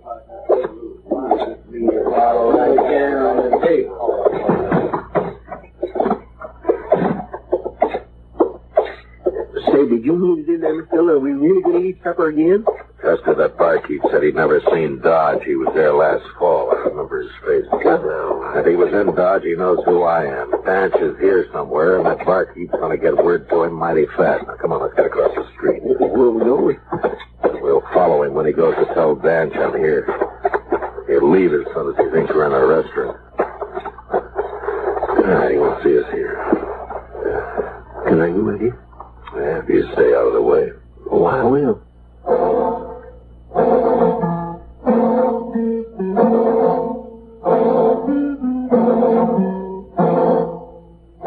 I'd figured it right. And in a few minutes, the barkeep came out onto the street and walked down toward the edge of town. We followed some distance behind until he reached a small adobe hut. And there he knocked and then disappeared inside. The hut had no windows we could see, but I sent Chester around back to make sure. He returned in a moment, and I told him to wait while I went up to the door. Who is it? You're trapped, Danch. Come out with your hands up. Oh, I didn't see him. He said he had to throw out on the street. Had nothing to do with it. I'm getting out of here. Go on. Oh, yeah. Marshal, I'm coming out. I ain't even armed, so don't shoot. Okay, come on. Get out. You got to open it more than that. I can't get out.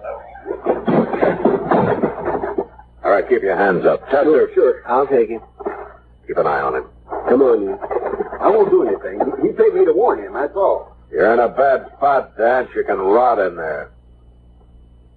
I don't suppose you'd give me a fighting chance anymore you get stonewalled, Dillon. I was in Galveston when Stone got hung. That's a lie. That doesn't matter. How come you hired Lee to shoot me? You lost your nerve? Too many cattlemen in Dodge is why. Yeah. I forgot your reputation with cows. And I don't care how you die anyway. You talk big for a man who's practically buried. I'm coming out, Dillon. I'm coming out with a gun. Don't do it, Danch. I'll have to kill you. I hang anyway, and I just might get you. I backed off around the corner of the hut and waited. Danch opened the door wide, and then suddenly he sprang out, a gun ready in each hand, expecting to face me. He stood there for a second before he realized he'd been trapped again. And then he made his choice and started for the corner of the hut where I was.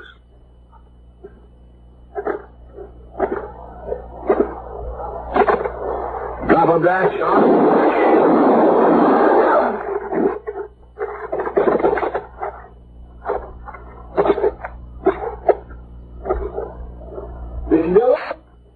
Okay, Chester. He dead? Yeah. Well, he tried to kill you, Marshal. It was self-defense, pure and simple. Shut up. What do we do with this man, Mr. Dillon? Let him go, Chester. He's just scum. All right. Bury him, mister. He paid you. Yes, sir. I'll take care of it. If I ever see you in Dodge, you'll go to jail. Oh, no, sir. I wouldn't come to you. Come on, Chester. Let's get out of here.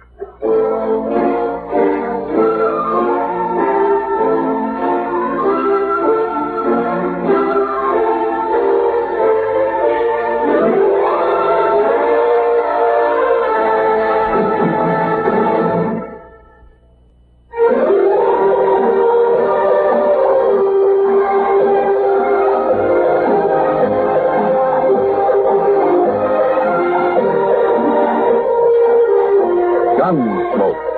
Produced and directed in Hollywood by Norman Macdonald, stars William Conrad as Matt Dillon, U.S. Marshal. The story was specially written for Gunsmoke by John Meston. Featured in the cast were Vic Perrin, John Daner, Harry Bartell, and Lawrence Dobkin. Farley Bear is Chester, Howard McNear is Doc, and Georgia Ellis is Kitty.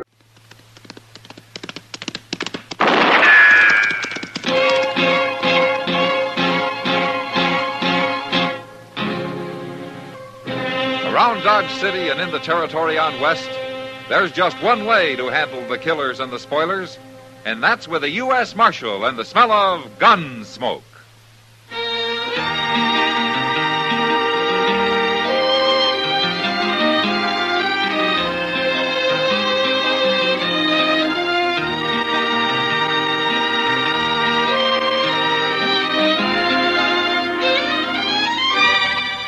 Gunsmoke, starring William Conrad. The transcribed story of the violence that moved west with young America. And the story of a man who moved with it. I'm that man. Matt Dillon, United States Marshal. The first man they look for and the last they want to meet. It's a chancy job, and it makes a man watchful. And a little lonely.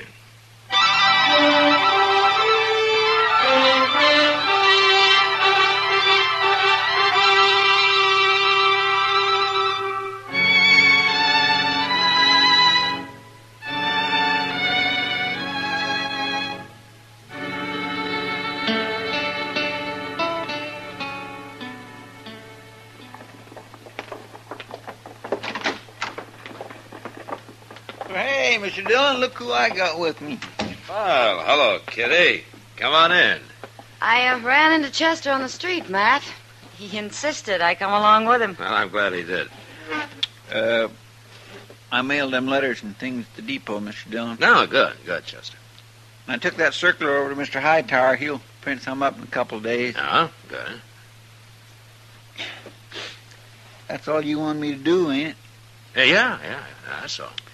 Ain't nothing else you need. I mean, not right now. No, nothing else. Everything's pretty well took care of, ain't it? Yeah, everything's fine. Fine, Chester, yeah. Mm-hmm. Except for that buzzing in your head. My head? Come on, what is it, Chester? Just speak it right out. Well, thing is, I run into this friend of mine a few minutes ago. I ain't seen him in years. I knowed him a long time ago, way back in the Army. Oh? You know how it is. Well, go on. Well, see, he's stationed out at Fort Dodge, right here. Only 5 miles away. My, just imagine that. Chester, I got an idea. Yes, sir? Look, why don't you ride out and see your friend, huh? Now, you can stay a couple of days if you want. There's nothing for you to do around here. Well, you think that'd be a good idea?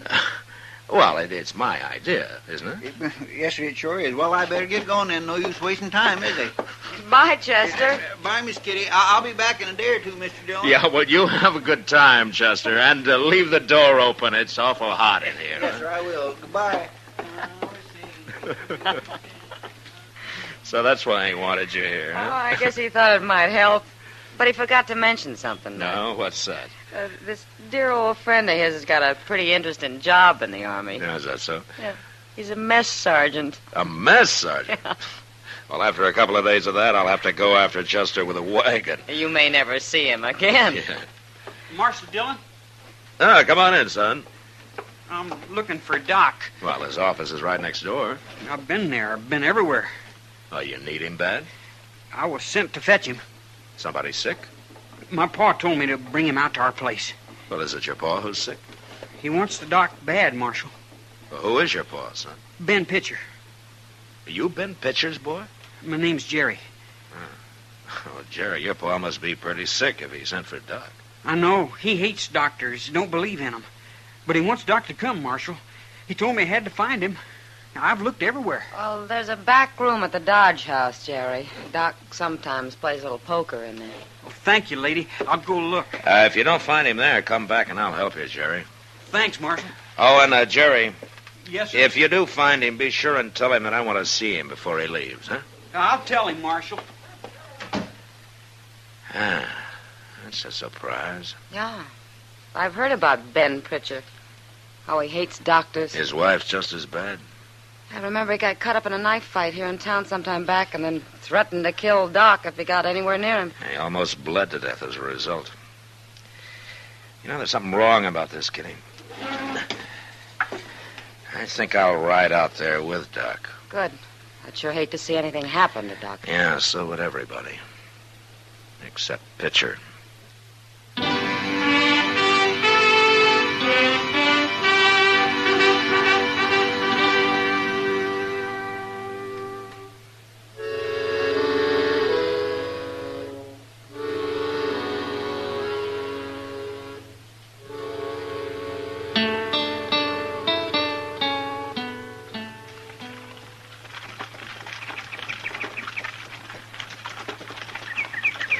How do you like riding in a buggy, Matt? Make you feel important? Yeah, it sure does, Doc. But the way you drive, I'd feel a lot safer on a horse. You'll get used to it. Well, I hope not. Whoa there. Whoa.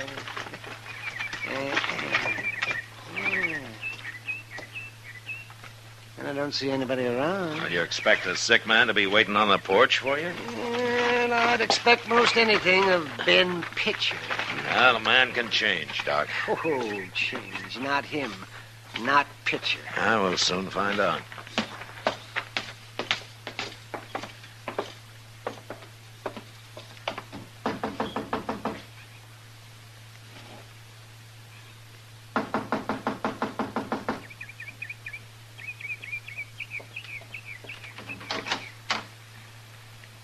What are you doing here, Marshal? I came along to keep Doc company, Miss Pitcher. Oh.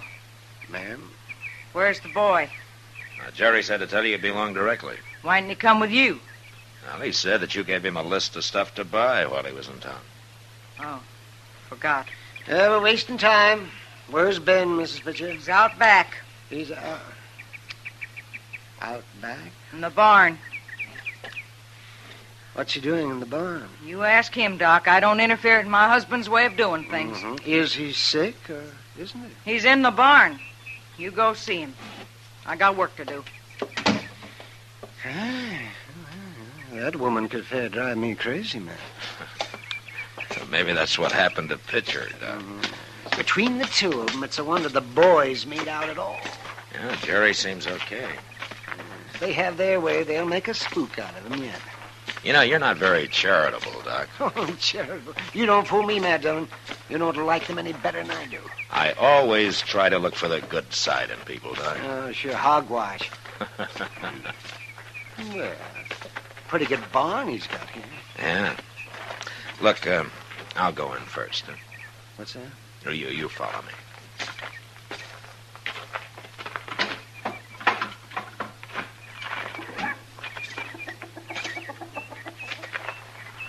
Pitcher. Hey, Pitcher. I'm back here. Come on, Doc. Over here in this stall.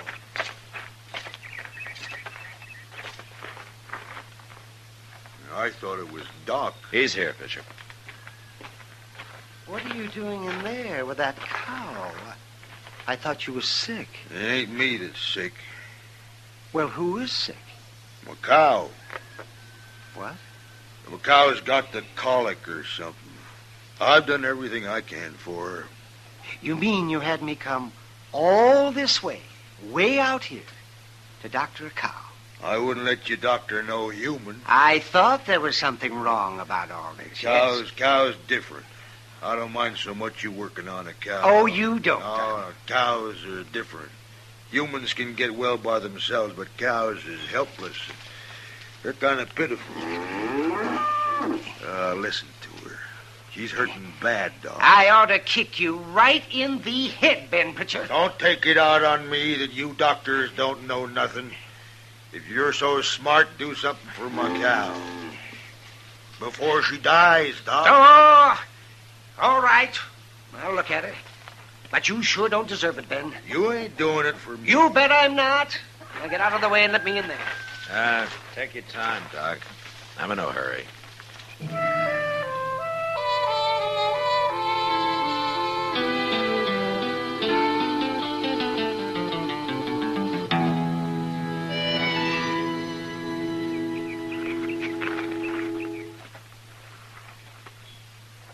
What's he doing in there all this time, Marshal? Leave him be, Ben. He'll let us know if he wants any help.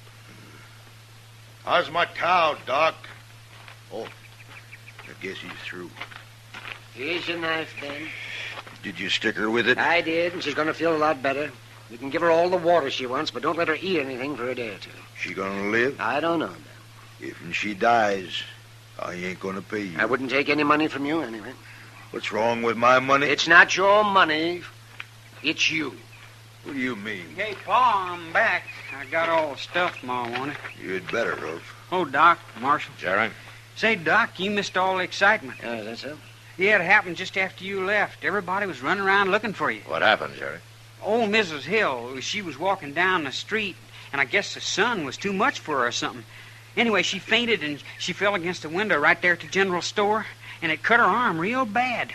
Nobody could get it stopped bleeding. They couldn't. That's why they were looking for you, Doc. I told them you'd come out here, but they wouldn't believe Well, me. what happened to Mrs. Hill, Jerry? She died, Doc. Huh? Just before I left. She died? Did you hear that picture? A woman died. If I'd been there, I could have saved her, but she died. Don't talk at me. She died because of you and your rotten, twisted ways. None of you doctors is any good. You couldn't have done nothing. Oh, no good. Well, I'll show you. No, wait a minute, Doc. Here now. I'll show you. Nobody hits me. But Pa's got a knife. No, Pitcher, put it down. Oh, he cut him. Pitcher! Here, Doc. I got you. He ripped me with that knife, Matt. Yeah. You hurt bad? Well, it's bleeding. I can see that. You help me in the house. Now, we can look at it there. Yeah, sure, Doc. What about Pa? You let me know when he comes to. I'll come back and knock him out again.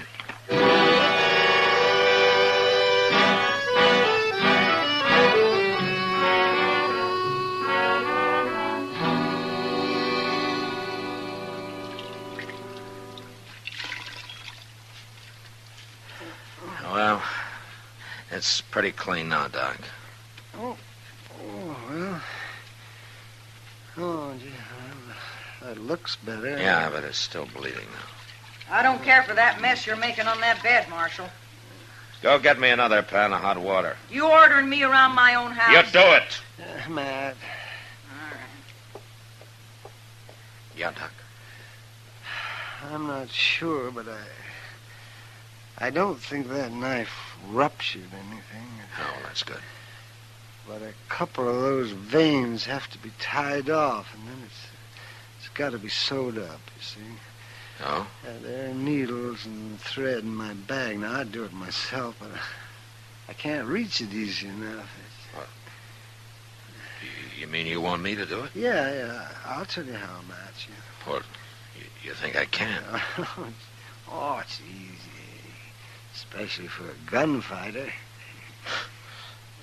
Yeah, that's what I was thinking. I can bleed to death this way. I won't have any trouble, Doc. Here, you hold the cloth on it, huh? I got it. I'll go get your bag.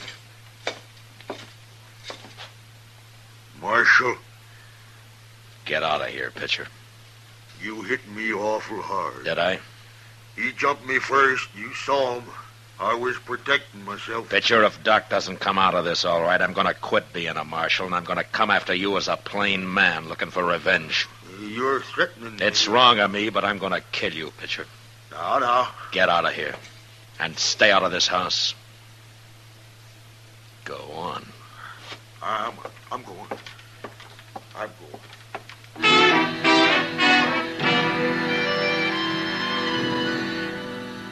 It wasn't easy, and I felt like I had fence posts for fingers. But I finally got Doc sewed up. He'd lost an awful lot of blood, and he passed out before I finished. So all I could do was sit there and watch him. And maybe that was the hardest part.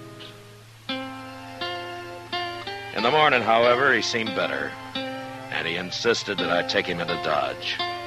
So I made him a bed in Pitcher's wagon and had Jerry drive the buggy alongside. He was in bad shape by the time we reached town, but I got him into his own bed and then sent for Kitty to help me out. I don't know what I'd have done without her for that next week.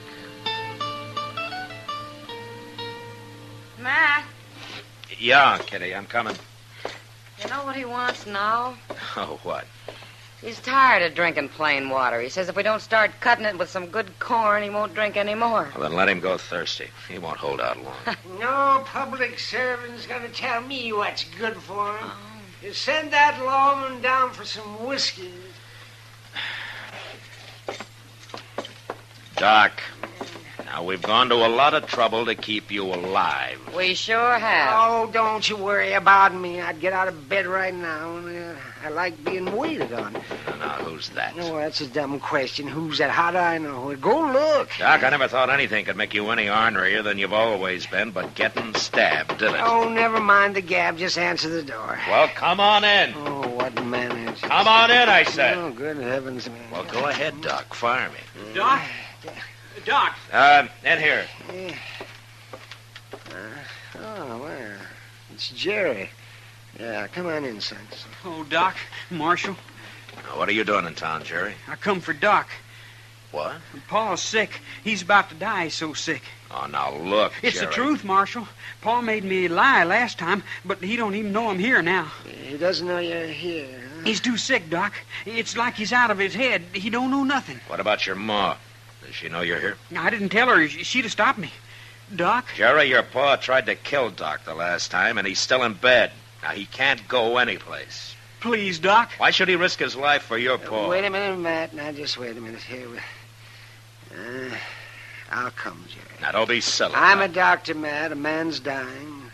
Doesn't matter what man. I knew you'd come. I knew you You're would. crazy, Doc. You'll open that cut riding out there. Besides, you're not strong enough. You'd be taking an awful chance. Jerry? What? How'd you come to town? I figured you'd need it, so I brought the wagon. I thought so. Well, you gonna help me out, Matt? All right. I'll help you out, Doc.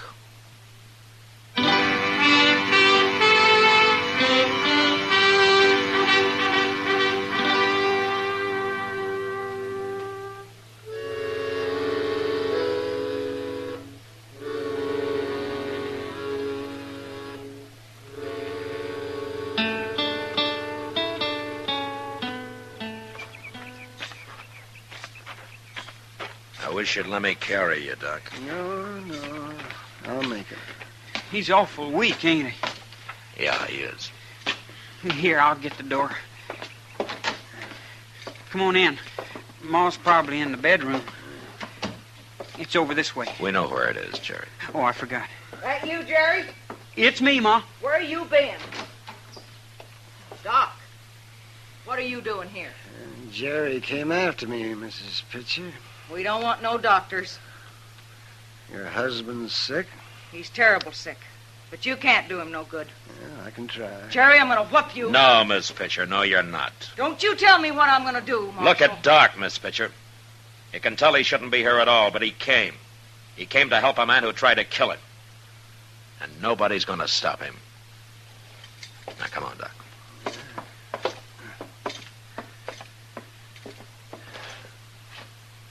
Get out of the way, Miss Pitcher.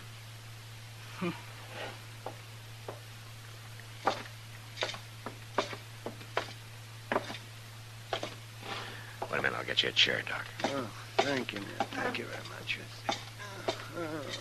Here you are.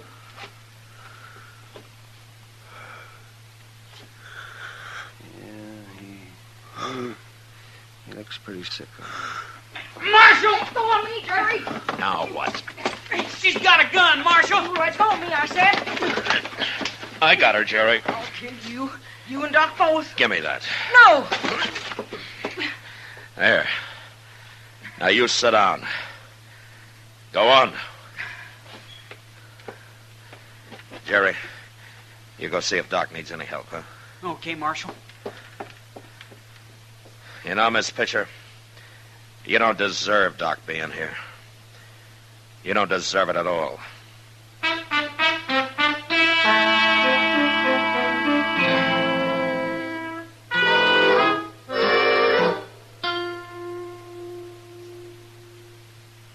Marshal, Yeah, what? I've been thinking. All night I've been sitting here thinking. Oh? I don't want my husband to die. I can't have him die. Doc's doing everything he can for him, Miss Pitcher. Can he save him? You think he can save him? I don't know. Well, Mrs. Pitcher, How is he, Doc? well, he's past the worst. I think he'll be all right. Can I see him? Can he talk? Yes, but not for long. He needs a lot of rest now. Well, speaking of rest, Doc, you look like you could use some, too. Yeah, we're going back to Dodge, man. I'll sleep the whole way. Good. Doc? He wants to talk to you.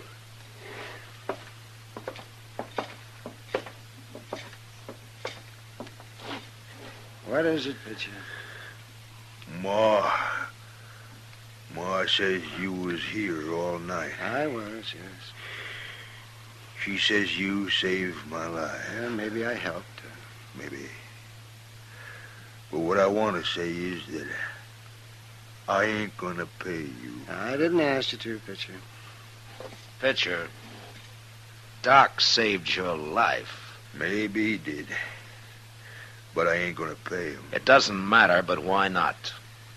'Cause my cow died. No, Pitcher, I'm gonna... Matt. Don't bother. Come on, let's go. Okay, Doc. Doc, Yes?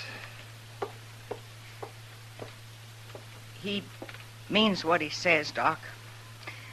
I can't change him. It's all right, man. I can't change him, but there's something I gotta say. Yes? I'm proud to have you in my house, Doc.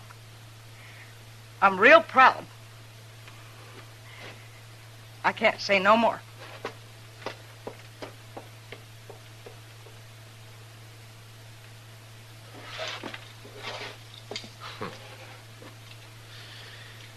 Well, Doc?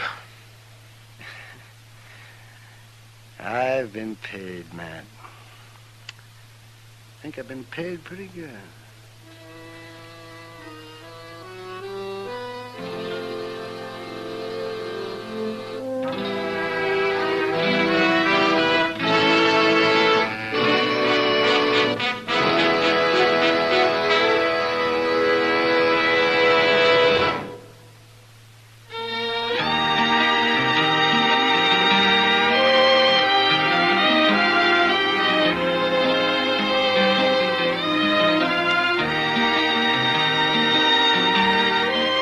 Gunsmoke, produced and directed by Norman Macdonald, stars William Conrad as Matt Dillon, U.S. Marshal. Our story was specially written for Gunsmoke by John Meston, with music composed and conducted by Rex Corey. Sound patterns by Tom Hanley and Bill James.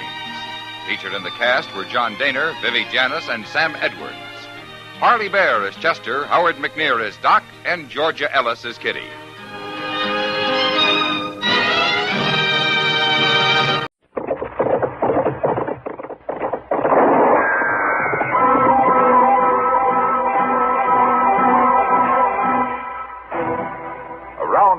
City and in the territory on West, there's just one way to handle the killers and the spoilers, and that's with a U.S. Marshal and the smell of Gunsmoke.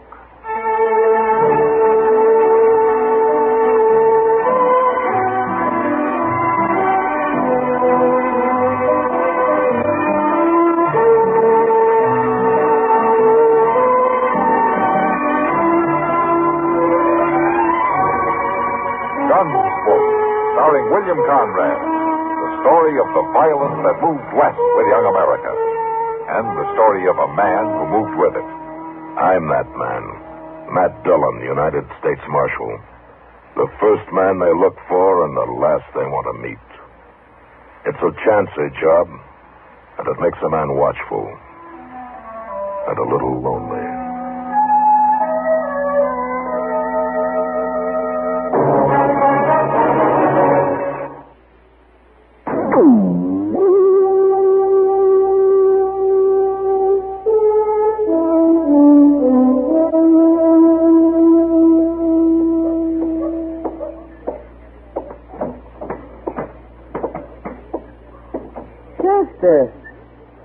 Well, good morning, Miss Kitty.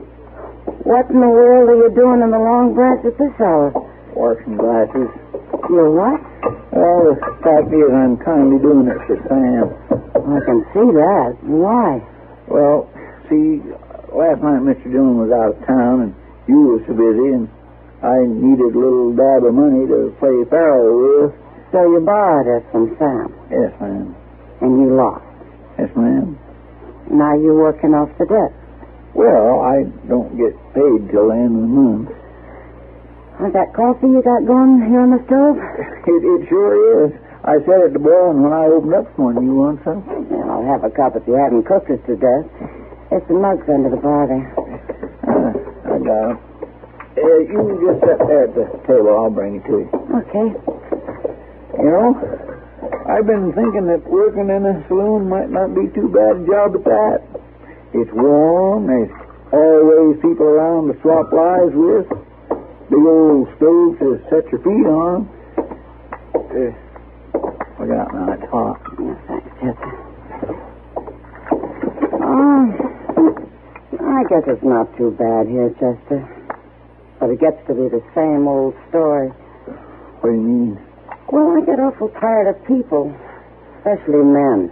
Seems like the world's made up of men. Well, now, Miss Kitty, You know what I mean, Chester.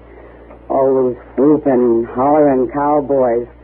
And every one of them that hits the saloon wants to dance after he's had a few drinks. Well, at least they ain't fighting. You ever dance with one of them? Well, no, ma'am.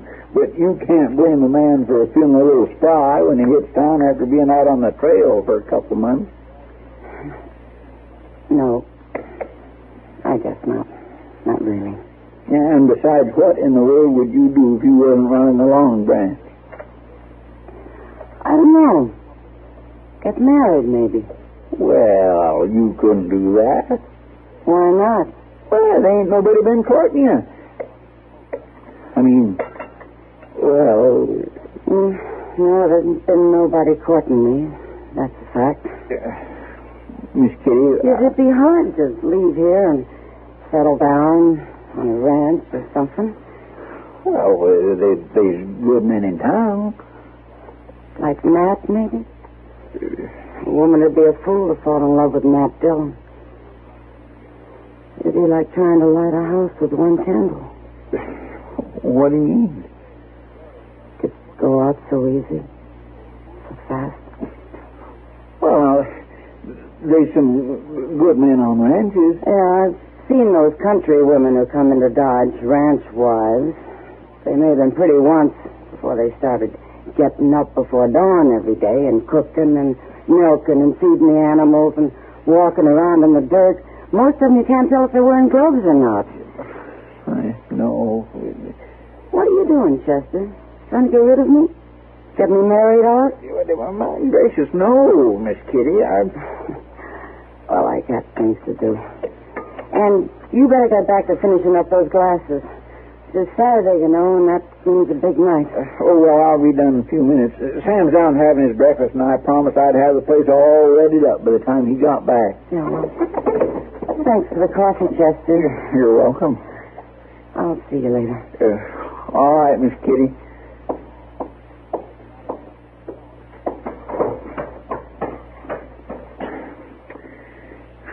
Chester Wesley Proudfoot, you talk too much.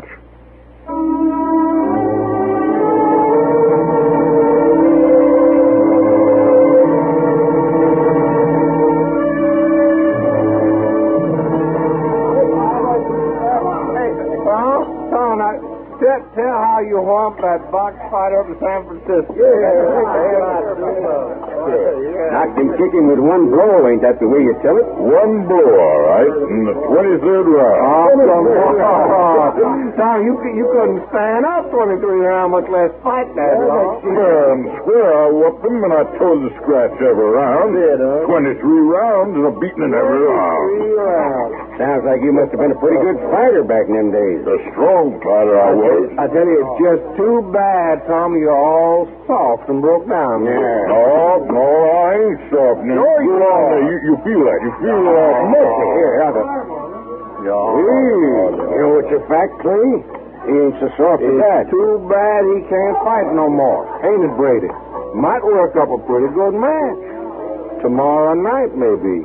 Yeah, I can fight. Oh, no, Tom, you ain't done it for a long time, and you couldn't beat nobody. I'll lick anybody you fight. Oh, no, Tom, we wouldn't want you to get hurt, would we, boy? I can lick anybody in the house. Come on. Hey, now, Tom, don't bother with him. Anybody can lick anybody. Anybody? I don't know. Fella I have in mind's a real box fight. It don't matter. My name's Big Tom Bird. I can whip anybody. Fight to a finish. Winner take all. Fight to a finish. Winner take all. Call him over, Brady. Be right back. Come on. You bring him on. Bring him on, will you? Yeah, he's coming, Big Tom. He's coming. He's coming right up. Anybody. Big Tom Bird can whip anybody. Even me, Tom? Can you whip me? Any man in this room, just step out there. You better look at me, Tom. I don't care who. Creel, Tom. Hack Creel. You, Creel? Remember me? Hack Creel. I beat you once before, Tom Burr. No, not fair. You never beat me fair. I beat you blue. I beat you till you was crawling away. It was a foul and dirty fight. You scared, Tom? Is that it? You scared to fight him? You scared? I'll fight him. If you show up.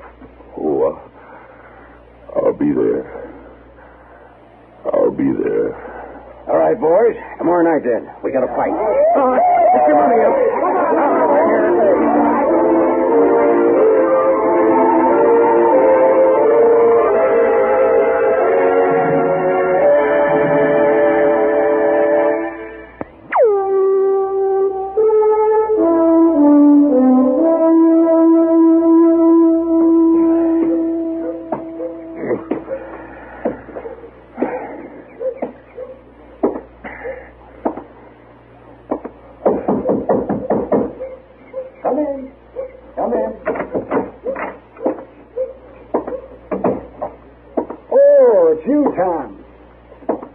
Pretty early this morning, aren't you? Oh, I need some doctoring.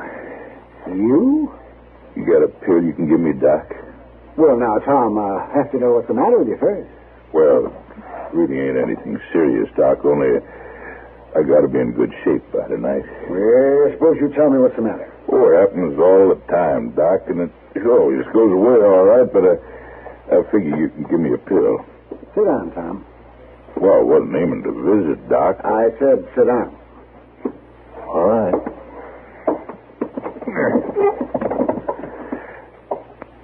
Now, tell me what's the matter. Oh, it's just them giddy spells, Doc. Sometimes when I get up, I can't walk straight, and that's a fact. Been happening long? A month or two, I guess. Take your shirt off. Well, now, wait, Doc. Take it off, I said. Oh, Doc. Well, man, can't get some pills without all this fuss. Stop your muttering, Tom.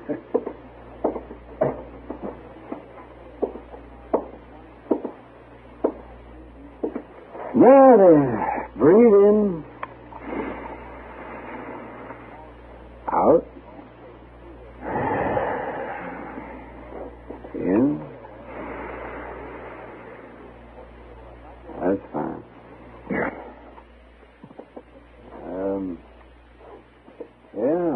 Well, all right, you can put your shirt back. Yeah. Well, do I get the pill now? Yes, I'll give you some medicine, but I want you to do just what I say. Sure, Doc. Just so you fix me up for tonight. I want you to rest for a few days. Take it easy.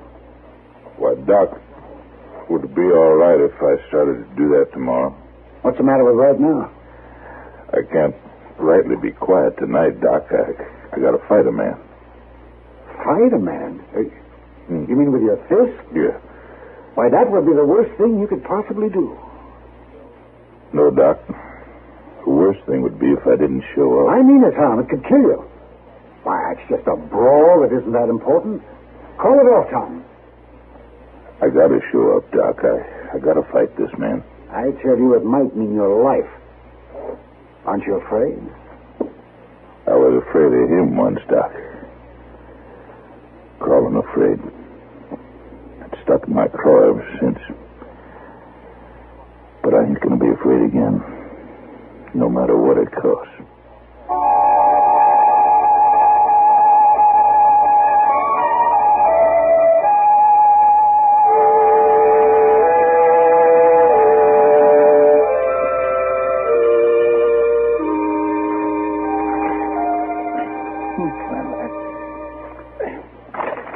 It sure is a funny thing, Mr. Dillon. Oh, what's that, Chester? The men on these circulars. What about them? Well, you'd think men such as these, murderers and robbers and such like, you'd think they'd be easy to spot. Well, they are when they're working. Well, now, that ain't what I mean. I mean, you'd think you could tell just by looking at them. I can. No, now, Mr. Dillon, I'm talking about when they're just walking around town easy like they was having a day off. Why, then you couldn't hardly tell one of them crooks from anybody else. Oh, not if you're lucky. I swear there's lots of folks in this town that's worse looking than these men are. Now, you take old Cass, for instance. And Tal Dalby, he ain't none too pleasant looking either. Them two is the ugliest. Matt, I want to talk to you. Okay, Doc. Matt, I want you to stop a murder. A murder? What murder? Tom Burr. You got to do something about it, Matt. Big Tom? Why, who'd want to kill a real nice fellow like him? All right, Doc, what's this all about? Well, you know how Tom is? Whenever he gets drunk, he starts talking about his fighting days back in San Francisco. Somebody's going to kill him for that? I'm afraid it's going to work out that way, Matt.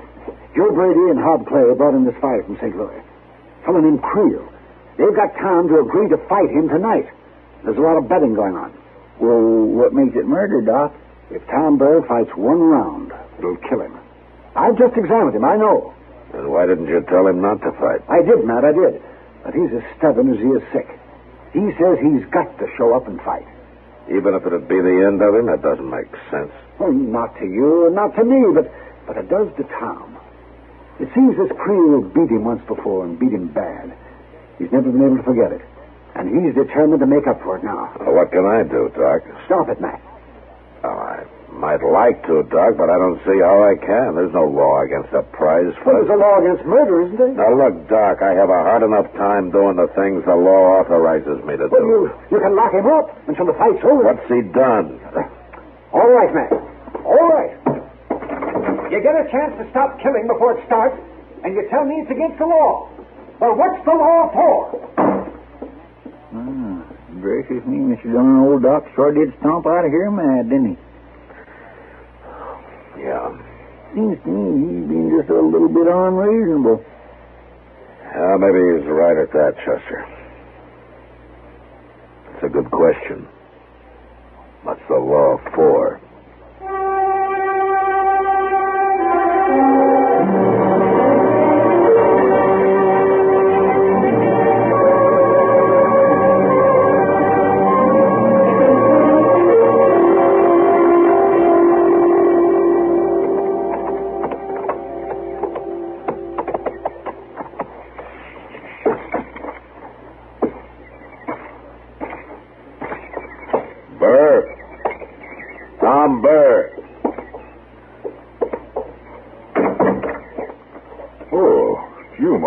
on in. Thanks. Sit down, Marshal. Just wait till I sweep these things off that chair. Never mind, Tom. I want you to come along with me. Come along where, Marshal? Back to Dodge. You mean you come to get me? That's right, Tom. I came to get you. Why, Marshal? I ain't done nothing. I ain't no lawbreaker. You know that. They told me you were talking pretty loud and swinging pretty wide on the Long Branch last night. Oh, there wasn't nothing to that. You know how it is, Marshal. A man gets a little too much bad liquor in him once in a while, and it makes him act foolish. Sounds like breaking the peace to me. Now, come on, Tom. Get your horse. Now, listen, Marshal, I just can't go getting myself locked up this afternoon. I got to be back at the Long Branch tonight. There isn't going to be any fight, Tom. Marshal, I got to fight this man. You can take me in tomorrow or tonight. You can take me in tonight, yeah. But I got to show up first. Get your horse, Tom. You don't know this Creel, Marshal. He beats folks to death because he likes to. He fights foul and cruel. And he laughs about it. He laughed at me once, Marshal. I got to fight him. Not tonight, you know. Marshal, you're rigging this thing against me. You got no right to hold me. You gonna take me on, Tom? I ain't going to no jail. Hold it, Tom. You got me beat, Marshal. I won't draw against you. That's better. But I ain't going to forget about this. You'll have time to cool off. Now, come on, let's go.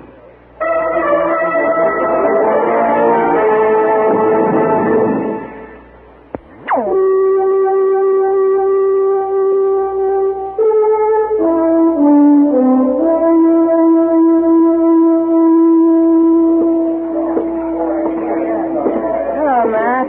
Hello, Kitty. Sit down. Thanks. I'm glad you're here. No trouble? Oh, there will be in a few minutes. They got a fight scheduled out back. There isn't going to be any fight, Kitty. Well, how are you going to stop it? There's a lot of money changing hands, Matt. Tom Burr won't be showing up. Big Tom? Well, he's never missed a fight in his life. Well, he's missing this one. He's in jail. In jail? What for? Well, I'll tell you about it sometime.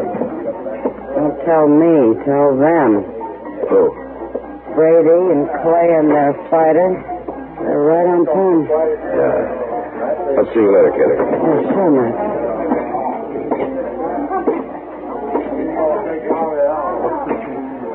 Your name Creel? That's right, Marshal. Hack Creel. I see you've heard of me. Yeah, I've heard of you. You come to see me fight? I come to tell you that there isn't going to be a fight. Huh? Now, wait. Well, that ain't your affair, Marshal. Let the Marshal talk, boys. This might be real interesting. There won't be a fight because Burr won't be here. I told you you should have lined up somebody else. I knew he'd be afraid to meet me again. He's not afraid. He's not showing up because he's in jail. Listen to this, boys. The Marshal stopped the fight. He got Burr locked up. When you say Marshal, you ain't no call to do that. I'm sorry, boys, but that's the way it is. Sounds to me like the Marshal's getting a little meddlesome. I don't like it, Marshal. The Marshal talks pretty big about my kind of fighting, especially when he's wearing his gun. Now, the gun has nothing to do with it, Creel. And the kind of dirty tricks you use haven't anything to do with an honest fight, either. You take off your gun and I'll cut you to ribbons for that, Marshal. Yeah, I understand that's one of your specialties. And hiding behind that gun is one of yours. Looks like you have a Marshal with a stripe down his back, boys.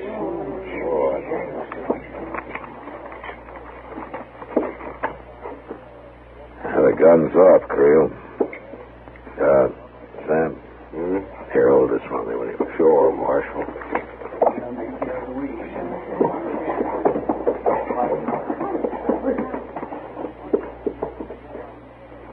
All right. Anytime, Creel. I'll show you gunfighters.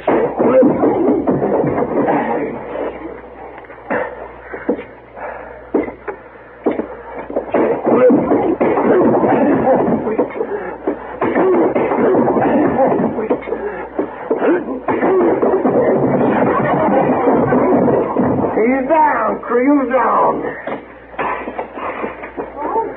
Come, Marshal. You got a bottle? I'll fix you.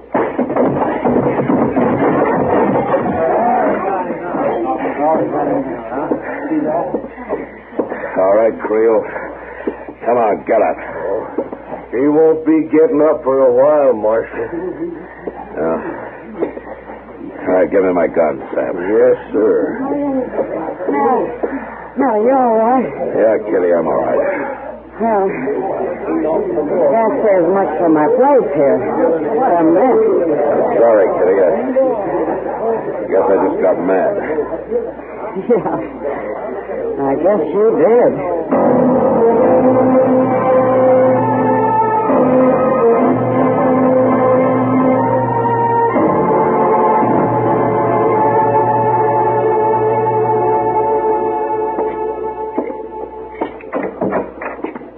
Dillon, I sure am glad you're here.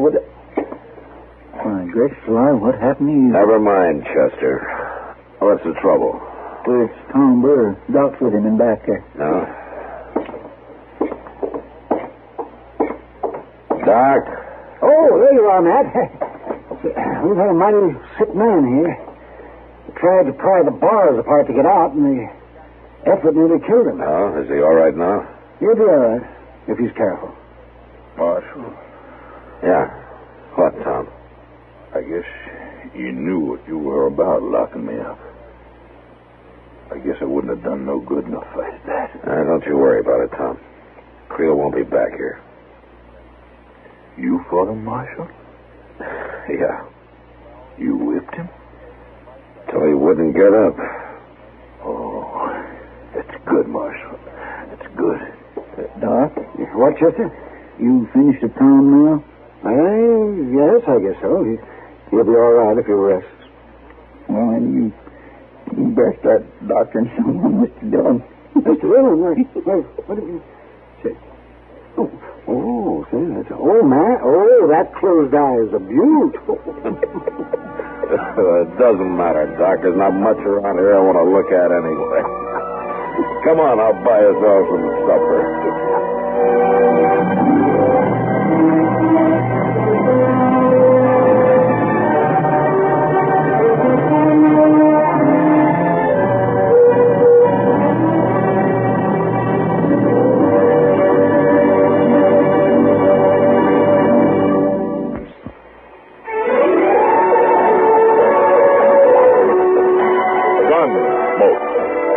Directed by Norman McDonald, stars William Conrad as Matt Dillon, U.S. Marshal. The story was specially written for Gunsmoke by Marion Clark, with editorial supervision by John Meston.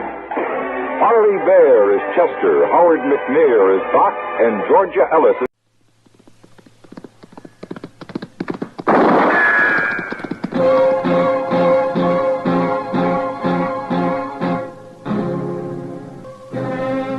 Around Dodge City and in the territory on West, there's just one way to handle the killers and the spoilers, and that's with a U.S. Marshal and the smell of Gunsmoke.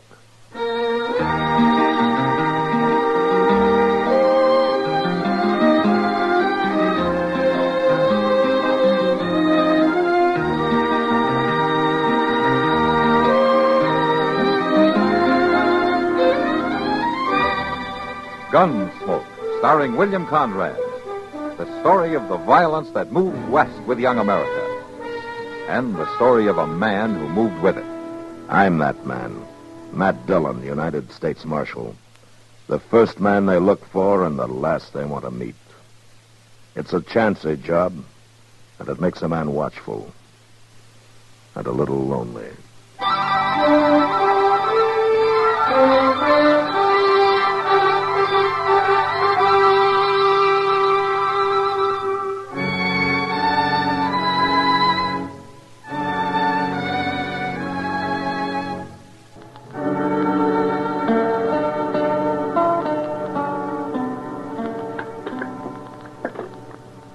Mr. Dillon, you want another cup of coffee? No, I don't think so, Chester.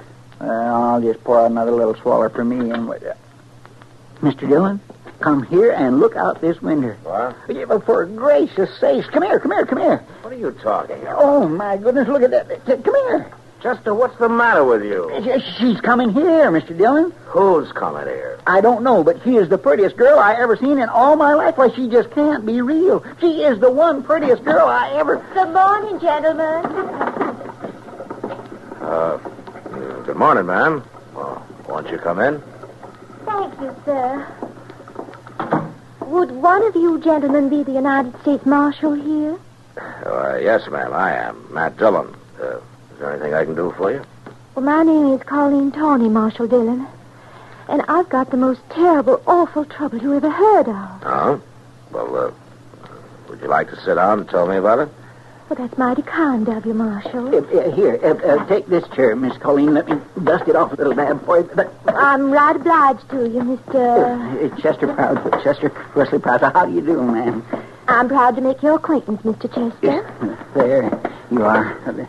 Thank you. I just love people. They're always so nice to you. Except that... Oh. You, mentioned some kind of trouble? I'm an orphan, Marshal Dillon. All alone in this world. Oh? I was brought up by a dear old aunt, mostly in the South. But then she took me to San Francisco. And last month she passed away. Oh, that's too bad, Miss Tawney. Colleen. Just about everybody calls me Colleen. It's kind of Irish, I reckon. Though I'm more Southern than most anything else. You are? I came from San Francisco on the stagecoach. And I had just enough money to get me to my kinfolks down south. If I got any kinfolks anymore. And I could just kill whoever done it, Marshal Dillon. Whoever did what, ma'am? What took all my money? I put my pocketbook on that baggage truck just for a minute. Over at the depot it was. People are always so nice to you. You just don't think. Somebody robbed you, is that it? Every living cent I had in this world. Why, I'm a pauper, Marshal Dillon. I'm destitute. Oh, well, can I fetch you a dipper of water or something, Miss Colleen? I'm all alone without nobody to turn to, no, even a roof over my head or anything to eat or anything. Oh, well, now, it's not as bad as all that, ma'am. It's not? Really? Well, I think we can fix you up with a room over at the Dodge House for a few days. You could? Well, by that time, something may turn up. Maybe we can get your money back. Really? Would you like a dipper of water, Miss Colleen? I knew the minute I walked in that door you'd help me. Miss Colleen, would you like a dipper of water? No, Mr. Chester. I just knew if I told you. My troubles, Marshal Dillon, you just make everything all right again. Oh, you don't have to worry about a thing. I'll arrange with Mr. Dobie over at the Dodge House. Well, good morning, all. Oh, yes, it was a mighty fine morning, too. Well, I didn't know you had company, man. This is Dr. Adams, Miss Colleen Tawney. Well, I'm pleased to meet you, miss. Are you a real doctor, a physician? Oh, yes, indeed, young lady. My goodness. Welcome to Dodge City. And if you want me for anything, my office is just upstairs. Doc, You know, medical examination, diagnosis, treatment, services, medicine, drugs, anything you need. And I won't charge you a cent. Person has to look after his health, you know. Chester, will you take Miss Tawney over to the Dodge House? I'd be glad to, Mr. Dillon. This way, ma'am. Oh, you're all just so nice. I think people are just wonderful. I'll be in touch with you, ma'am. I sure do hope so. Bye. Goodbye. Well, Doc, there goes trouble. Trouble? A girl who looks like that? Why, Matt, she's like a dream in spring. She's as wide-eyed and helpless as a newborn baby. Yeah, Doc, that's exactly what I mean.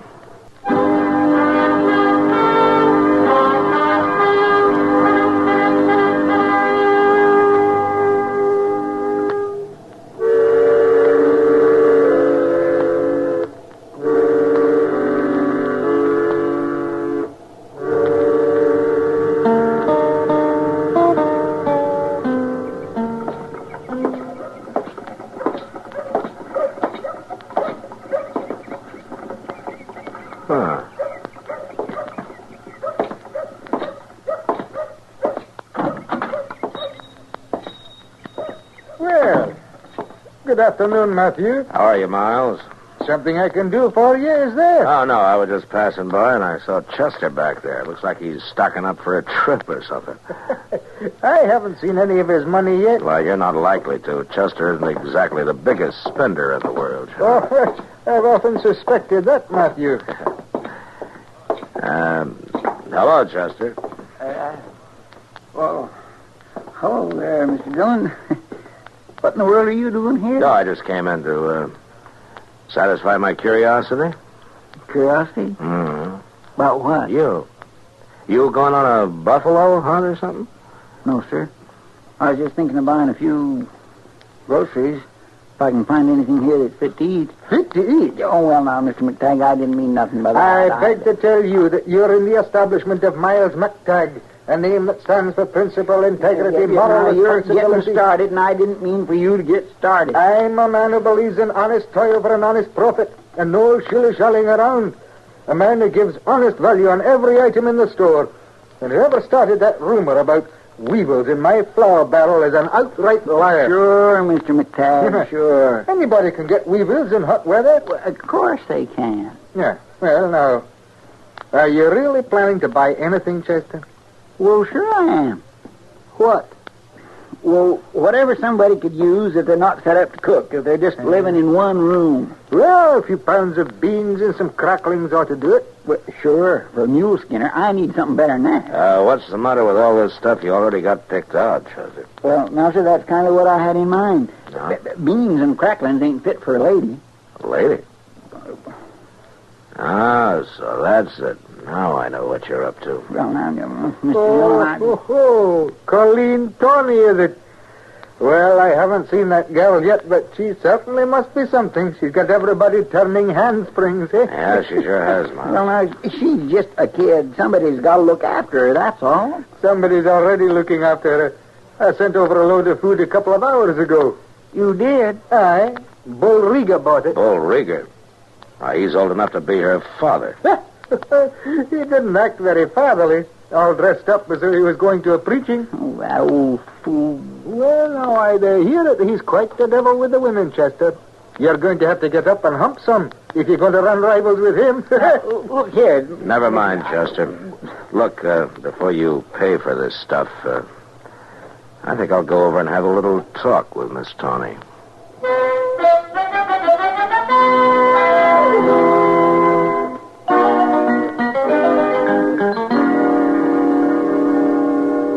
Goodness. Oh, I'm just sure you must be mistaken, Marshal Dillon. Why, he seems to be about the nicest man a girl would ever want to meet. Look, Miss Tawny,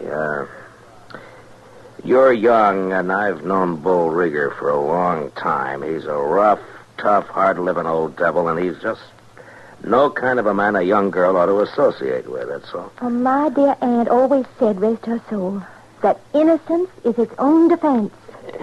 Yeah, but your aunt never met Bull Rigger. Now, Marshal Dillon, Mr. Rigger is just being kind and helpful, just like you are. Yeah, sure. Everybody's been so nice and thoughtful. Mr. Chester's already been by 3 times today. Doc was here, That too. old goat here, too. He took my temperature and my pulse and said I was just fine as far as he could tell. Yeah, well, and look... Mr. Rigger just insisted on helping me. He said he had a little old empty house up the street. Well, yeah, that would be the old Sackler place. Well, he said I could just live in it for nothing as long as I pleased. And, of course, I told him I wouldn't think of such a thing. Well, good. And then he said he'd give me the house. Give it to you? Mm-hmm. That's exactly what I've done. Don't you know how to knock, Rigger? Not when the door's open, Marshal. Well, I went and done it, little lady. Got it drawed up all proper and legal over at the bank. There's the deed. Ah, Mr. Rigger. The house is yours. Lock, stock, and barrel. No strings on it. You can move in right now if you're a mind to. Isn't it wonderful, Marshal Dillon? Yeah, it's great. Well, I'm just going to sit right down and read this little old paper right through. Rigger, would you come out into the hall for a minute? I'd like to talk to you.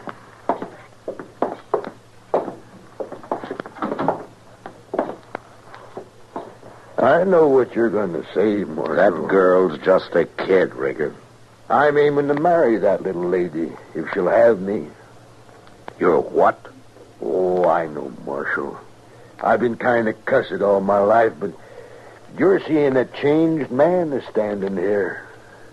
I'd better be, Rigger. Or I'll change you myself, and don't you forget it.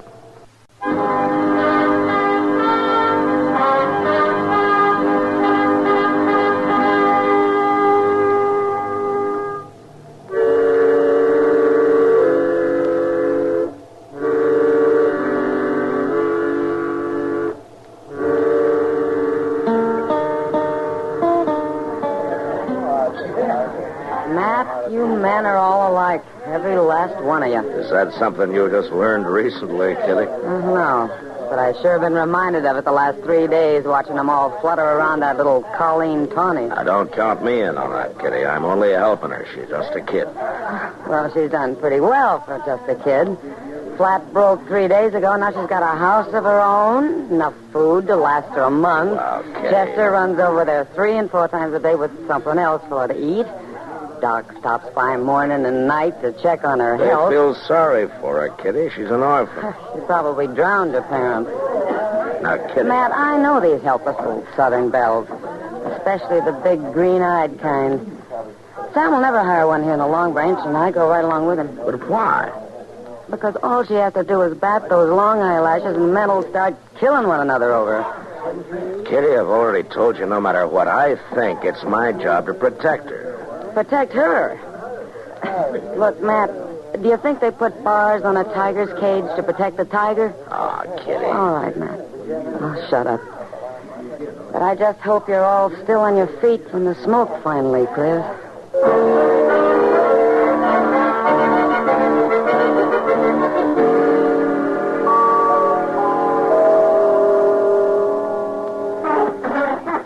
Well, it's getting late, Matt. Yeah, that's right, Doc. Guess I better be running along. Won't do you any good, though, Doc. Bull Rieger's calling on her. He's been over there all evening. He has? Uh-huh. Chester's hanging around outside in case she needs help, as he puts it. I can't find that she's more than likely will, too, with that ruffian in the house. She ought to have a cultured man, I guess. Nice and refined. You happen to know anybody like that, Doc? Well, yes, I do. I've been kind of thinking some the last few days. Forget it. You're old enough to be her grandfather. In Europe, they don't look at it like that. They're civilized. Yeah, but this happens to be Dodge City, Doc. Oh, well, at least a man can dream.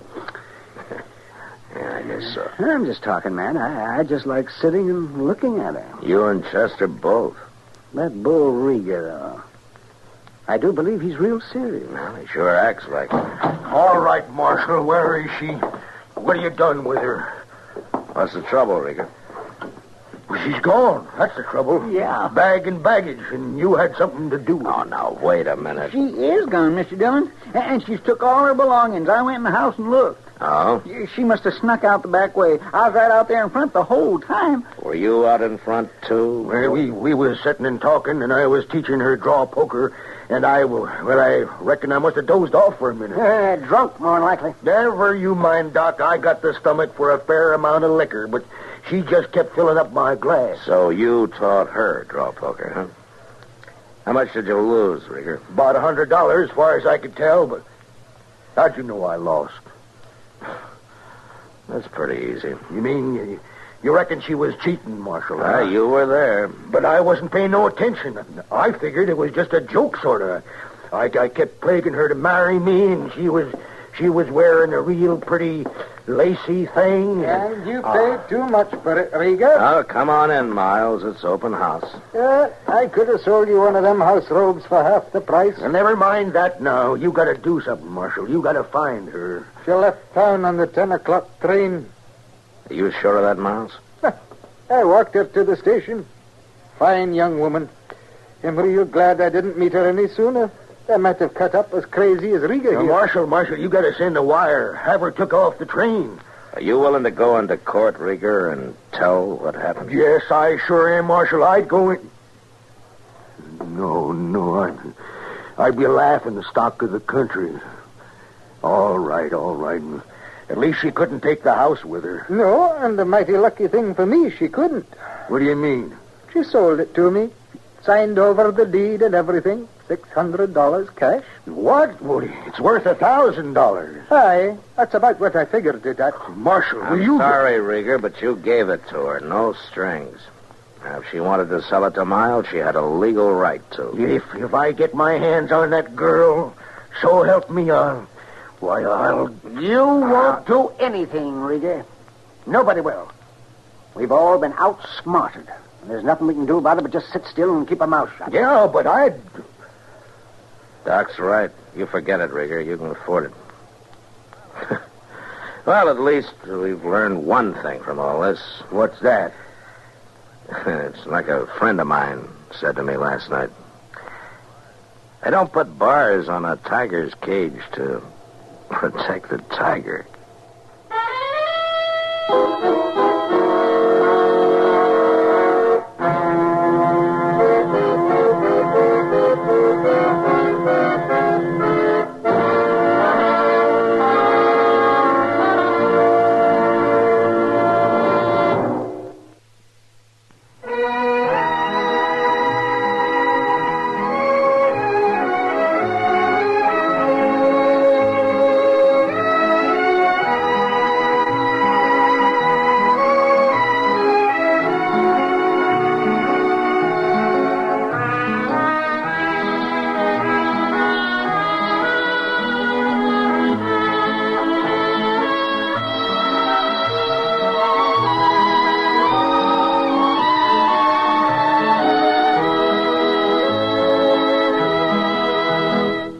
Gunsmoke. Produced and directed by Norman McDonald. Stars William Conrad as Matt Dillon, U.S. Marshal.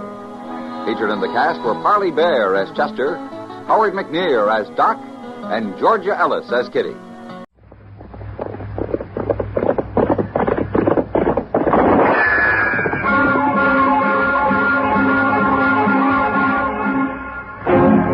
Around Dodge City and in the territory on West, there's just one way to handle the killers and the spoilers, and that's with a U.S. Marshal and the smell of Gunsmoke.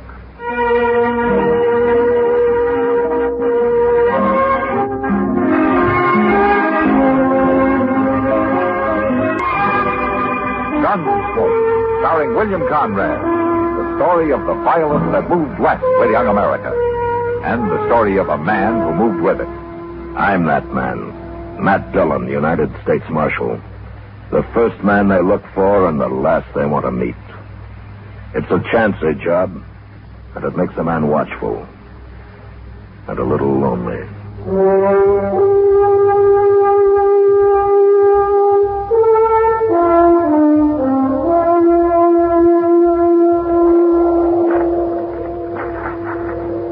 Go bring his horse over here, Benson. Sure, Jake. And wait till we get him up on his horse before you tie that rope, Duval. There'd be too much slack otherwise. All right. We couldn't hang you very good with your feet touching the ground, could we, Tillman? No, Jake, you couldn't.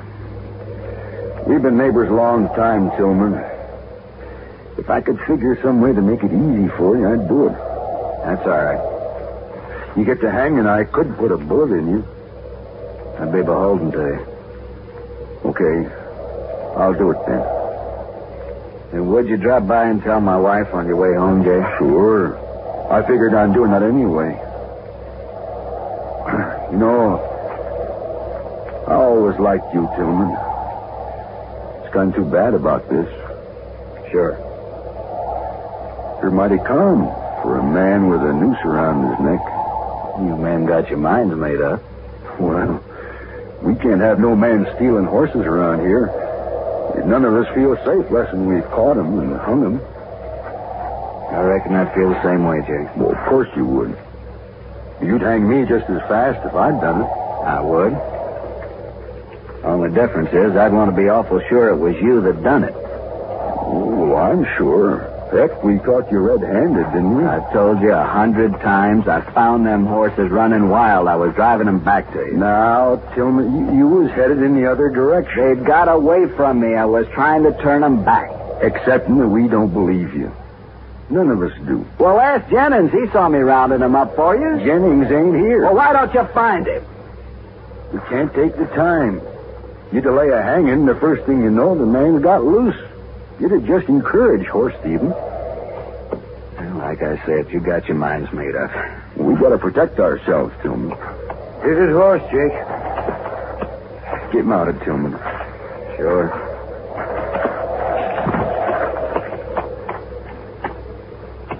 Okay, Duval. Take up the slack and tie it off around the tree trunk. Look out there, Jake. Someone's coming. Yeah, so they are. Let's get this done. We might have trouble. He's a long way off yet. We got time. You want to slap his horse, Benson?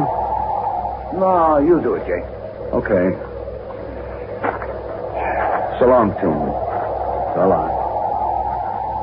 Hey-ya!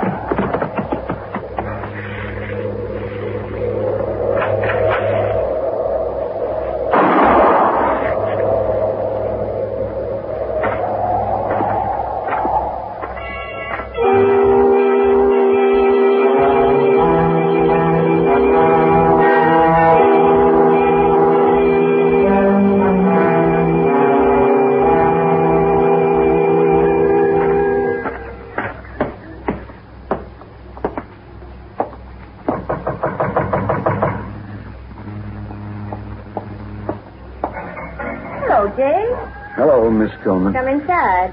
No, thanks, ma'am. I'll stay out here. Suit yourself. My husband ain't here, Jake. He's out on the prairie someplace. Yeah, I know. Slade's around, though. You want to see him? No, I wanted to see you. Me? What about? About your husband, Miss Tillman. Something's happened to him. Well, it was like this, ma'am. You know, me and Duval and Benson's been losing some horses lately. I heard. But Tillman ain't somehow. And when we caught him driving a bunch of mine this afternoon, we figured it was him who's been stealing them. I don't believe it. My husband's an honest man. Oh, I know that. Now, Jennings saw him rounding them up where he found them running wild on the prairie. I guess whoever stole them got scared and left them there. Where is my husband, Jake? That's what I want to explain to you, ma'am. Jennings come and told us about it, but he got there too late. Too late? We'd already hung him. Hung him? Yes, ma'am. Plague? Plague! Come out here. What is it, Mom? Oh. Hello there, Jake. Hello, Clabe. Tell him what you done, Jake. Done? Clabe, we hung your old man this afternoon. You what? We hung him for stealing horses. They found out he didn't do it. After. Yeah. I guess the joke's on us, all right. Ma, wait a minute. Ma? She's kind of upset, Clabe. You better go with her. Somebody ought to kill you, Jake. No, don't talk like that. I said we was sorry. Well, I gotta go get home. It's getting kind of late, and my missus will have supper on. So long.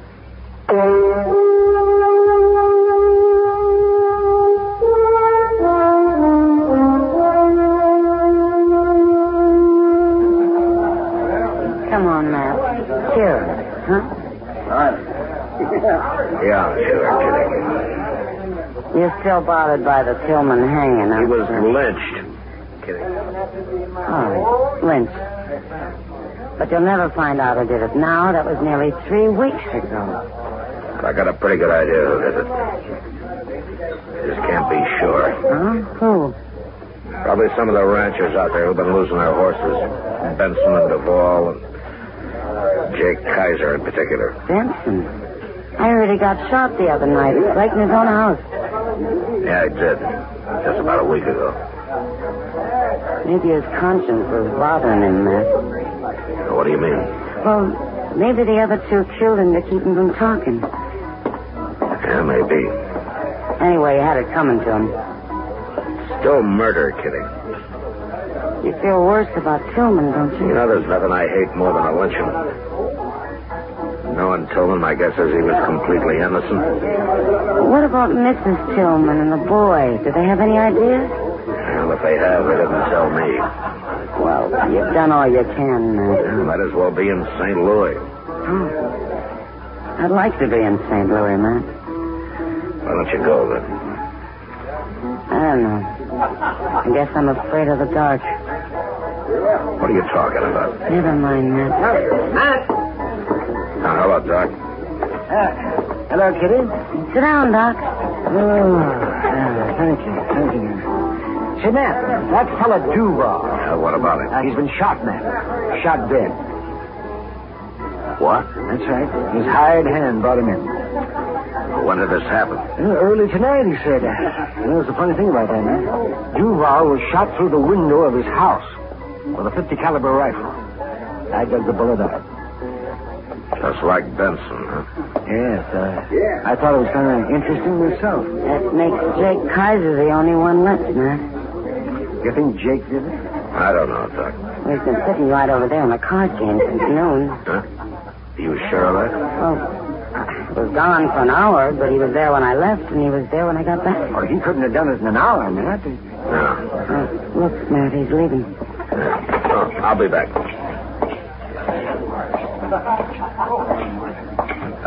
Jake. Oh, hello, Marshal. Let's sit down a minute, huh, Jake? I want to talk to you. Sure, Marshal. What's it about? Here's the table. I'm kind of late getting on home. Jake, Duvall was shot tonight. He was? Yeah. Killed the same way Benson was. Same way, huh? You know anything about it? I'm beginning to, Marshal. It's that Tillman boy, Clabe. I know it is. Why would he do it, Jake? Why, he's crazy. That's why. Marshal, I'll tell you. Clabe has took it into his head that we hung his old man. How do you know he has? Well, I saw him right here in town this morning. And he was here last Saturday, too, come to think of it. You talked to him? Sure. And he keeps saying that we done it. Why? Now, don't you believe anything he says, nor Mrs. Tillman either, that they're both liars, Marshal. I've known them a long time to be liars. Did Clabe threaten you, Jake? Sure he did. You go arrest him, Marshal. There's not much evidence. I just told you. Yeah, I know. You mean you ain't going to arrest him? No. Not yet. He ain't going to shoot me.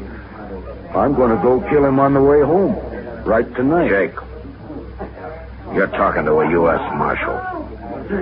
All right, you do something about it. I will, but you get any ideas of shooting him out of your head. If you'll arrest him, I will. And don't you forget what liars they are out there. You leave that to me, Jake. You hear? Sure. But not for long, Marshal. Not for very dang long.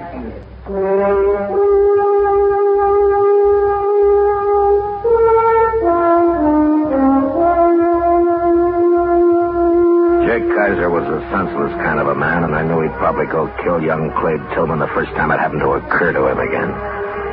Still, I couldn't arrest Clabe for 2 murders just on Jake's word that Clabe had threatened him. I needed a lot more evidence than that, and the only way of getting it I could think of was from Clabe himself. So the next morning, Chester and I rode out to the Tillman place. It was only about 15 miles from town, and we got there early.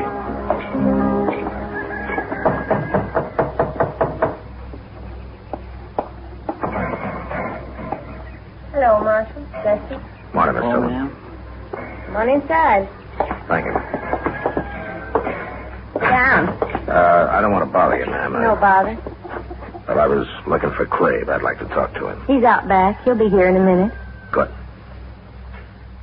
Miss Tillman, Duvall was killed last night. All right. Look, don't you care? Several people have been murdered around here lately, Marshal, including my husband. You think Benson and Duvall were in on that? I didn't say they were. What about Jake Kaiser?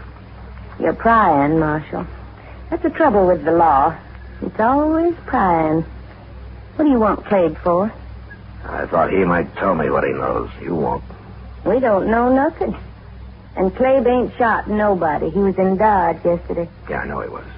I wouldn't put it past Jake to have shot Duvall himself. I thought of that, too. You have any idea why he might have? No? Well, here's Clabe now. Oh, we got visitors. Hello, Clabe. Marshal? Chester? All right, Clabe. You been hunting this morning? Nah. Put that rifle back where it belongs, son. Okay, Mom. I was shooting hawks with it yesterday. Left it in the barn. You should have brought it in last night, son. Sure, but...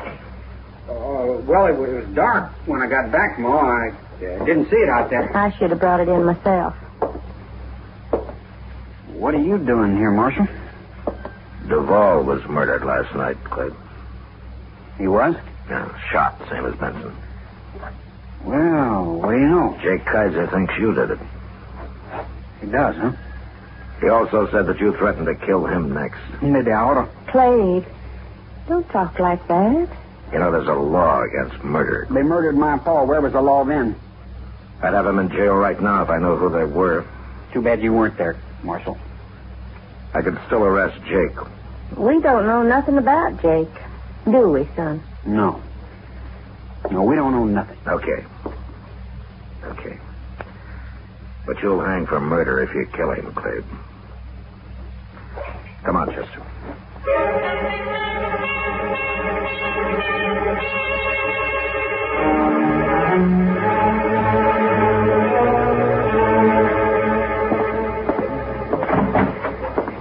I just seen him, Mr. Dillon, walking right up Front Street. Oh, Chester. Clabe. It's Saturday, and he's back in town, just like you said he'd be. Well, I wasn't too sure. Jake might have killed him during the week. It must have slipped his mind somehow. Well, I know what you're thinking. Clabe's going to ride past Jake's place on his way home, ain't he? Well, a man's been killed each Saturday the last 2 weeks. It could happen again. You going to stop him? Get our horses, Chester. We'll ride out to Jake's. Now? Hadn't we ought to follow Clabe when he ain't? No, it's Jake I want to keep an eye on. Well, I don't understand. Just get the horses, Chester. Yes, sir. And be sure there's a rope on my saddle.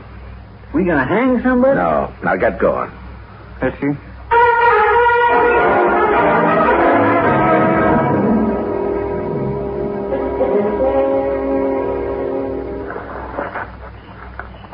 Old Jake's just sitting in the house here, plumb unconcerned, Mr. Dill. Somebody's coming. I wish there was a moon tonight. No, it's better dark. Just stay out of the way of my rope. You going to rope him? Quiet now.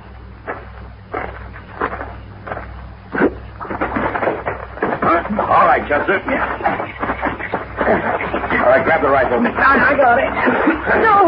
Let me go! I landed the woman. Yeah, I know.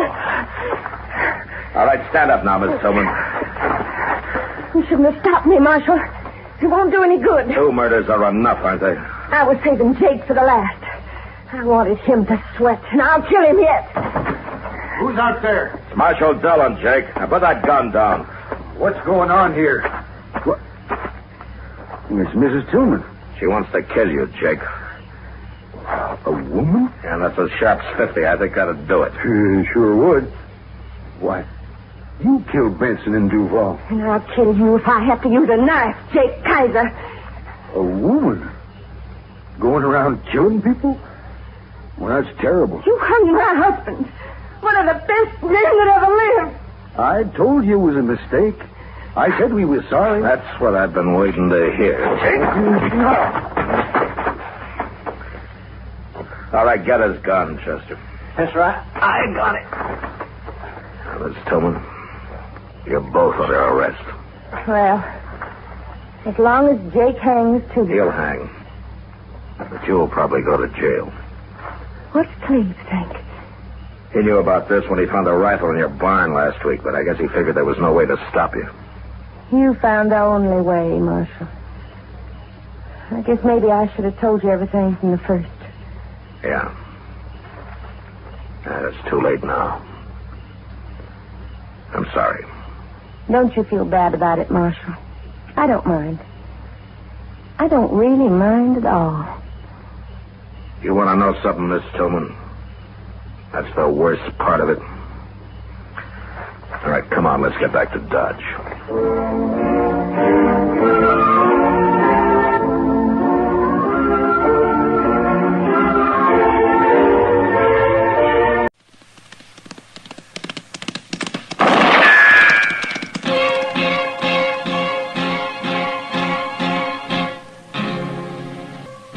Around Dodge City and in the territory on West, there's just one way to handle the killers and the spoilers, and that's with a U.S. Marshal and the smell of Gunsmoke.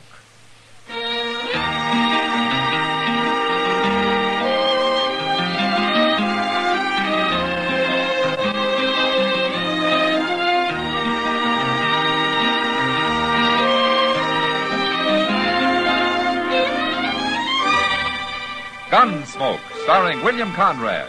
The transcribed story of the violence that moved west with young America. And the story of a man who moved with it. I'm that man. Matt Dillon, United States Marshal. The first man they look for and the last they want to meet. It's a chancy job, and it makes a man watchful. And a little lonely.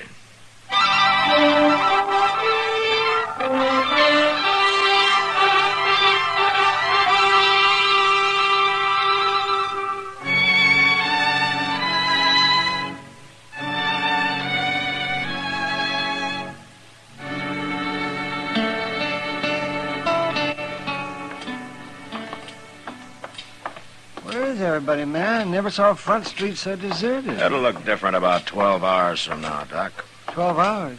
Oh, you mean midnight, yes. I hope I'm in bed by then. You usually are. Oh, I am, I know, yes. But I'd like to have $1 for every night's sleep I've lost. Well, you can't have everything, Doc. Yeah. What do you mean by that? A man can't expect to get a lot of sleep if he's out bucking the tiger all night. Me? Gambling?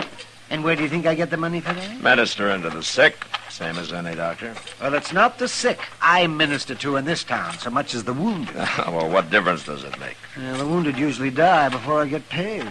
Boot Hill patients, that's what they are. You know, you ought to try to pull more of them through, Doc. Oh, sure, yes. Cut up, shot up, beat up. It's a wonder any of them will live. Well, I can't argue with you about that. Oh, say, you mind if we stop in the general store here? Mr. Jonas was supposed to order me a new saddle blanket. Oh, man, always frittering away your money on doodads. Huh? It's for my horse, Doc, not me. Oh, yeah, look who's there. Oh, hello, Kitty. Hello, Doc. Matt. How are you, Kitty? I'm hungry. Came in here 15 minutes ago on the way to dinner, and nothing's happened yet. Well, isn't Mr. Jonas here, Kitty? Well, if he is, he's hiding. Well, he's probably on his way to dinner. We ought to get a wagon and rob this place. That'd teach him to walk off and lead us. You'd only spend your money if he was here, Kitty. You shouldn't complain. I've already spent it. I paid him in advance for 3 petticoats a month ago. Oh, how do you know they're here yet? I don't. But there's a big box behind the counter there with Santa Fe Railroad stamped all over it. Oh? It's a shipment of some kind. Well, why don't you open it? I get caught doing that, some U.S. Marshal might walk in here and shoot me. Yeah. Well, I'll do it. I'm not afraid. Mr. Dillon? Oh, Kitty. Doc. Hello, Chester. Chester. Mr. Dillon, there's a fella come in the office, the darndest-looking man you ever saw.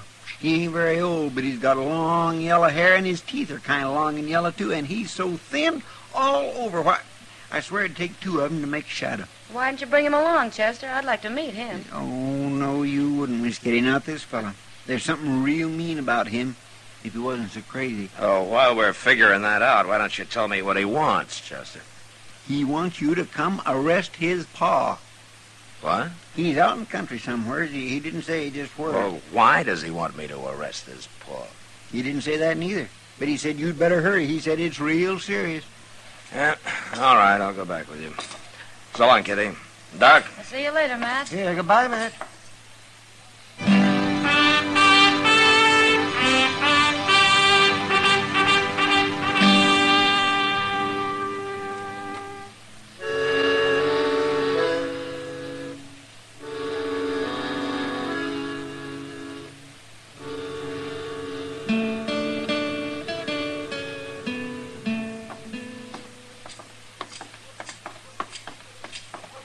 I hope he's still here, Mr. Dillon. Well, I hope so, too, Chester.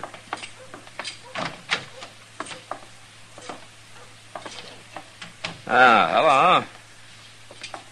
Hello. I'm Marshal Dillon. You wanted to see me? Found him, huh? What? I mean him. He found you.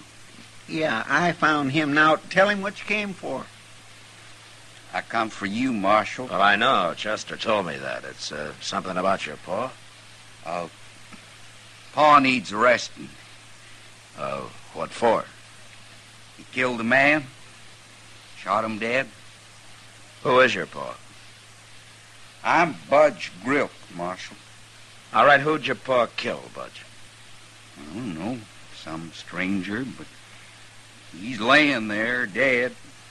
Pa won't even bury him. Laying where? Where'd it happen? Near home. Well, where's home? Out yonder. Oh, forevermore. I don't know. Well, I don't know how to tell him to get there. Well, maybe you could show me how to get there, huh? That's what I come for. Chester. Yes, sir. Look, I'll understand if you don't want to go along. I'm kindly dizzy already, but I'll go, Mr. Dillon. Okay, then let's get started.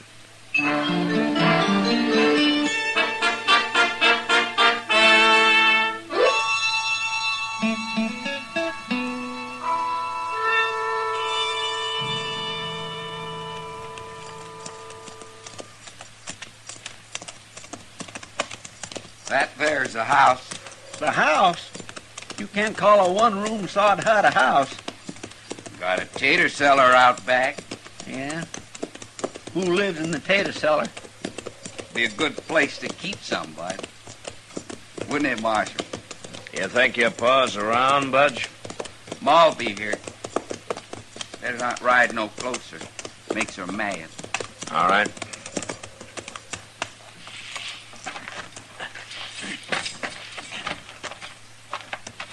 Ma? Ma? She ain't beef. She'll be out. Good. There she is. Come on.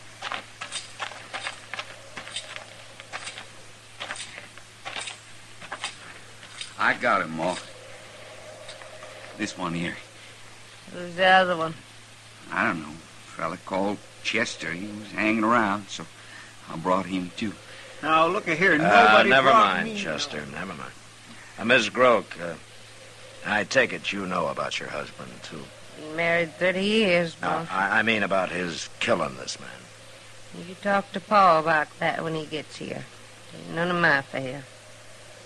Bud, you go get that rifle off in your saddle. There's no place to leave it. Sure, Ma. You people stay here. You can sit down if you want. I'll go boil up some coffee and bring it out. No, you don't need to bother, ma'am. No bother. Sat down? On what? She's crazier than he is, Mr. Dillon. Yeah, they're half-starved, too. Yeah, this isn't much of a homestead. Ain't it terrible? Yeah, but even a lazy man could do something with it.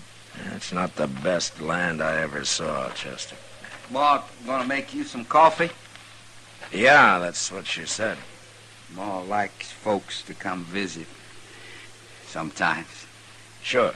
Marshal, Yes, ma'am. I want to show you the house. You come here. That Chester feller can see it later. You better go, Marshal. Ma don't always ask people in. Only sometimes. Yeah. All right. That mean I don't get no coffee? Oh, you'll get some, Chester. Miss Groke? Come on in, Marshal. The door's open. Dark in here, ain't it? No windows. It's light enough. Then don't move, Marshal. I got this rifle aimed to bust your heart open. Yeah. I'll do it, too.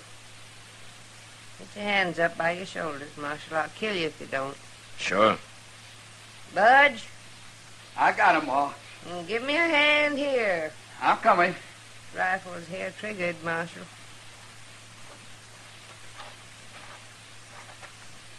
You stand right there, Chester. I can shoot with one hand. Get back closer to it, Marshal. Get his gun, Budge. I got it, Ma. Let's move outside, Marshal. Go on.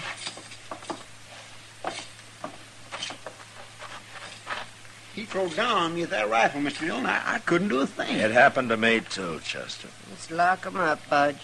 Lock us up? In the tater cellar. What's this all about, Budge? I'll tell you when he comes. Where is he? He's waiting. He'll come in late tomorrow. Your pa didn't shoot anybody, did he? No. But he's gonna shoot somebody, Marshal. He sure is.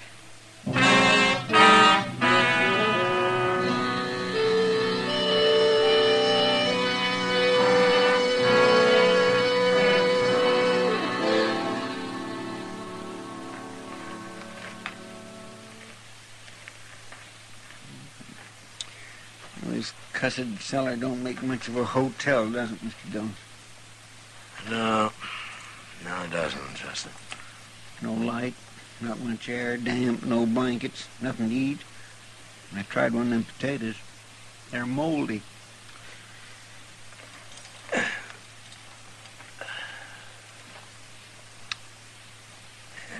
must be afternoon by now.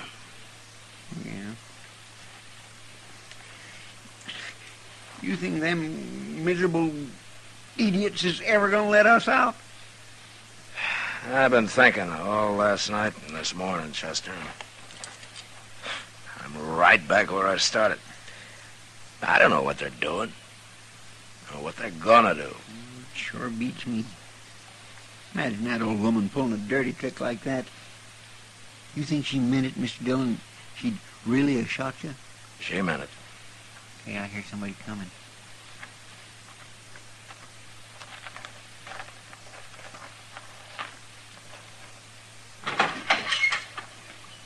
Don't you try nothing now. We got guns. Open it clear up, Budge. They can't fight with nothing but taters. Okay, Pa.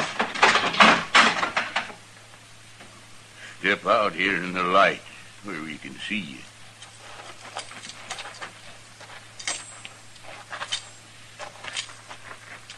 The big one, Pa. That's the marshal, Pa. Keep your gun on him, Budge.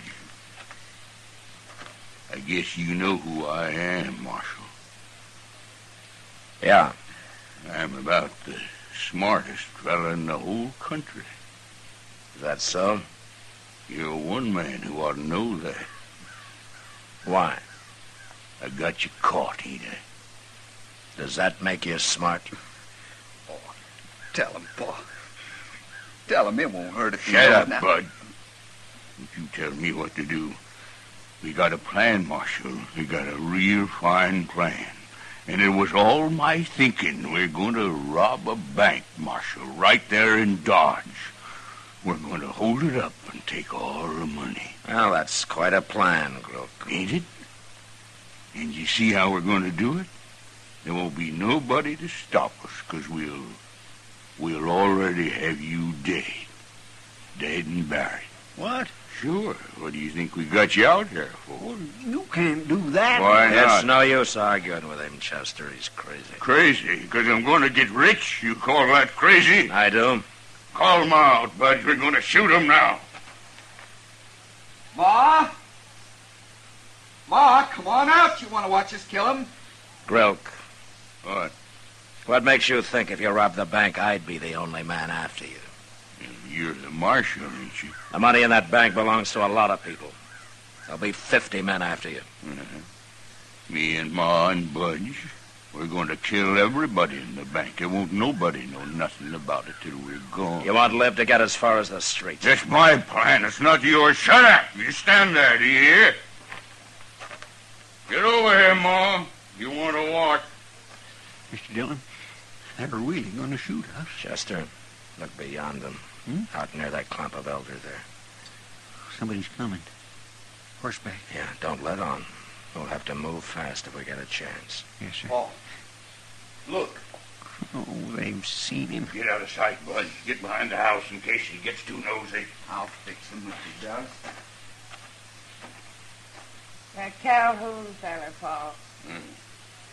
There's no time for him to be paying a visit. Get back in the cellar. Get back in the cellar, Marshal. Go on, both of you. Go on, I'll shoot you right now. He means it, Mr. Dillon. Yeah. You keep quiet in there now. We gotta do something. And if we could just get close enough to one of them. There's that rider. Yeah. What are you doing here, Calhoun? We're too busy to be visiting today. They shot him. Doggone you, Butch. What do you do that for? I'll whomp you. You leave him alone, Paul. He didn't mean nothing by it. Always standing up for him, ain't you? Get going back in the house. Go on!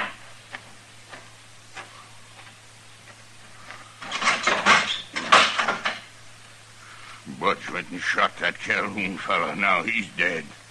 Yeah, we heard him. Paul, what were you yelling at me like that for? What's wrong with shooting him? We're leaving here, ain't we? We don't need no neighbors. Darn fool. Well, why, Paul? Now we gotta bury him, don't we? Sure. Well, 3 graves is too many to dig before dark. And we'll have to wait till tomorrow before we can take care of Marshall and Chester here. Why didn't you think about that? You never think about nothing. What's worse, we'll have to feed him. Can't let nobody go hungry that long. Go tell Ma. I'm going, Paul. Now, you two set quiet. Budge will bring you something. Well, if that don't beat all. Wait till Budge comes back, Chester. That's gonna be our chance.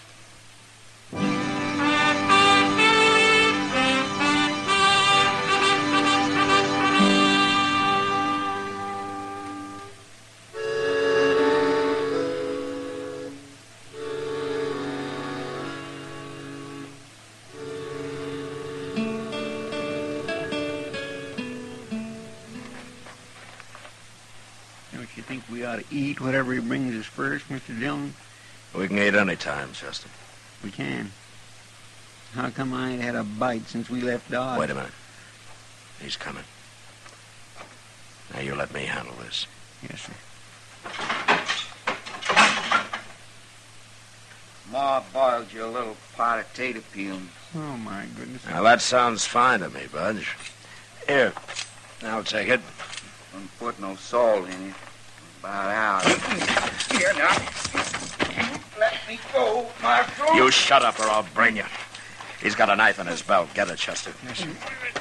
I got it. All right. Come on, get up, Budge. On your feet. Come on.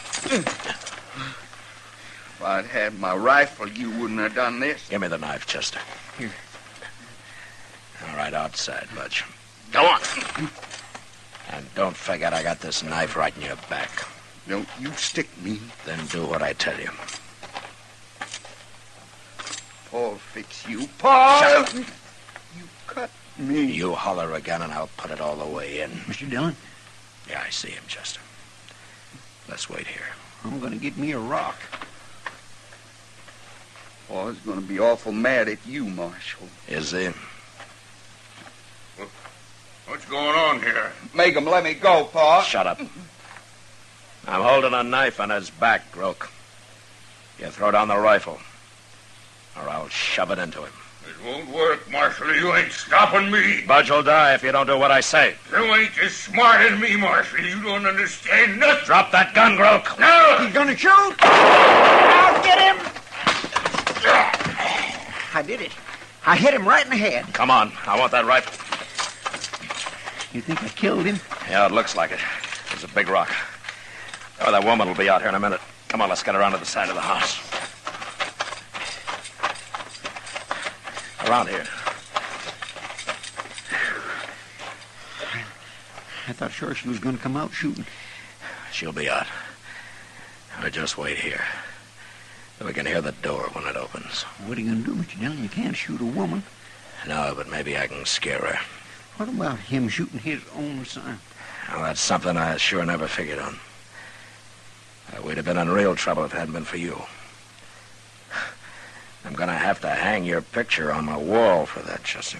Oh, it wasn't nothing. I used to go hunting with rocks when I was a kid. Why, one time Oh, there she is. Look, if she comes around the corner, maybe I can knock that rifle out of her hands. You stay back.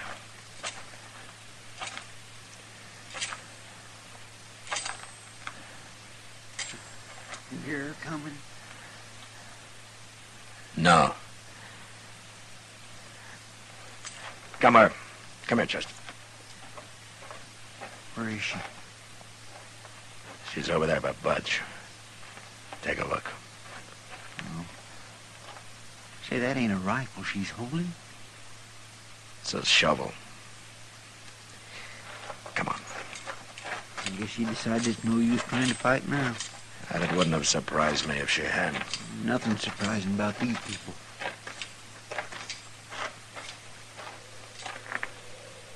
Your husband shot him, Miss Grilk. Budge. Poor Budge.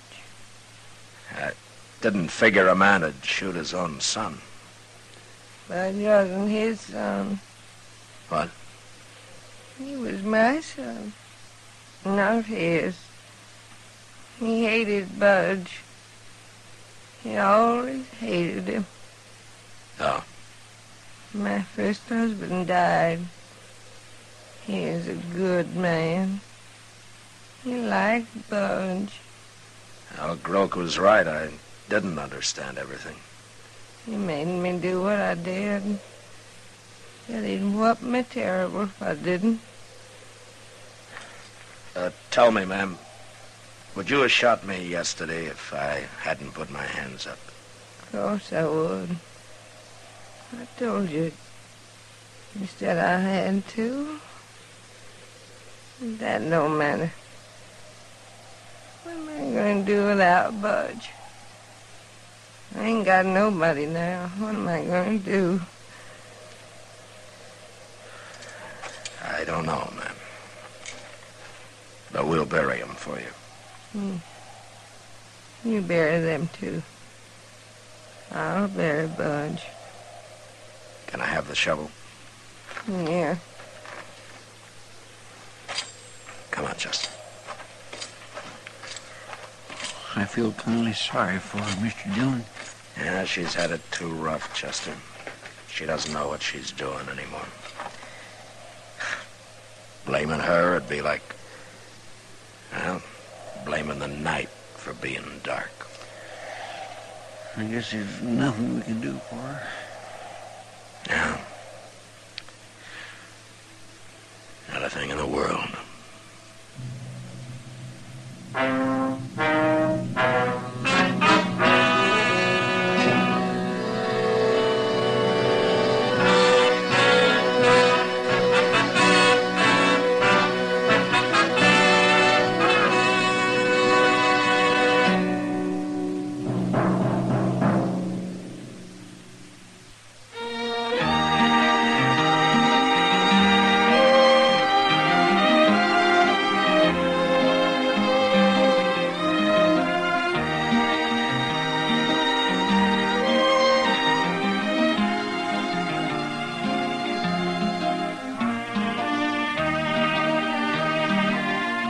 Gunsmoke, produced and directed by Norman Macdonald, stars William Conrad as Matt Dillon, U.S. Marshal.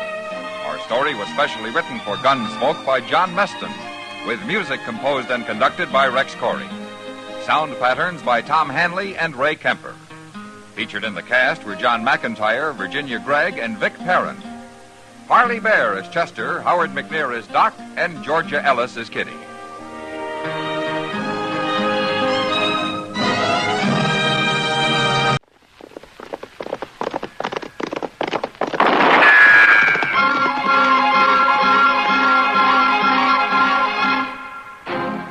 Around Dodge City and in the territory on West, there's just one way to handle the killers and the spoilers, and that's with a U.S. Marshal and the smell of Gunsmoke.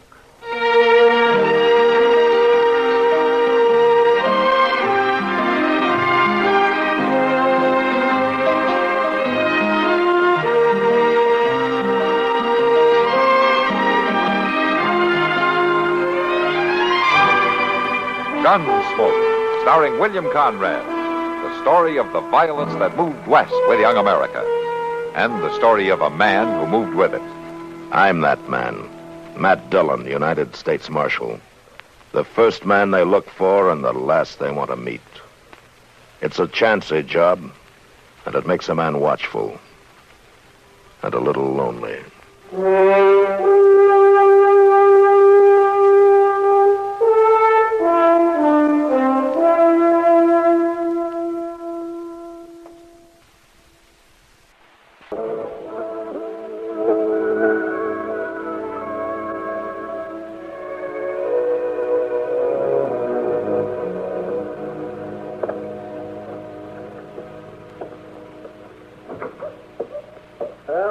Your horse is ready, Mr. Dillon. He's tied out in front. Okay, Chester.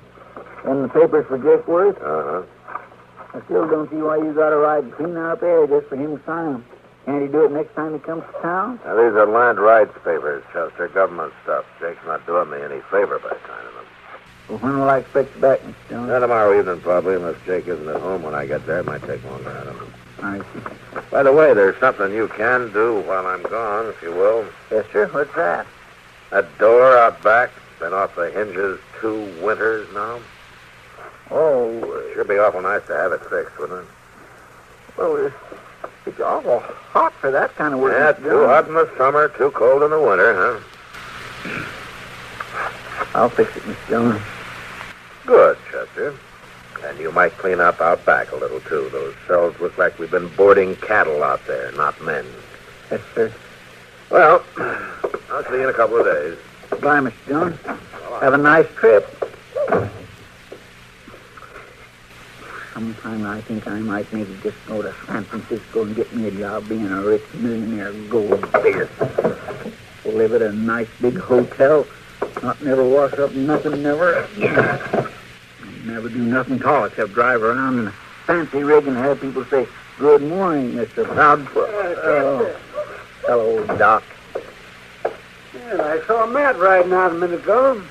Yeah, he's went. Where's he headed for? He's went out into the country. Won't be back for a day or so. We left you here alone, huh? Well, now, it kindly looks that way, don't it? Must be an important mission. Well, he probably wants to travel alone, fast and light. That ain't it at all. He would have took me, but he wants me to stay here and kind of keep an eye on things. Oh, you mean he wants to know how many killings took place? And how many times the bank was held up, huh? Things like that? Doc, I ain't quite as useless as you seem to think. I know. I got more to do than ride around all over the country in an old buggy handing out sugar pills to defenseless old ladies or just walking up and down the plaza looking for somebody to gossip with. I don't need some old sawbones to tell me what good I am or not. The cook at Delmonico's told me they've got antelope stew today. I don't care what the... Antelope stew? I was kind of looking for someone to eat with. Antelope stew? Are you hungry by any chance? Come on, Doc. If we don't hurry, it'll be all gone.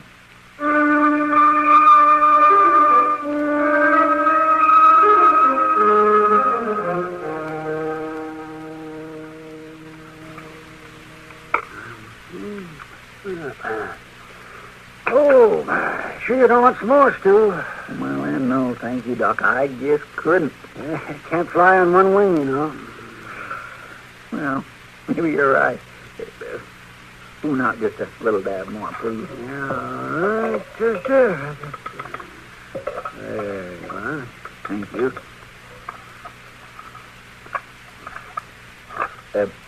Doc, you know that fella just come in? Huh? No. Why? Well, he's sure looking at you funny. He's coming over here. I'm Bryce Harp, Judge. What? I said my name's Bryce Harp. You remember me. Well, no, I'm sorry, I don't. You got a convenient memory, Judge. Judge? What's this judge business? He ain't no judge, mister. It's a whole lot more likely he'd be on the other side of the bench. Pure luck I run in. Now, wait a minute, mister. I'm a doctor. I'm not a judge. What? A doctor, I said. Oh, he's a doctor, sure enough, mister. And if there's something wrong with your horse, he can prove Oh, it. shut up, Chester. So that's it. You're hiding out. Now, wait a minute. Now, what in the world are you talking about? Judge Kennebrew, big man in Wyoming. Horse doctor in Kansas. What happened, Judge? They tell you I was getting out?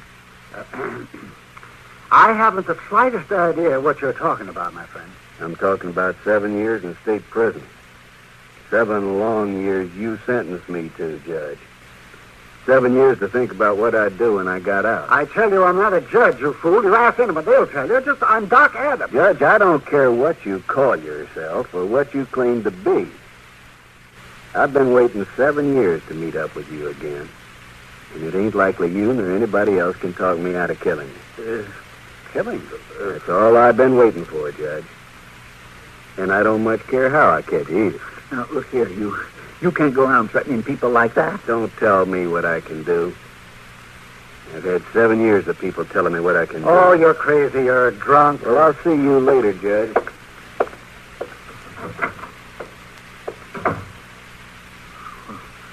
I'll be doggone. Well, I've been called a lot of things in my life, but never a judge. He said he was going to kill you, Doc. Oh, they mistook me for someone else. Judge, someone or other. You'll find out the truth soon enough. Oh, yeah, but he thinks you're just covering up with this doctor business. Yeah, I don't think there's too much to worry about, Chester. This Bryce Harp is just another pilgrim gone off balance with a hard life out here. He was mighty pale for a prairie man, Doc. Hey, prison pallor? Oh, no. Doc, I don't think you should ought to take this so light. Maybe seriouser than you think. Nah, Chester, I know a thing or two about people. Harp's just a little off balance. I probably won't remember a thing about this by nightfall. Yeah. Maybe, but I ain't so sure. Oh, now, look. He wasn't wearing a gun, was he? Well, no. Come to think of it, he wasn't. There you are, you see. The man comes busting in here saying he's going to kill me. He's making threats, and he isn't even armed. Now, just stop threatening. Eat your stew there. Go ahead. Okay, Doc. Guess you know. But I don't mind telling you I sure will be easier when he leaves town. Or Mr. Dillon gets back. One or other.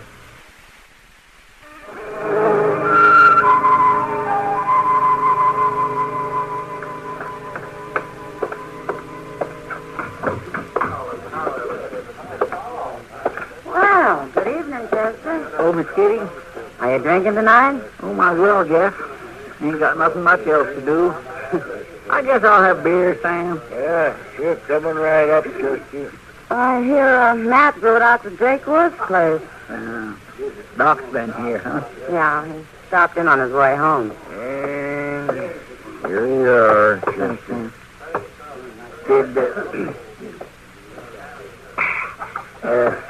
Did Doc tell you about being mistook for a judge? Yeah, having his life threatened? That man must be crazy. Doc says he's harmless. He don't even carry a gun. Well, it's a good thing. Fancy Doc as a judge. I sure would hate to come up before him if he was. If he got through chewing on you, there wouldn't be enough left to send to jail. Oh, no, he's not that bad. You don't know him like I do. Give me a beer, barkeep. That's him. That's Bryce Harp right there. No, he doesn't look like any tiger to me. Maybe not, but he's still kind of hard to figure out. Hey, you need that whole bar to drink that miserable glass of beer? Huh? You need the whole saloon to show off in? Huh? What's that? You heard me, mister. I don't believe it. You just ain't got enough blood in you to stand there and talk like that. You're wearing a gun. And I'm going to use it to split your head in two. Hold it right there. Oh. Did you see that? He said he didn't have a gun. Hey, just take it easy, mister. Get out of here. Fast. Sure. Sure, I'm going. Forevermore. Wow. I was sure wrong. That man's quite a tiger after all. Why, the way he run Bob Forrest out of here. Well, I guess he ain't as harmless as Doc thought. That man is a real menace. Chester, how soon did you say Matt would be back? Tomorrow night, he said. And from the looks of things, that may be too late. It sure might. Miss Kitty, you said Doc was on his way home when he come by? Why? What are you going to do? Well, I better find him and tell him about all this. Maybe you'd better do more than that. Like what? Well, I don't know, but If he's really after Doc, it's no joke. Yeah, I know. Look, do you suppose you could keep Harp here for a while? Just keep an eye on him like... Well, I could give him a drink or two in the house. Yeah, you do that. And I'll see you later. I'm going to order Doc's. You got a plan? Well, not yet, but I'll think of something.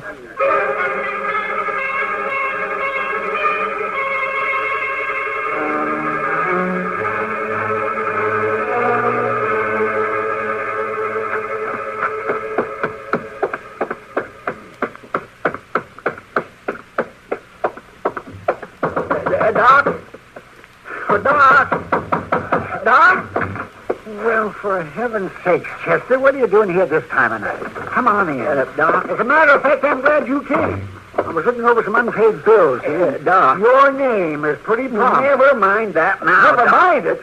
Chester, you've owed me way back. Doc, you ain't gonna live long enough to collect it if you don't listen to me. Oh, all right, what are you talking about? It's Bryce Harp, Doc. I just seen him in action or at the Long Branch. In action? Well, he didn't kill nobody, but he's got a gun, and he's awful professional with it. Well, he run Bob Forrest out of that saloon like he was a schoolboy in a pumpkin patch. He ran that bully out, huh? He sure did. And, Doc, I think he aims to come here and kill you, and ain't no two ways about it. Oh, Chester, I told you the man's off balance. That's the whole trouble, Doc. If he was an ordinary man, just a plain gunman, it wouldn't be so bad, but he ain't. And right or wrong, he's got a grudge against you, and, well, doggone it, I can't just sit by and let him come murder you. Well, now, wait just a minute. Now, you really think he means business? No, I know he does, Doc. I know it sure as I'm breathing. Well, all right, yes. I'll start carrying a gun. Doc, how long since you fired that old wreck of a gun? Well, I'm not too sure I ever fired it. Then you'd just be plain foolish to start toting it now. It'll probably blow up anyway. Well, for heaven's sakes, what do you want me to do? Look, Doc, was you going out anywhere tonight? Well, I don't generally stay cooped up in here for very long. Will you stay in tonight? Don't you budge out of here. Oh, now, look, I got the idea, Doc, and it might maybe get worse. I'll be back in a little bit. In the meantime, you keep that door locked tight, and don't you open it to nobody at all. You hear? Hey, you mind what I say now? Oh, you lock this door, Doc. I'll be back after a bit. Oh, Chester. Whatever it is he has in mind, I might as well go along. Lock the door. Now, I'll say one thing. Now he's got the bit in his teeth. He's really running.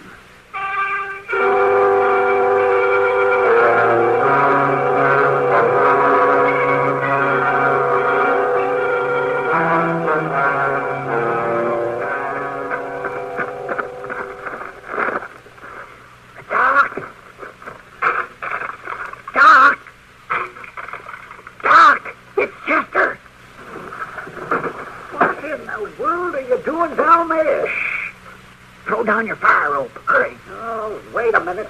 All right, I get it. There. Well, now what? I'm coming up. You break the pole neck. Shh, don't worry. Here I come. Keep coming. You'll make it. Just easy. Don't just kind of watch it. Watch it. Ah, there. Oh, well, now I know why the next day. Now, will you please tell me what you're climbing in my back window for in the middle of the night? I had to come the back way, Doc. Bryce Harper's down the street out in front, huh? I'm on the way here, and I seen him. That's why I come in the back way, so he wouldn't see me. What's Harp doing down the street? Waiting for his chance to kill you. Hey, you know, I've been thinking, if he was really out to kill me, he would have tried before now. Yeah, but he didn't know you was leaving town till just 2 minutes ago. Leaving town? Who? It's got to be now or never, the way he sees it. Well, what are you talking about? Look, when I left here, I went back over at the Long Branch, and I kind of spread the word around that you were taking the early stage to St. Louis. St. Louis? What Harp thinks you're up here packing, right? Oh, well, fine. Yeah, that's just fine. If Harp really is serious about killing me, you set me up like a bird in a turkey shoot. Yeah, I guess I have it there. What would you want to tell him a fool thing like that for? Because I figure if he's going to try to kill you, it's better to know when and where he's going to try it. It's a lot better than just sitting around waiting for him to shoot you in the back.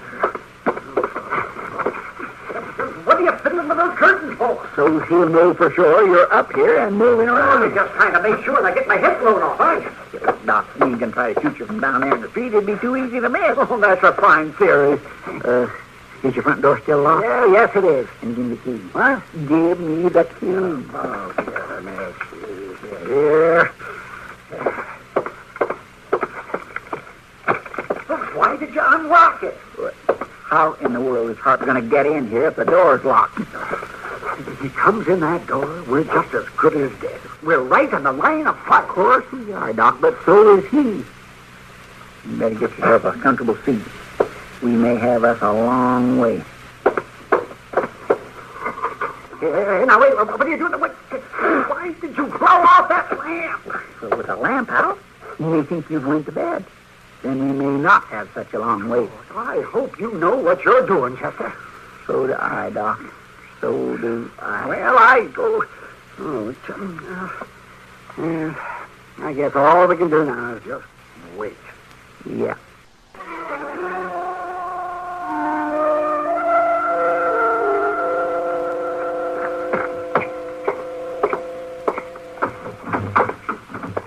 Well, for heaven's sake. Hello, Kitty. Sam. Hey, where's you? Thought you weren't coming back till tomorrow. I ran into Jake Worth at the Benson place. Saved me a day's ride. You closed for the night?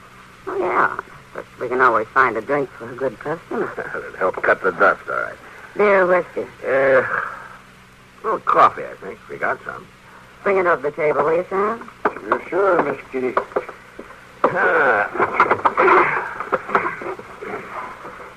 You look tired. Bad day? Well, usual. Think about how rich you're getting. No, sir. There you are, Marshal. Yeah, thanks, Sam. It's hot. Nat, did you stop by the office?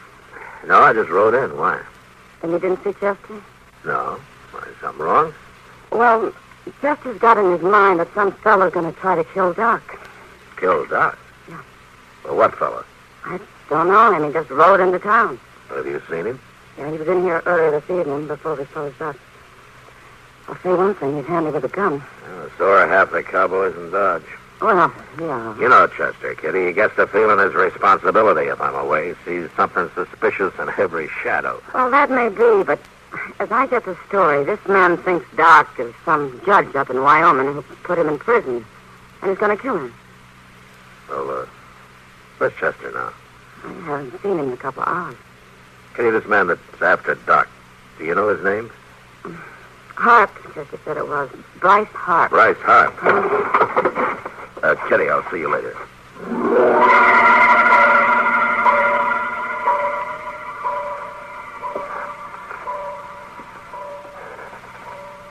Is Harp still down there, Chester? Yep. Just standing there. Wonder how long he's going to... Doc. What? He's coming. He's starting for the stairs. Just sit tight now and don't make a sound. No, Chester, are you sure? He'll be there in a minute.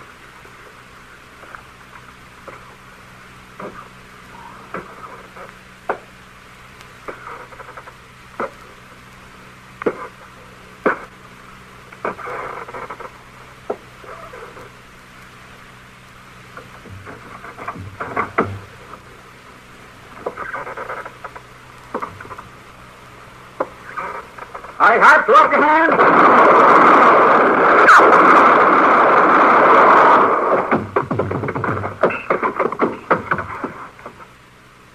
Chester, you all right? Yeah, I think so.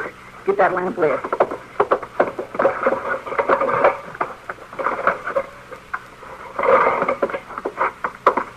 Looks like you got nicked. No, it ain't nothing. You better see the him, Doc.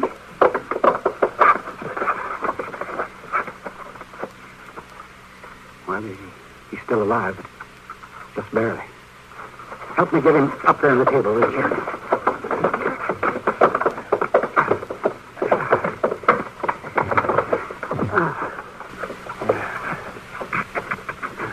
How is he, Doc?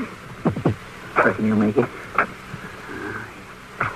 He took a bullet in the shoulder, but it went on through. Just a matter of cleaning the wound. But this other bullet, here, it's still there, and it's got to come out. What do you think? Well, I don't know, Chester. It's too soon to know just how bad off he is. You know, it don't give you a very good feeling to shoot a man, even a bad man. He may be all right if gangrene doesn't set him. Hey, what's happened? So this fellow came up here to take a shot at me, Matt, and Chester put a couple of bullets in him. I heard the shooting from the other end of town. It sounded like somebody was fighting the Battle of Chickamauga Creek all over again. Chester got nicked in the bargain. You all right, Chester? Yes, sir. I can tell you one thing, Matt. I'm mighty glad you got back. I swear I've aged a year since yesterday. Well, from the looks of things, you two got along pretty well without me. It's a terrible thing, man. A man getting shot up like that. I wouldn't feel too sorry for Bryce Harp, Doc. Well, you know him? If Chester hadn't stopped him, Harp might have killed you. Well, who is he, Mr. Dillon? I've never seen him before, but I know his reputation, and I've seen his picture. He killed 3 men in a gunfight in Wyoming. He got off with 10 years and broke out after 7 of them. Killed 2 guards. Well, there's nothing more I can do here. I think I'll go on home. You do that. I'll go along too, Doc. Yeah, I've got work to do. You two go on. Get out of here. Yeah, see you tomorrow, Doc. Oh, Chester. Yeah?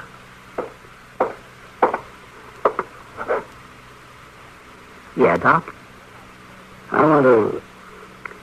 Well, I just want to... Well, thanks. Sure. All right, Doc.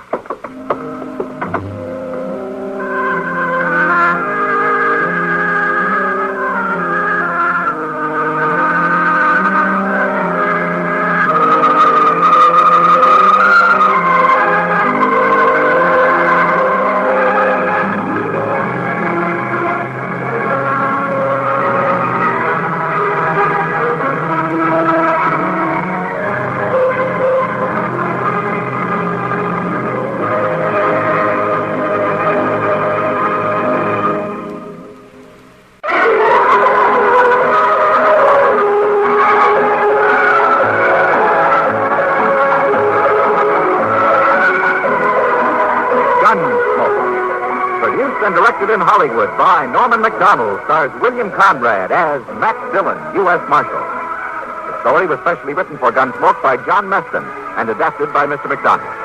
Featured in the cast were Harry Bartell and James Nusser. Harley Bear is Chester, Howard McNear is Doc, and Georgia Ellis is Kitty.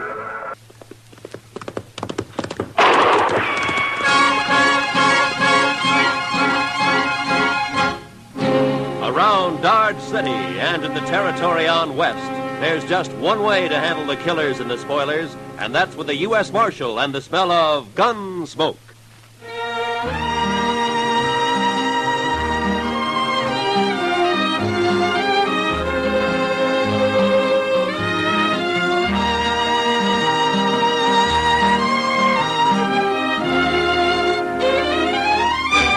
Gunsmoke, starring William Conrad.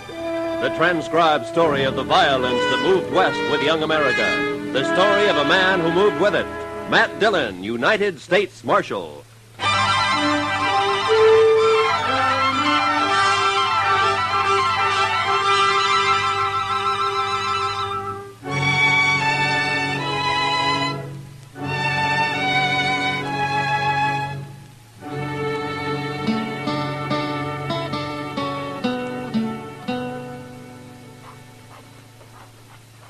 Goodness, Mr. Dillon, come over here at the window and take a look at this fella. I'm busy, Chester. Yes, sir, I know, but you just gotta. Well, he's the doggonest thing you ever saw. Please, Mr. Dillon, before he goes away. Well, I can't write while you're talking. Look at there. See? In the coonskin hat across the street there? Why, he looks to be 8 feet tall. Now, that's 'cause he's so skinny. And that long rifle. Looks like a fish pole. How's he going to shoot buffalo with that? He's a squirrel hunter, Chester. That's a southern mountain man. Now, that fella he's talking to now is pointing this way. Oh, here he comes. Howdy. Hello. Well, come on in. Be you the... what you call him? Oh, the marshal? I'm against schools and education. Never heard nothing called a marshal. I'm a peace officer. I'm a country man. I'm again towns, too, and jailhouses. Well, so am I, but sometimes they're necessary. No, they ain't. No more'n the law is. It ain't fitting for some folks to be meddling in other folks' business. Uh-huh. Well, where do they figure it like that, stranger? The Ozark Mountains? Better country than this. My name's Luke Humbird. Mine's Dillon. This is Chester Proudfoot. How do you do? I knowed a fella called Proudfoot once. That so? Yeah. Well, there ain't too many of us. It might be a relation of some kind. All I remember is how he crimped up every time I kicked him in the belly. He did? Marshal, man outside said you'd help me find where Hank Witherspoon's living. Witherspoon? Yeah. Oh, the one who came out here about a year ago? He's got an old mountain gal with him. They're married. Sure, I know them. They got a place up near Rock Springs, about 10 miles north of here. What kind of place? Oh, just a shack and a patch of corn, as I remember. I'll find it. Well, you come a long way to see your friends, Humbird. The Witherspoon ain't exactly a friend, Marshal. I gotta get going. It being Saturday and all. Wait a minute. Huh? What are you talking about? Nothing. Except I won't kill no man on a Sunday, Marshal. I never have, and I never will.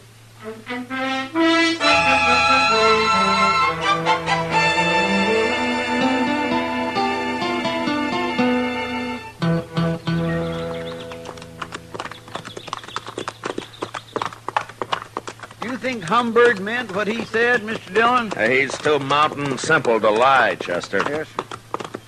Hey, look, there's Miss Witherspoon now, out in the corn patch. Yeah, I guess it'd be polite to stop and say hello to her first. Come on.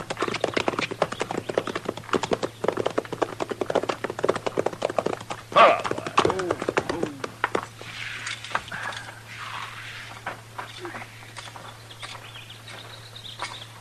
Hello, Miss Witherspoon.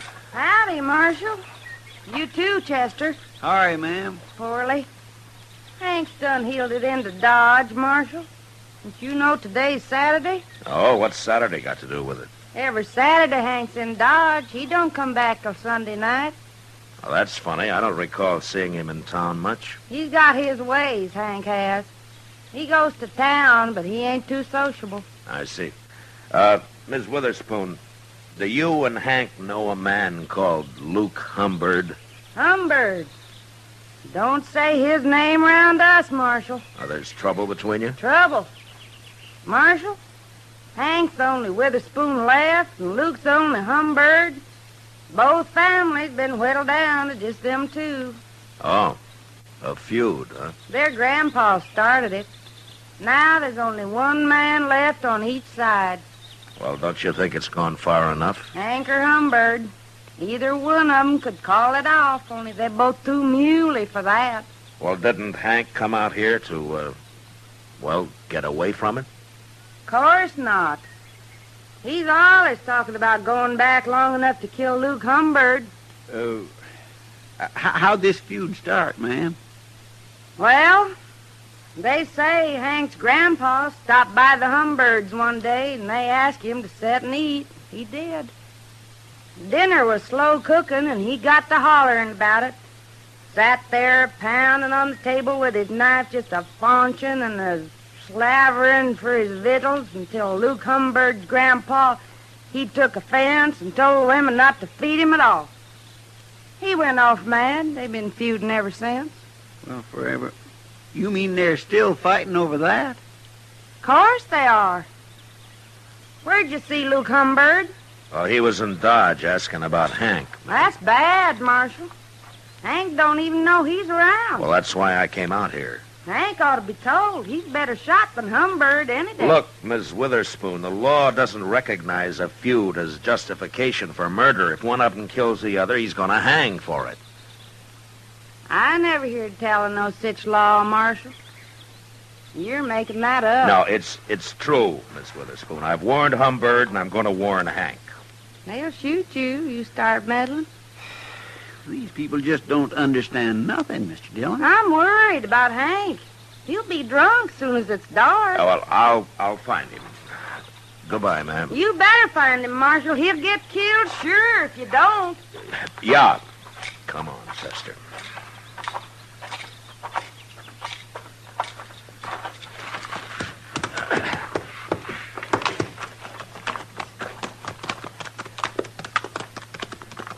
Are hill people all like that, Mr. Dillon? They're mighty independent, Chester. They're mighty crazy, if you ask me. Why, it's like they don't even hear what you're saying. Well, I guess anything to do with the law is a new experience for them. Now, look over there, Chester. Huh? By that little bluff over to your right there. Well, how'd he get out here? Well, let's go ask him.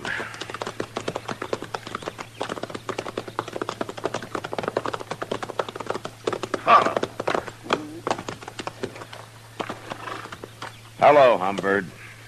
That Witherspoon's place, Marshal? You don't care whether you hang or not, do you? For shooting a Witherspoon? For shooting anybody. Marshal, you're getting downright contrary. Humbird, why don't you take that squirrel rifle and go on back home? 'Cause it ain't no squirrel rifle, that's why. This here is a human rifle, Marshal. Oh, there's no use even talking to him, Mr. Dillon. Where's your horse, Humbird? How did you get out here, anyway? I come afoot. I don't need no horse to travel by. You mean you walked all the way from the Ozarks? It ain't far. When there's Witherspoon a-waiting at the end of it. Maybe I ought to just throw you in jail for a while. Well, then nobody get killed, Marshal. At least not till I got out again. But you're being awful meddlesome. I gotta get closer to that house. So long. Now, don't worry. I don't aim to shoot his old lady. Mr. Dillon? Yeah. Maybe it'd be better if you just let them shoot each other and have done with it. Don't tempt me, Chester. Well, let's go find Witherspoon.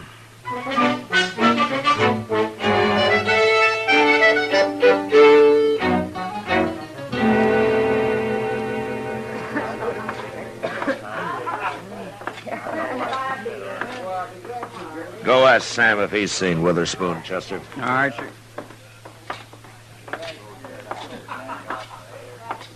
Hello, Matt. How are you, Kitty? Well, things have been pretty quiet around here for Saturday night. Well, I'm not complaining about it. The Santa Fe agent told me there's a big Texas herd due to be shipped out of here in a couple of days. Well, those boys will liven things up for you. For you, too, I expect. Where you been, Matt? It's pretty near midnight. Kitty, I've been trying to stop a feud. A feud? Yeah. What kind of feud? An old one. There's only one man left on each side. It's been a long time since I've heard of a feud around Dodge. Well, this one kind of got transplanted from the Ozarks. Oh. Say, don't tell me that crazy Hank Witherspoon's mixed up in it. I've been trying to find him all evening. You know where he hides out? I bet you $1 he's right out back, Matt. What? Regular as clockwork. Every Saturday night he comes in carrying a long rifle and buys a bottle of corn from Sam and takes it out back and drinks it. All alone, as far as I know. He just sits there, looking at the moon and drinking his whiskey. Never causes any trouble, eh? Oh, no wonder I never see him around. Mr. Dillon? Yeah, I know, Chester. Kitty just told me. Go see if he's there. Bring him in, will you? Yes, sir. Who's he feuding with, Matt? A fellow by the name of Luke Humbird. I never heard of him. He just arrived today. On foot. On foot? Yeah, he's all legs, Kitty. A real traveling man. Well, if he's anything like as weird as Hank Witherspoon, you've got a problem on your hands. Yeah, I know. Well, here he is, Mr. Dillon. I made him leave his rifle outside. Hello, Hank. What do you want with me, Marshal? I don't like it all cooped up in here. Hank, Luke Humbird is looking for you. Birds and the Witherspoons been looking for each other nigh on to 40 years, Marshal. They most all got found. How drunk are you, Hank? Marshal, my old woman won't allow no drinking on the place, so I gotta come into town every Saturday. Hank Witherspoon. It's Humbird, Mr. Dillon. I got you caught like a bear up a tree, Hank. But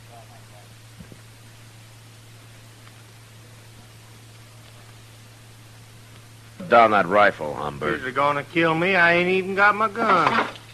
Put it down, I said. Get out of the way, Marshal.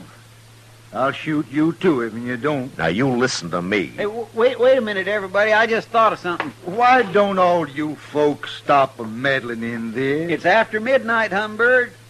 What? It's Sunday. Sunday? Oh, no. Yeah, he's right, Humbird. Well, of all the gall-blamed luck. Now I'll have to put off killing you, Hank.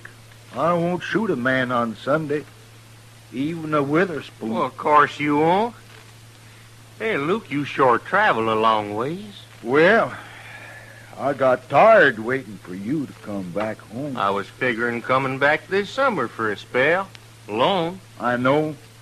I seen your old lady scratching around in that corn patch.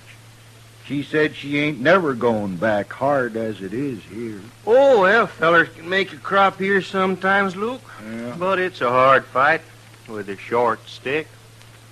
You got no hogs out there. Where are your hogs, Hank? I'll be getting some. Oh. Hey, Luke, I'll tell you something. What? I got me a little jug out back. It's most empty now, but we could maybe buy us another one and set out there for a spell and kind of get soured on the cob. Well, might as well. We can't do no shooting till Monday. Where do we buy this whiskey? I'll show you. Feller over here, he sells it. You'll have to lend me some money, Hank. I didn't bring none with me. See the marshal. Well, if that don't beat all. Matt, why don't you put them in a cage and send them back where they came from? I'd like to, Kitty. People here are getting quite a kick out of this. Yeah, I know. Those two hillbillies are making me look like a fool, and I don't know what to do about it. Handling limbs about as easy as trying to stop it from raining. Well, I'm going to bed.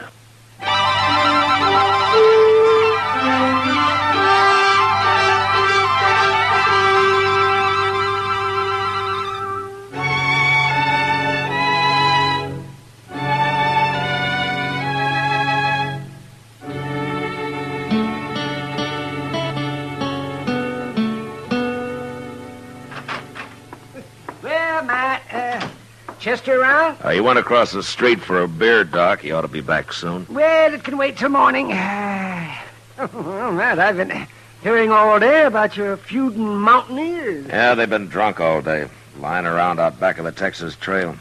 The shooting won't start till midnight. Oh, you're going to let them go ahead with it? And I've about decided to throw him in jail. Give me time to think of some way to get rid of him. Well, that's a good idea, Matt. People are saying that this is the first time you've run into something that you can't handle. Yeah, they're kind of enjoying it, too. I'll bet they are. Yeah, and all over a couple of crazy... What's that? That was a rifle shot, Doc, a long-barreled human rifle. Now, you might as well come along. I thought they were against shooting each other on Sunday, Matt. I thought they were, too, Doc. Maybe they got so drunk they forgot. Yeah, well, sure looks that way. Now, watch your step, Doc. It's pretty dark back here. Over here, Mr. Dillon. His Humbird got shot. I was right inside when I heard it. Oh, that's old. Here. Let me take a look at it. What's the matter with Hank, Chester? He looks like he's been shot, too. Too much corn whiskey, I guess. Scoop some water out of that rain barrel there and throw it on him, huh? All right, sir.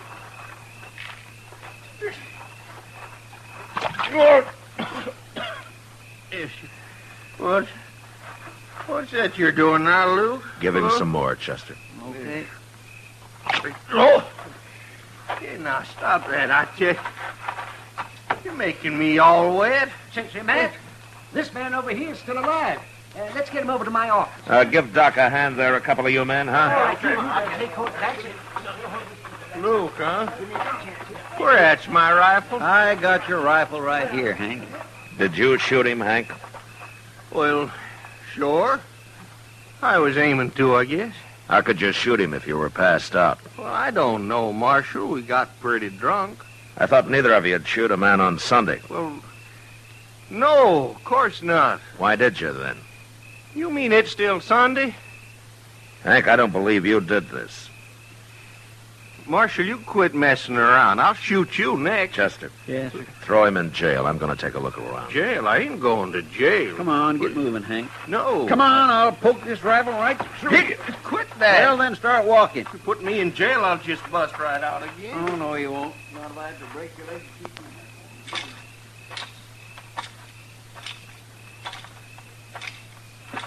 you. Who's that? All right, hold it right there. Hold it or I'll shoot. All right, that's better. Now get your hands up.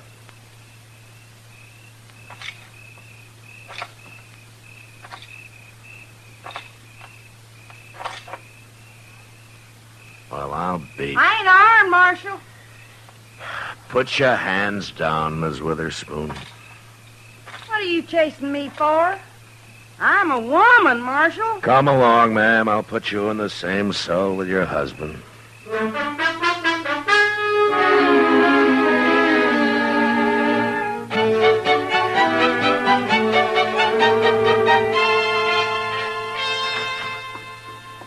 Well, I just give them their breakfast, Mr. Dillon. Hello, Doc. Morning, Chester. How's Luke Humbird doing? Well, I was just telling Matt. It's like shooting a bullet through water with that man. Oh, he's not about to die. Yeah, that's good news, I guess. Well, I'm going to talk to the Witherspoons. You two waiting here, huh?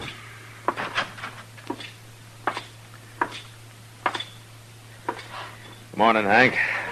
Ma'am. Morning, Marshal. You come on out to our place someday, Marshal. I'll cook you a better breakfast than you give us here.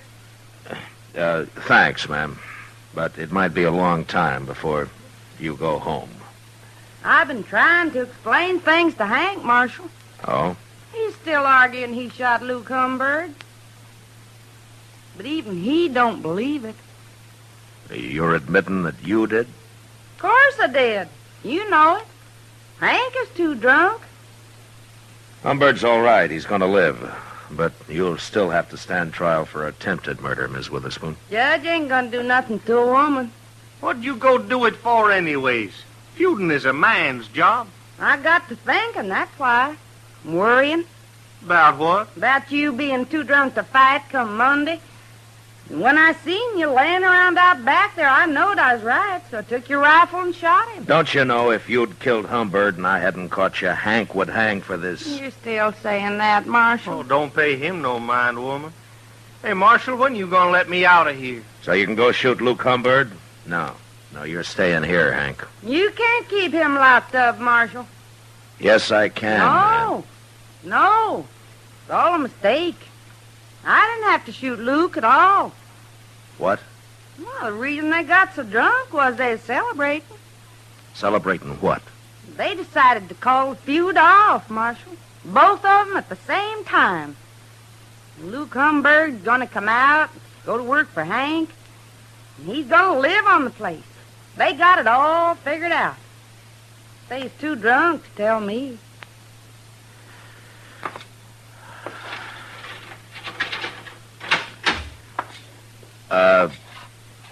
Ms. Witherspoon. Huh? I'll go talk to the judge. If you'll do me a favor, huh? Why, sure, Marshal. Go on home and take Hank with you, and I'll send Humbird out as soon as he's well enough to travel, and keep him out of Dodge. Will you? Please? Both of them? Sure, I will. Come on, Hank. Your drinking days is over.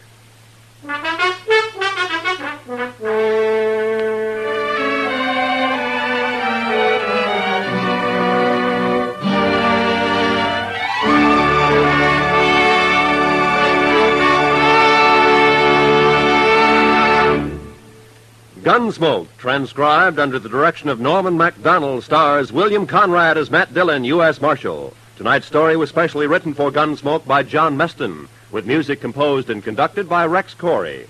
Featured in the cast were Virginia Gregg, John Daner, and Lawrence Dobkin. Parley Bear as Chester, Howard McNear as Doc, and Georgia Ellis as Kitty. Join us again next week as Matt Dillon, U.S. Marshal, fights to bring law and order out of the wild violence of the West in Gunsmoke.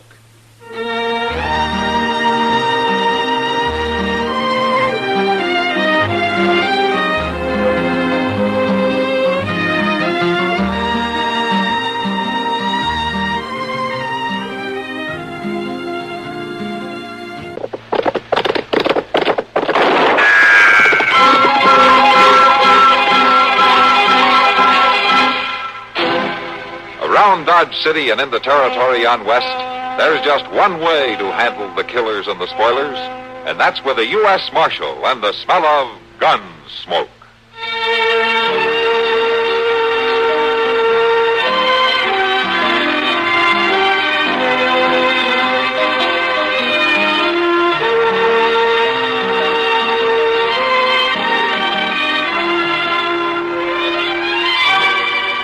Gunsmoke, starring William Conrad, the story of the violence that moved west with young America, and the story of a man who moved with it. I'm that man, Matt Dillon, United States Marshal. The first man they look for and the last they want to meet. It's a chancy job, and it makes a man watchful and a little lonely.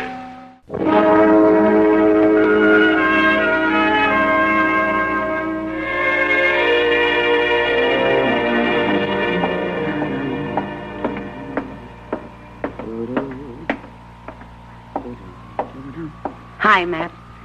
Sam said you were waiting to see me. Yeah, I thought maybe I could buy you a beer, Kitty. On a hot day like this, that'd go pretty good. You sit still, Matt. I'll get it. All right. Where's Chester? Oh, he's hanging around down at Moss Grimmick's. I brought a pitcher full for you, just in case. Thank you.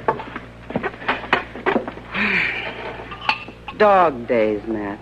It's days like this I wish I was back in Kansas City. Just as bad there. Well, at least there's something happening to keep your mind off it. Mr. Dillon, quick, come here. Well, what is it, Chester? There's an elephant out here in the street. Oh, all right, Chester. Elephant right here on the plaza. I could use an elephant in the street today, man. You already see it, Mr. Dillon, doing tricks and everything. Chester, will you get in out of the sun? He's gone. You know, Chester sees things even on a good day. Oh, hey, Matt, you in here? Yeah, Doc, I'm in here. That sun's so bright out there, I can hardly see you, Matt. Well, I'm in here, Doc. Now, what do you want? Well, I thought as marshal around here, you'd be interested in knowing that there's a elephant out in the street. Yeah, so I hear. But it's true, Matt. It's really true. Well, I can't stand it any longer, Matt. Well, neither can I, Kitty. All right, Doc, what's it really all about? You'll see, Matt. You'll see.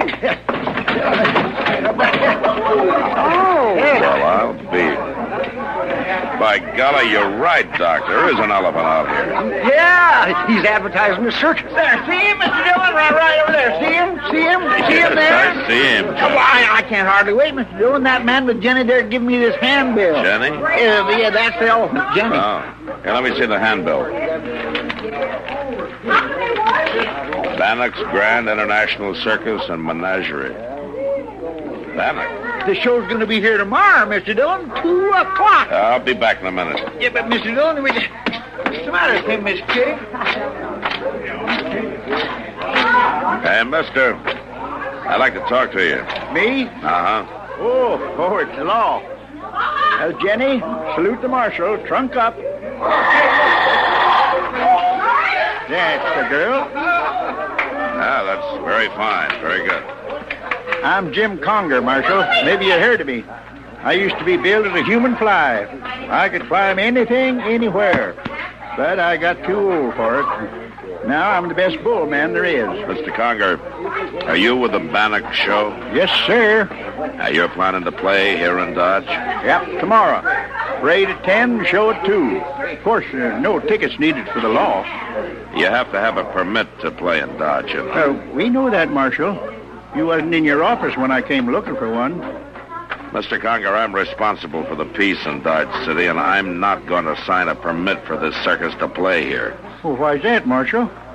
You know as well as I do why. For what happened in Hayes City and a few other towns where that show is played. I don't want any riots here in Dodge. Oh, you know about them things? 2 people were killed in Hayes, weren't they? Well, I reckon so, but, Marshal, that don't say it happened here. I can't take that chance. Now, you go on back to your boss and you tell him that I won't let you play Dodge. Oh, I can't do that, Marshal. Why not? She wouldn't listen to me. She's a strong woman. She? Yeah. Maggie Bannock. She's my wife, Maggie is. She used to be known as Dainty Margarita, the strongest woman in the world.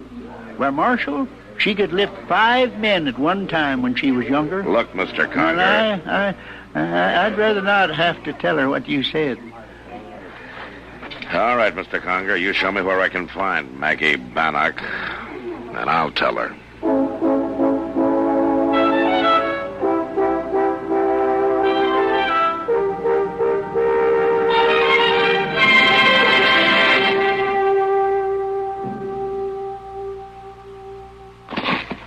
You know, Mr. Dillon, when I was back in Texas and the weather got extra dry and it was hot and people begun getting on each other's touch bones more than usual, you know what happened? No, what? Well, sir, just when it seemed like everything else had gone wrong, the circus had come to town. Oh? Chester, what are you trying to say? Well, back in Texas, after the circus had came and went, everything was different. It was? Oh, yes, sir. Somehow it didn't seem near so hot nor so dry, and you even forgot what you was fighting with your friends about. That's the way it worked in Texas, huh? Yes, sir, it did. Chester, I know it's been hot, and Dodge has been pretty dull. But this particular circus isn't going to help any. Well, why? Because there's trouble connected with this show. What kind of trouble? I don't really know, Chester, but 2 people got killed over in Hayes, and there's been trouble in other places. Yes, sir. Oh, there they are, down by the creek. Oh, Mr. Dillon, just look at that string of wagon, will you, with it? Hey, looks to me like one of them is stuck in the creek bed. Now, come on, let's get down there.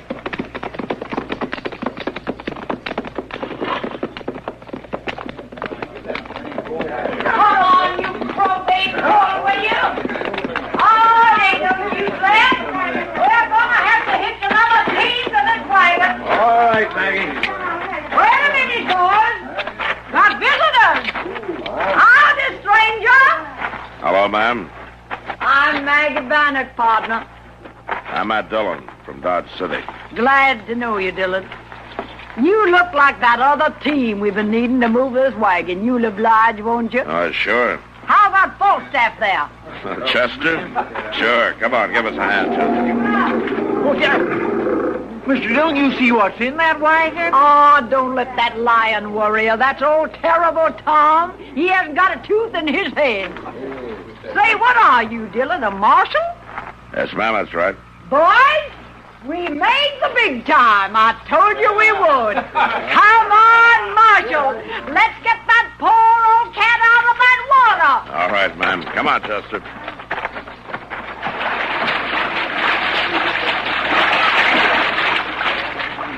All right, Leb. Work them horses now. I got him, Maggie. Come on, boys. Get your shoulders into it. All right, now. Whipple up, Leb. Here we go.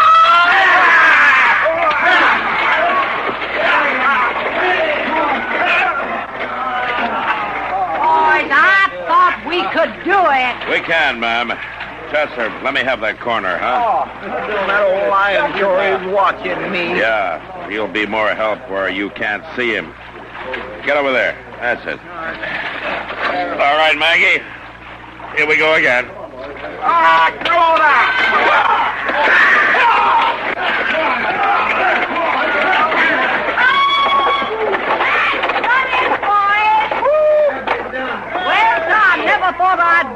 a Yankee Marshal. But I guess you can't help being what you are. Thanks. Maggie. You aren't leaving Dodge, are you? We're going to put on a show there tomorrow. Now, that's what I came to talk to you about. Well, then talk. Maggie, you can't bring your show to Dodge City. Say, you are a big-time marshal, aren't you? Your performance in Hayes left 2 people dead. They came looking for trouble, and they got it, Marshal. Now get out of my way. I'm heading for Dodge. Who started the trouble, Maggie? I told you who started it. Over in Kinsley, too? And Atchison? Seems like trouble follows your show, Maggie. Now, why? You got a big badge on you, Marshal. Why don't you figure it out for yourself? Let's go, boys! Maggie, you're not going to play Dodge. All right, Marshal. We won't play Dodge. That make you feel better? Move out, lad! All right.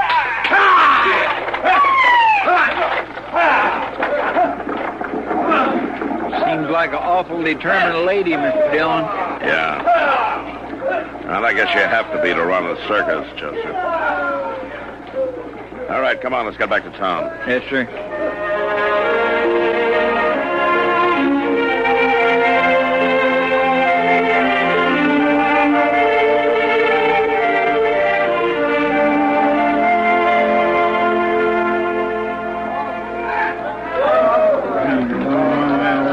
This way Mr. Dillon sees his parade. I swear he'll just have himself a fit on. Chester? Oh, Chester. Where's Matt? Miss Kitty, he slept in this morning, and I just ain't got the heart to wake him to this parade. I swear he's going to have a conniption fit when he sees that lady's planning to go ahead with her circus. Well, that ought to wake him up if nothing else does. Good morning, Kitty. And Chester, where's the killjoy this morning? You mean Matt? Chester says he's still sleeping. Sleeping with this parade going by under his nose? Oh, and ain't it fine, Doc? Ain't it just fine? Oh, look at the 3 of you. You look like 3 grubby little kids. Well, Mr. Dillon, I didn't know you was up.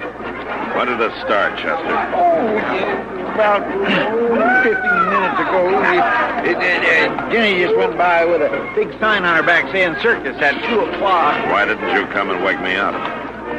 Well, I just don't know, Mr. Dillon. You kind of go to pieces around a circus, don't you, Chester? Well, most people do, Matt. It looks to me like it didn't scare that circus owner too bad, Matt. And I don't mind admitting that I'm glad. I'd enjoy a little innocent entertainment for a change. Innocent? Doc, if this circus takes place, all the entertainment you're going to get will be mending heads. Oh, Matt. Look at all the people on the street. The word spread all over the county. I bet people have come from miles around for this. Why would they make trouble? I don't know, Kitty, but there must be something that sets them off. It's happened too many times. Doc, look at that clown.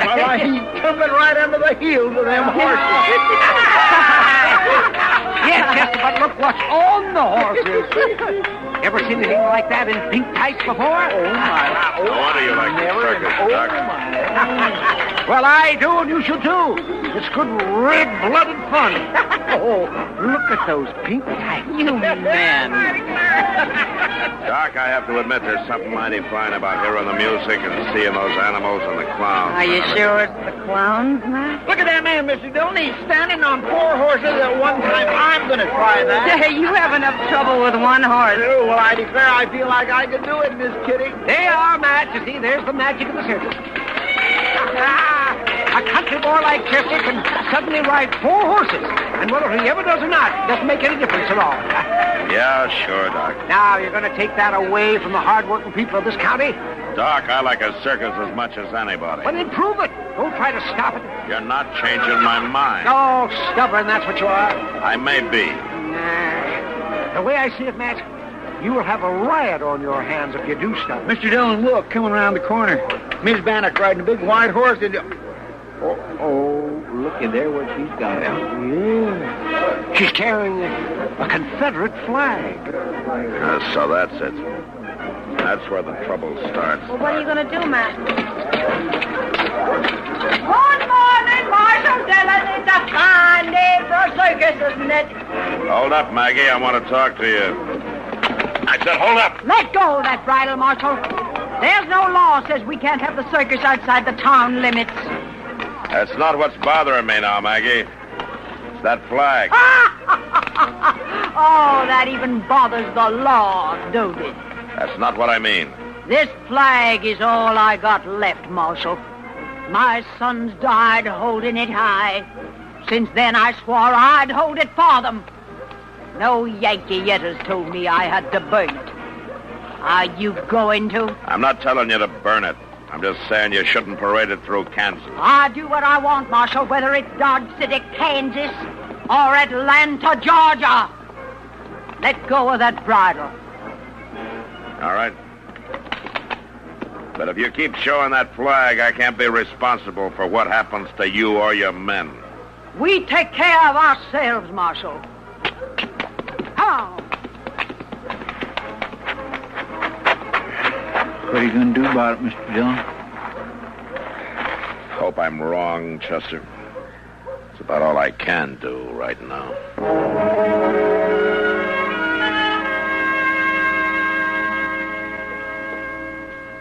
Well, another hour and the circus will be starting, Matt. Yeah. Yeah, there's one thing in your favor, Matt. Well, I'm glad to hear that, Doc. What is it? Yeah, we've been in the Long Branch almost an hour, and I don't think more than 10 or 12 men have been in for a drink. Well, that'll help some. Where's Chester? Oh, I imagine he's watering the elephant by now. Matt, why don't you deputize 10 or 15 men and take them out there to the circus? Stop the trouble before it starts. Well, I thought of that, Kitty, but it won't work. Well, why not? Do I put guns in the hands of 15 Yankees or 15 Southerners? This is it, boys. Last chance to wet your whistle before Yeah, the I circus. see. I'm ready. Hey, barkeep, how about some service here? We're in a hurry. We got something to do, ain't we, boys? You stay here, Kitty. I'll talk to him. Yeah. Yeah, boys, look at here. The circus lover himself. Baxter, I want to know why you're dressed that way. This little old Confederate coat, Marshal. What do you care? I've never seen you wear any part of your uniform before. Ain't had reason to wear it since the war ended. Then why today? Ain't you heard? This is my passport to the circus. All us Johnny Rebs. Maggie lets us in free, long as we got a piece of the old uniform on. A piece of uniform and a gun. Is that your ticket to the circus? Marshal, you're making a big thing out of this. We just come in for some drink. The Long Branch is closed, Baxter. Since when? Since just now. Your boys have had enough to drink. Just drinking our way out to the circus, Marshal. You ain't going to try to kill that fun, too, are you? And what is that supposed to mean? Why, the whole town knows how you try to keep the circus from playing. People are saying you're stepping outside your duties, Marshal. Ain't that right, boys? Yeah. You saying it too, Baxter? Yeah, I'm saying it, too. Only difference is I'm saying it this way. Now, does anybody else want to try me? Get him, boy. He's just another danged old Yankee. Come on. Yankee. Now, the next man that makes a move, I'll shoot him in the leg. All right, start walking, all of you. Walking? Where to? Jail. Marshal, you can't lock us up. We're going to the circus. No, you're not. You're going to jail. For what? We ain't done nothing. Doc, these men look drunk to me. What do you think? Never seen anything worse. What are you talking about? All right, you men. The doctor says you're drunk. Now start walking.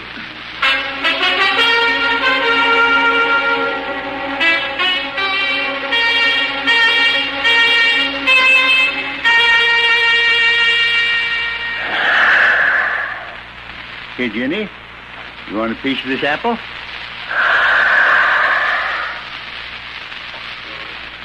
Yeah, you hear that, Jenny? That was my music from a climbing act back in the old days.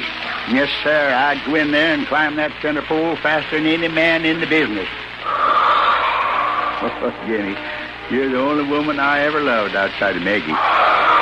Here, have some more apple, huh? Come on. Jim. What? Oh, howdy, Marshal. Didn't know anyone was around. Suppose you heard me talking to Jenny here. Yeah, I heard you, Jim. You probably think I'm kind of crazy. No, I don't, Jim. Look, I need your help. That crowd's getting mean in there, and I gotta slow them down. I know, Marshal.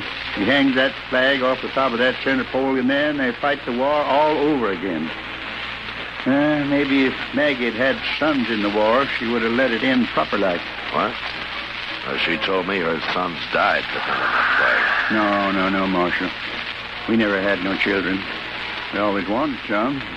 And when the war came along, Maggie went in as a nurse. She saw a lot of the boys die, and each one was just like her own. And she just never got over it. Yeah, so that's it. Look, what can I do, Marshal? This thing's got to stop. I tried to tell Maggie, but she just won't listen to me. Well, I'll tell you what you can do, Jim. You can plan me 6 men that think the way you do and have them meet me by the main tent right away.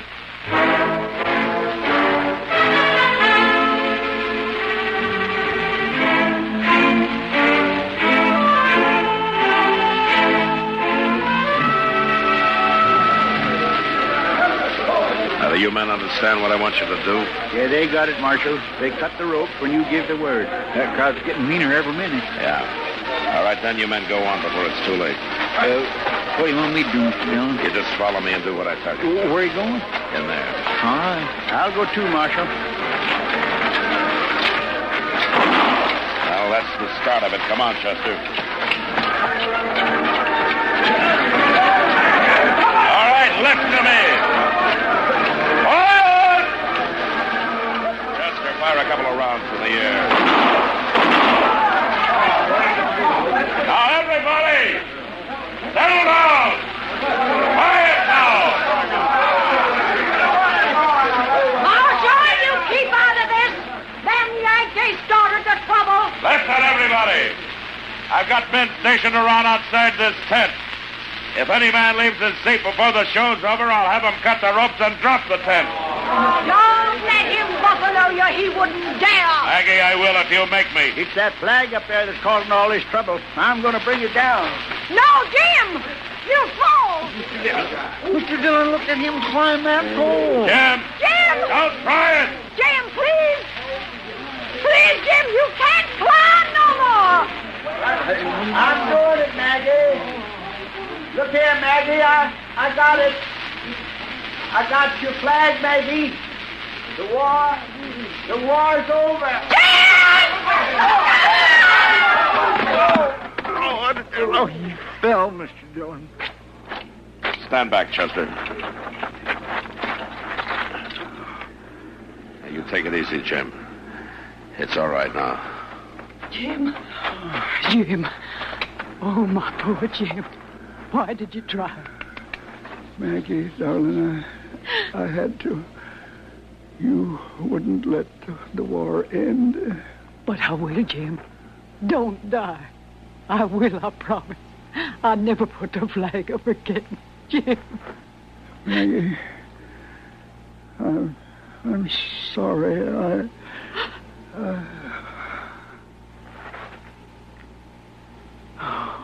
Maggie. I lost the last of my boys, Marshal. Jim was the last of them. Would you lay him out gently? Yes, ma'am. Chester. And, Marshal, you can bury the flag with him.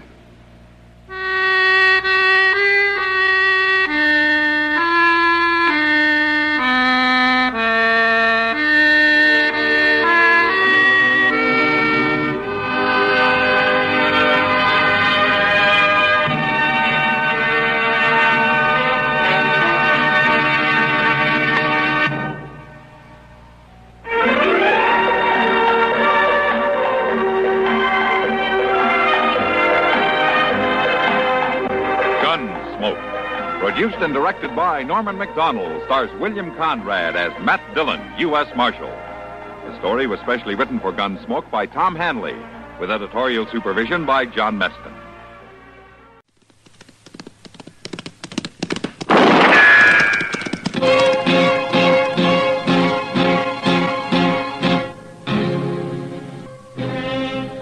Around Dodge City and in the territory on West, there's just one way to handle the killers and the spoilers, and that's with a U.S. Marshal and the smell of Gunsmoke.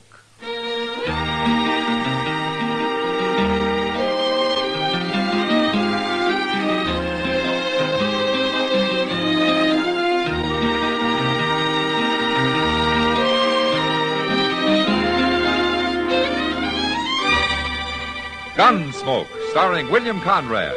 The transcribed story of the violence that moved west with young America. And the story of a man who moved with it. I'm that man.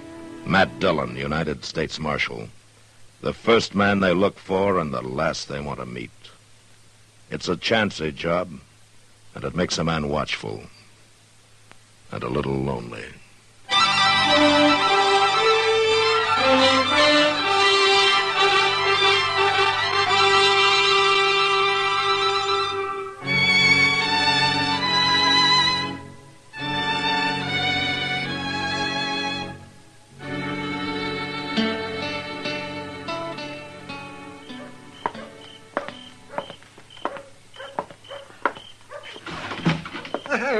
Good evening, Matt. Hello, Doc. I've been waiting for you. I'm all set up.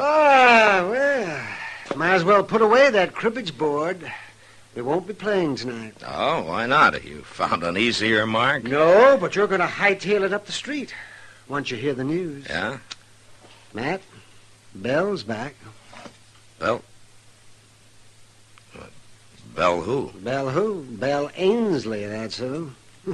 You got a mighty short memory for a man who used to eat dinner out at her place 2 and 3 times a week. Well, she was a good cook, that's all. Besides, that was 3 years ago. Oh, Matt, you know doggone well you... Why don't you forget it, Doc? Is Jess Kreider with her? No. She's come back alone. Well, that's too bad. Too bad? Why? Jess Kreider's no good. That's just why. He was wanted 3 years ago when he left here with her, and he's wanted even more now. Here, take a look at this bulletin from Wichita.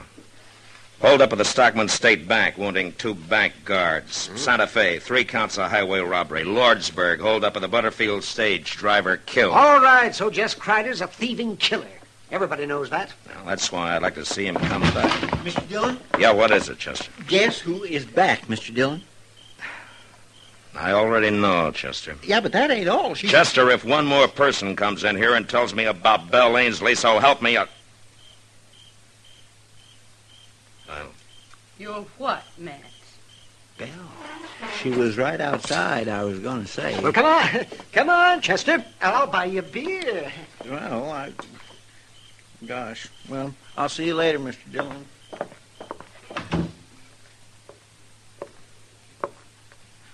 How are you, Matt? I'm fine, Belle. And you? Huh?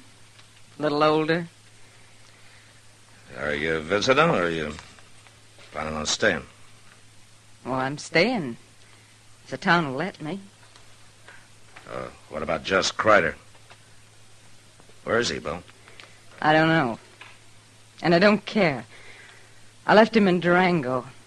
I'm through with him, Matt. I see.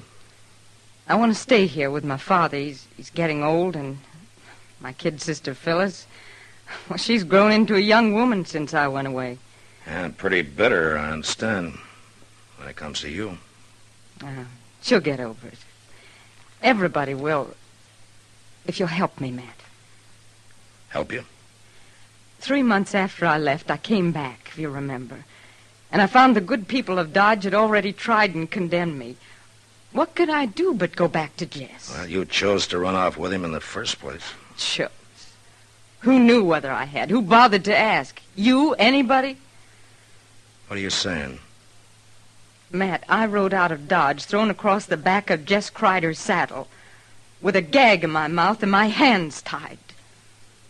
Oh. Why didn't you tell somebody that? Who'd have believed it? Yeah, but he didn't keep your hands tied for 3 years, Bill. Matt, a woman has to have somebody. Somebody who wants her. And nobody here did. As bad as he was, Jess was my man. Yeah. What do you want me to do, Bill? Just tell people, that's all. if you believe me. Just tell them how it happened.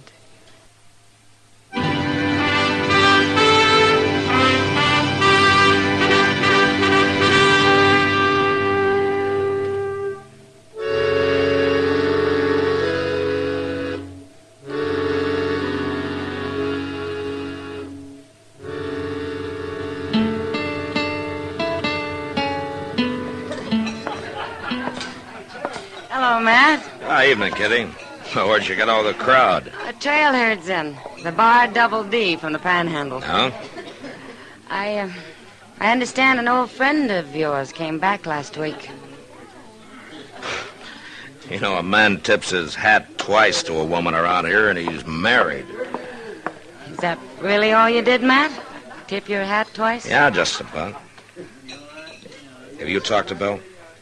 Well, in passing. I heard his story. You believe it, Matt? That's possible. It's the kind of a thing Jess Kreider would do. I don't know for sure. Well, if it did happen that way and she's left him for good, then I guess maybe she's got some sympathy coming to her. Yeah. She sure didn't get much at home. What do you mean? Well, she moved back in at the ranch. Yeah, so I heard. It was all right with her father, probably on account of her cooking. You remember her cooking, Matt? I remember old man Ainsley well enough. He worked both those girls half to death. Well, anyway, I guess her sister really raised Cain. Well, I figured that'd happen. She's hated Belle ever since the night she ran away with Kreider was taken away. But I didn't think she'd carry it so far. What do you mean? Phyllis left the ranch yesterday and moved into town, Matt. She's got a room over at the Dodge House. What? Uh-huh. A 15-year-old kid living here alone? Yeah, I know. I'll go see her and talk to her, Kitty. But I don't think it'll do any good.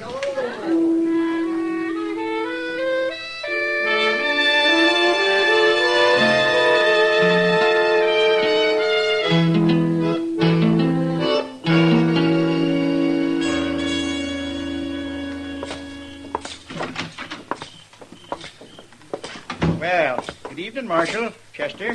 How are you, Dovey? Some of my guests been kicking up their heels, have they? Dovey, I understand that the youngest Ainsley girl, Phyllis, took a room here yesterday. Is that right? Yeah, she certainly did. Wanted to get away from that environment, I reckon. I can't say I blame her, Marshal. I know if my sister'd been cavorting around for 3 years with a cutthroat like Jess Kreider, Dovey, would you mind telling the girl that I'd like to talk to her? Well, I can't very well do that, Marshal. Oh, why not? Well, because she up and left this evening. What? Yep. I've already let the room to somebody else. She said she was leaving the country and wasn't coming back. Leaving the country? Well, was she alone? Well, now, she walked out alone, but I kind of had the impression there was some man waiting for her outside. And you let her go? Well, there wasn't nothing I could do about it. Well, you could have told somebody, her family or me. She's only 15, Dovey. Well, that's growed up the way I look at it. Anyway, I figured it's just another case like her sister Belle. It sure ain't none of my responsibility.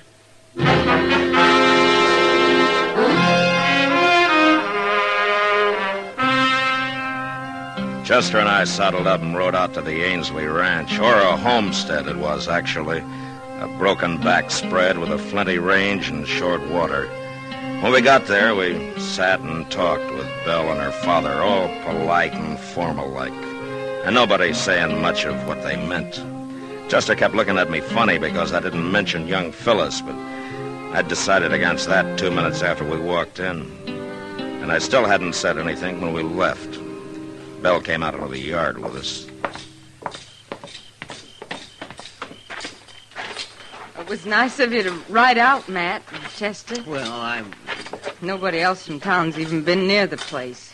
Yeah, they're slow people to change, Belle. It takes them a while, I guess. They got to get over feeling kind of awkward around you, I guess. Well, it's not only the outsiders who feel awkward around me. Oh? Well, I guess you wondered where Phyllis was. She's moved out, Matt. She took a room in town. Well, she'll get over it. A girl can be pretty flighty at that age. I suppose so. Well, thanks for coming out. Sure. You ready to ride, Chester? Yes, sir. We'll see you again, Belle. I hope so. Good night, Matt. Good night, Chester. Good night. Mr. Dillon, you didn't say one word about Phyllis. Wait a minute, Chester. We're going to ride away from here now, but we're coming back later tonight. What? Didn't you notice how they acted? Old man Ainsley was scared to death, and Belle was jumpy as a young colt. Well, I did notice that, but... Belle didn't come back home alone, Chester. Just Kreider's around somewhere.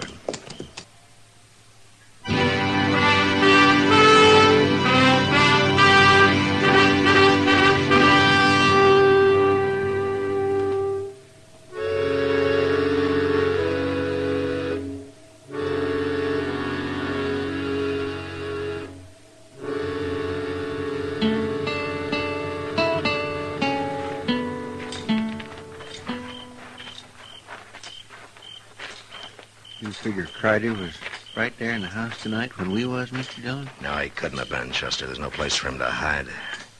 Probably holed up in the barn. We'll look there first. Yes, sir. There's a lantern burning inside. Yeah. Now, you wait here and keep me covered. I'll edge up to the door and then go in fast. Yes, well, now, you be careful.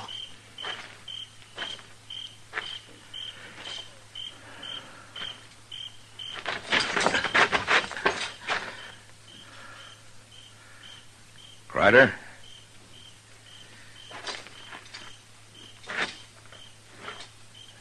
Jess?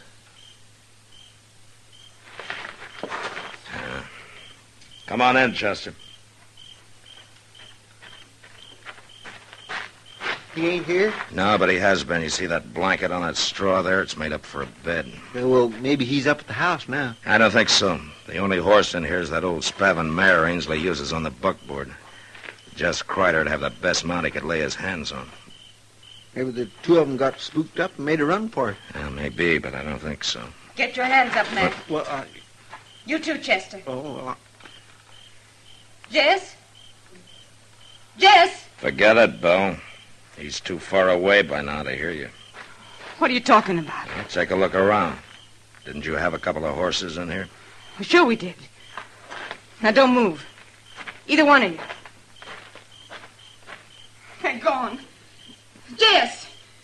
Jess! You might as well save your breath, Belle. He took both saddles and the packs. You know where he went? Well, I can guess. Where? When's the last time you saw him this evening? Just before dark. I brought him out some coffee, and he said he was going to try to sleep. Matt, where'd he go? Tell me. There's not much point in holding a gun on us. Not now. Stay back, Matt. Let's have it, Belle. No. Thanks. Well, now, a man can breathe a mite easier without that thing staring him in the face. What's happened to Jess? Tell me. What do you care? You've left him, haven't you? You said you had. Oh, I only came and told you that so you wouldn't get suspicious. Jess caught a bullet in that hold-up at Elko. It was bothering him some, and we had to find a place to stay for a while. So you brought him home to the family, huh? And in less than a week, your kid's sister ran away from home. She didn't run away. I sent her into town. And why? What's the difference why? Because Jess was bothering her, is that it? What are you saying? He's always been known for it, Belle. Was that the reason? All right, that was the reason. She's my sister, Matt. And she's only 15. And Jess is your man, huh? Isn't that what you told me when you came to my office? Sure, that's what I told you, but never mind that now. I want to know what's happened to Jess. The same thing had happened to Phyllis, I guess. She checked out of the Dodge house this evening, Belle. She said she was leaving the country for good. What? A man was waiting for her outside. And Jess Kreider left here with 2 horses. Get him, Matt. Go after him and get him. You know where he might be. Of course I know. I know everything about him. I've had 3 years to learn, haven't I? All right, then where is he? He'll only ride at night. He'll stop at sunup. There's an abandoned shack about a mile west of where Little Deer Creek runs into the Arkansas. Yeah, I know the place. Well, that's where he'll be. We've used it before. We stopped there on our way in. All right, Bill. That business about your hands being tied, being thrown across the back of Kreider's saddle.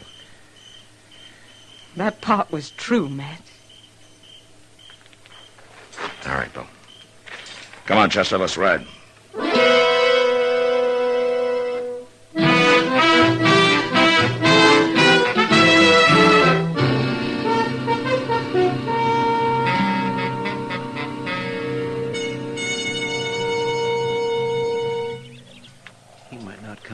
shack all day, Mr. Dillon. He will, Chester. They just got here. Those horses are still sweating. He won't leave them standing there saddled for long. It wouldn't be too hard a chore to slip up through that plum thicket there at the back. No. If he fights, I don't want the girl in it. We'll just wait till he comes out. Doggone if I can understand women at all, Mr. Dillon. I've had the same trouble myself a time or two, Chester. But why would that nice young girl want to go running off with a murdering outlaw like Jess Crider? Maybe it's more a matter of hitting back at her sister. She's let her hate for Belle build up till it's driven her half crazy, I guess. Somebody's coming out. It's him. Yeah. Easy now. We'll just let him get clear of the cabin. You stay down now. All right, hold it, Crider. You're under arrest. He's going for his gun. Have it your way.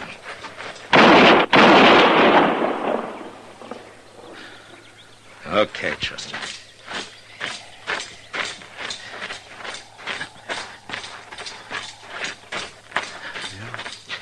It looks like maybe he got out of hanging. Yeah. You killed him! Marshal, you killed him! Why? Do you know what you've done? I know, Phyllis. Oh, no, you don't. Yes, I do. I've kept you from making an even bigger fool of yourself than you already have. Oh, what are you saying? I love him. We were going to be married. Well, we were. Phyllis, you better go home and talk to Belle about that. Oh, Bill, I'll never say a word to her again as long as I live. Now, you listen to me, Phyllis. You got to get rid of that hate of yours. If you don't, it's going to ruin your life for good. Now, you go home and you talk to Belle and you listen to what she's got to say before you judge her. No, I won't go back. Yes, you will.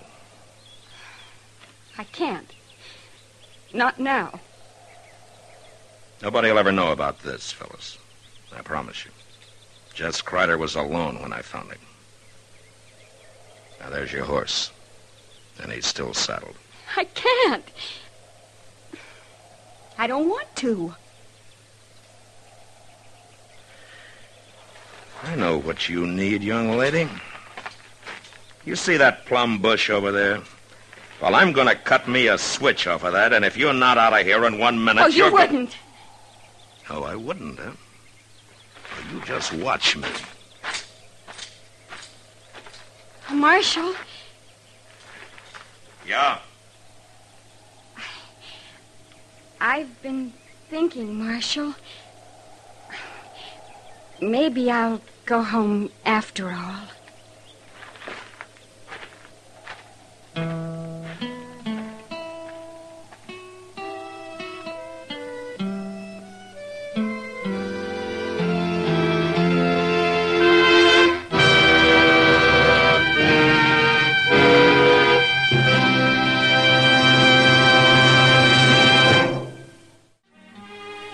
Gunsmoke.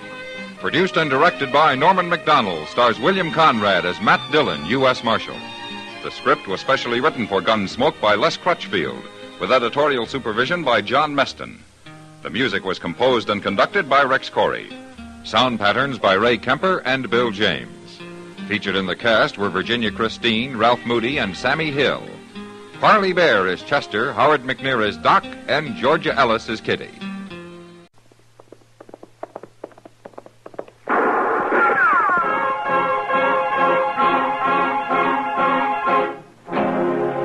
Around Dodge City and in the territory on West, there's just one way to handle the killers and the spoilers, and that's with a U.S. Marshal and the smell of Gunsmoke.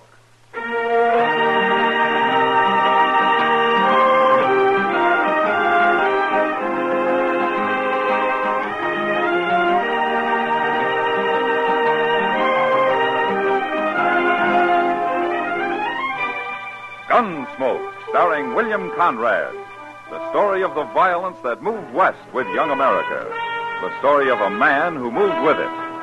Matt Dillon, United States Marshal.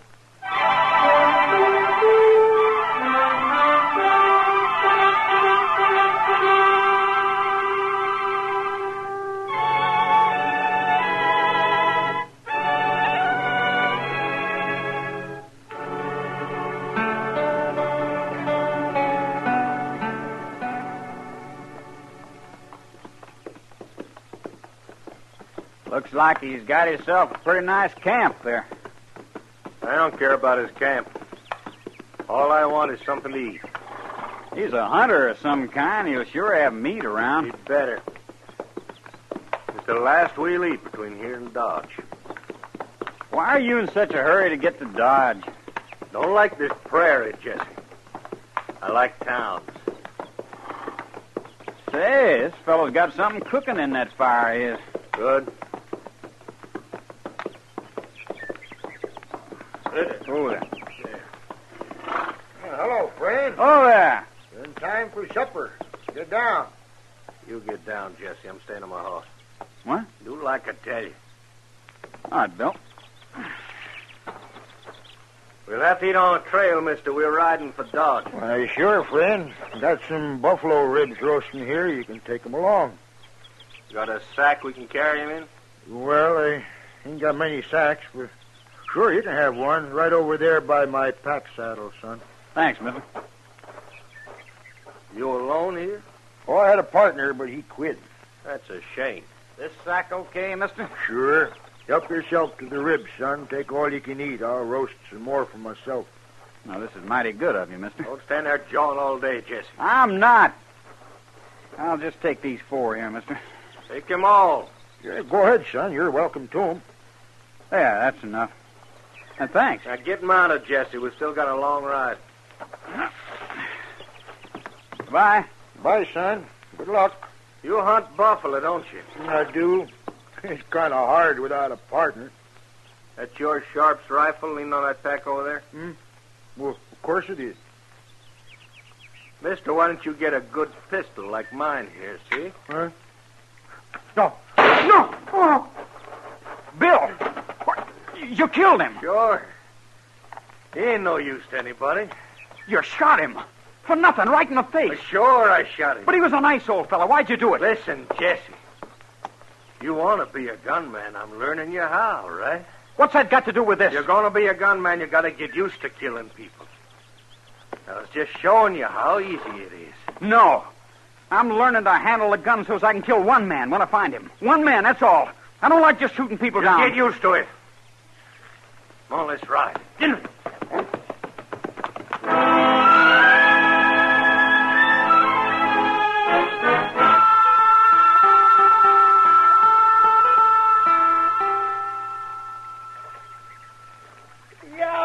I got another one, Mr. Dillon. Look at him. Yeah, he's a good one, Chester. Bigger than any you've caught, I'll bet you. I'm sure he is. I haven't caught any. Not one? I haven't even wet a line, Chester. Well, you know, sometimes fishing's fun because you don't even have to fish. You mean I've been doing all the work while you was just sitting here on the bank watching the river? And enjoying myself. Did you catch enough for supper? If I throw half of them back, there won't be. Now, don't be muley, Chester. Next time I'll do the fishing and you can be lazy. Tomorrow? All right, tomorrow. What's that? Sounds like somebody practicing. Now, let's take a look, huh? Seems like he's right there behind that little bluster. I wonder who he is. I don't know. But if he was trying for speed, he needs a lot of practice. Well, maybe he was concentrating on accuracy, the way you always tell me to do. Hello? He looks pretty young. Yeah. Well, I see your target's still standing. That's just a whiskey bottle.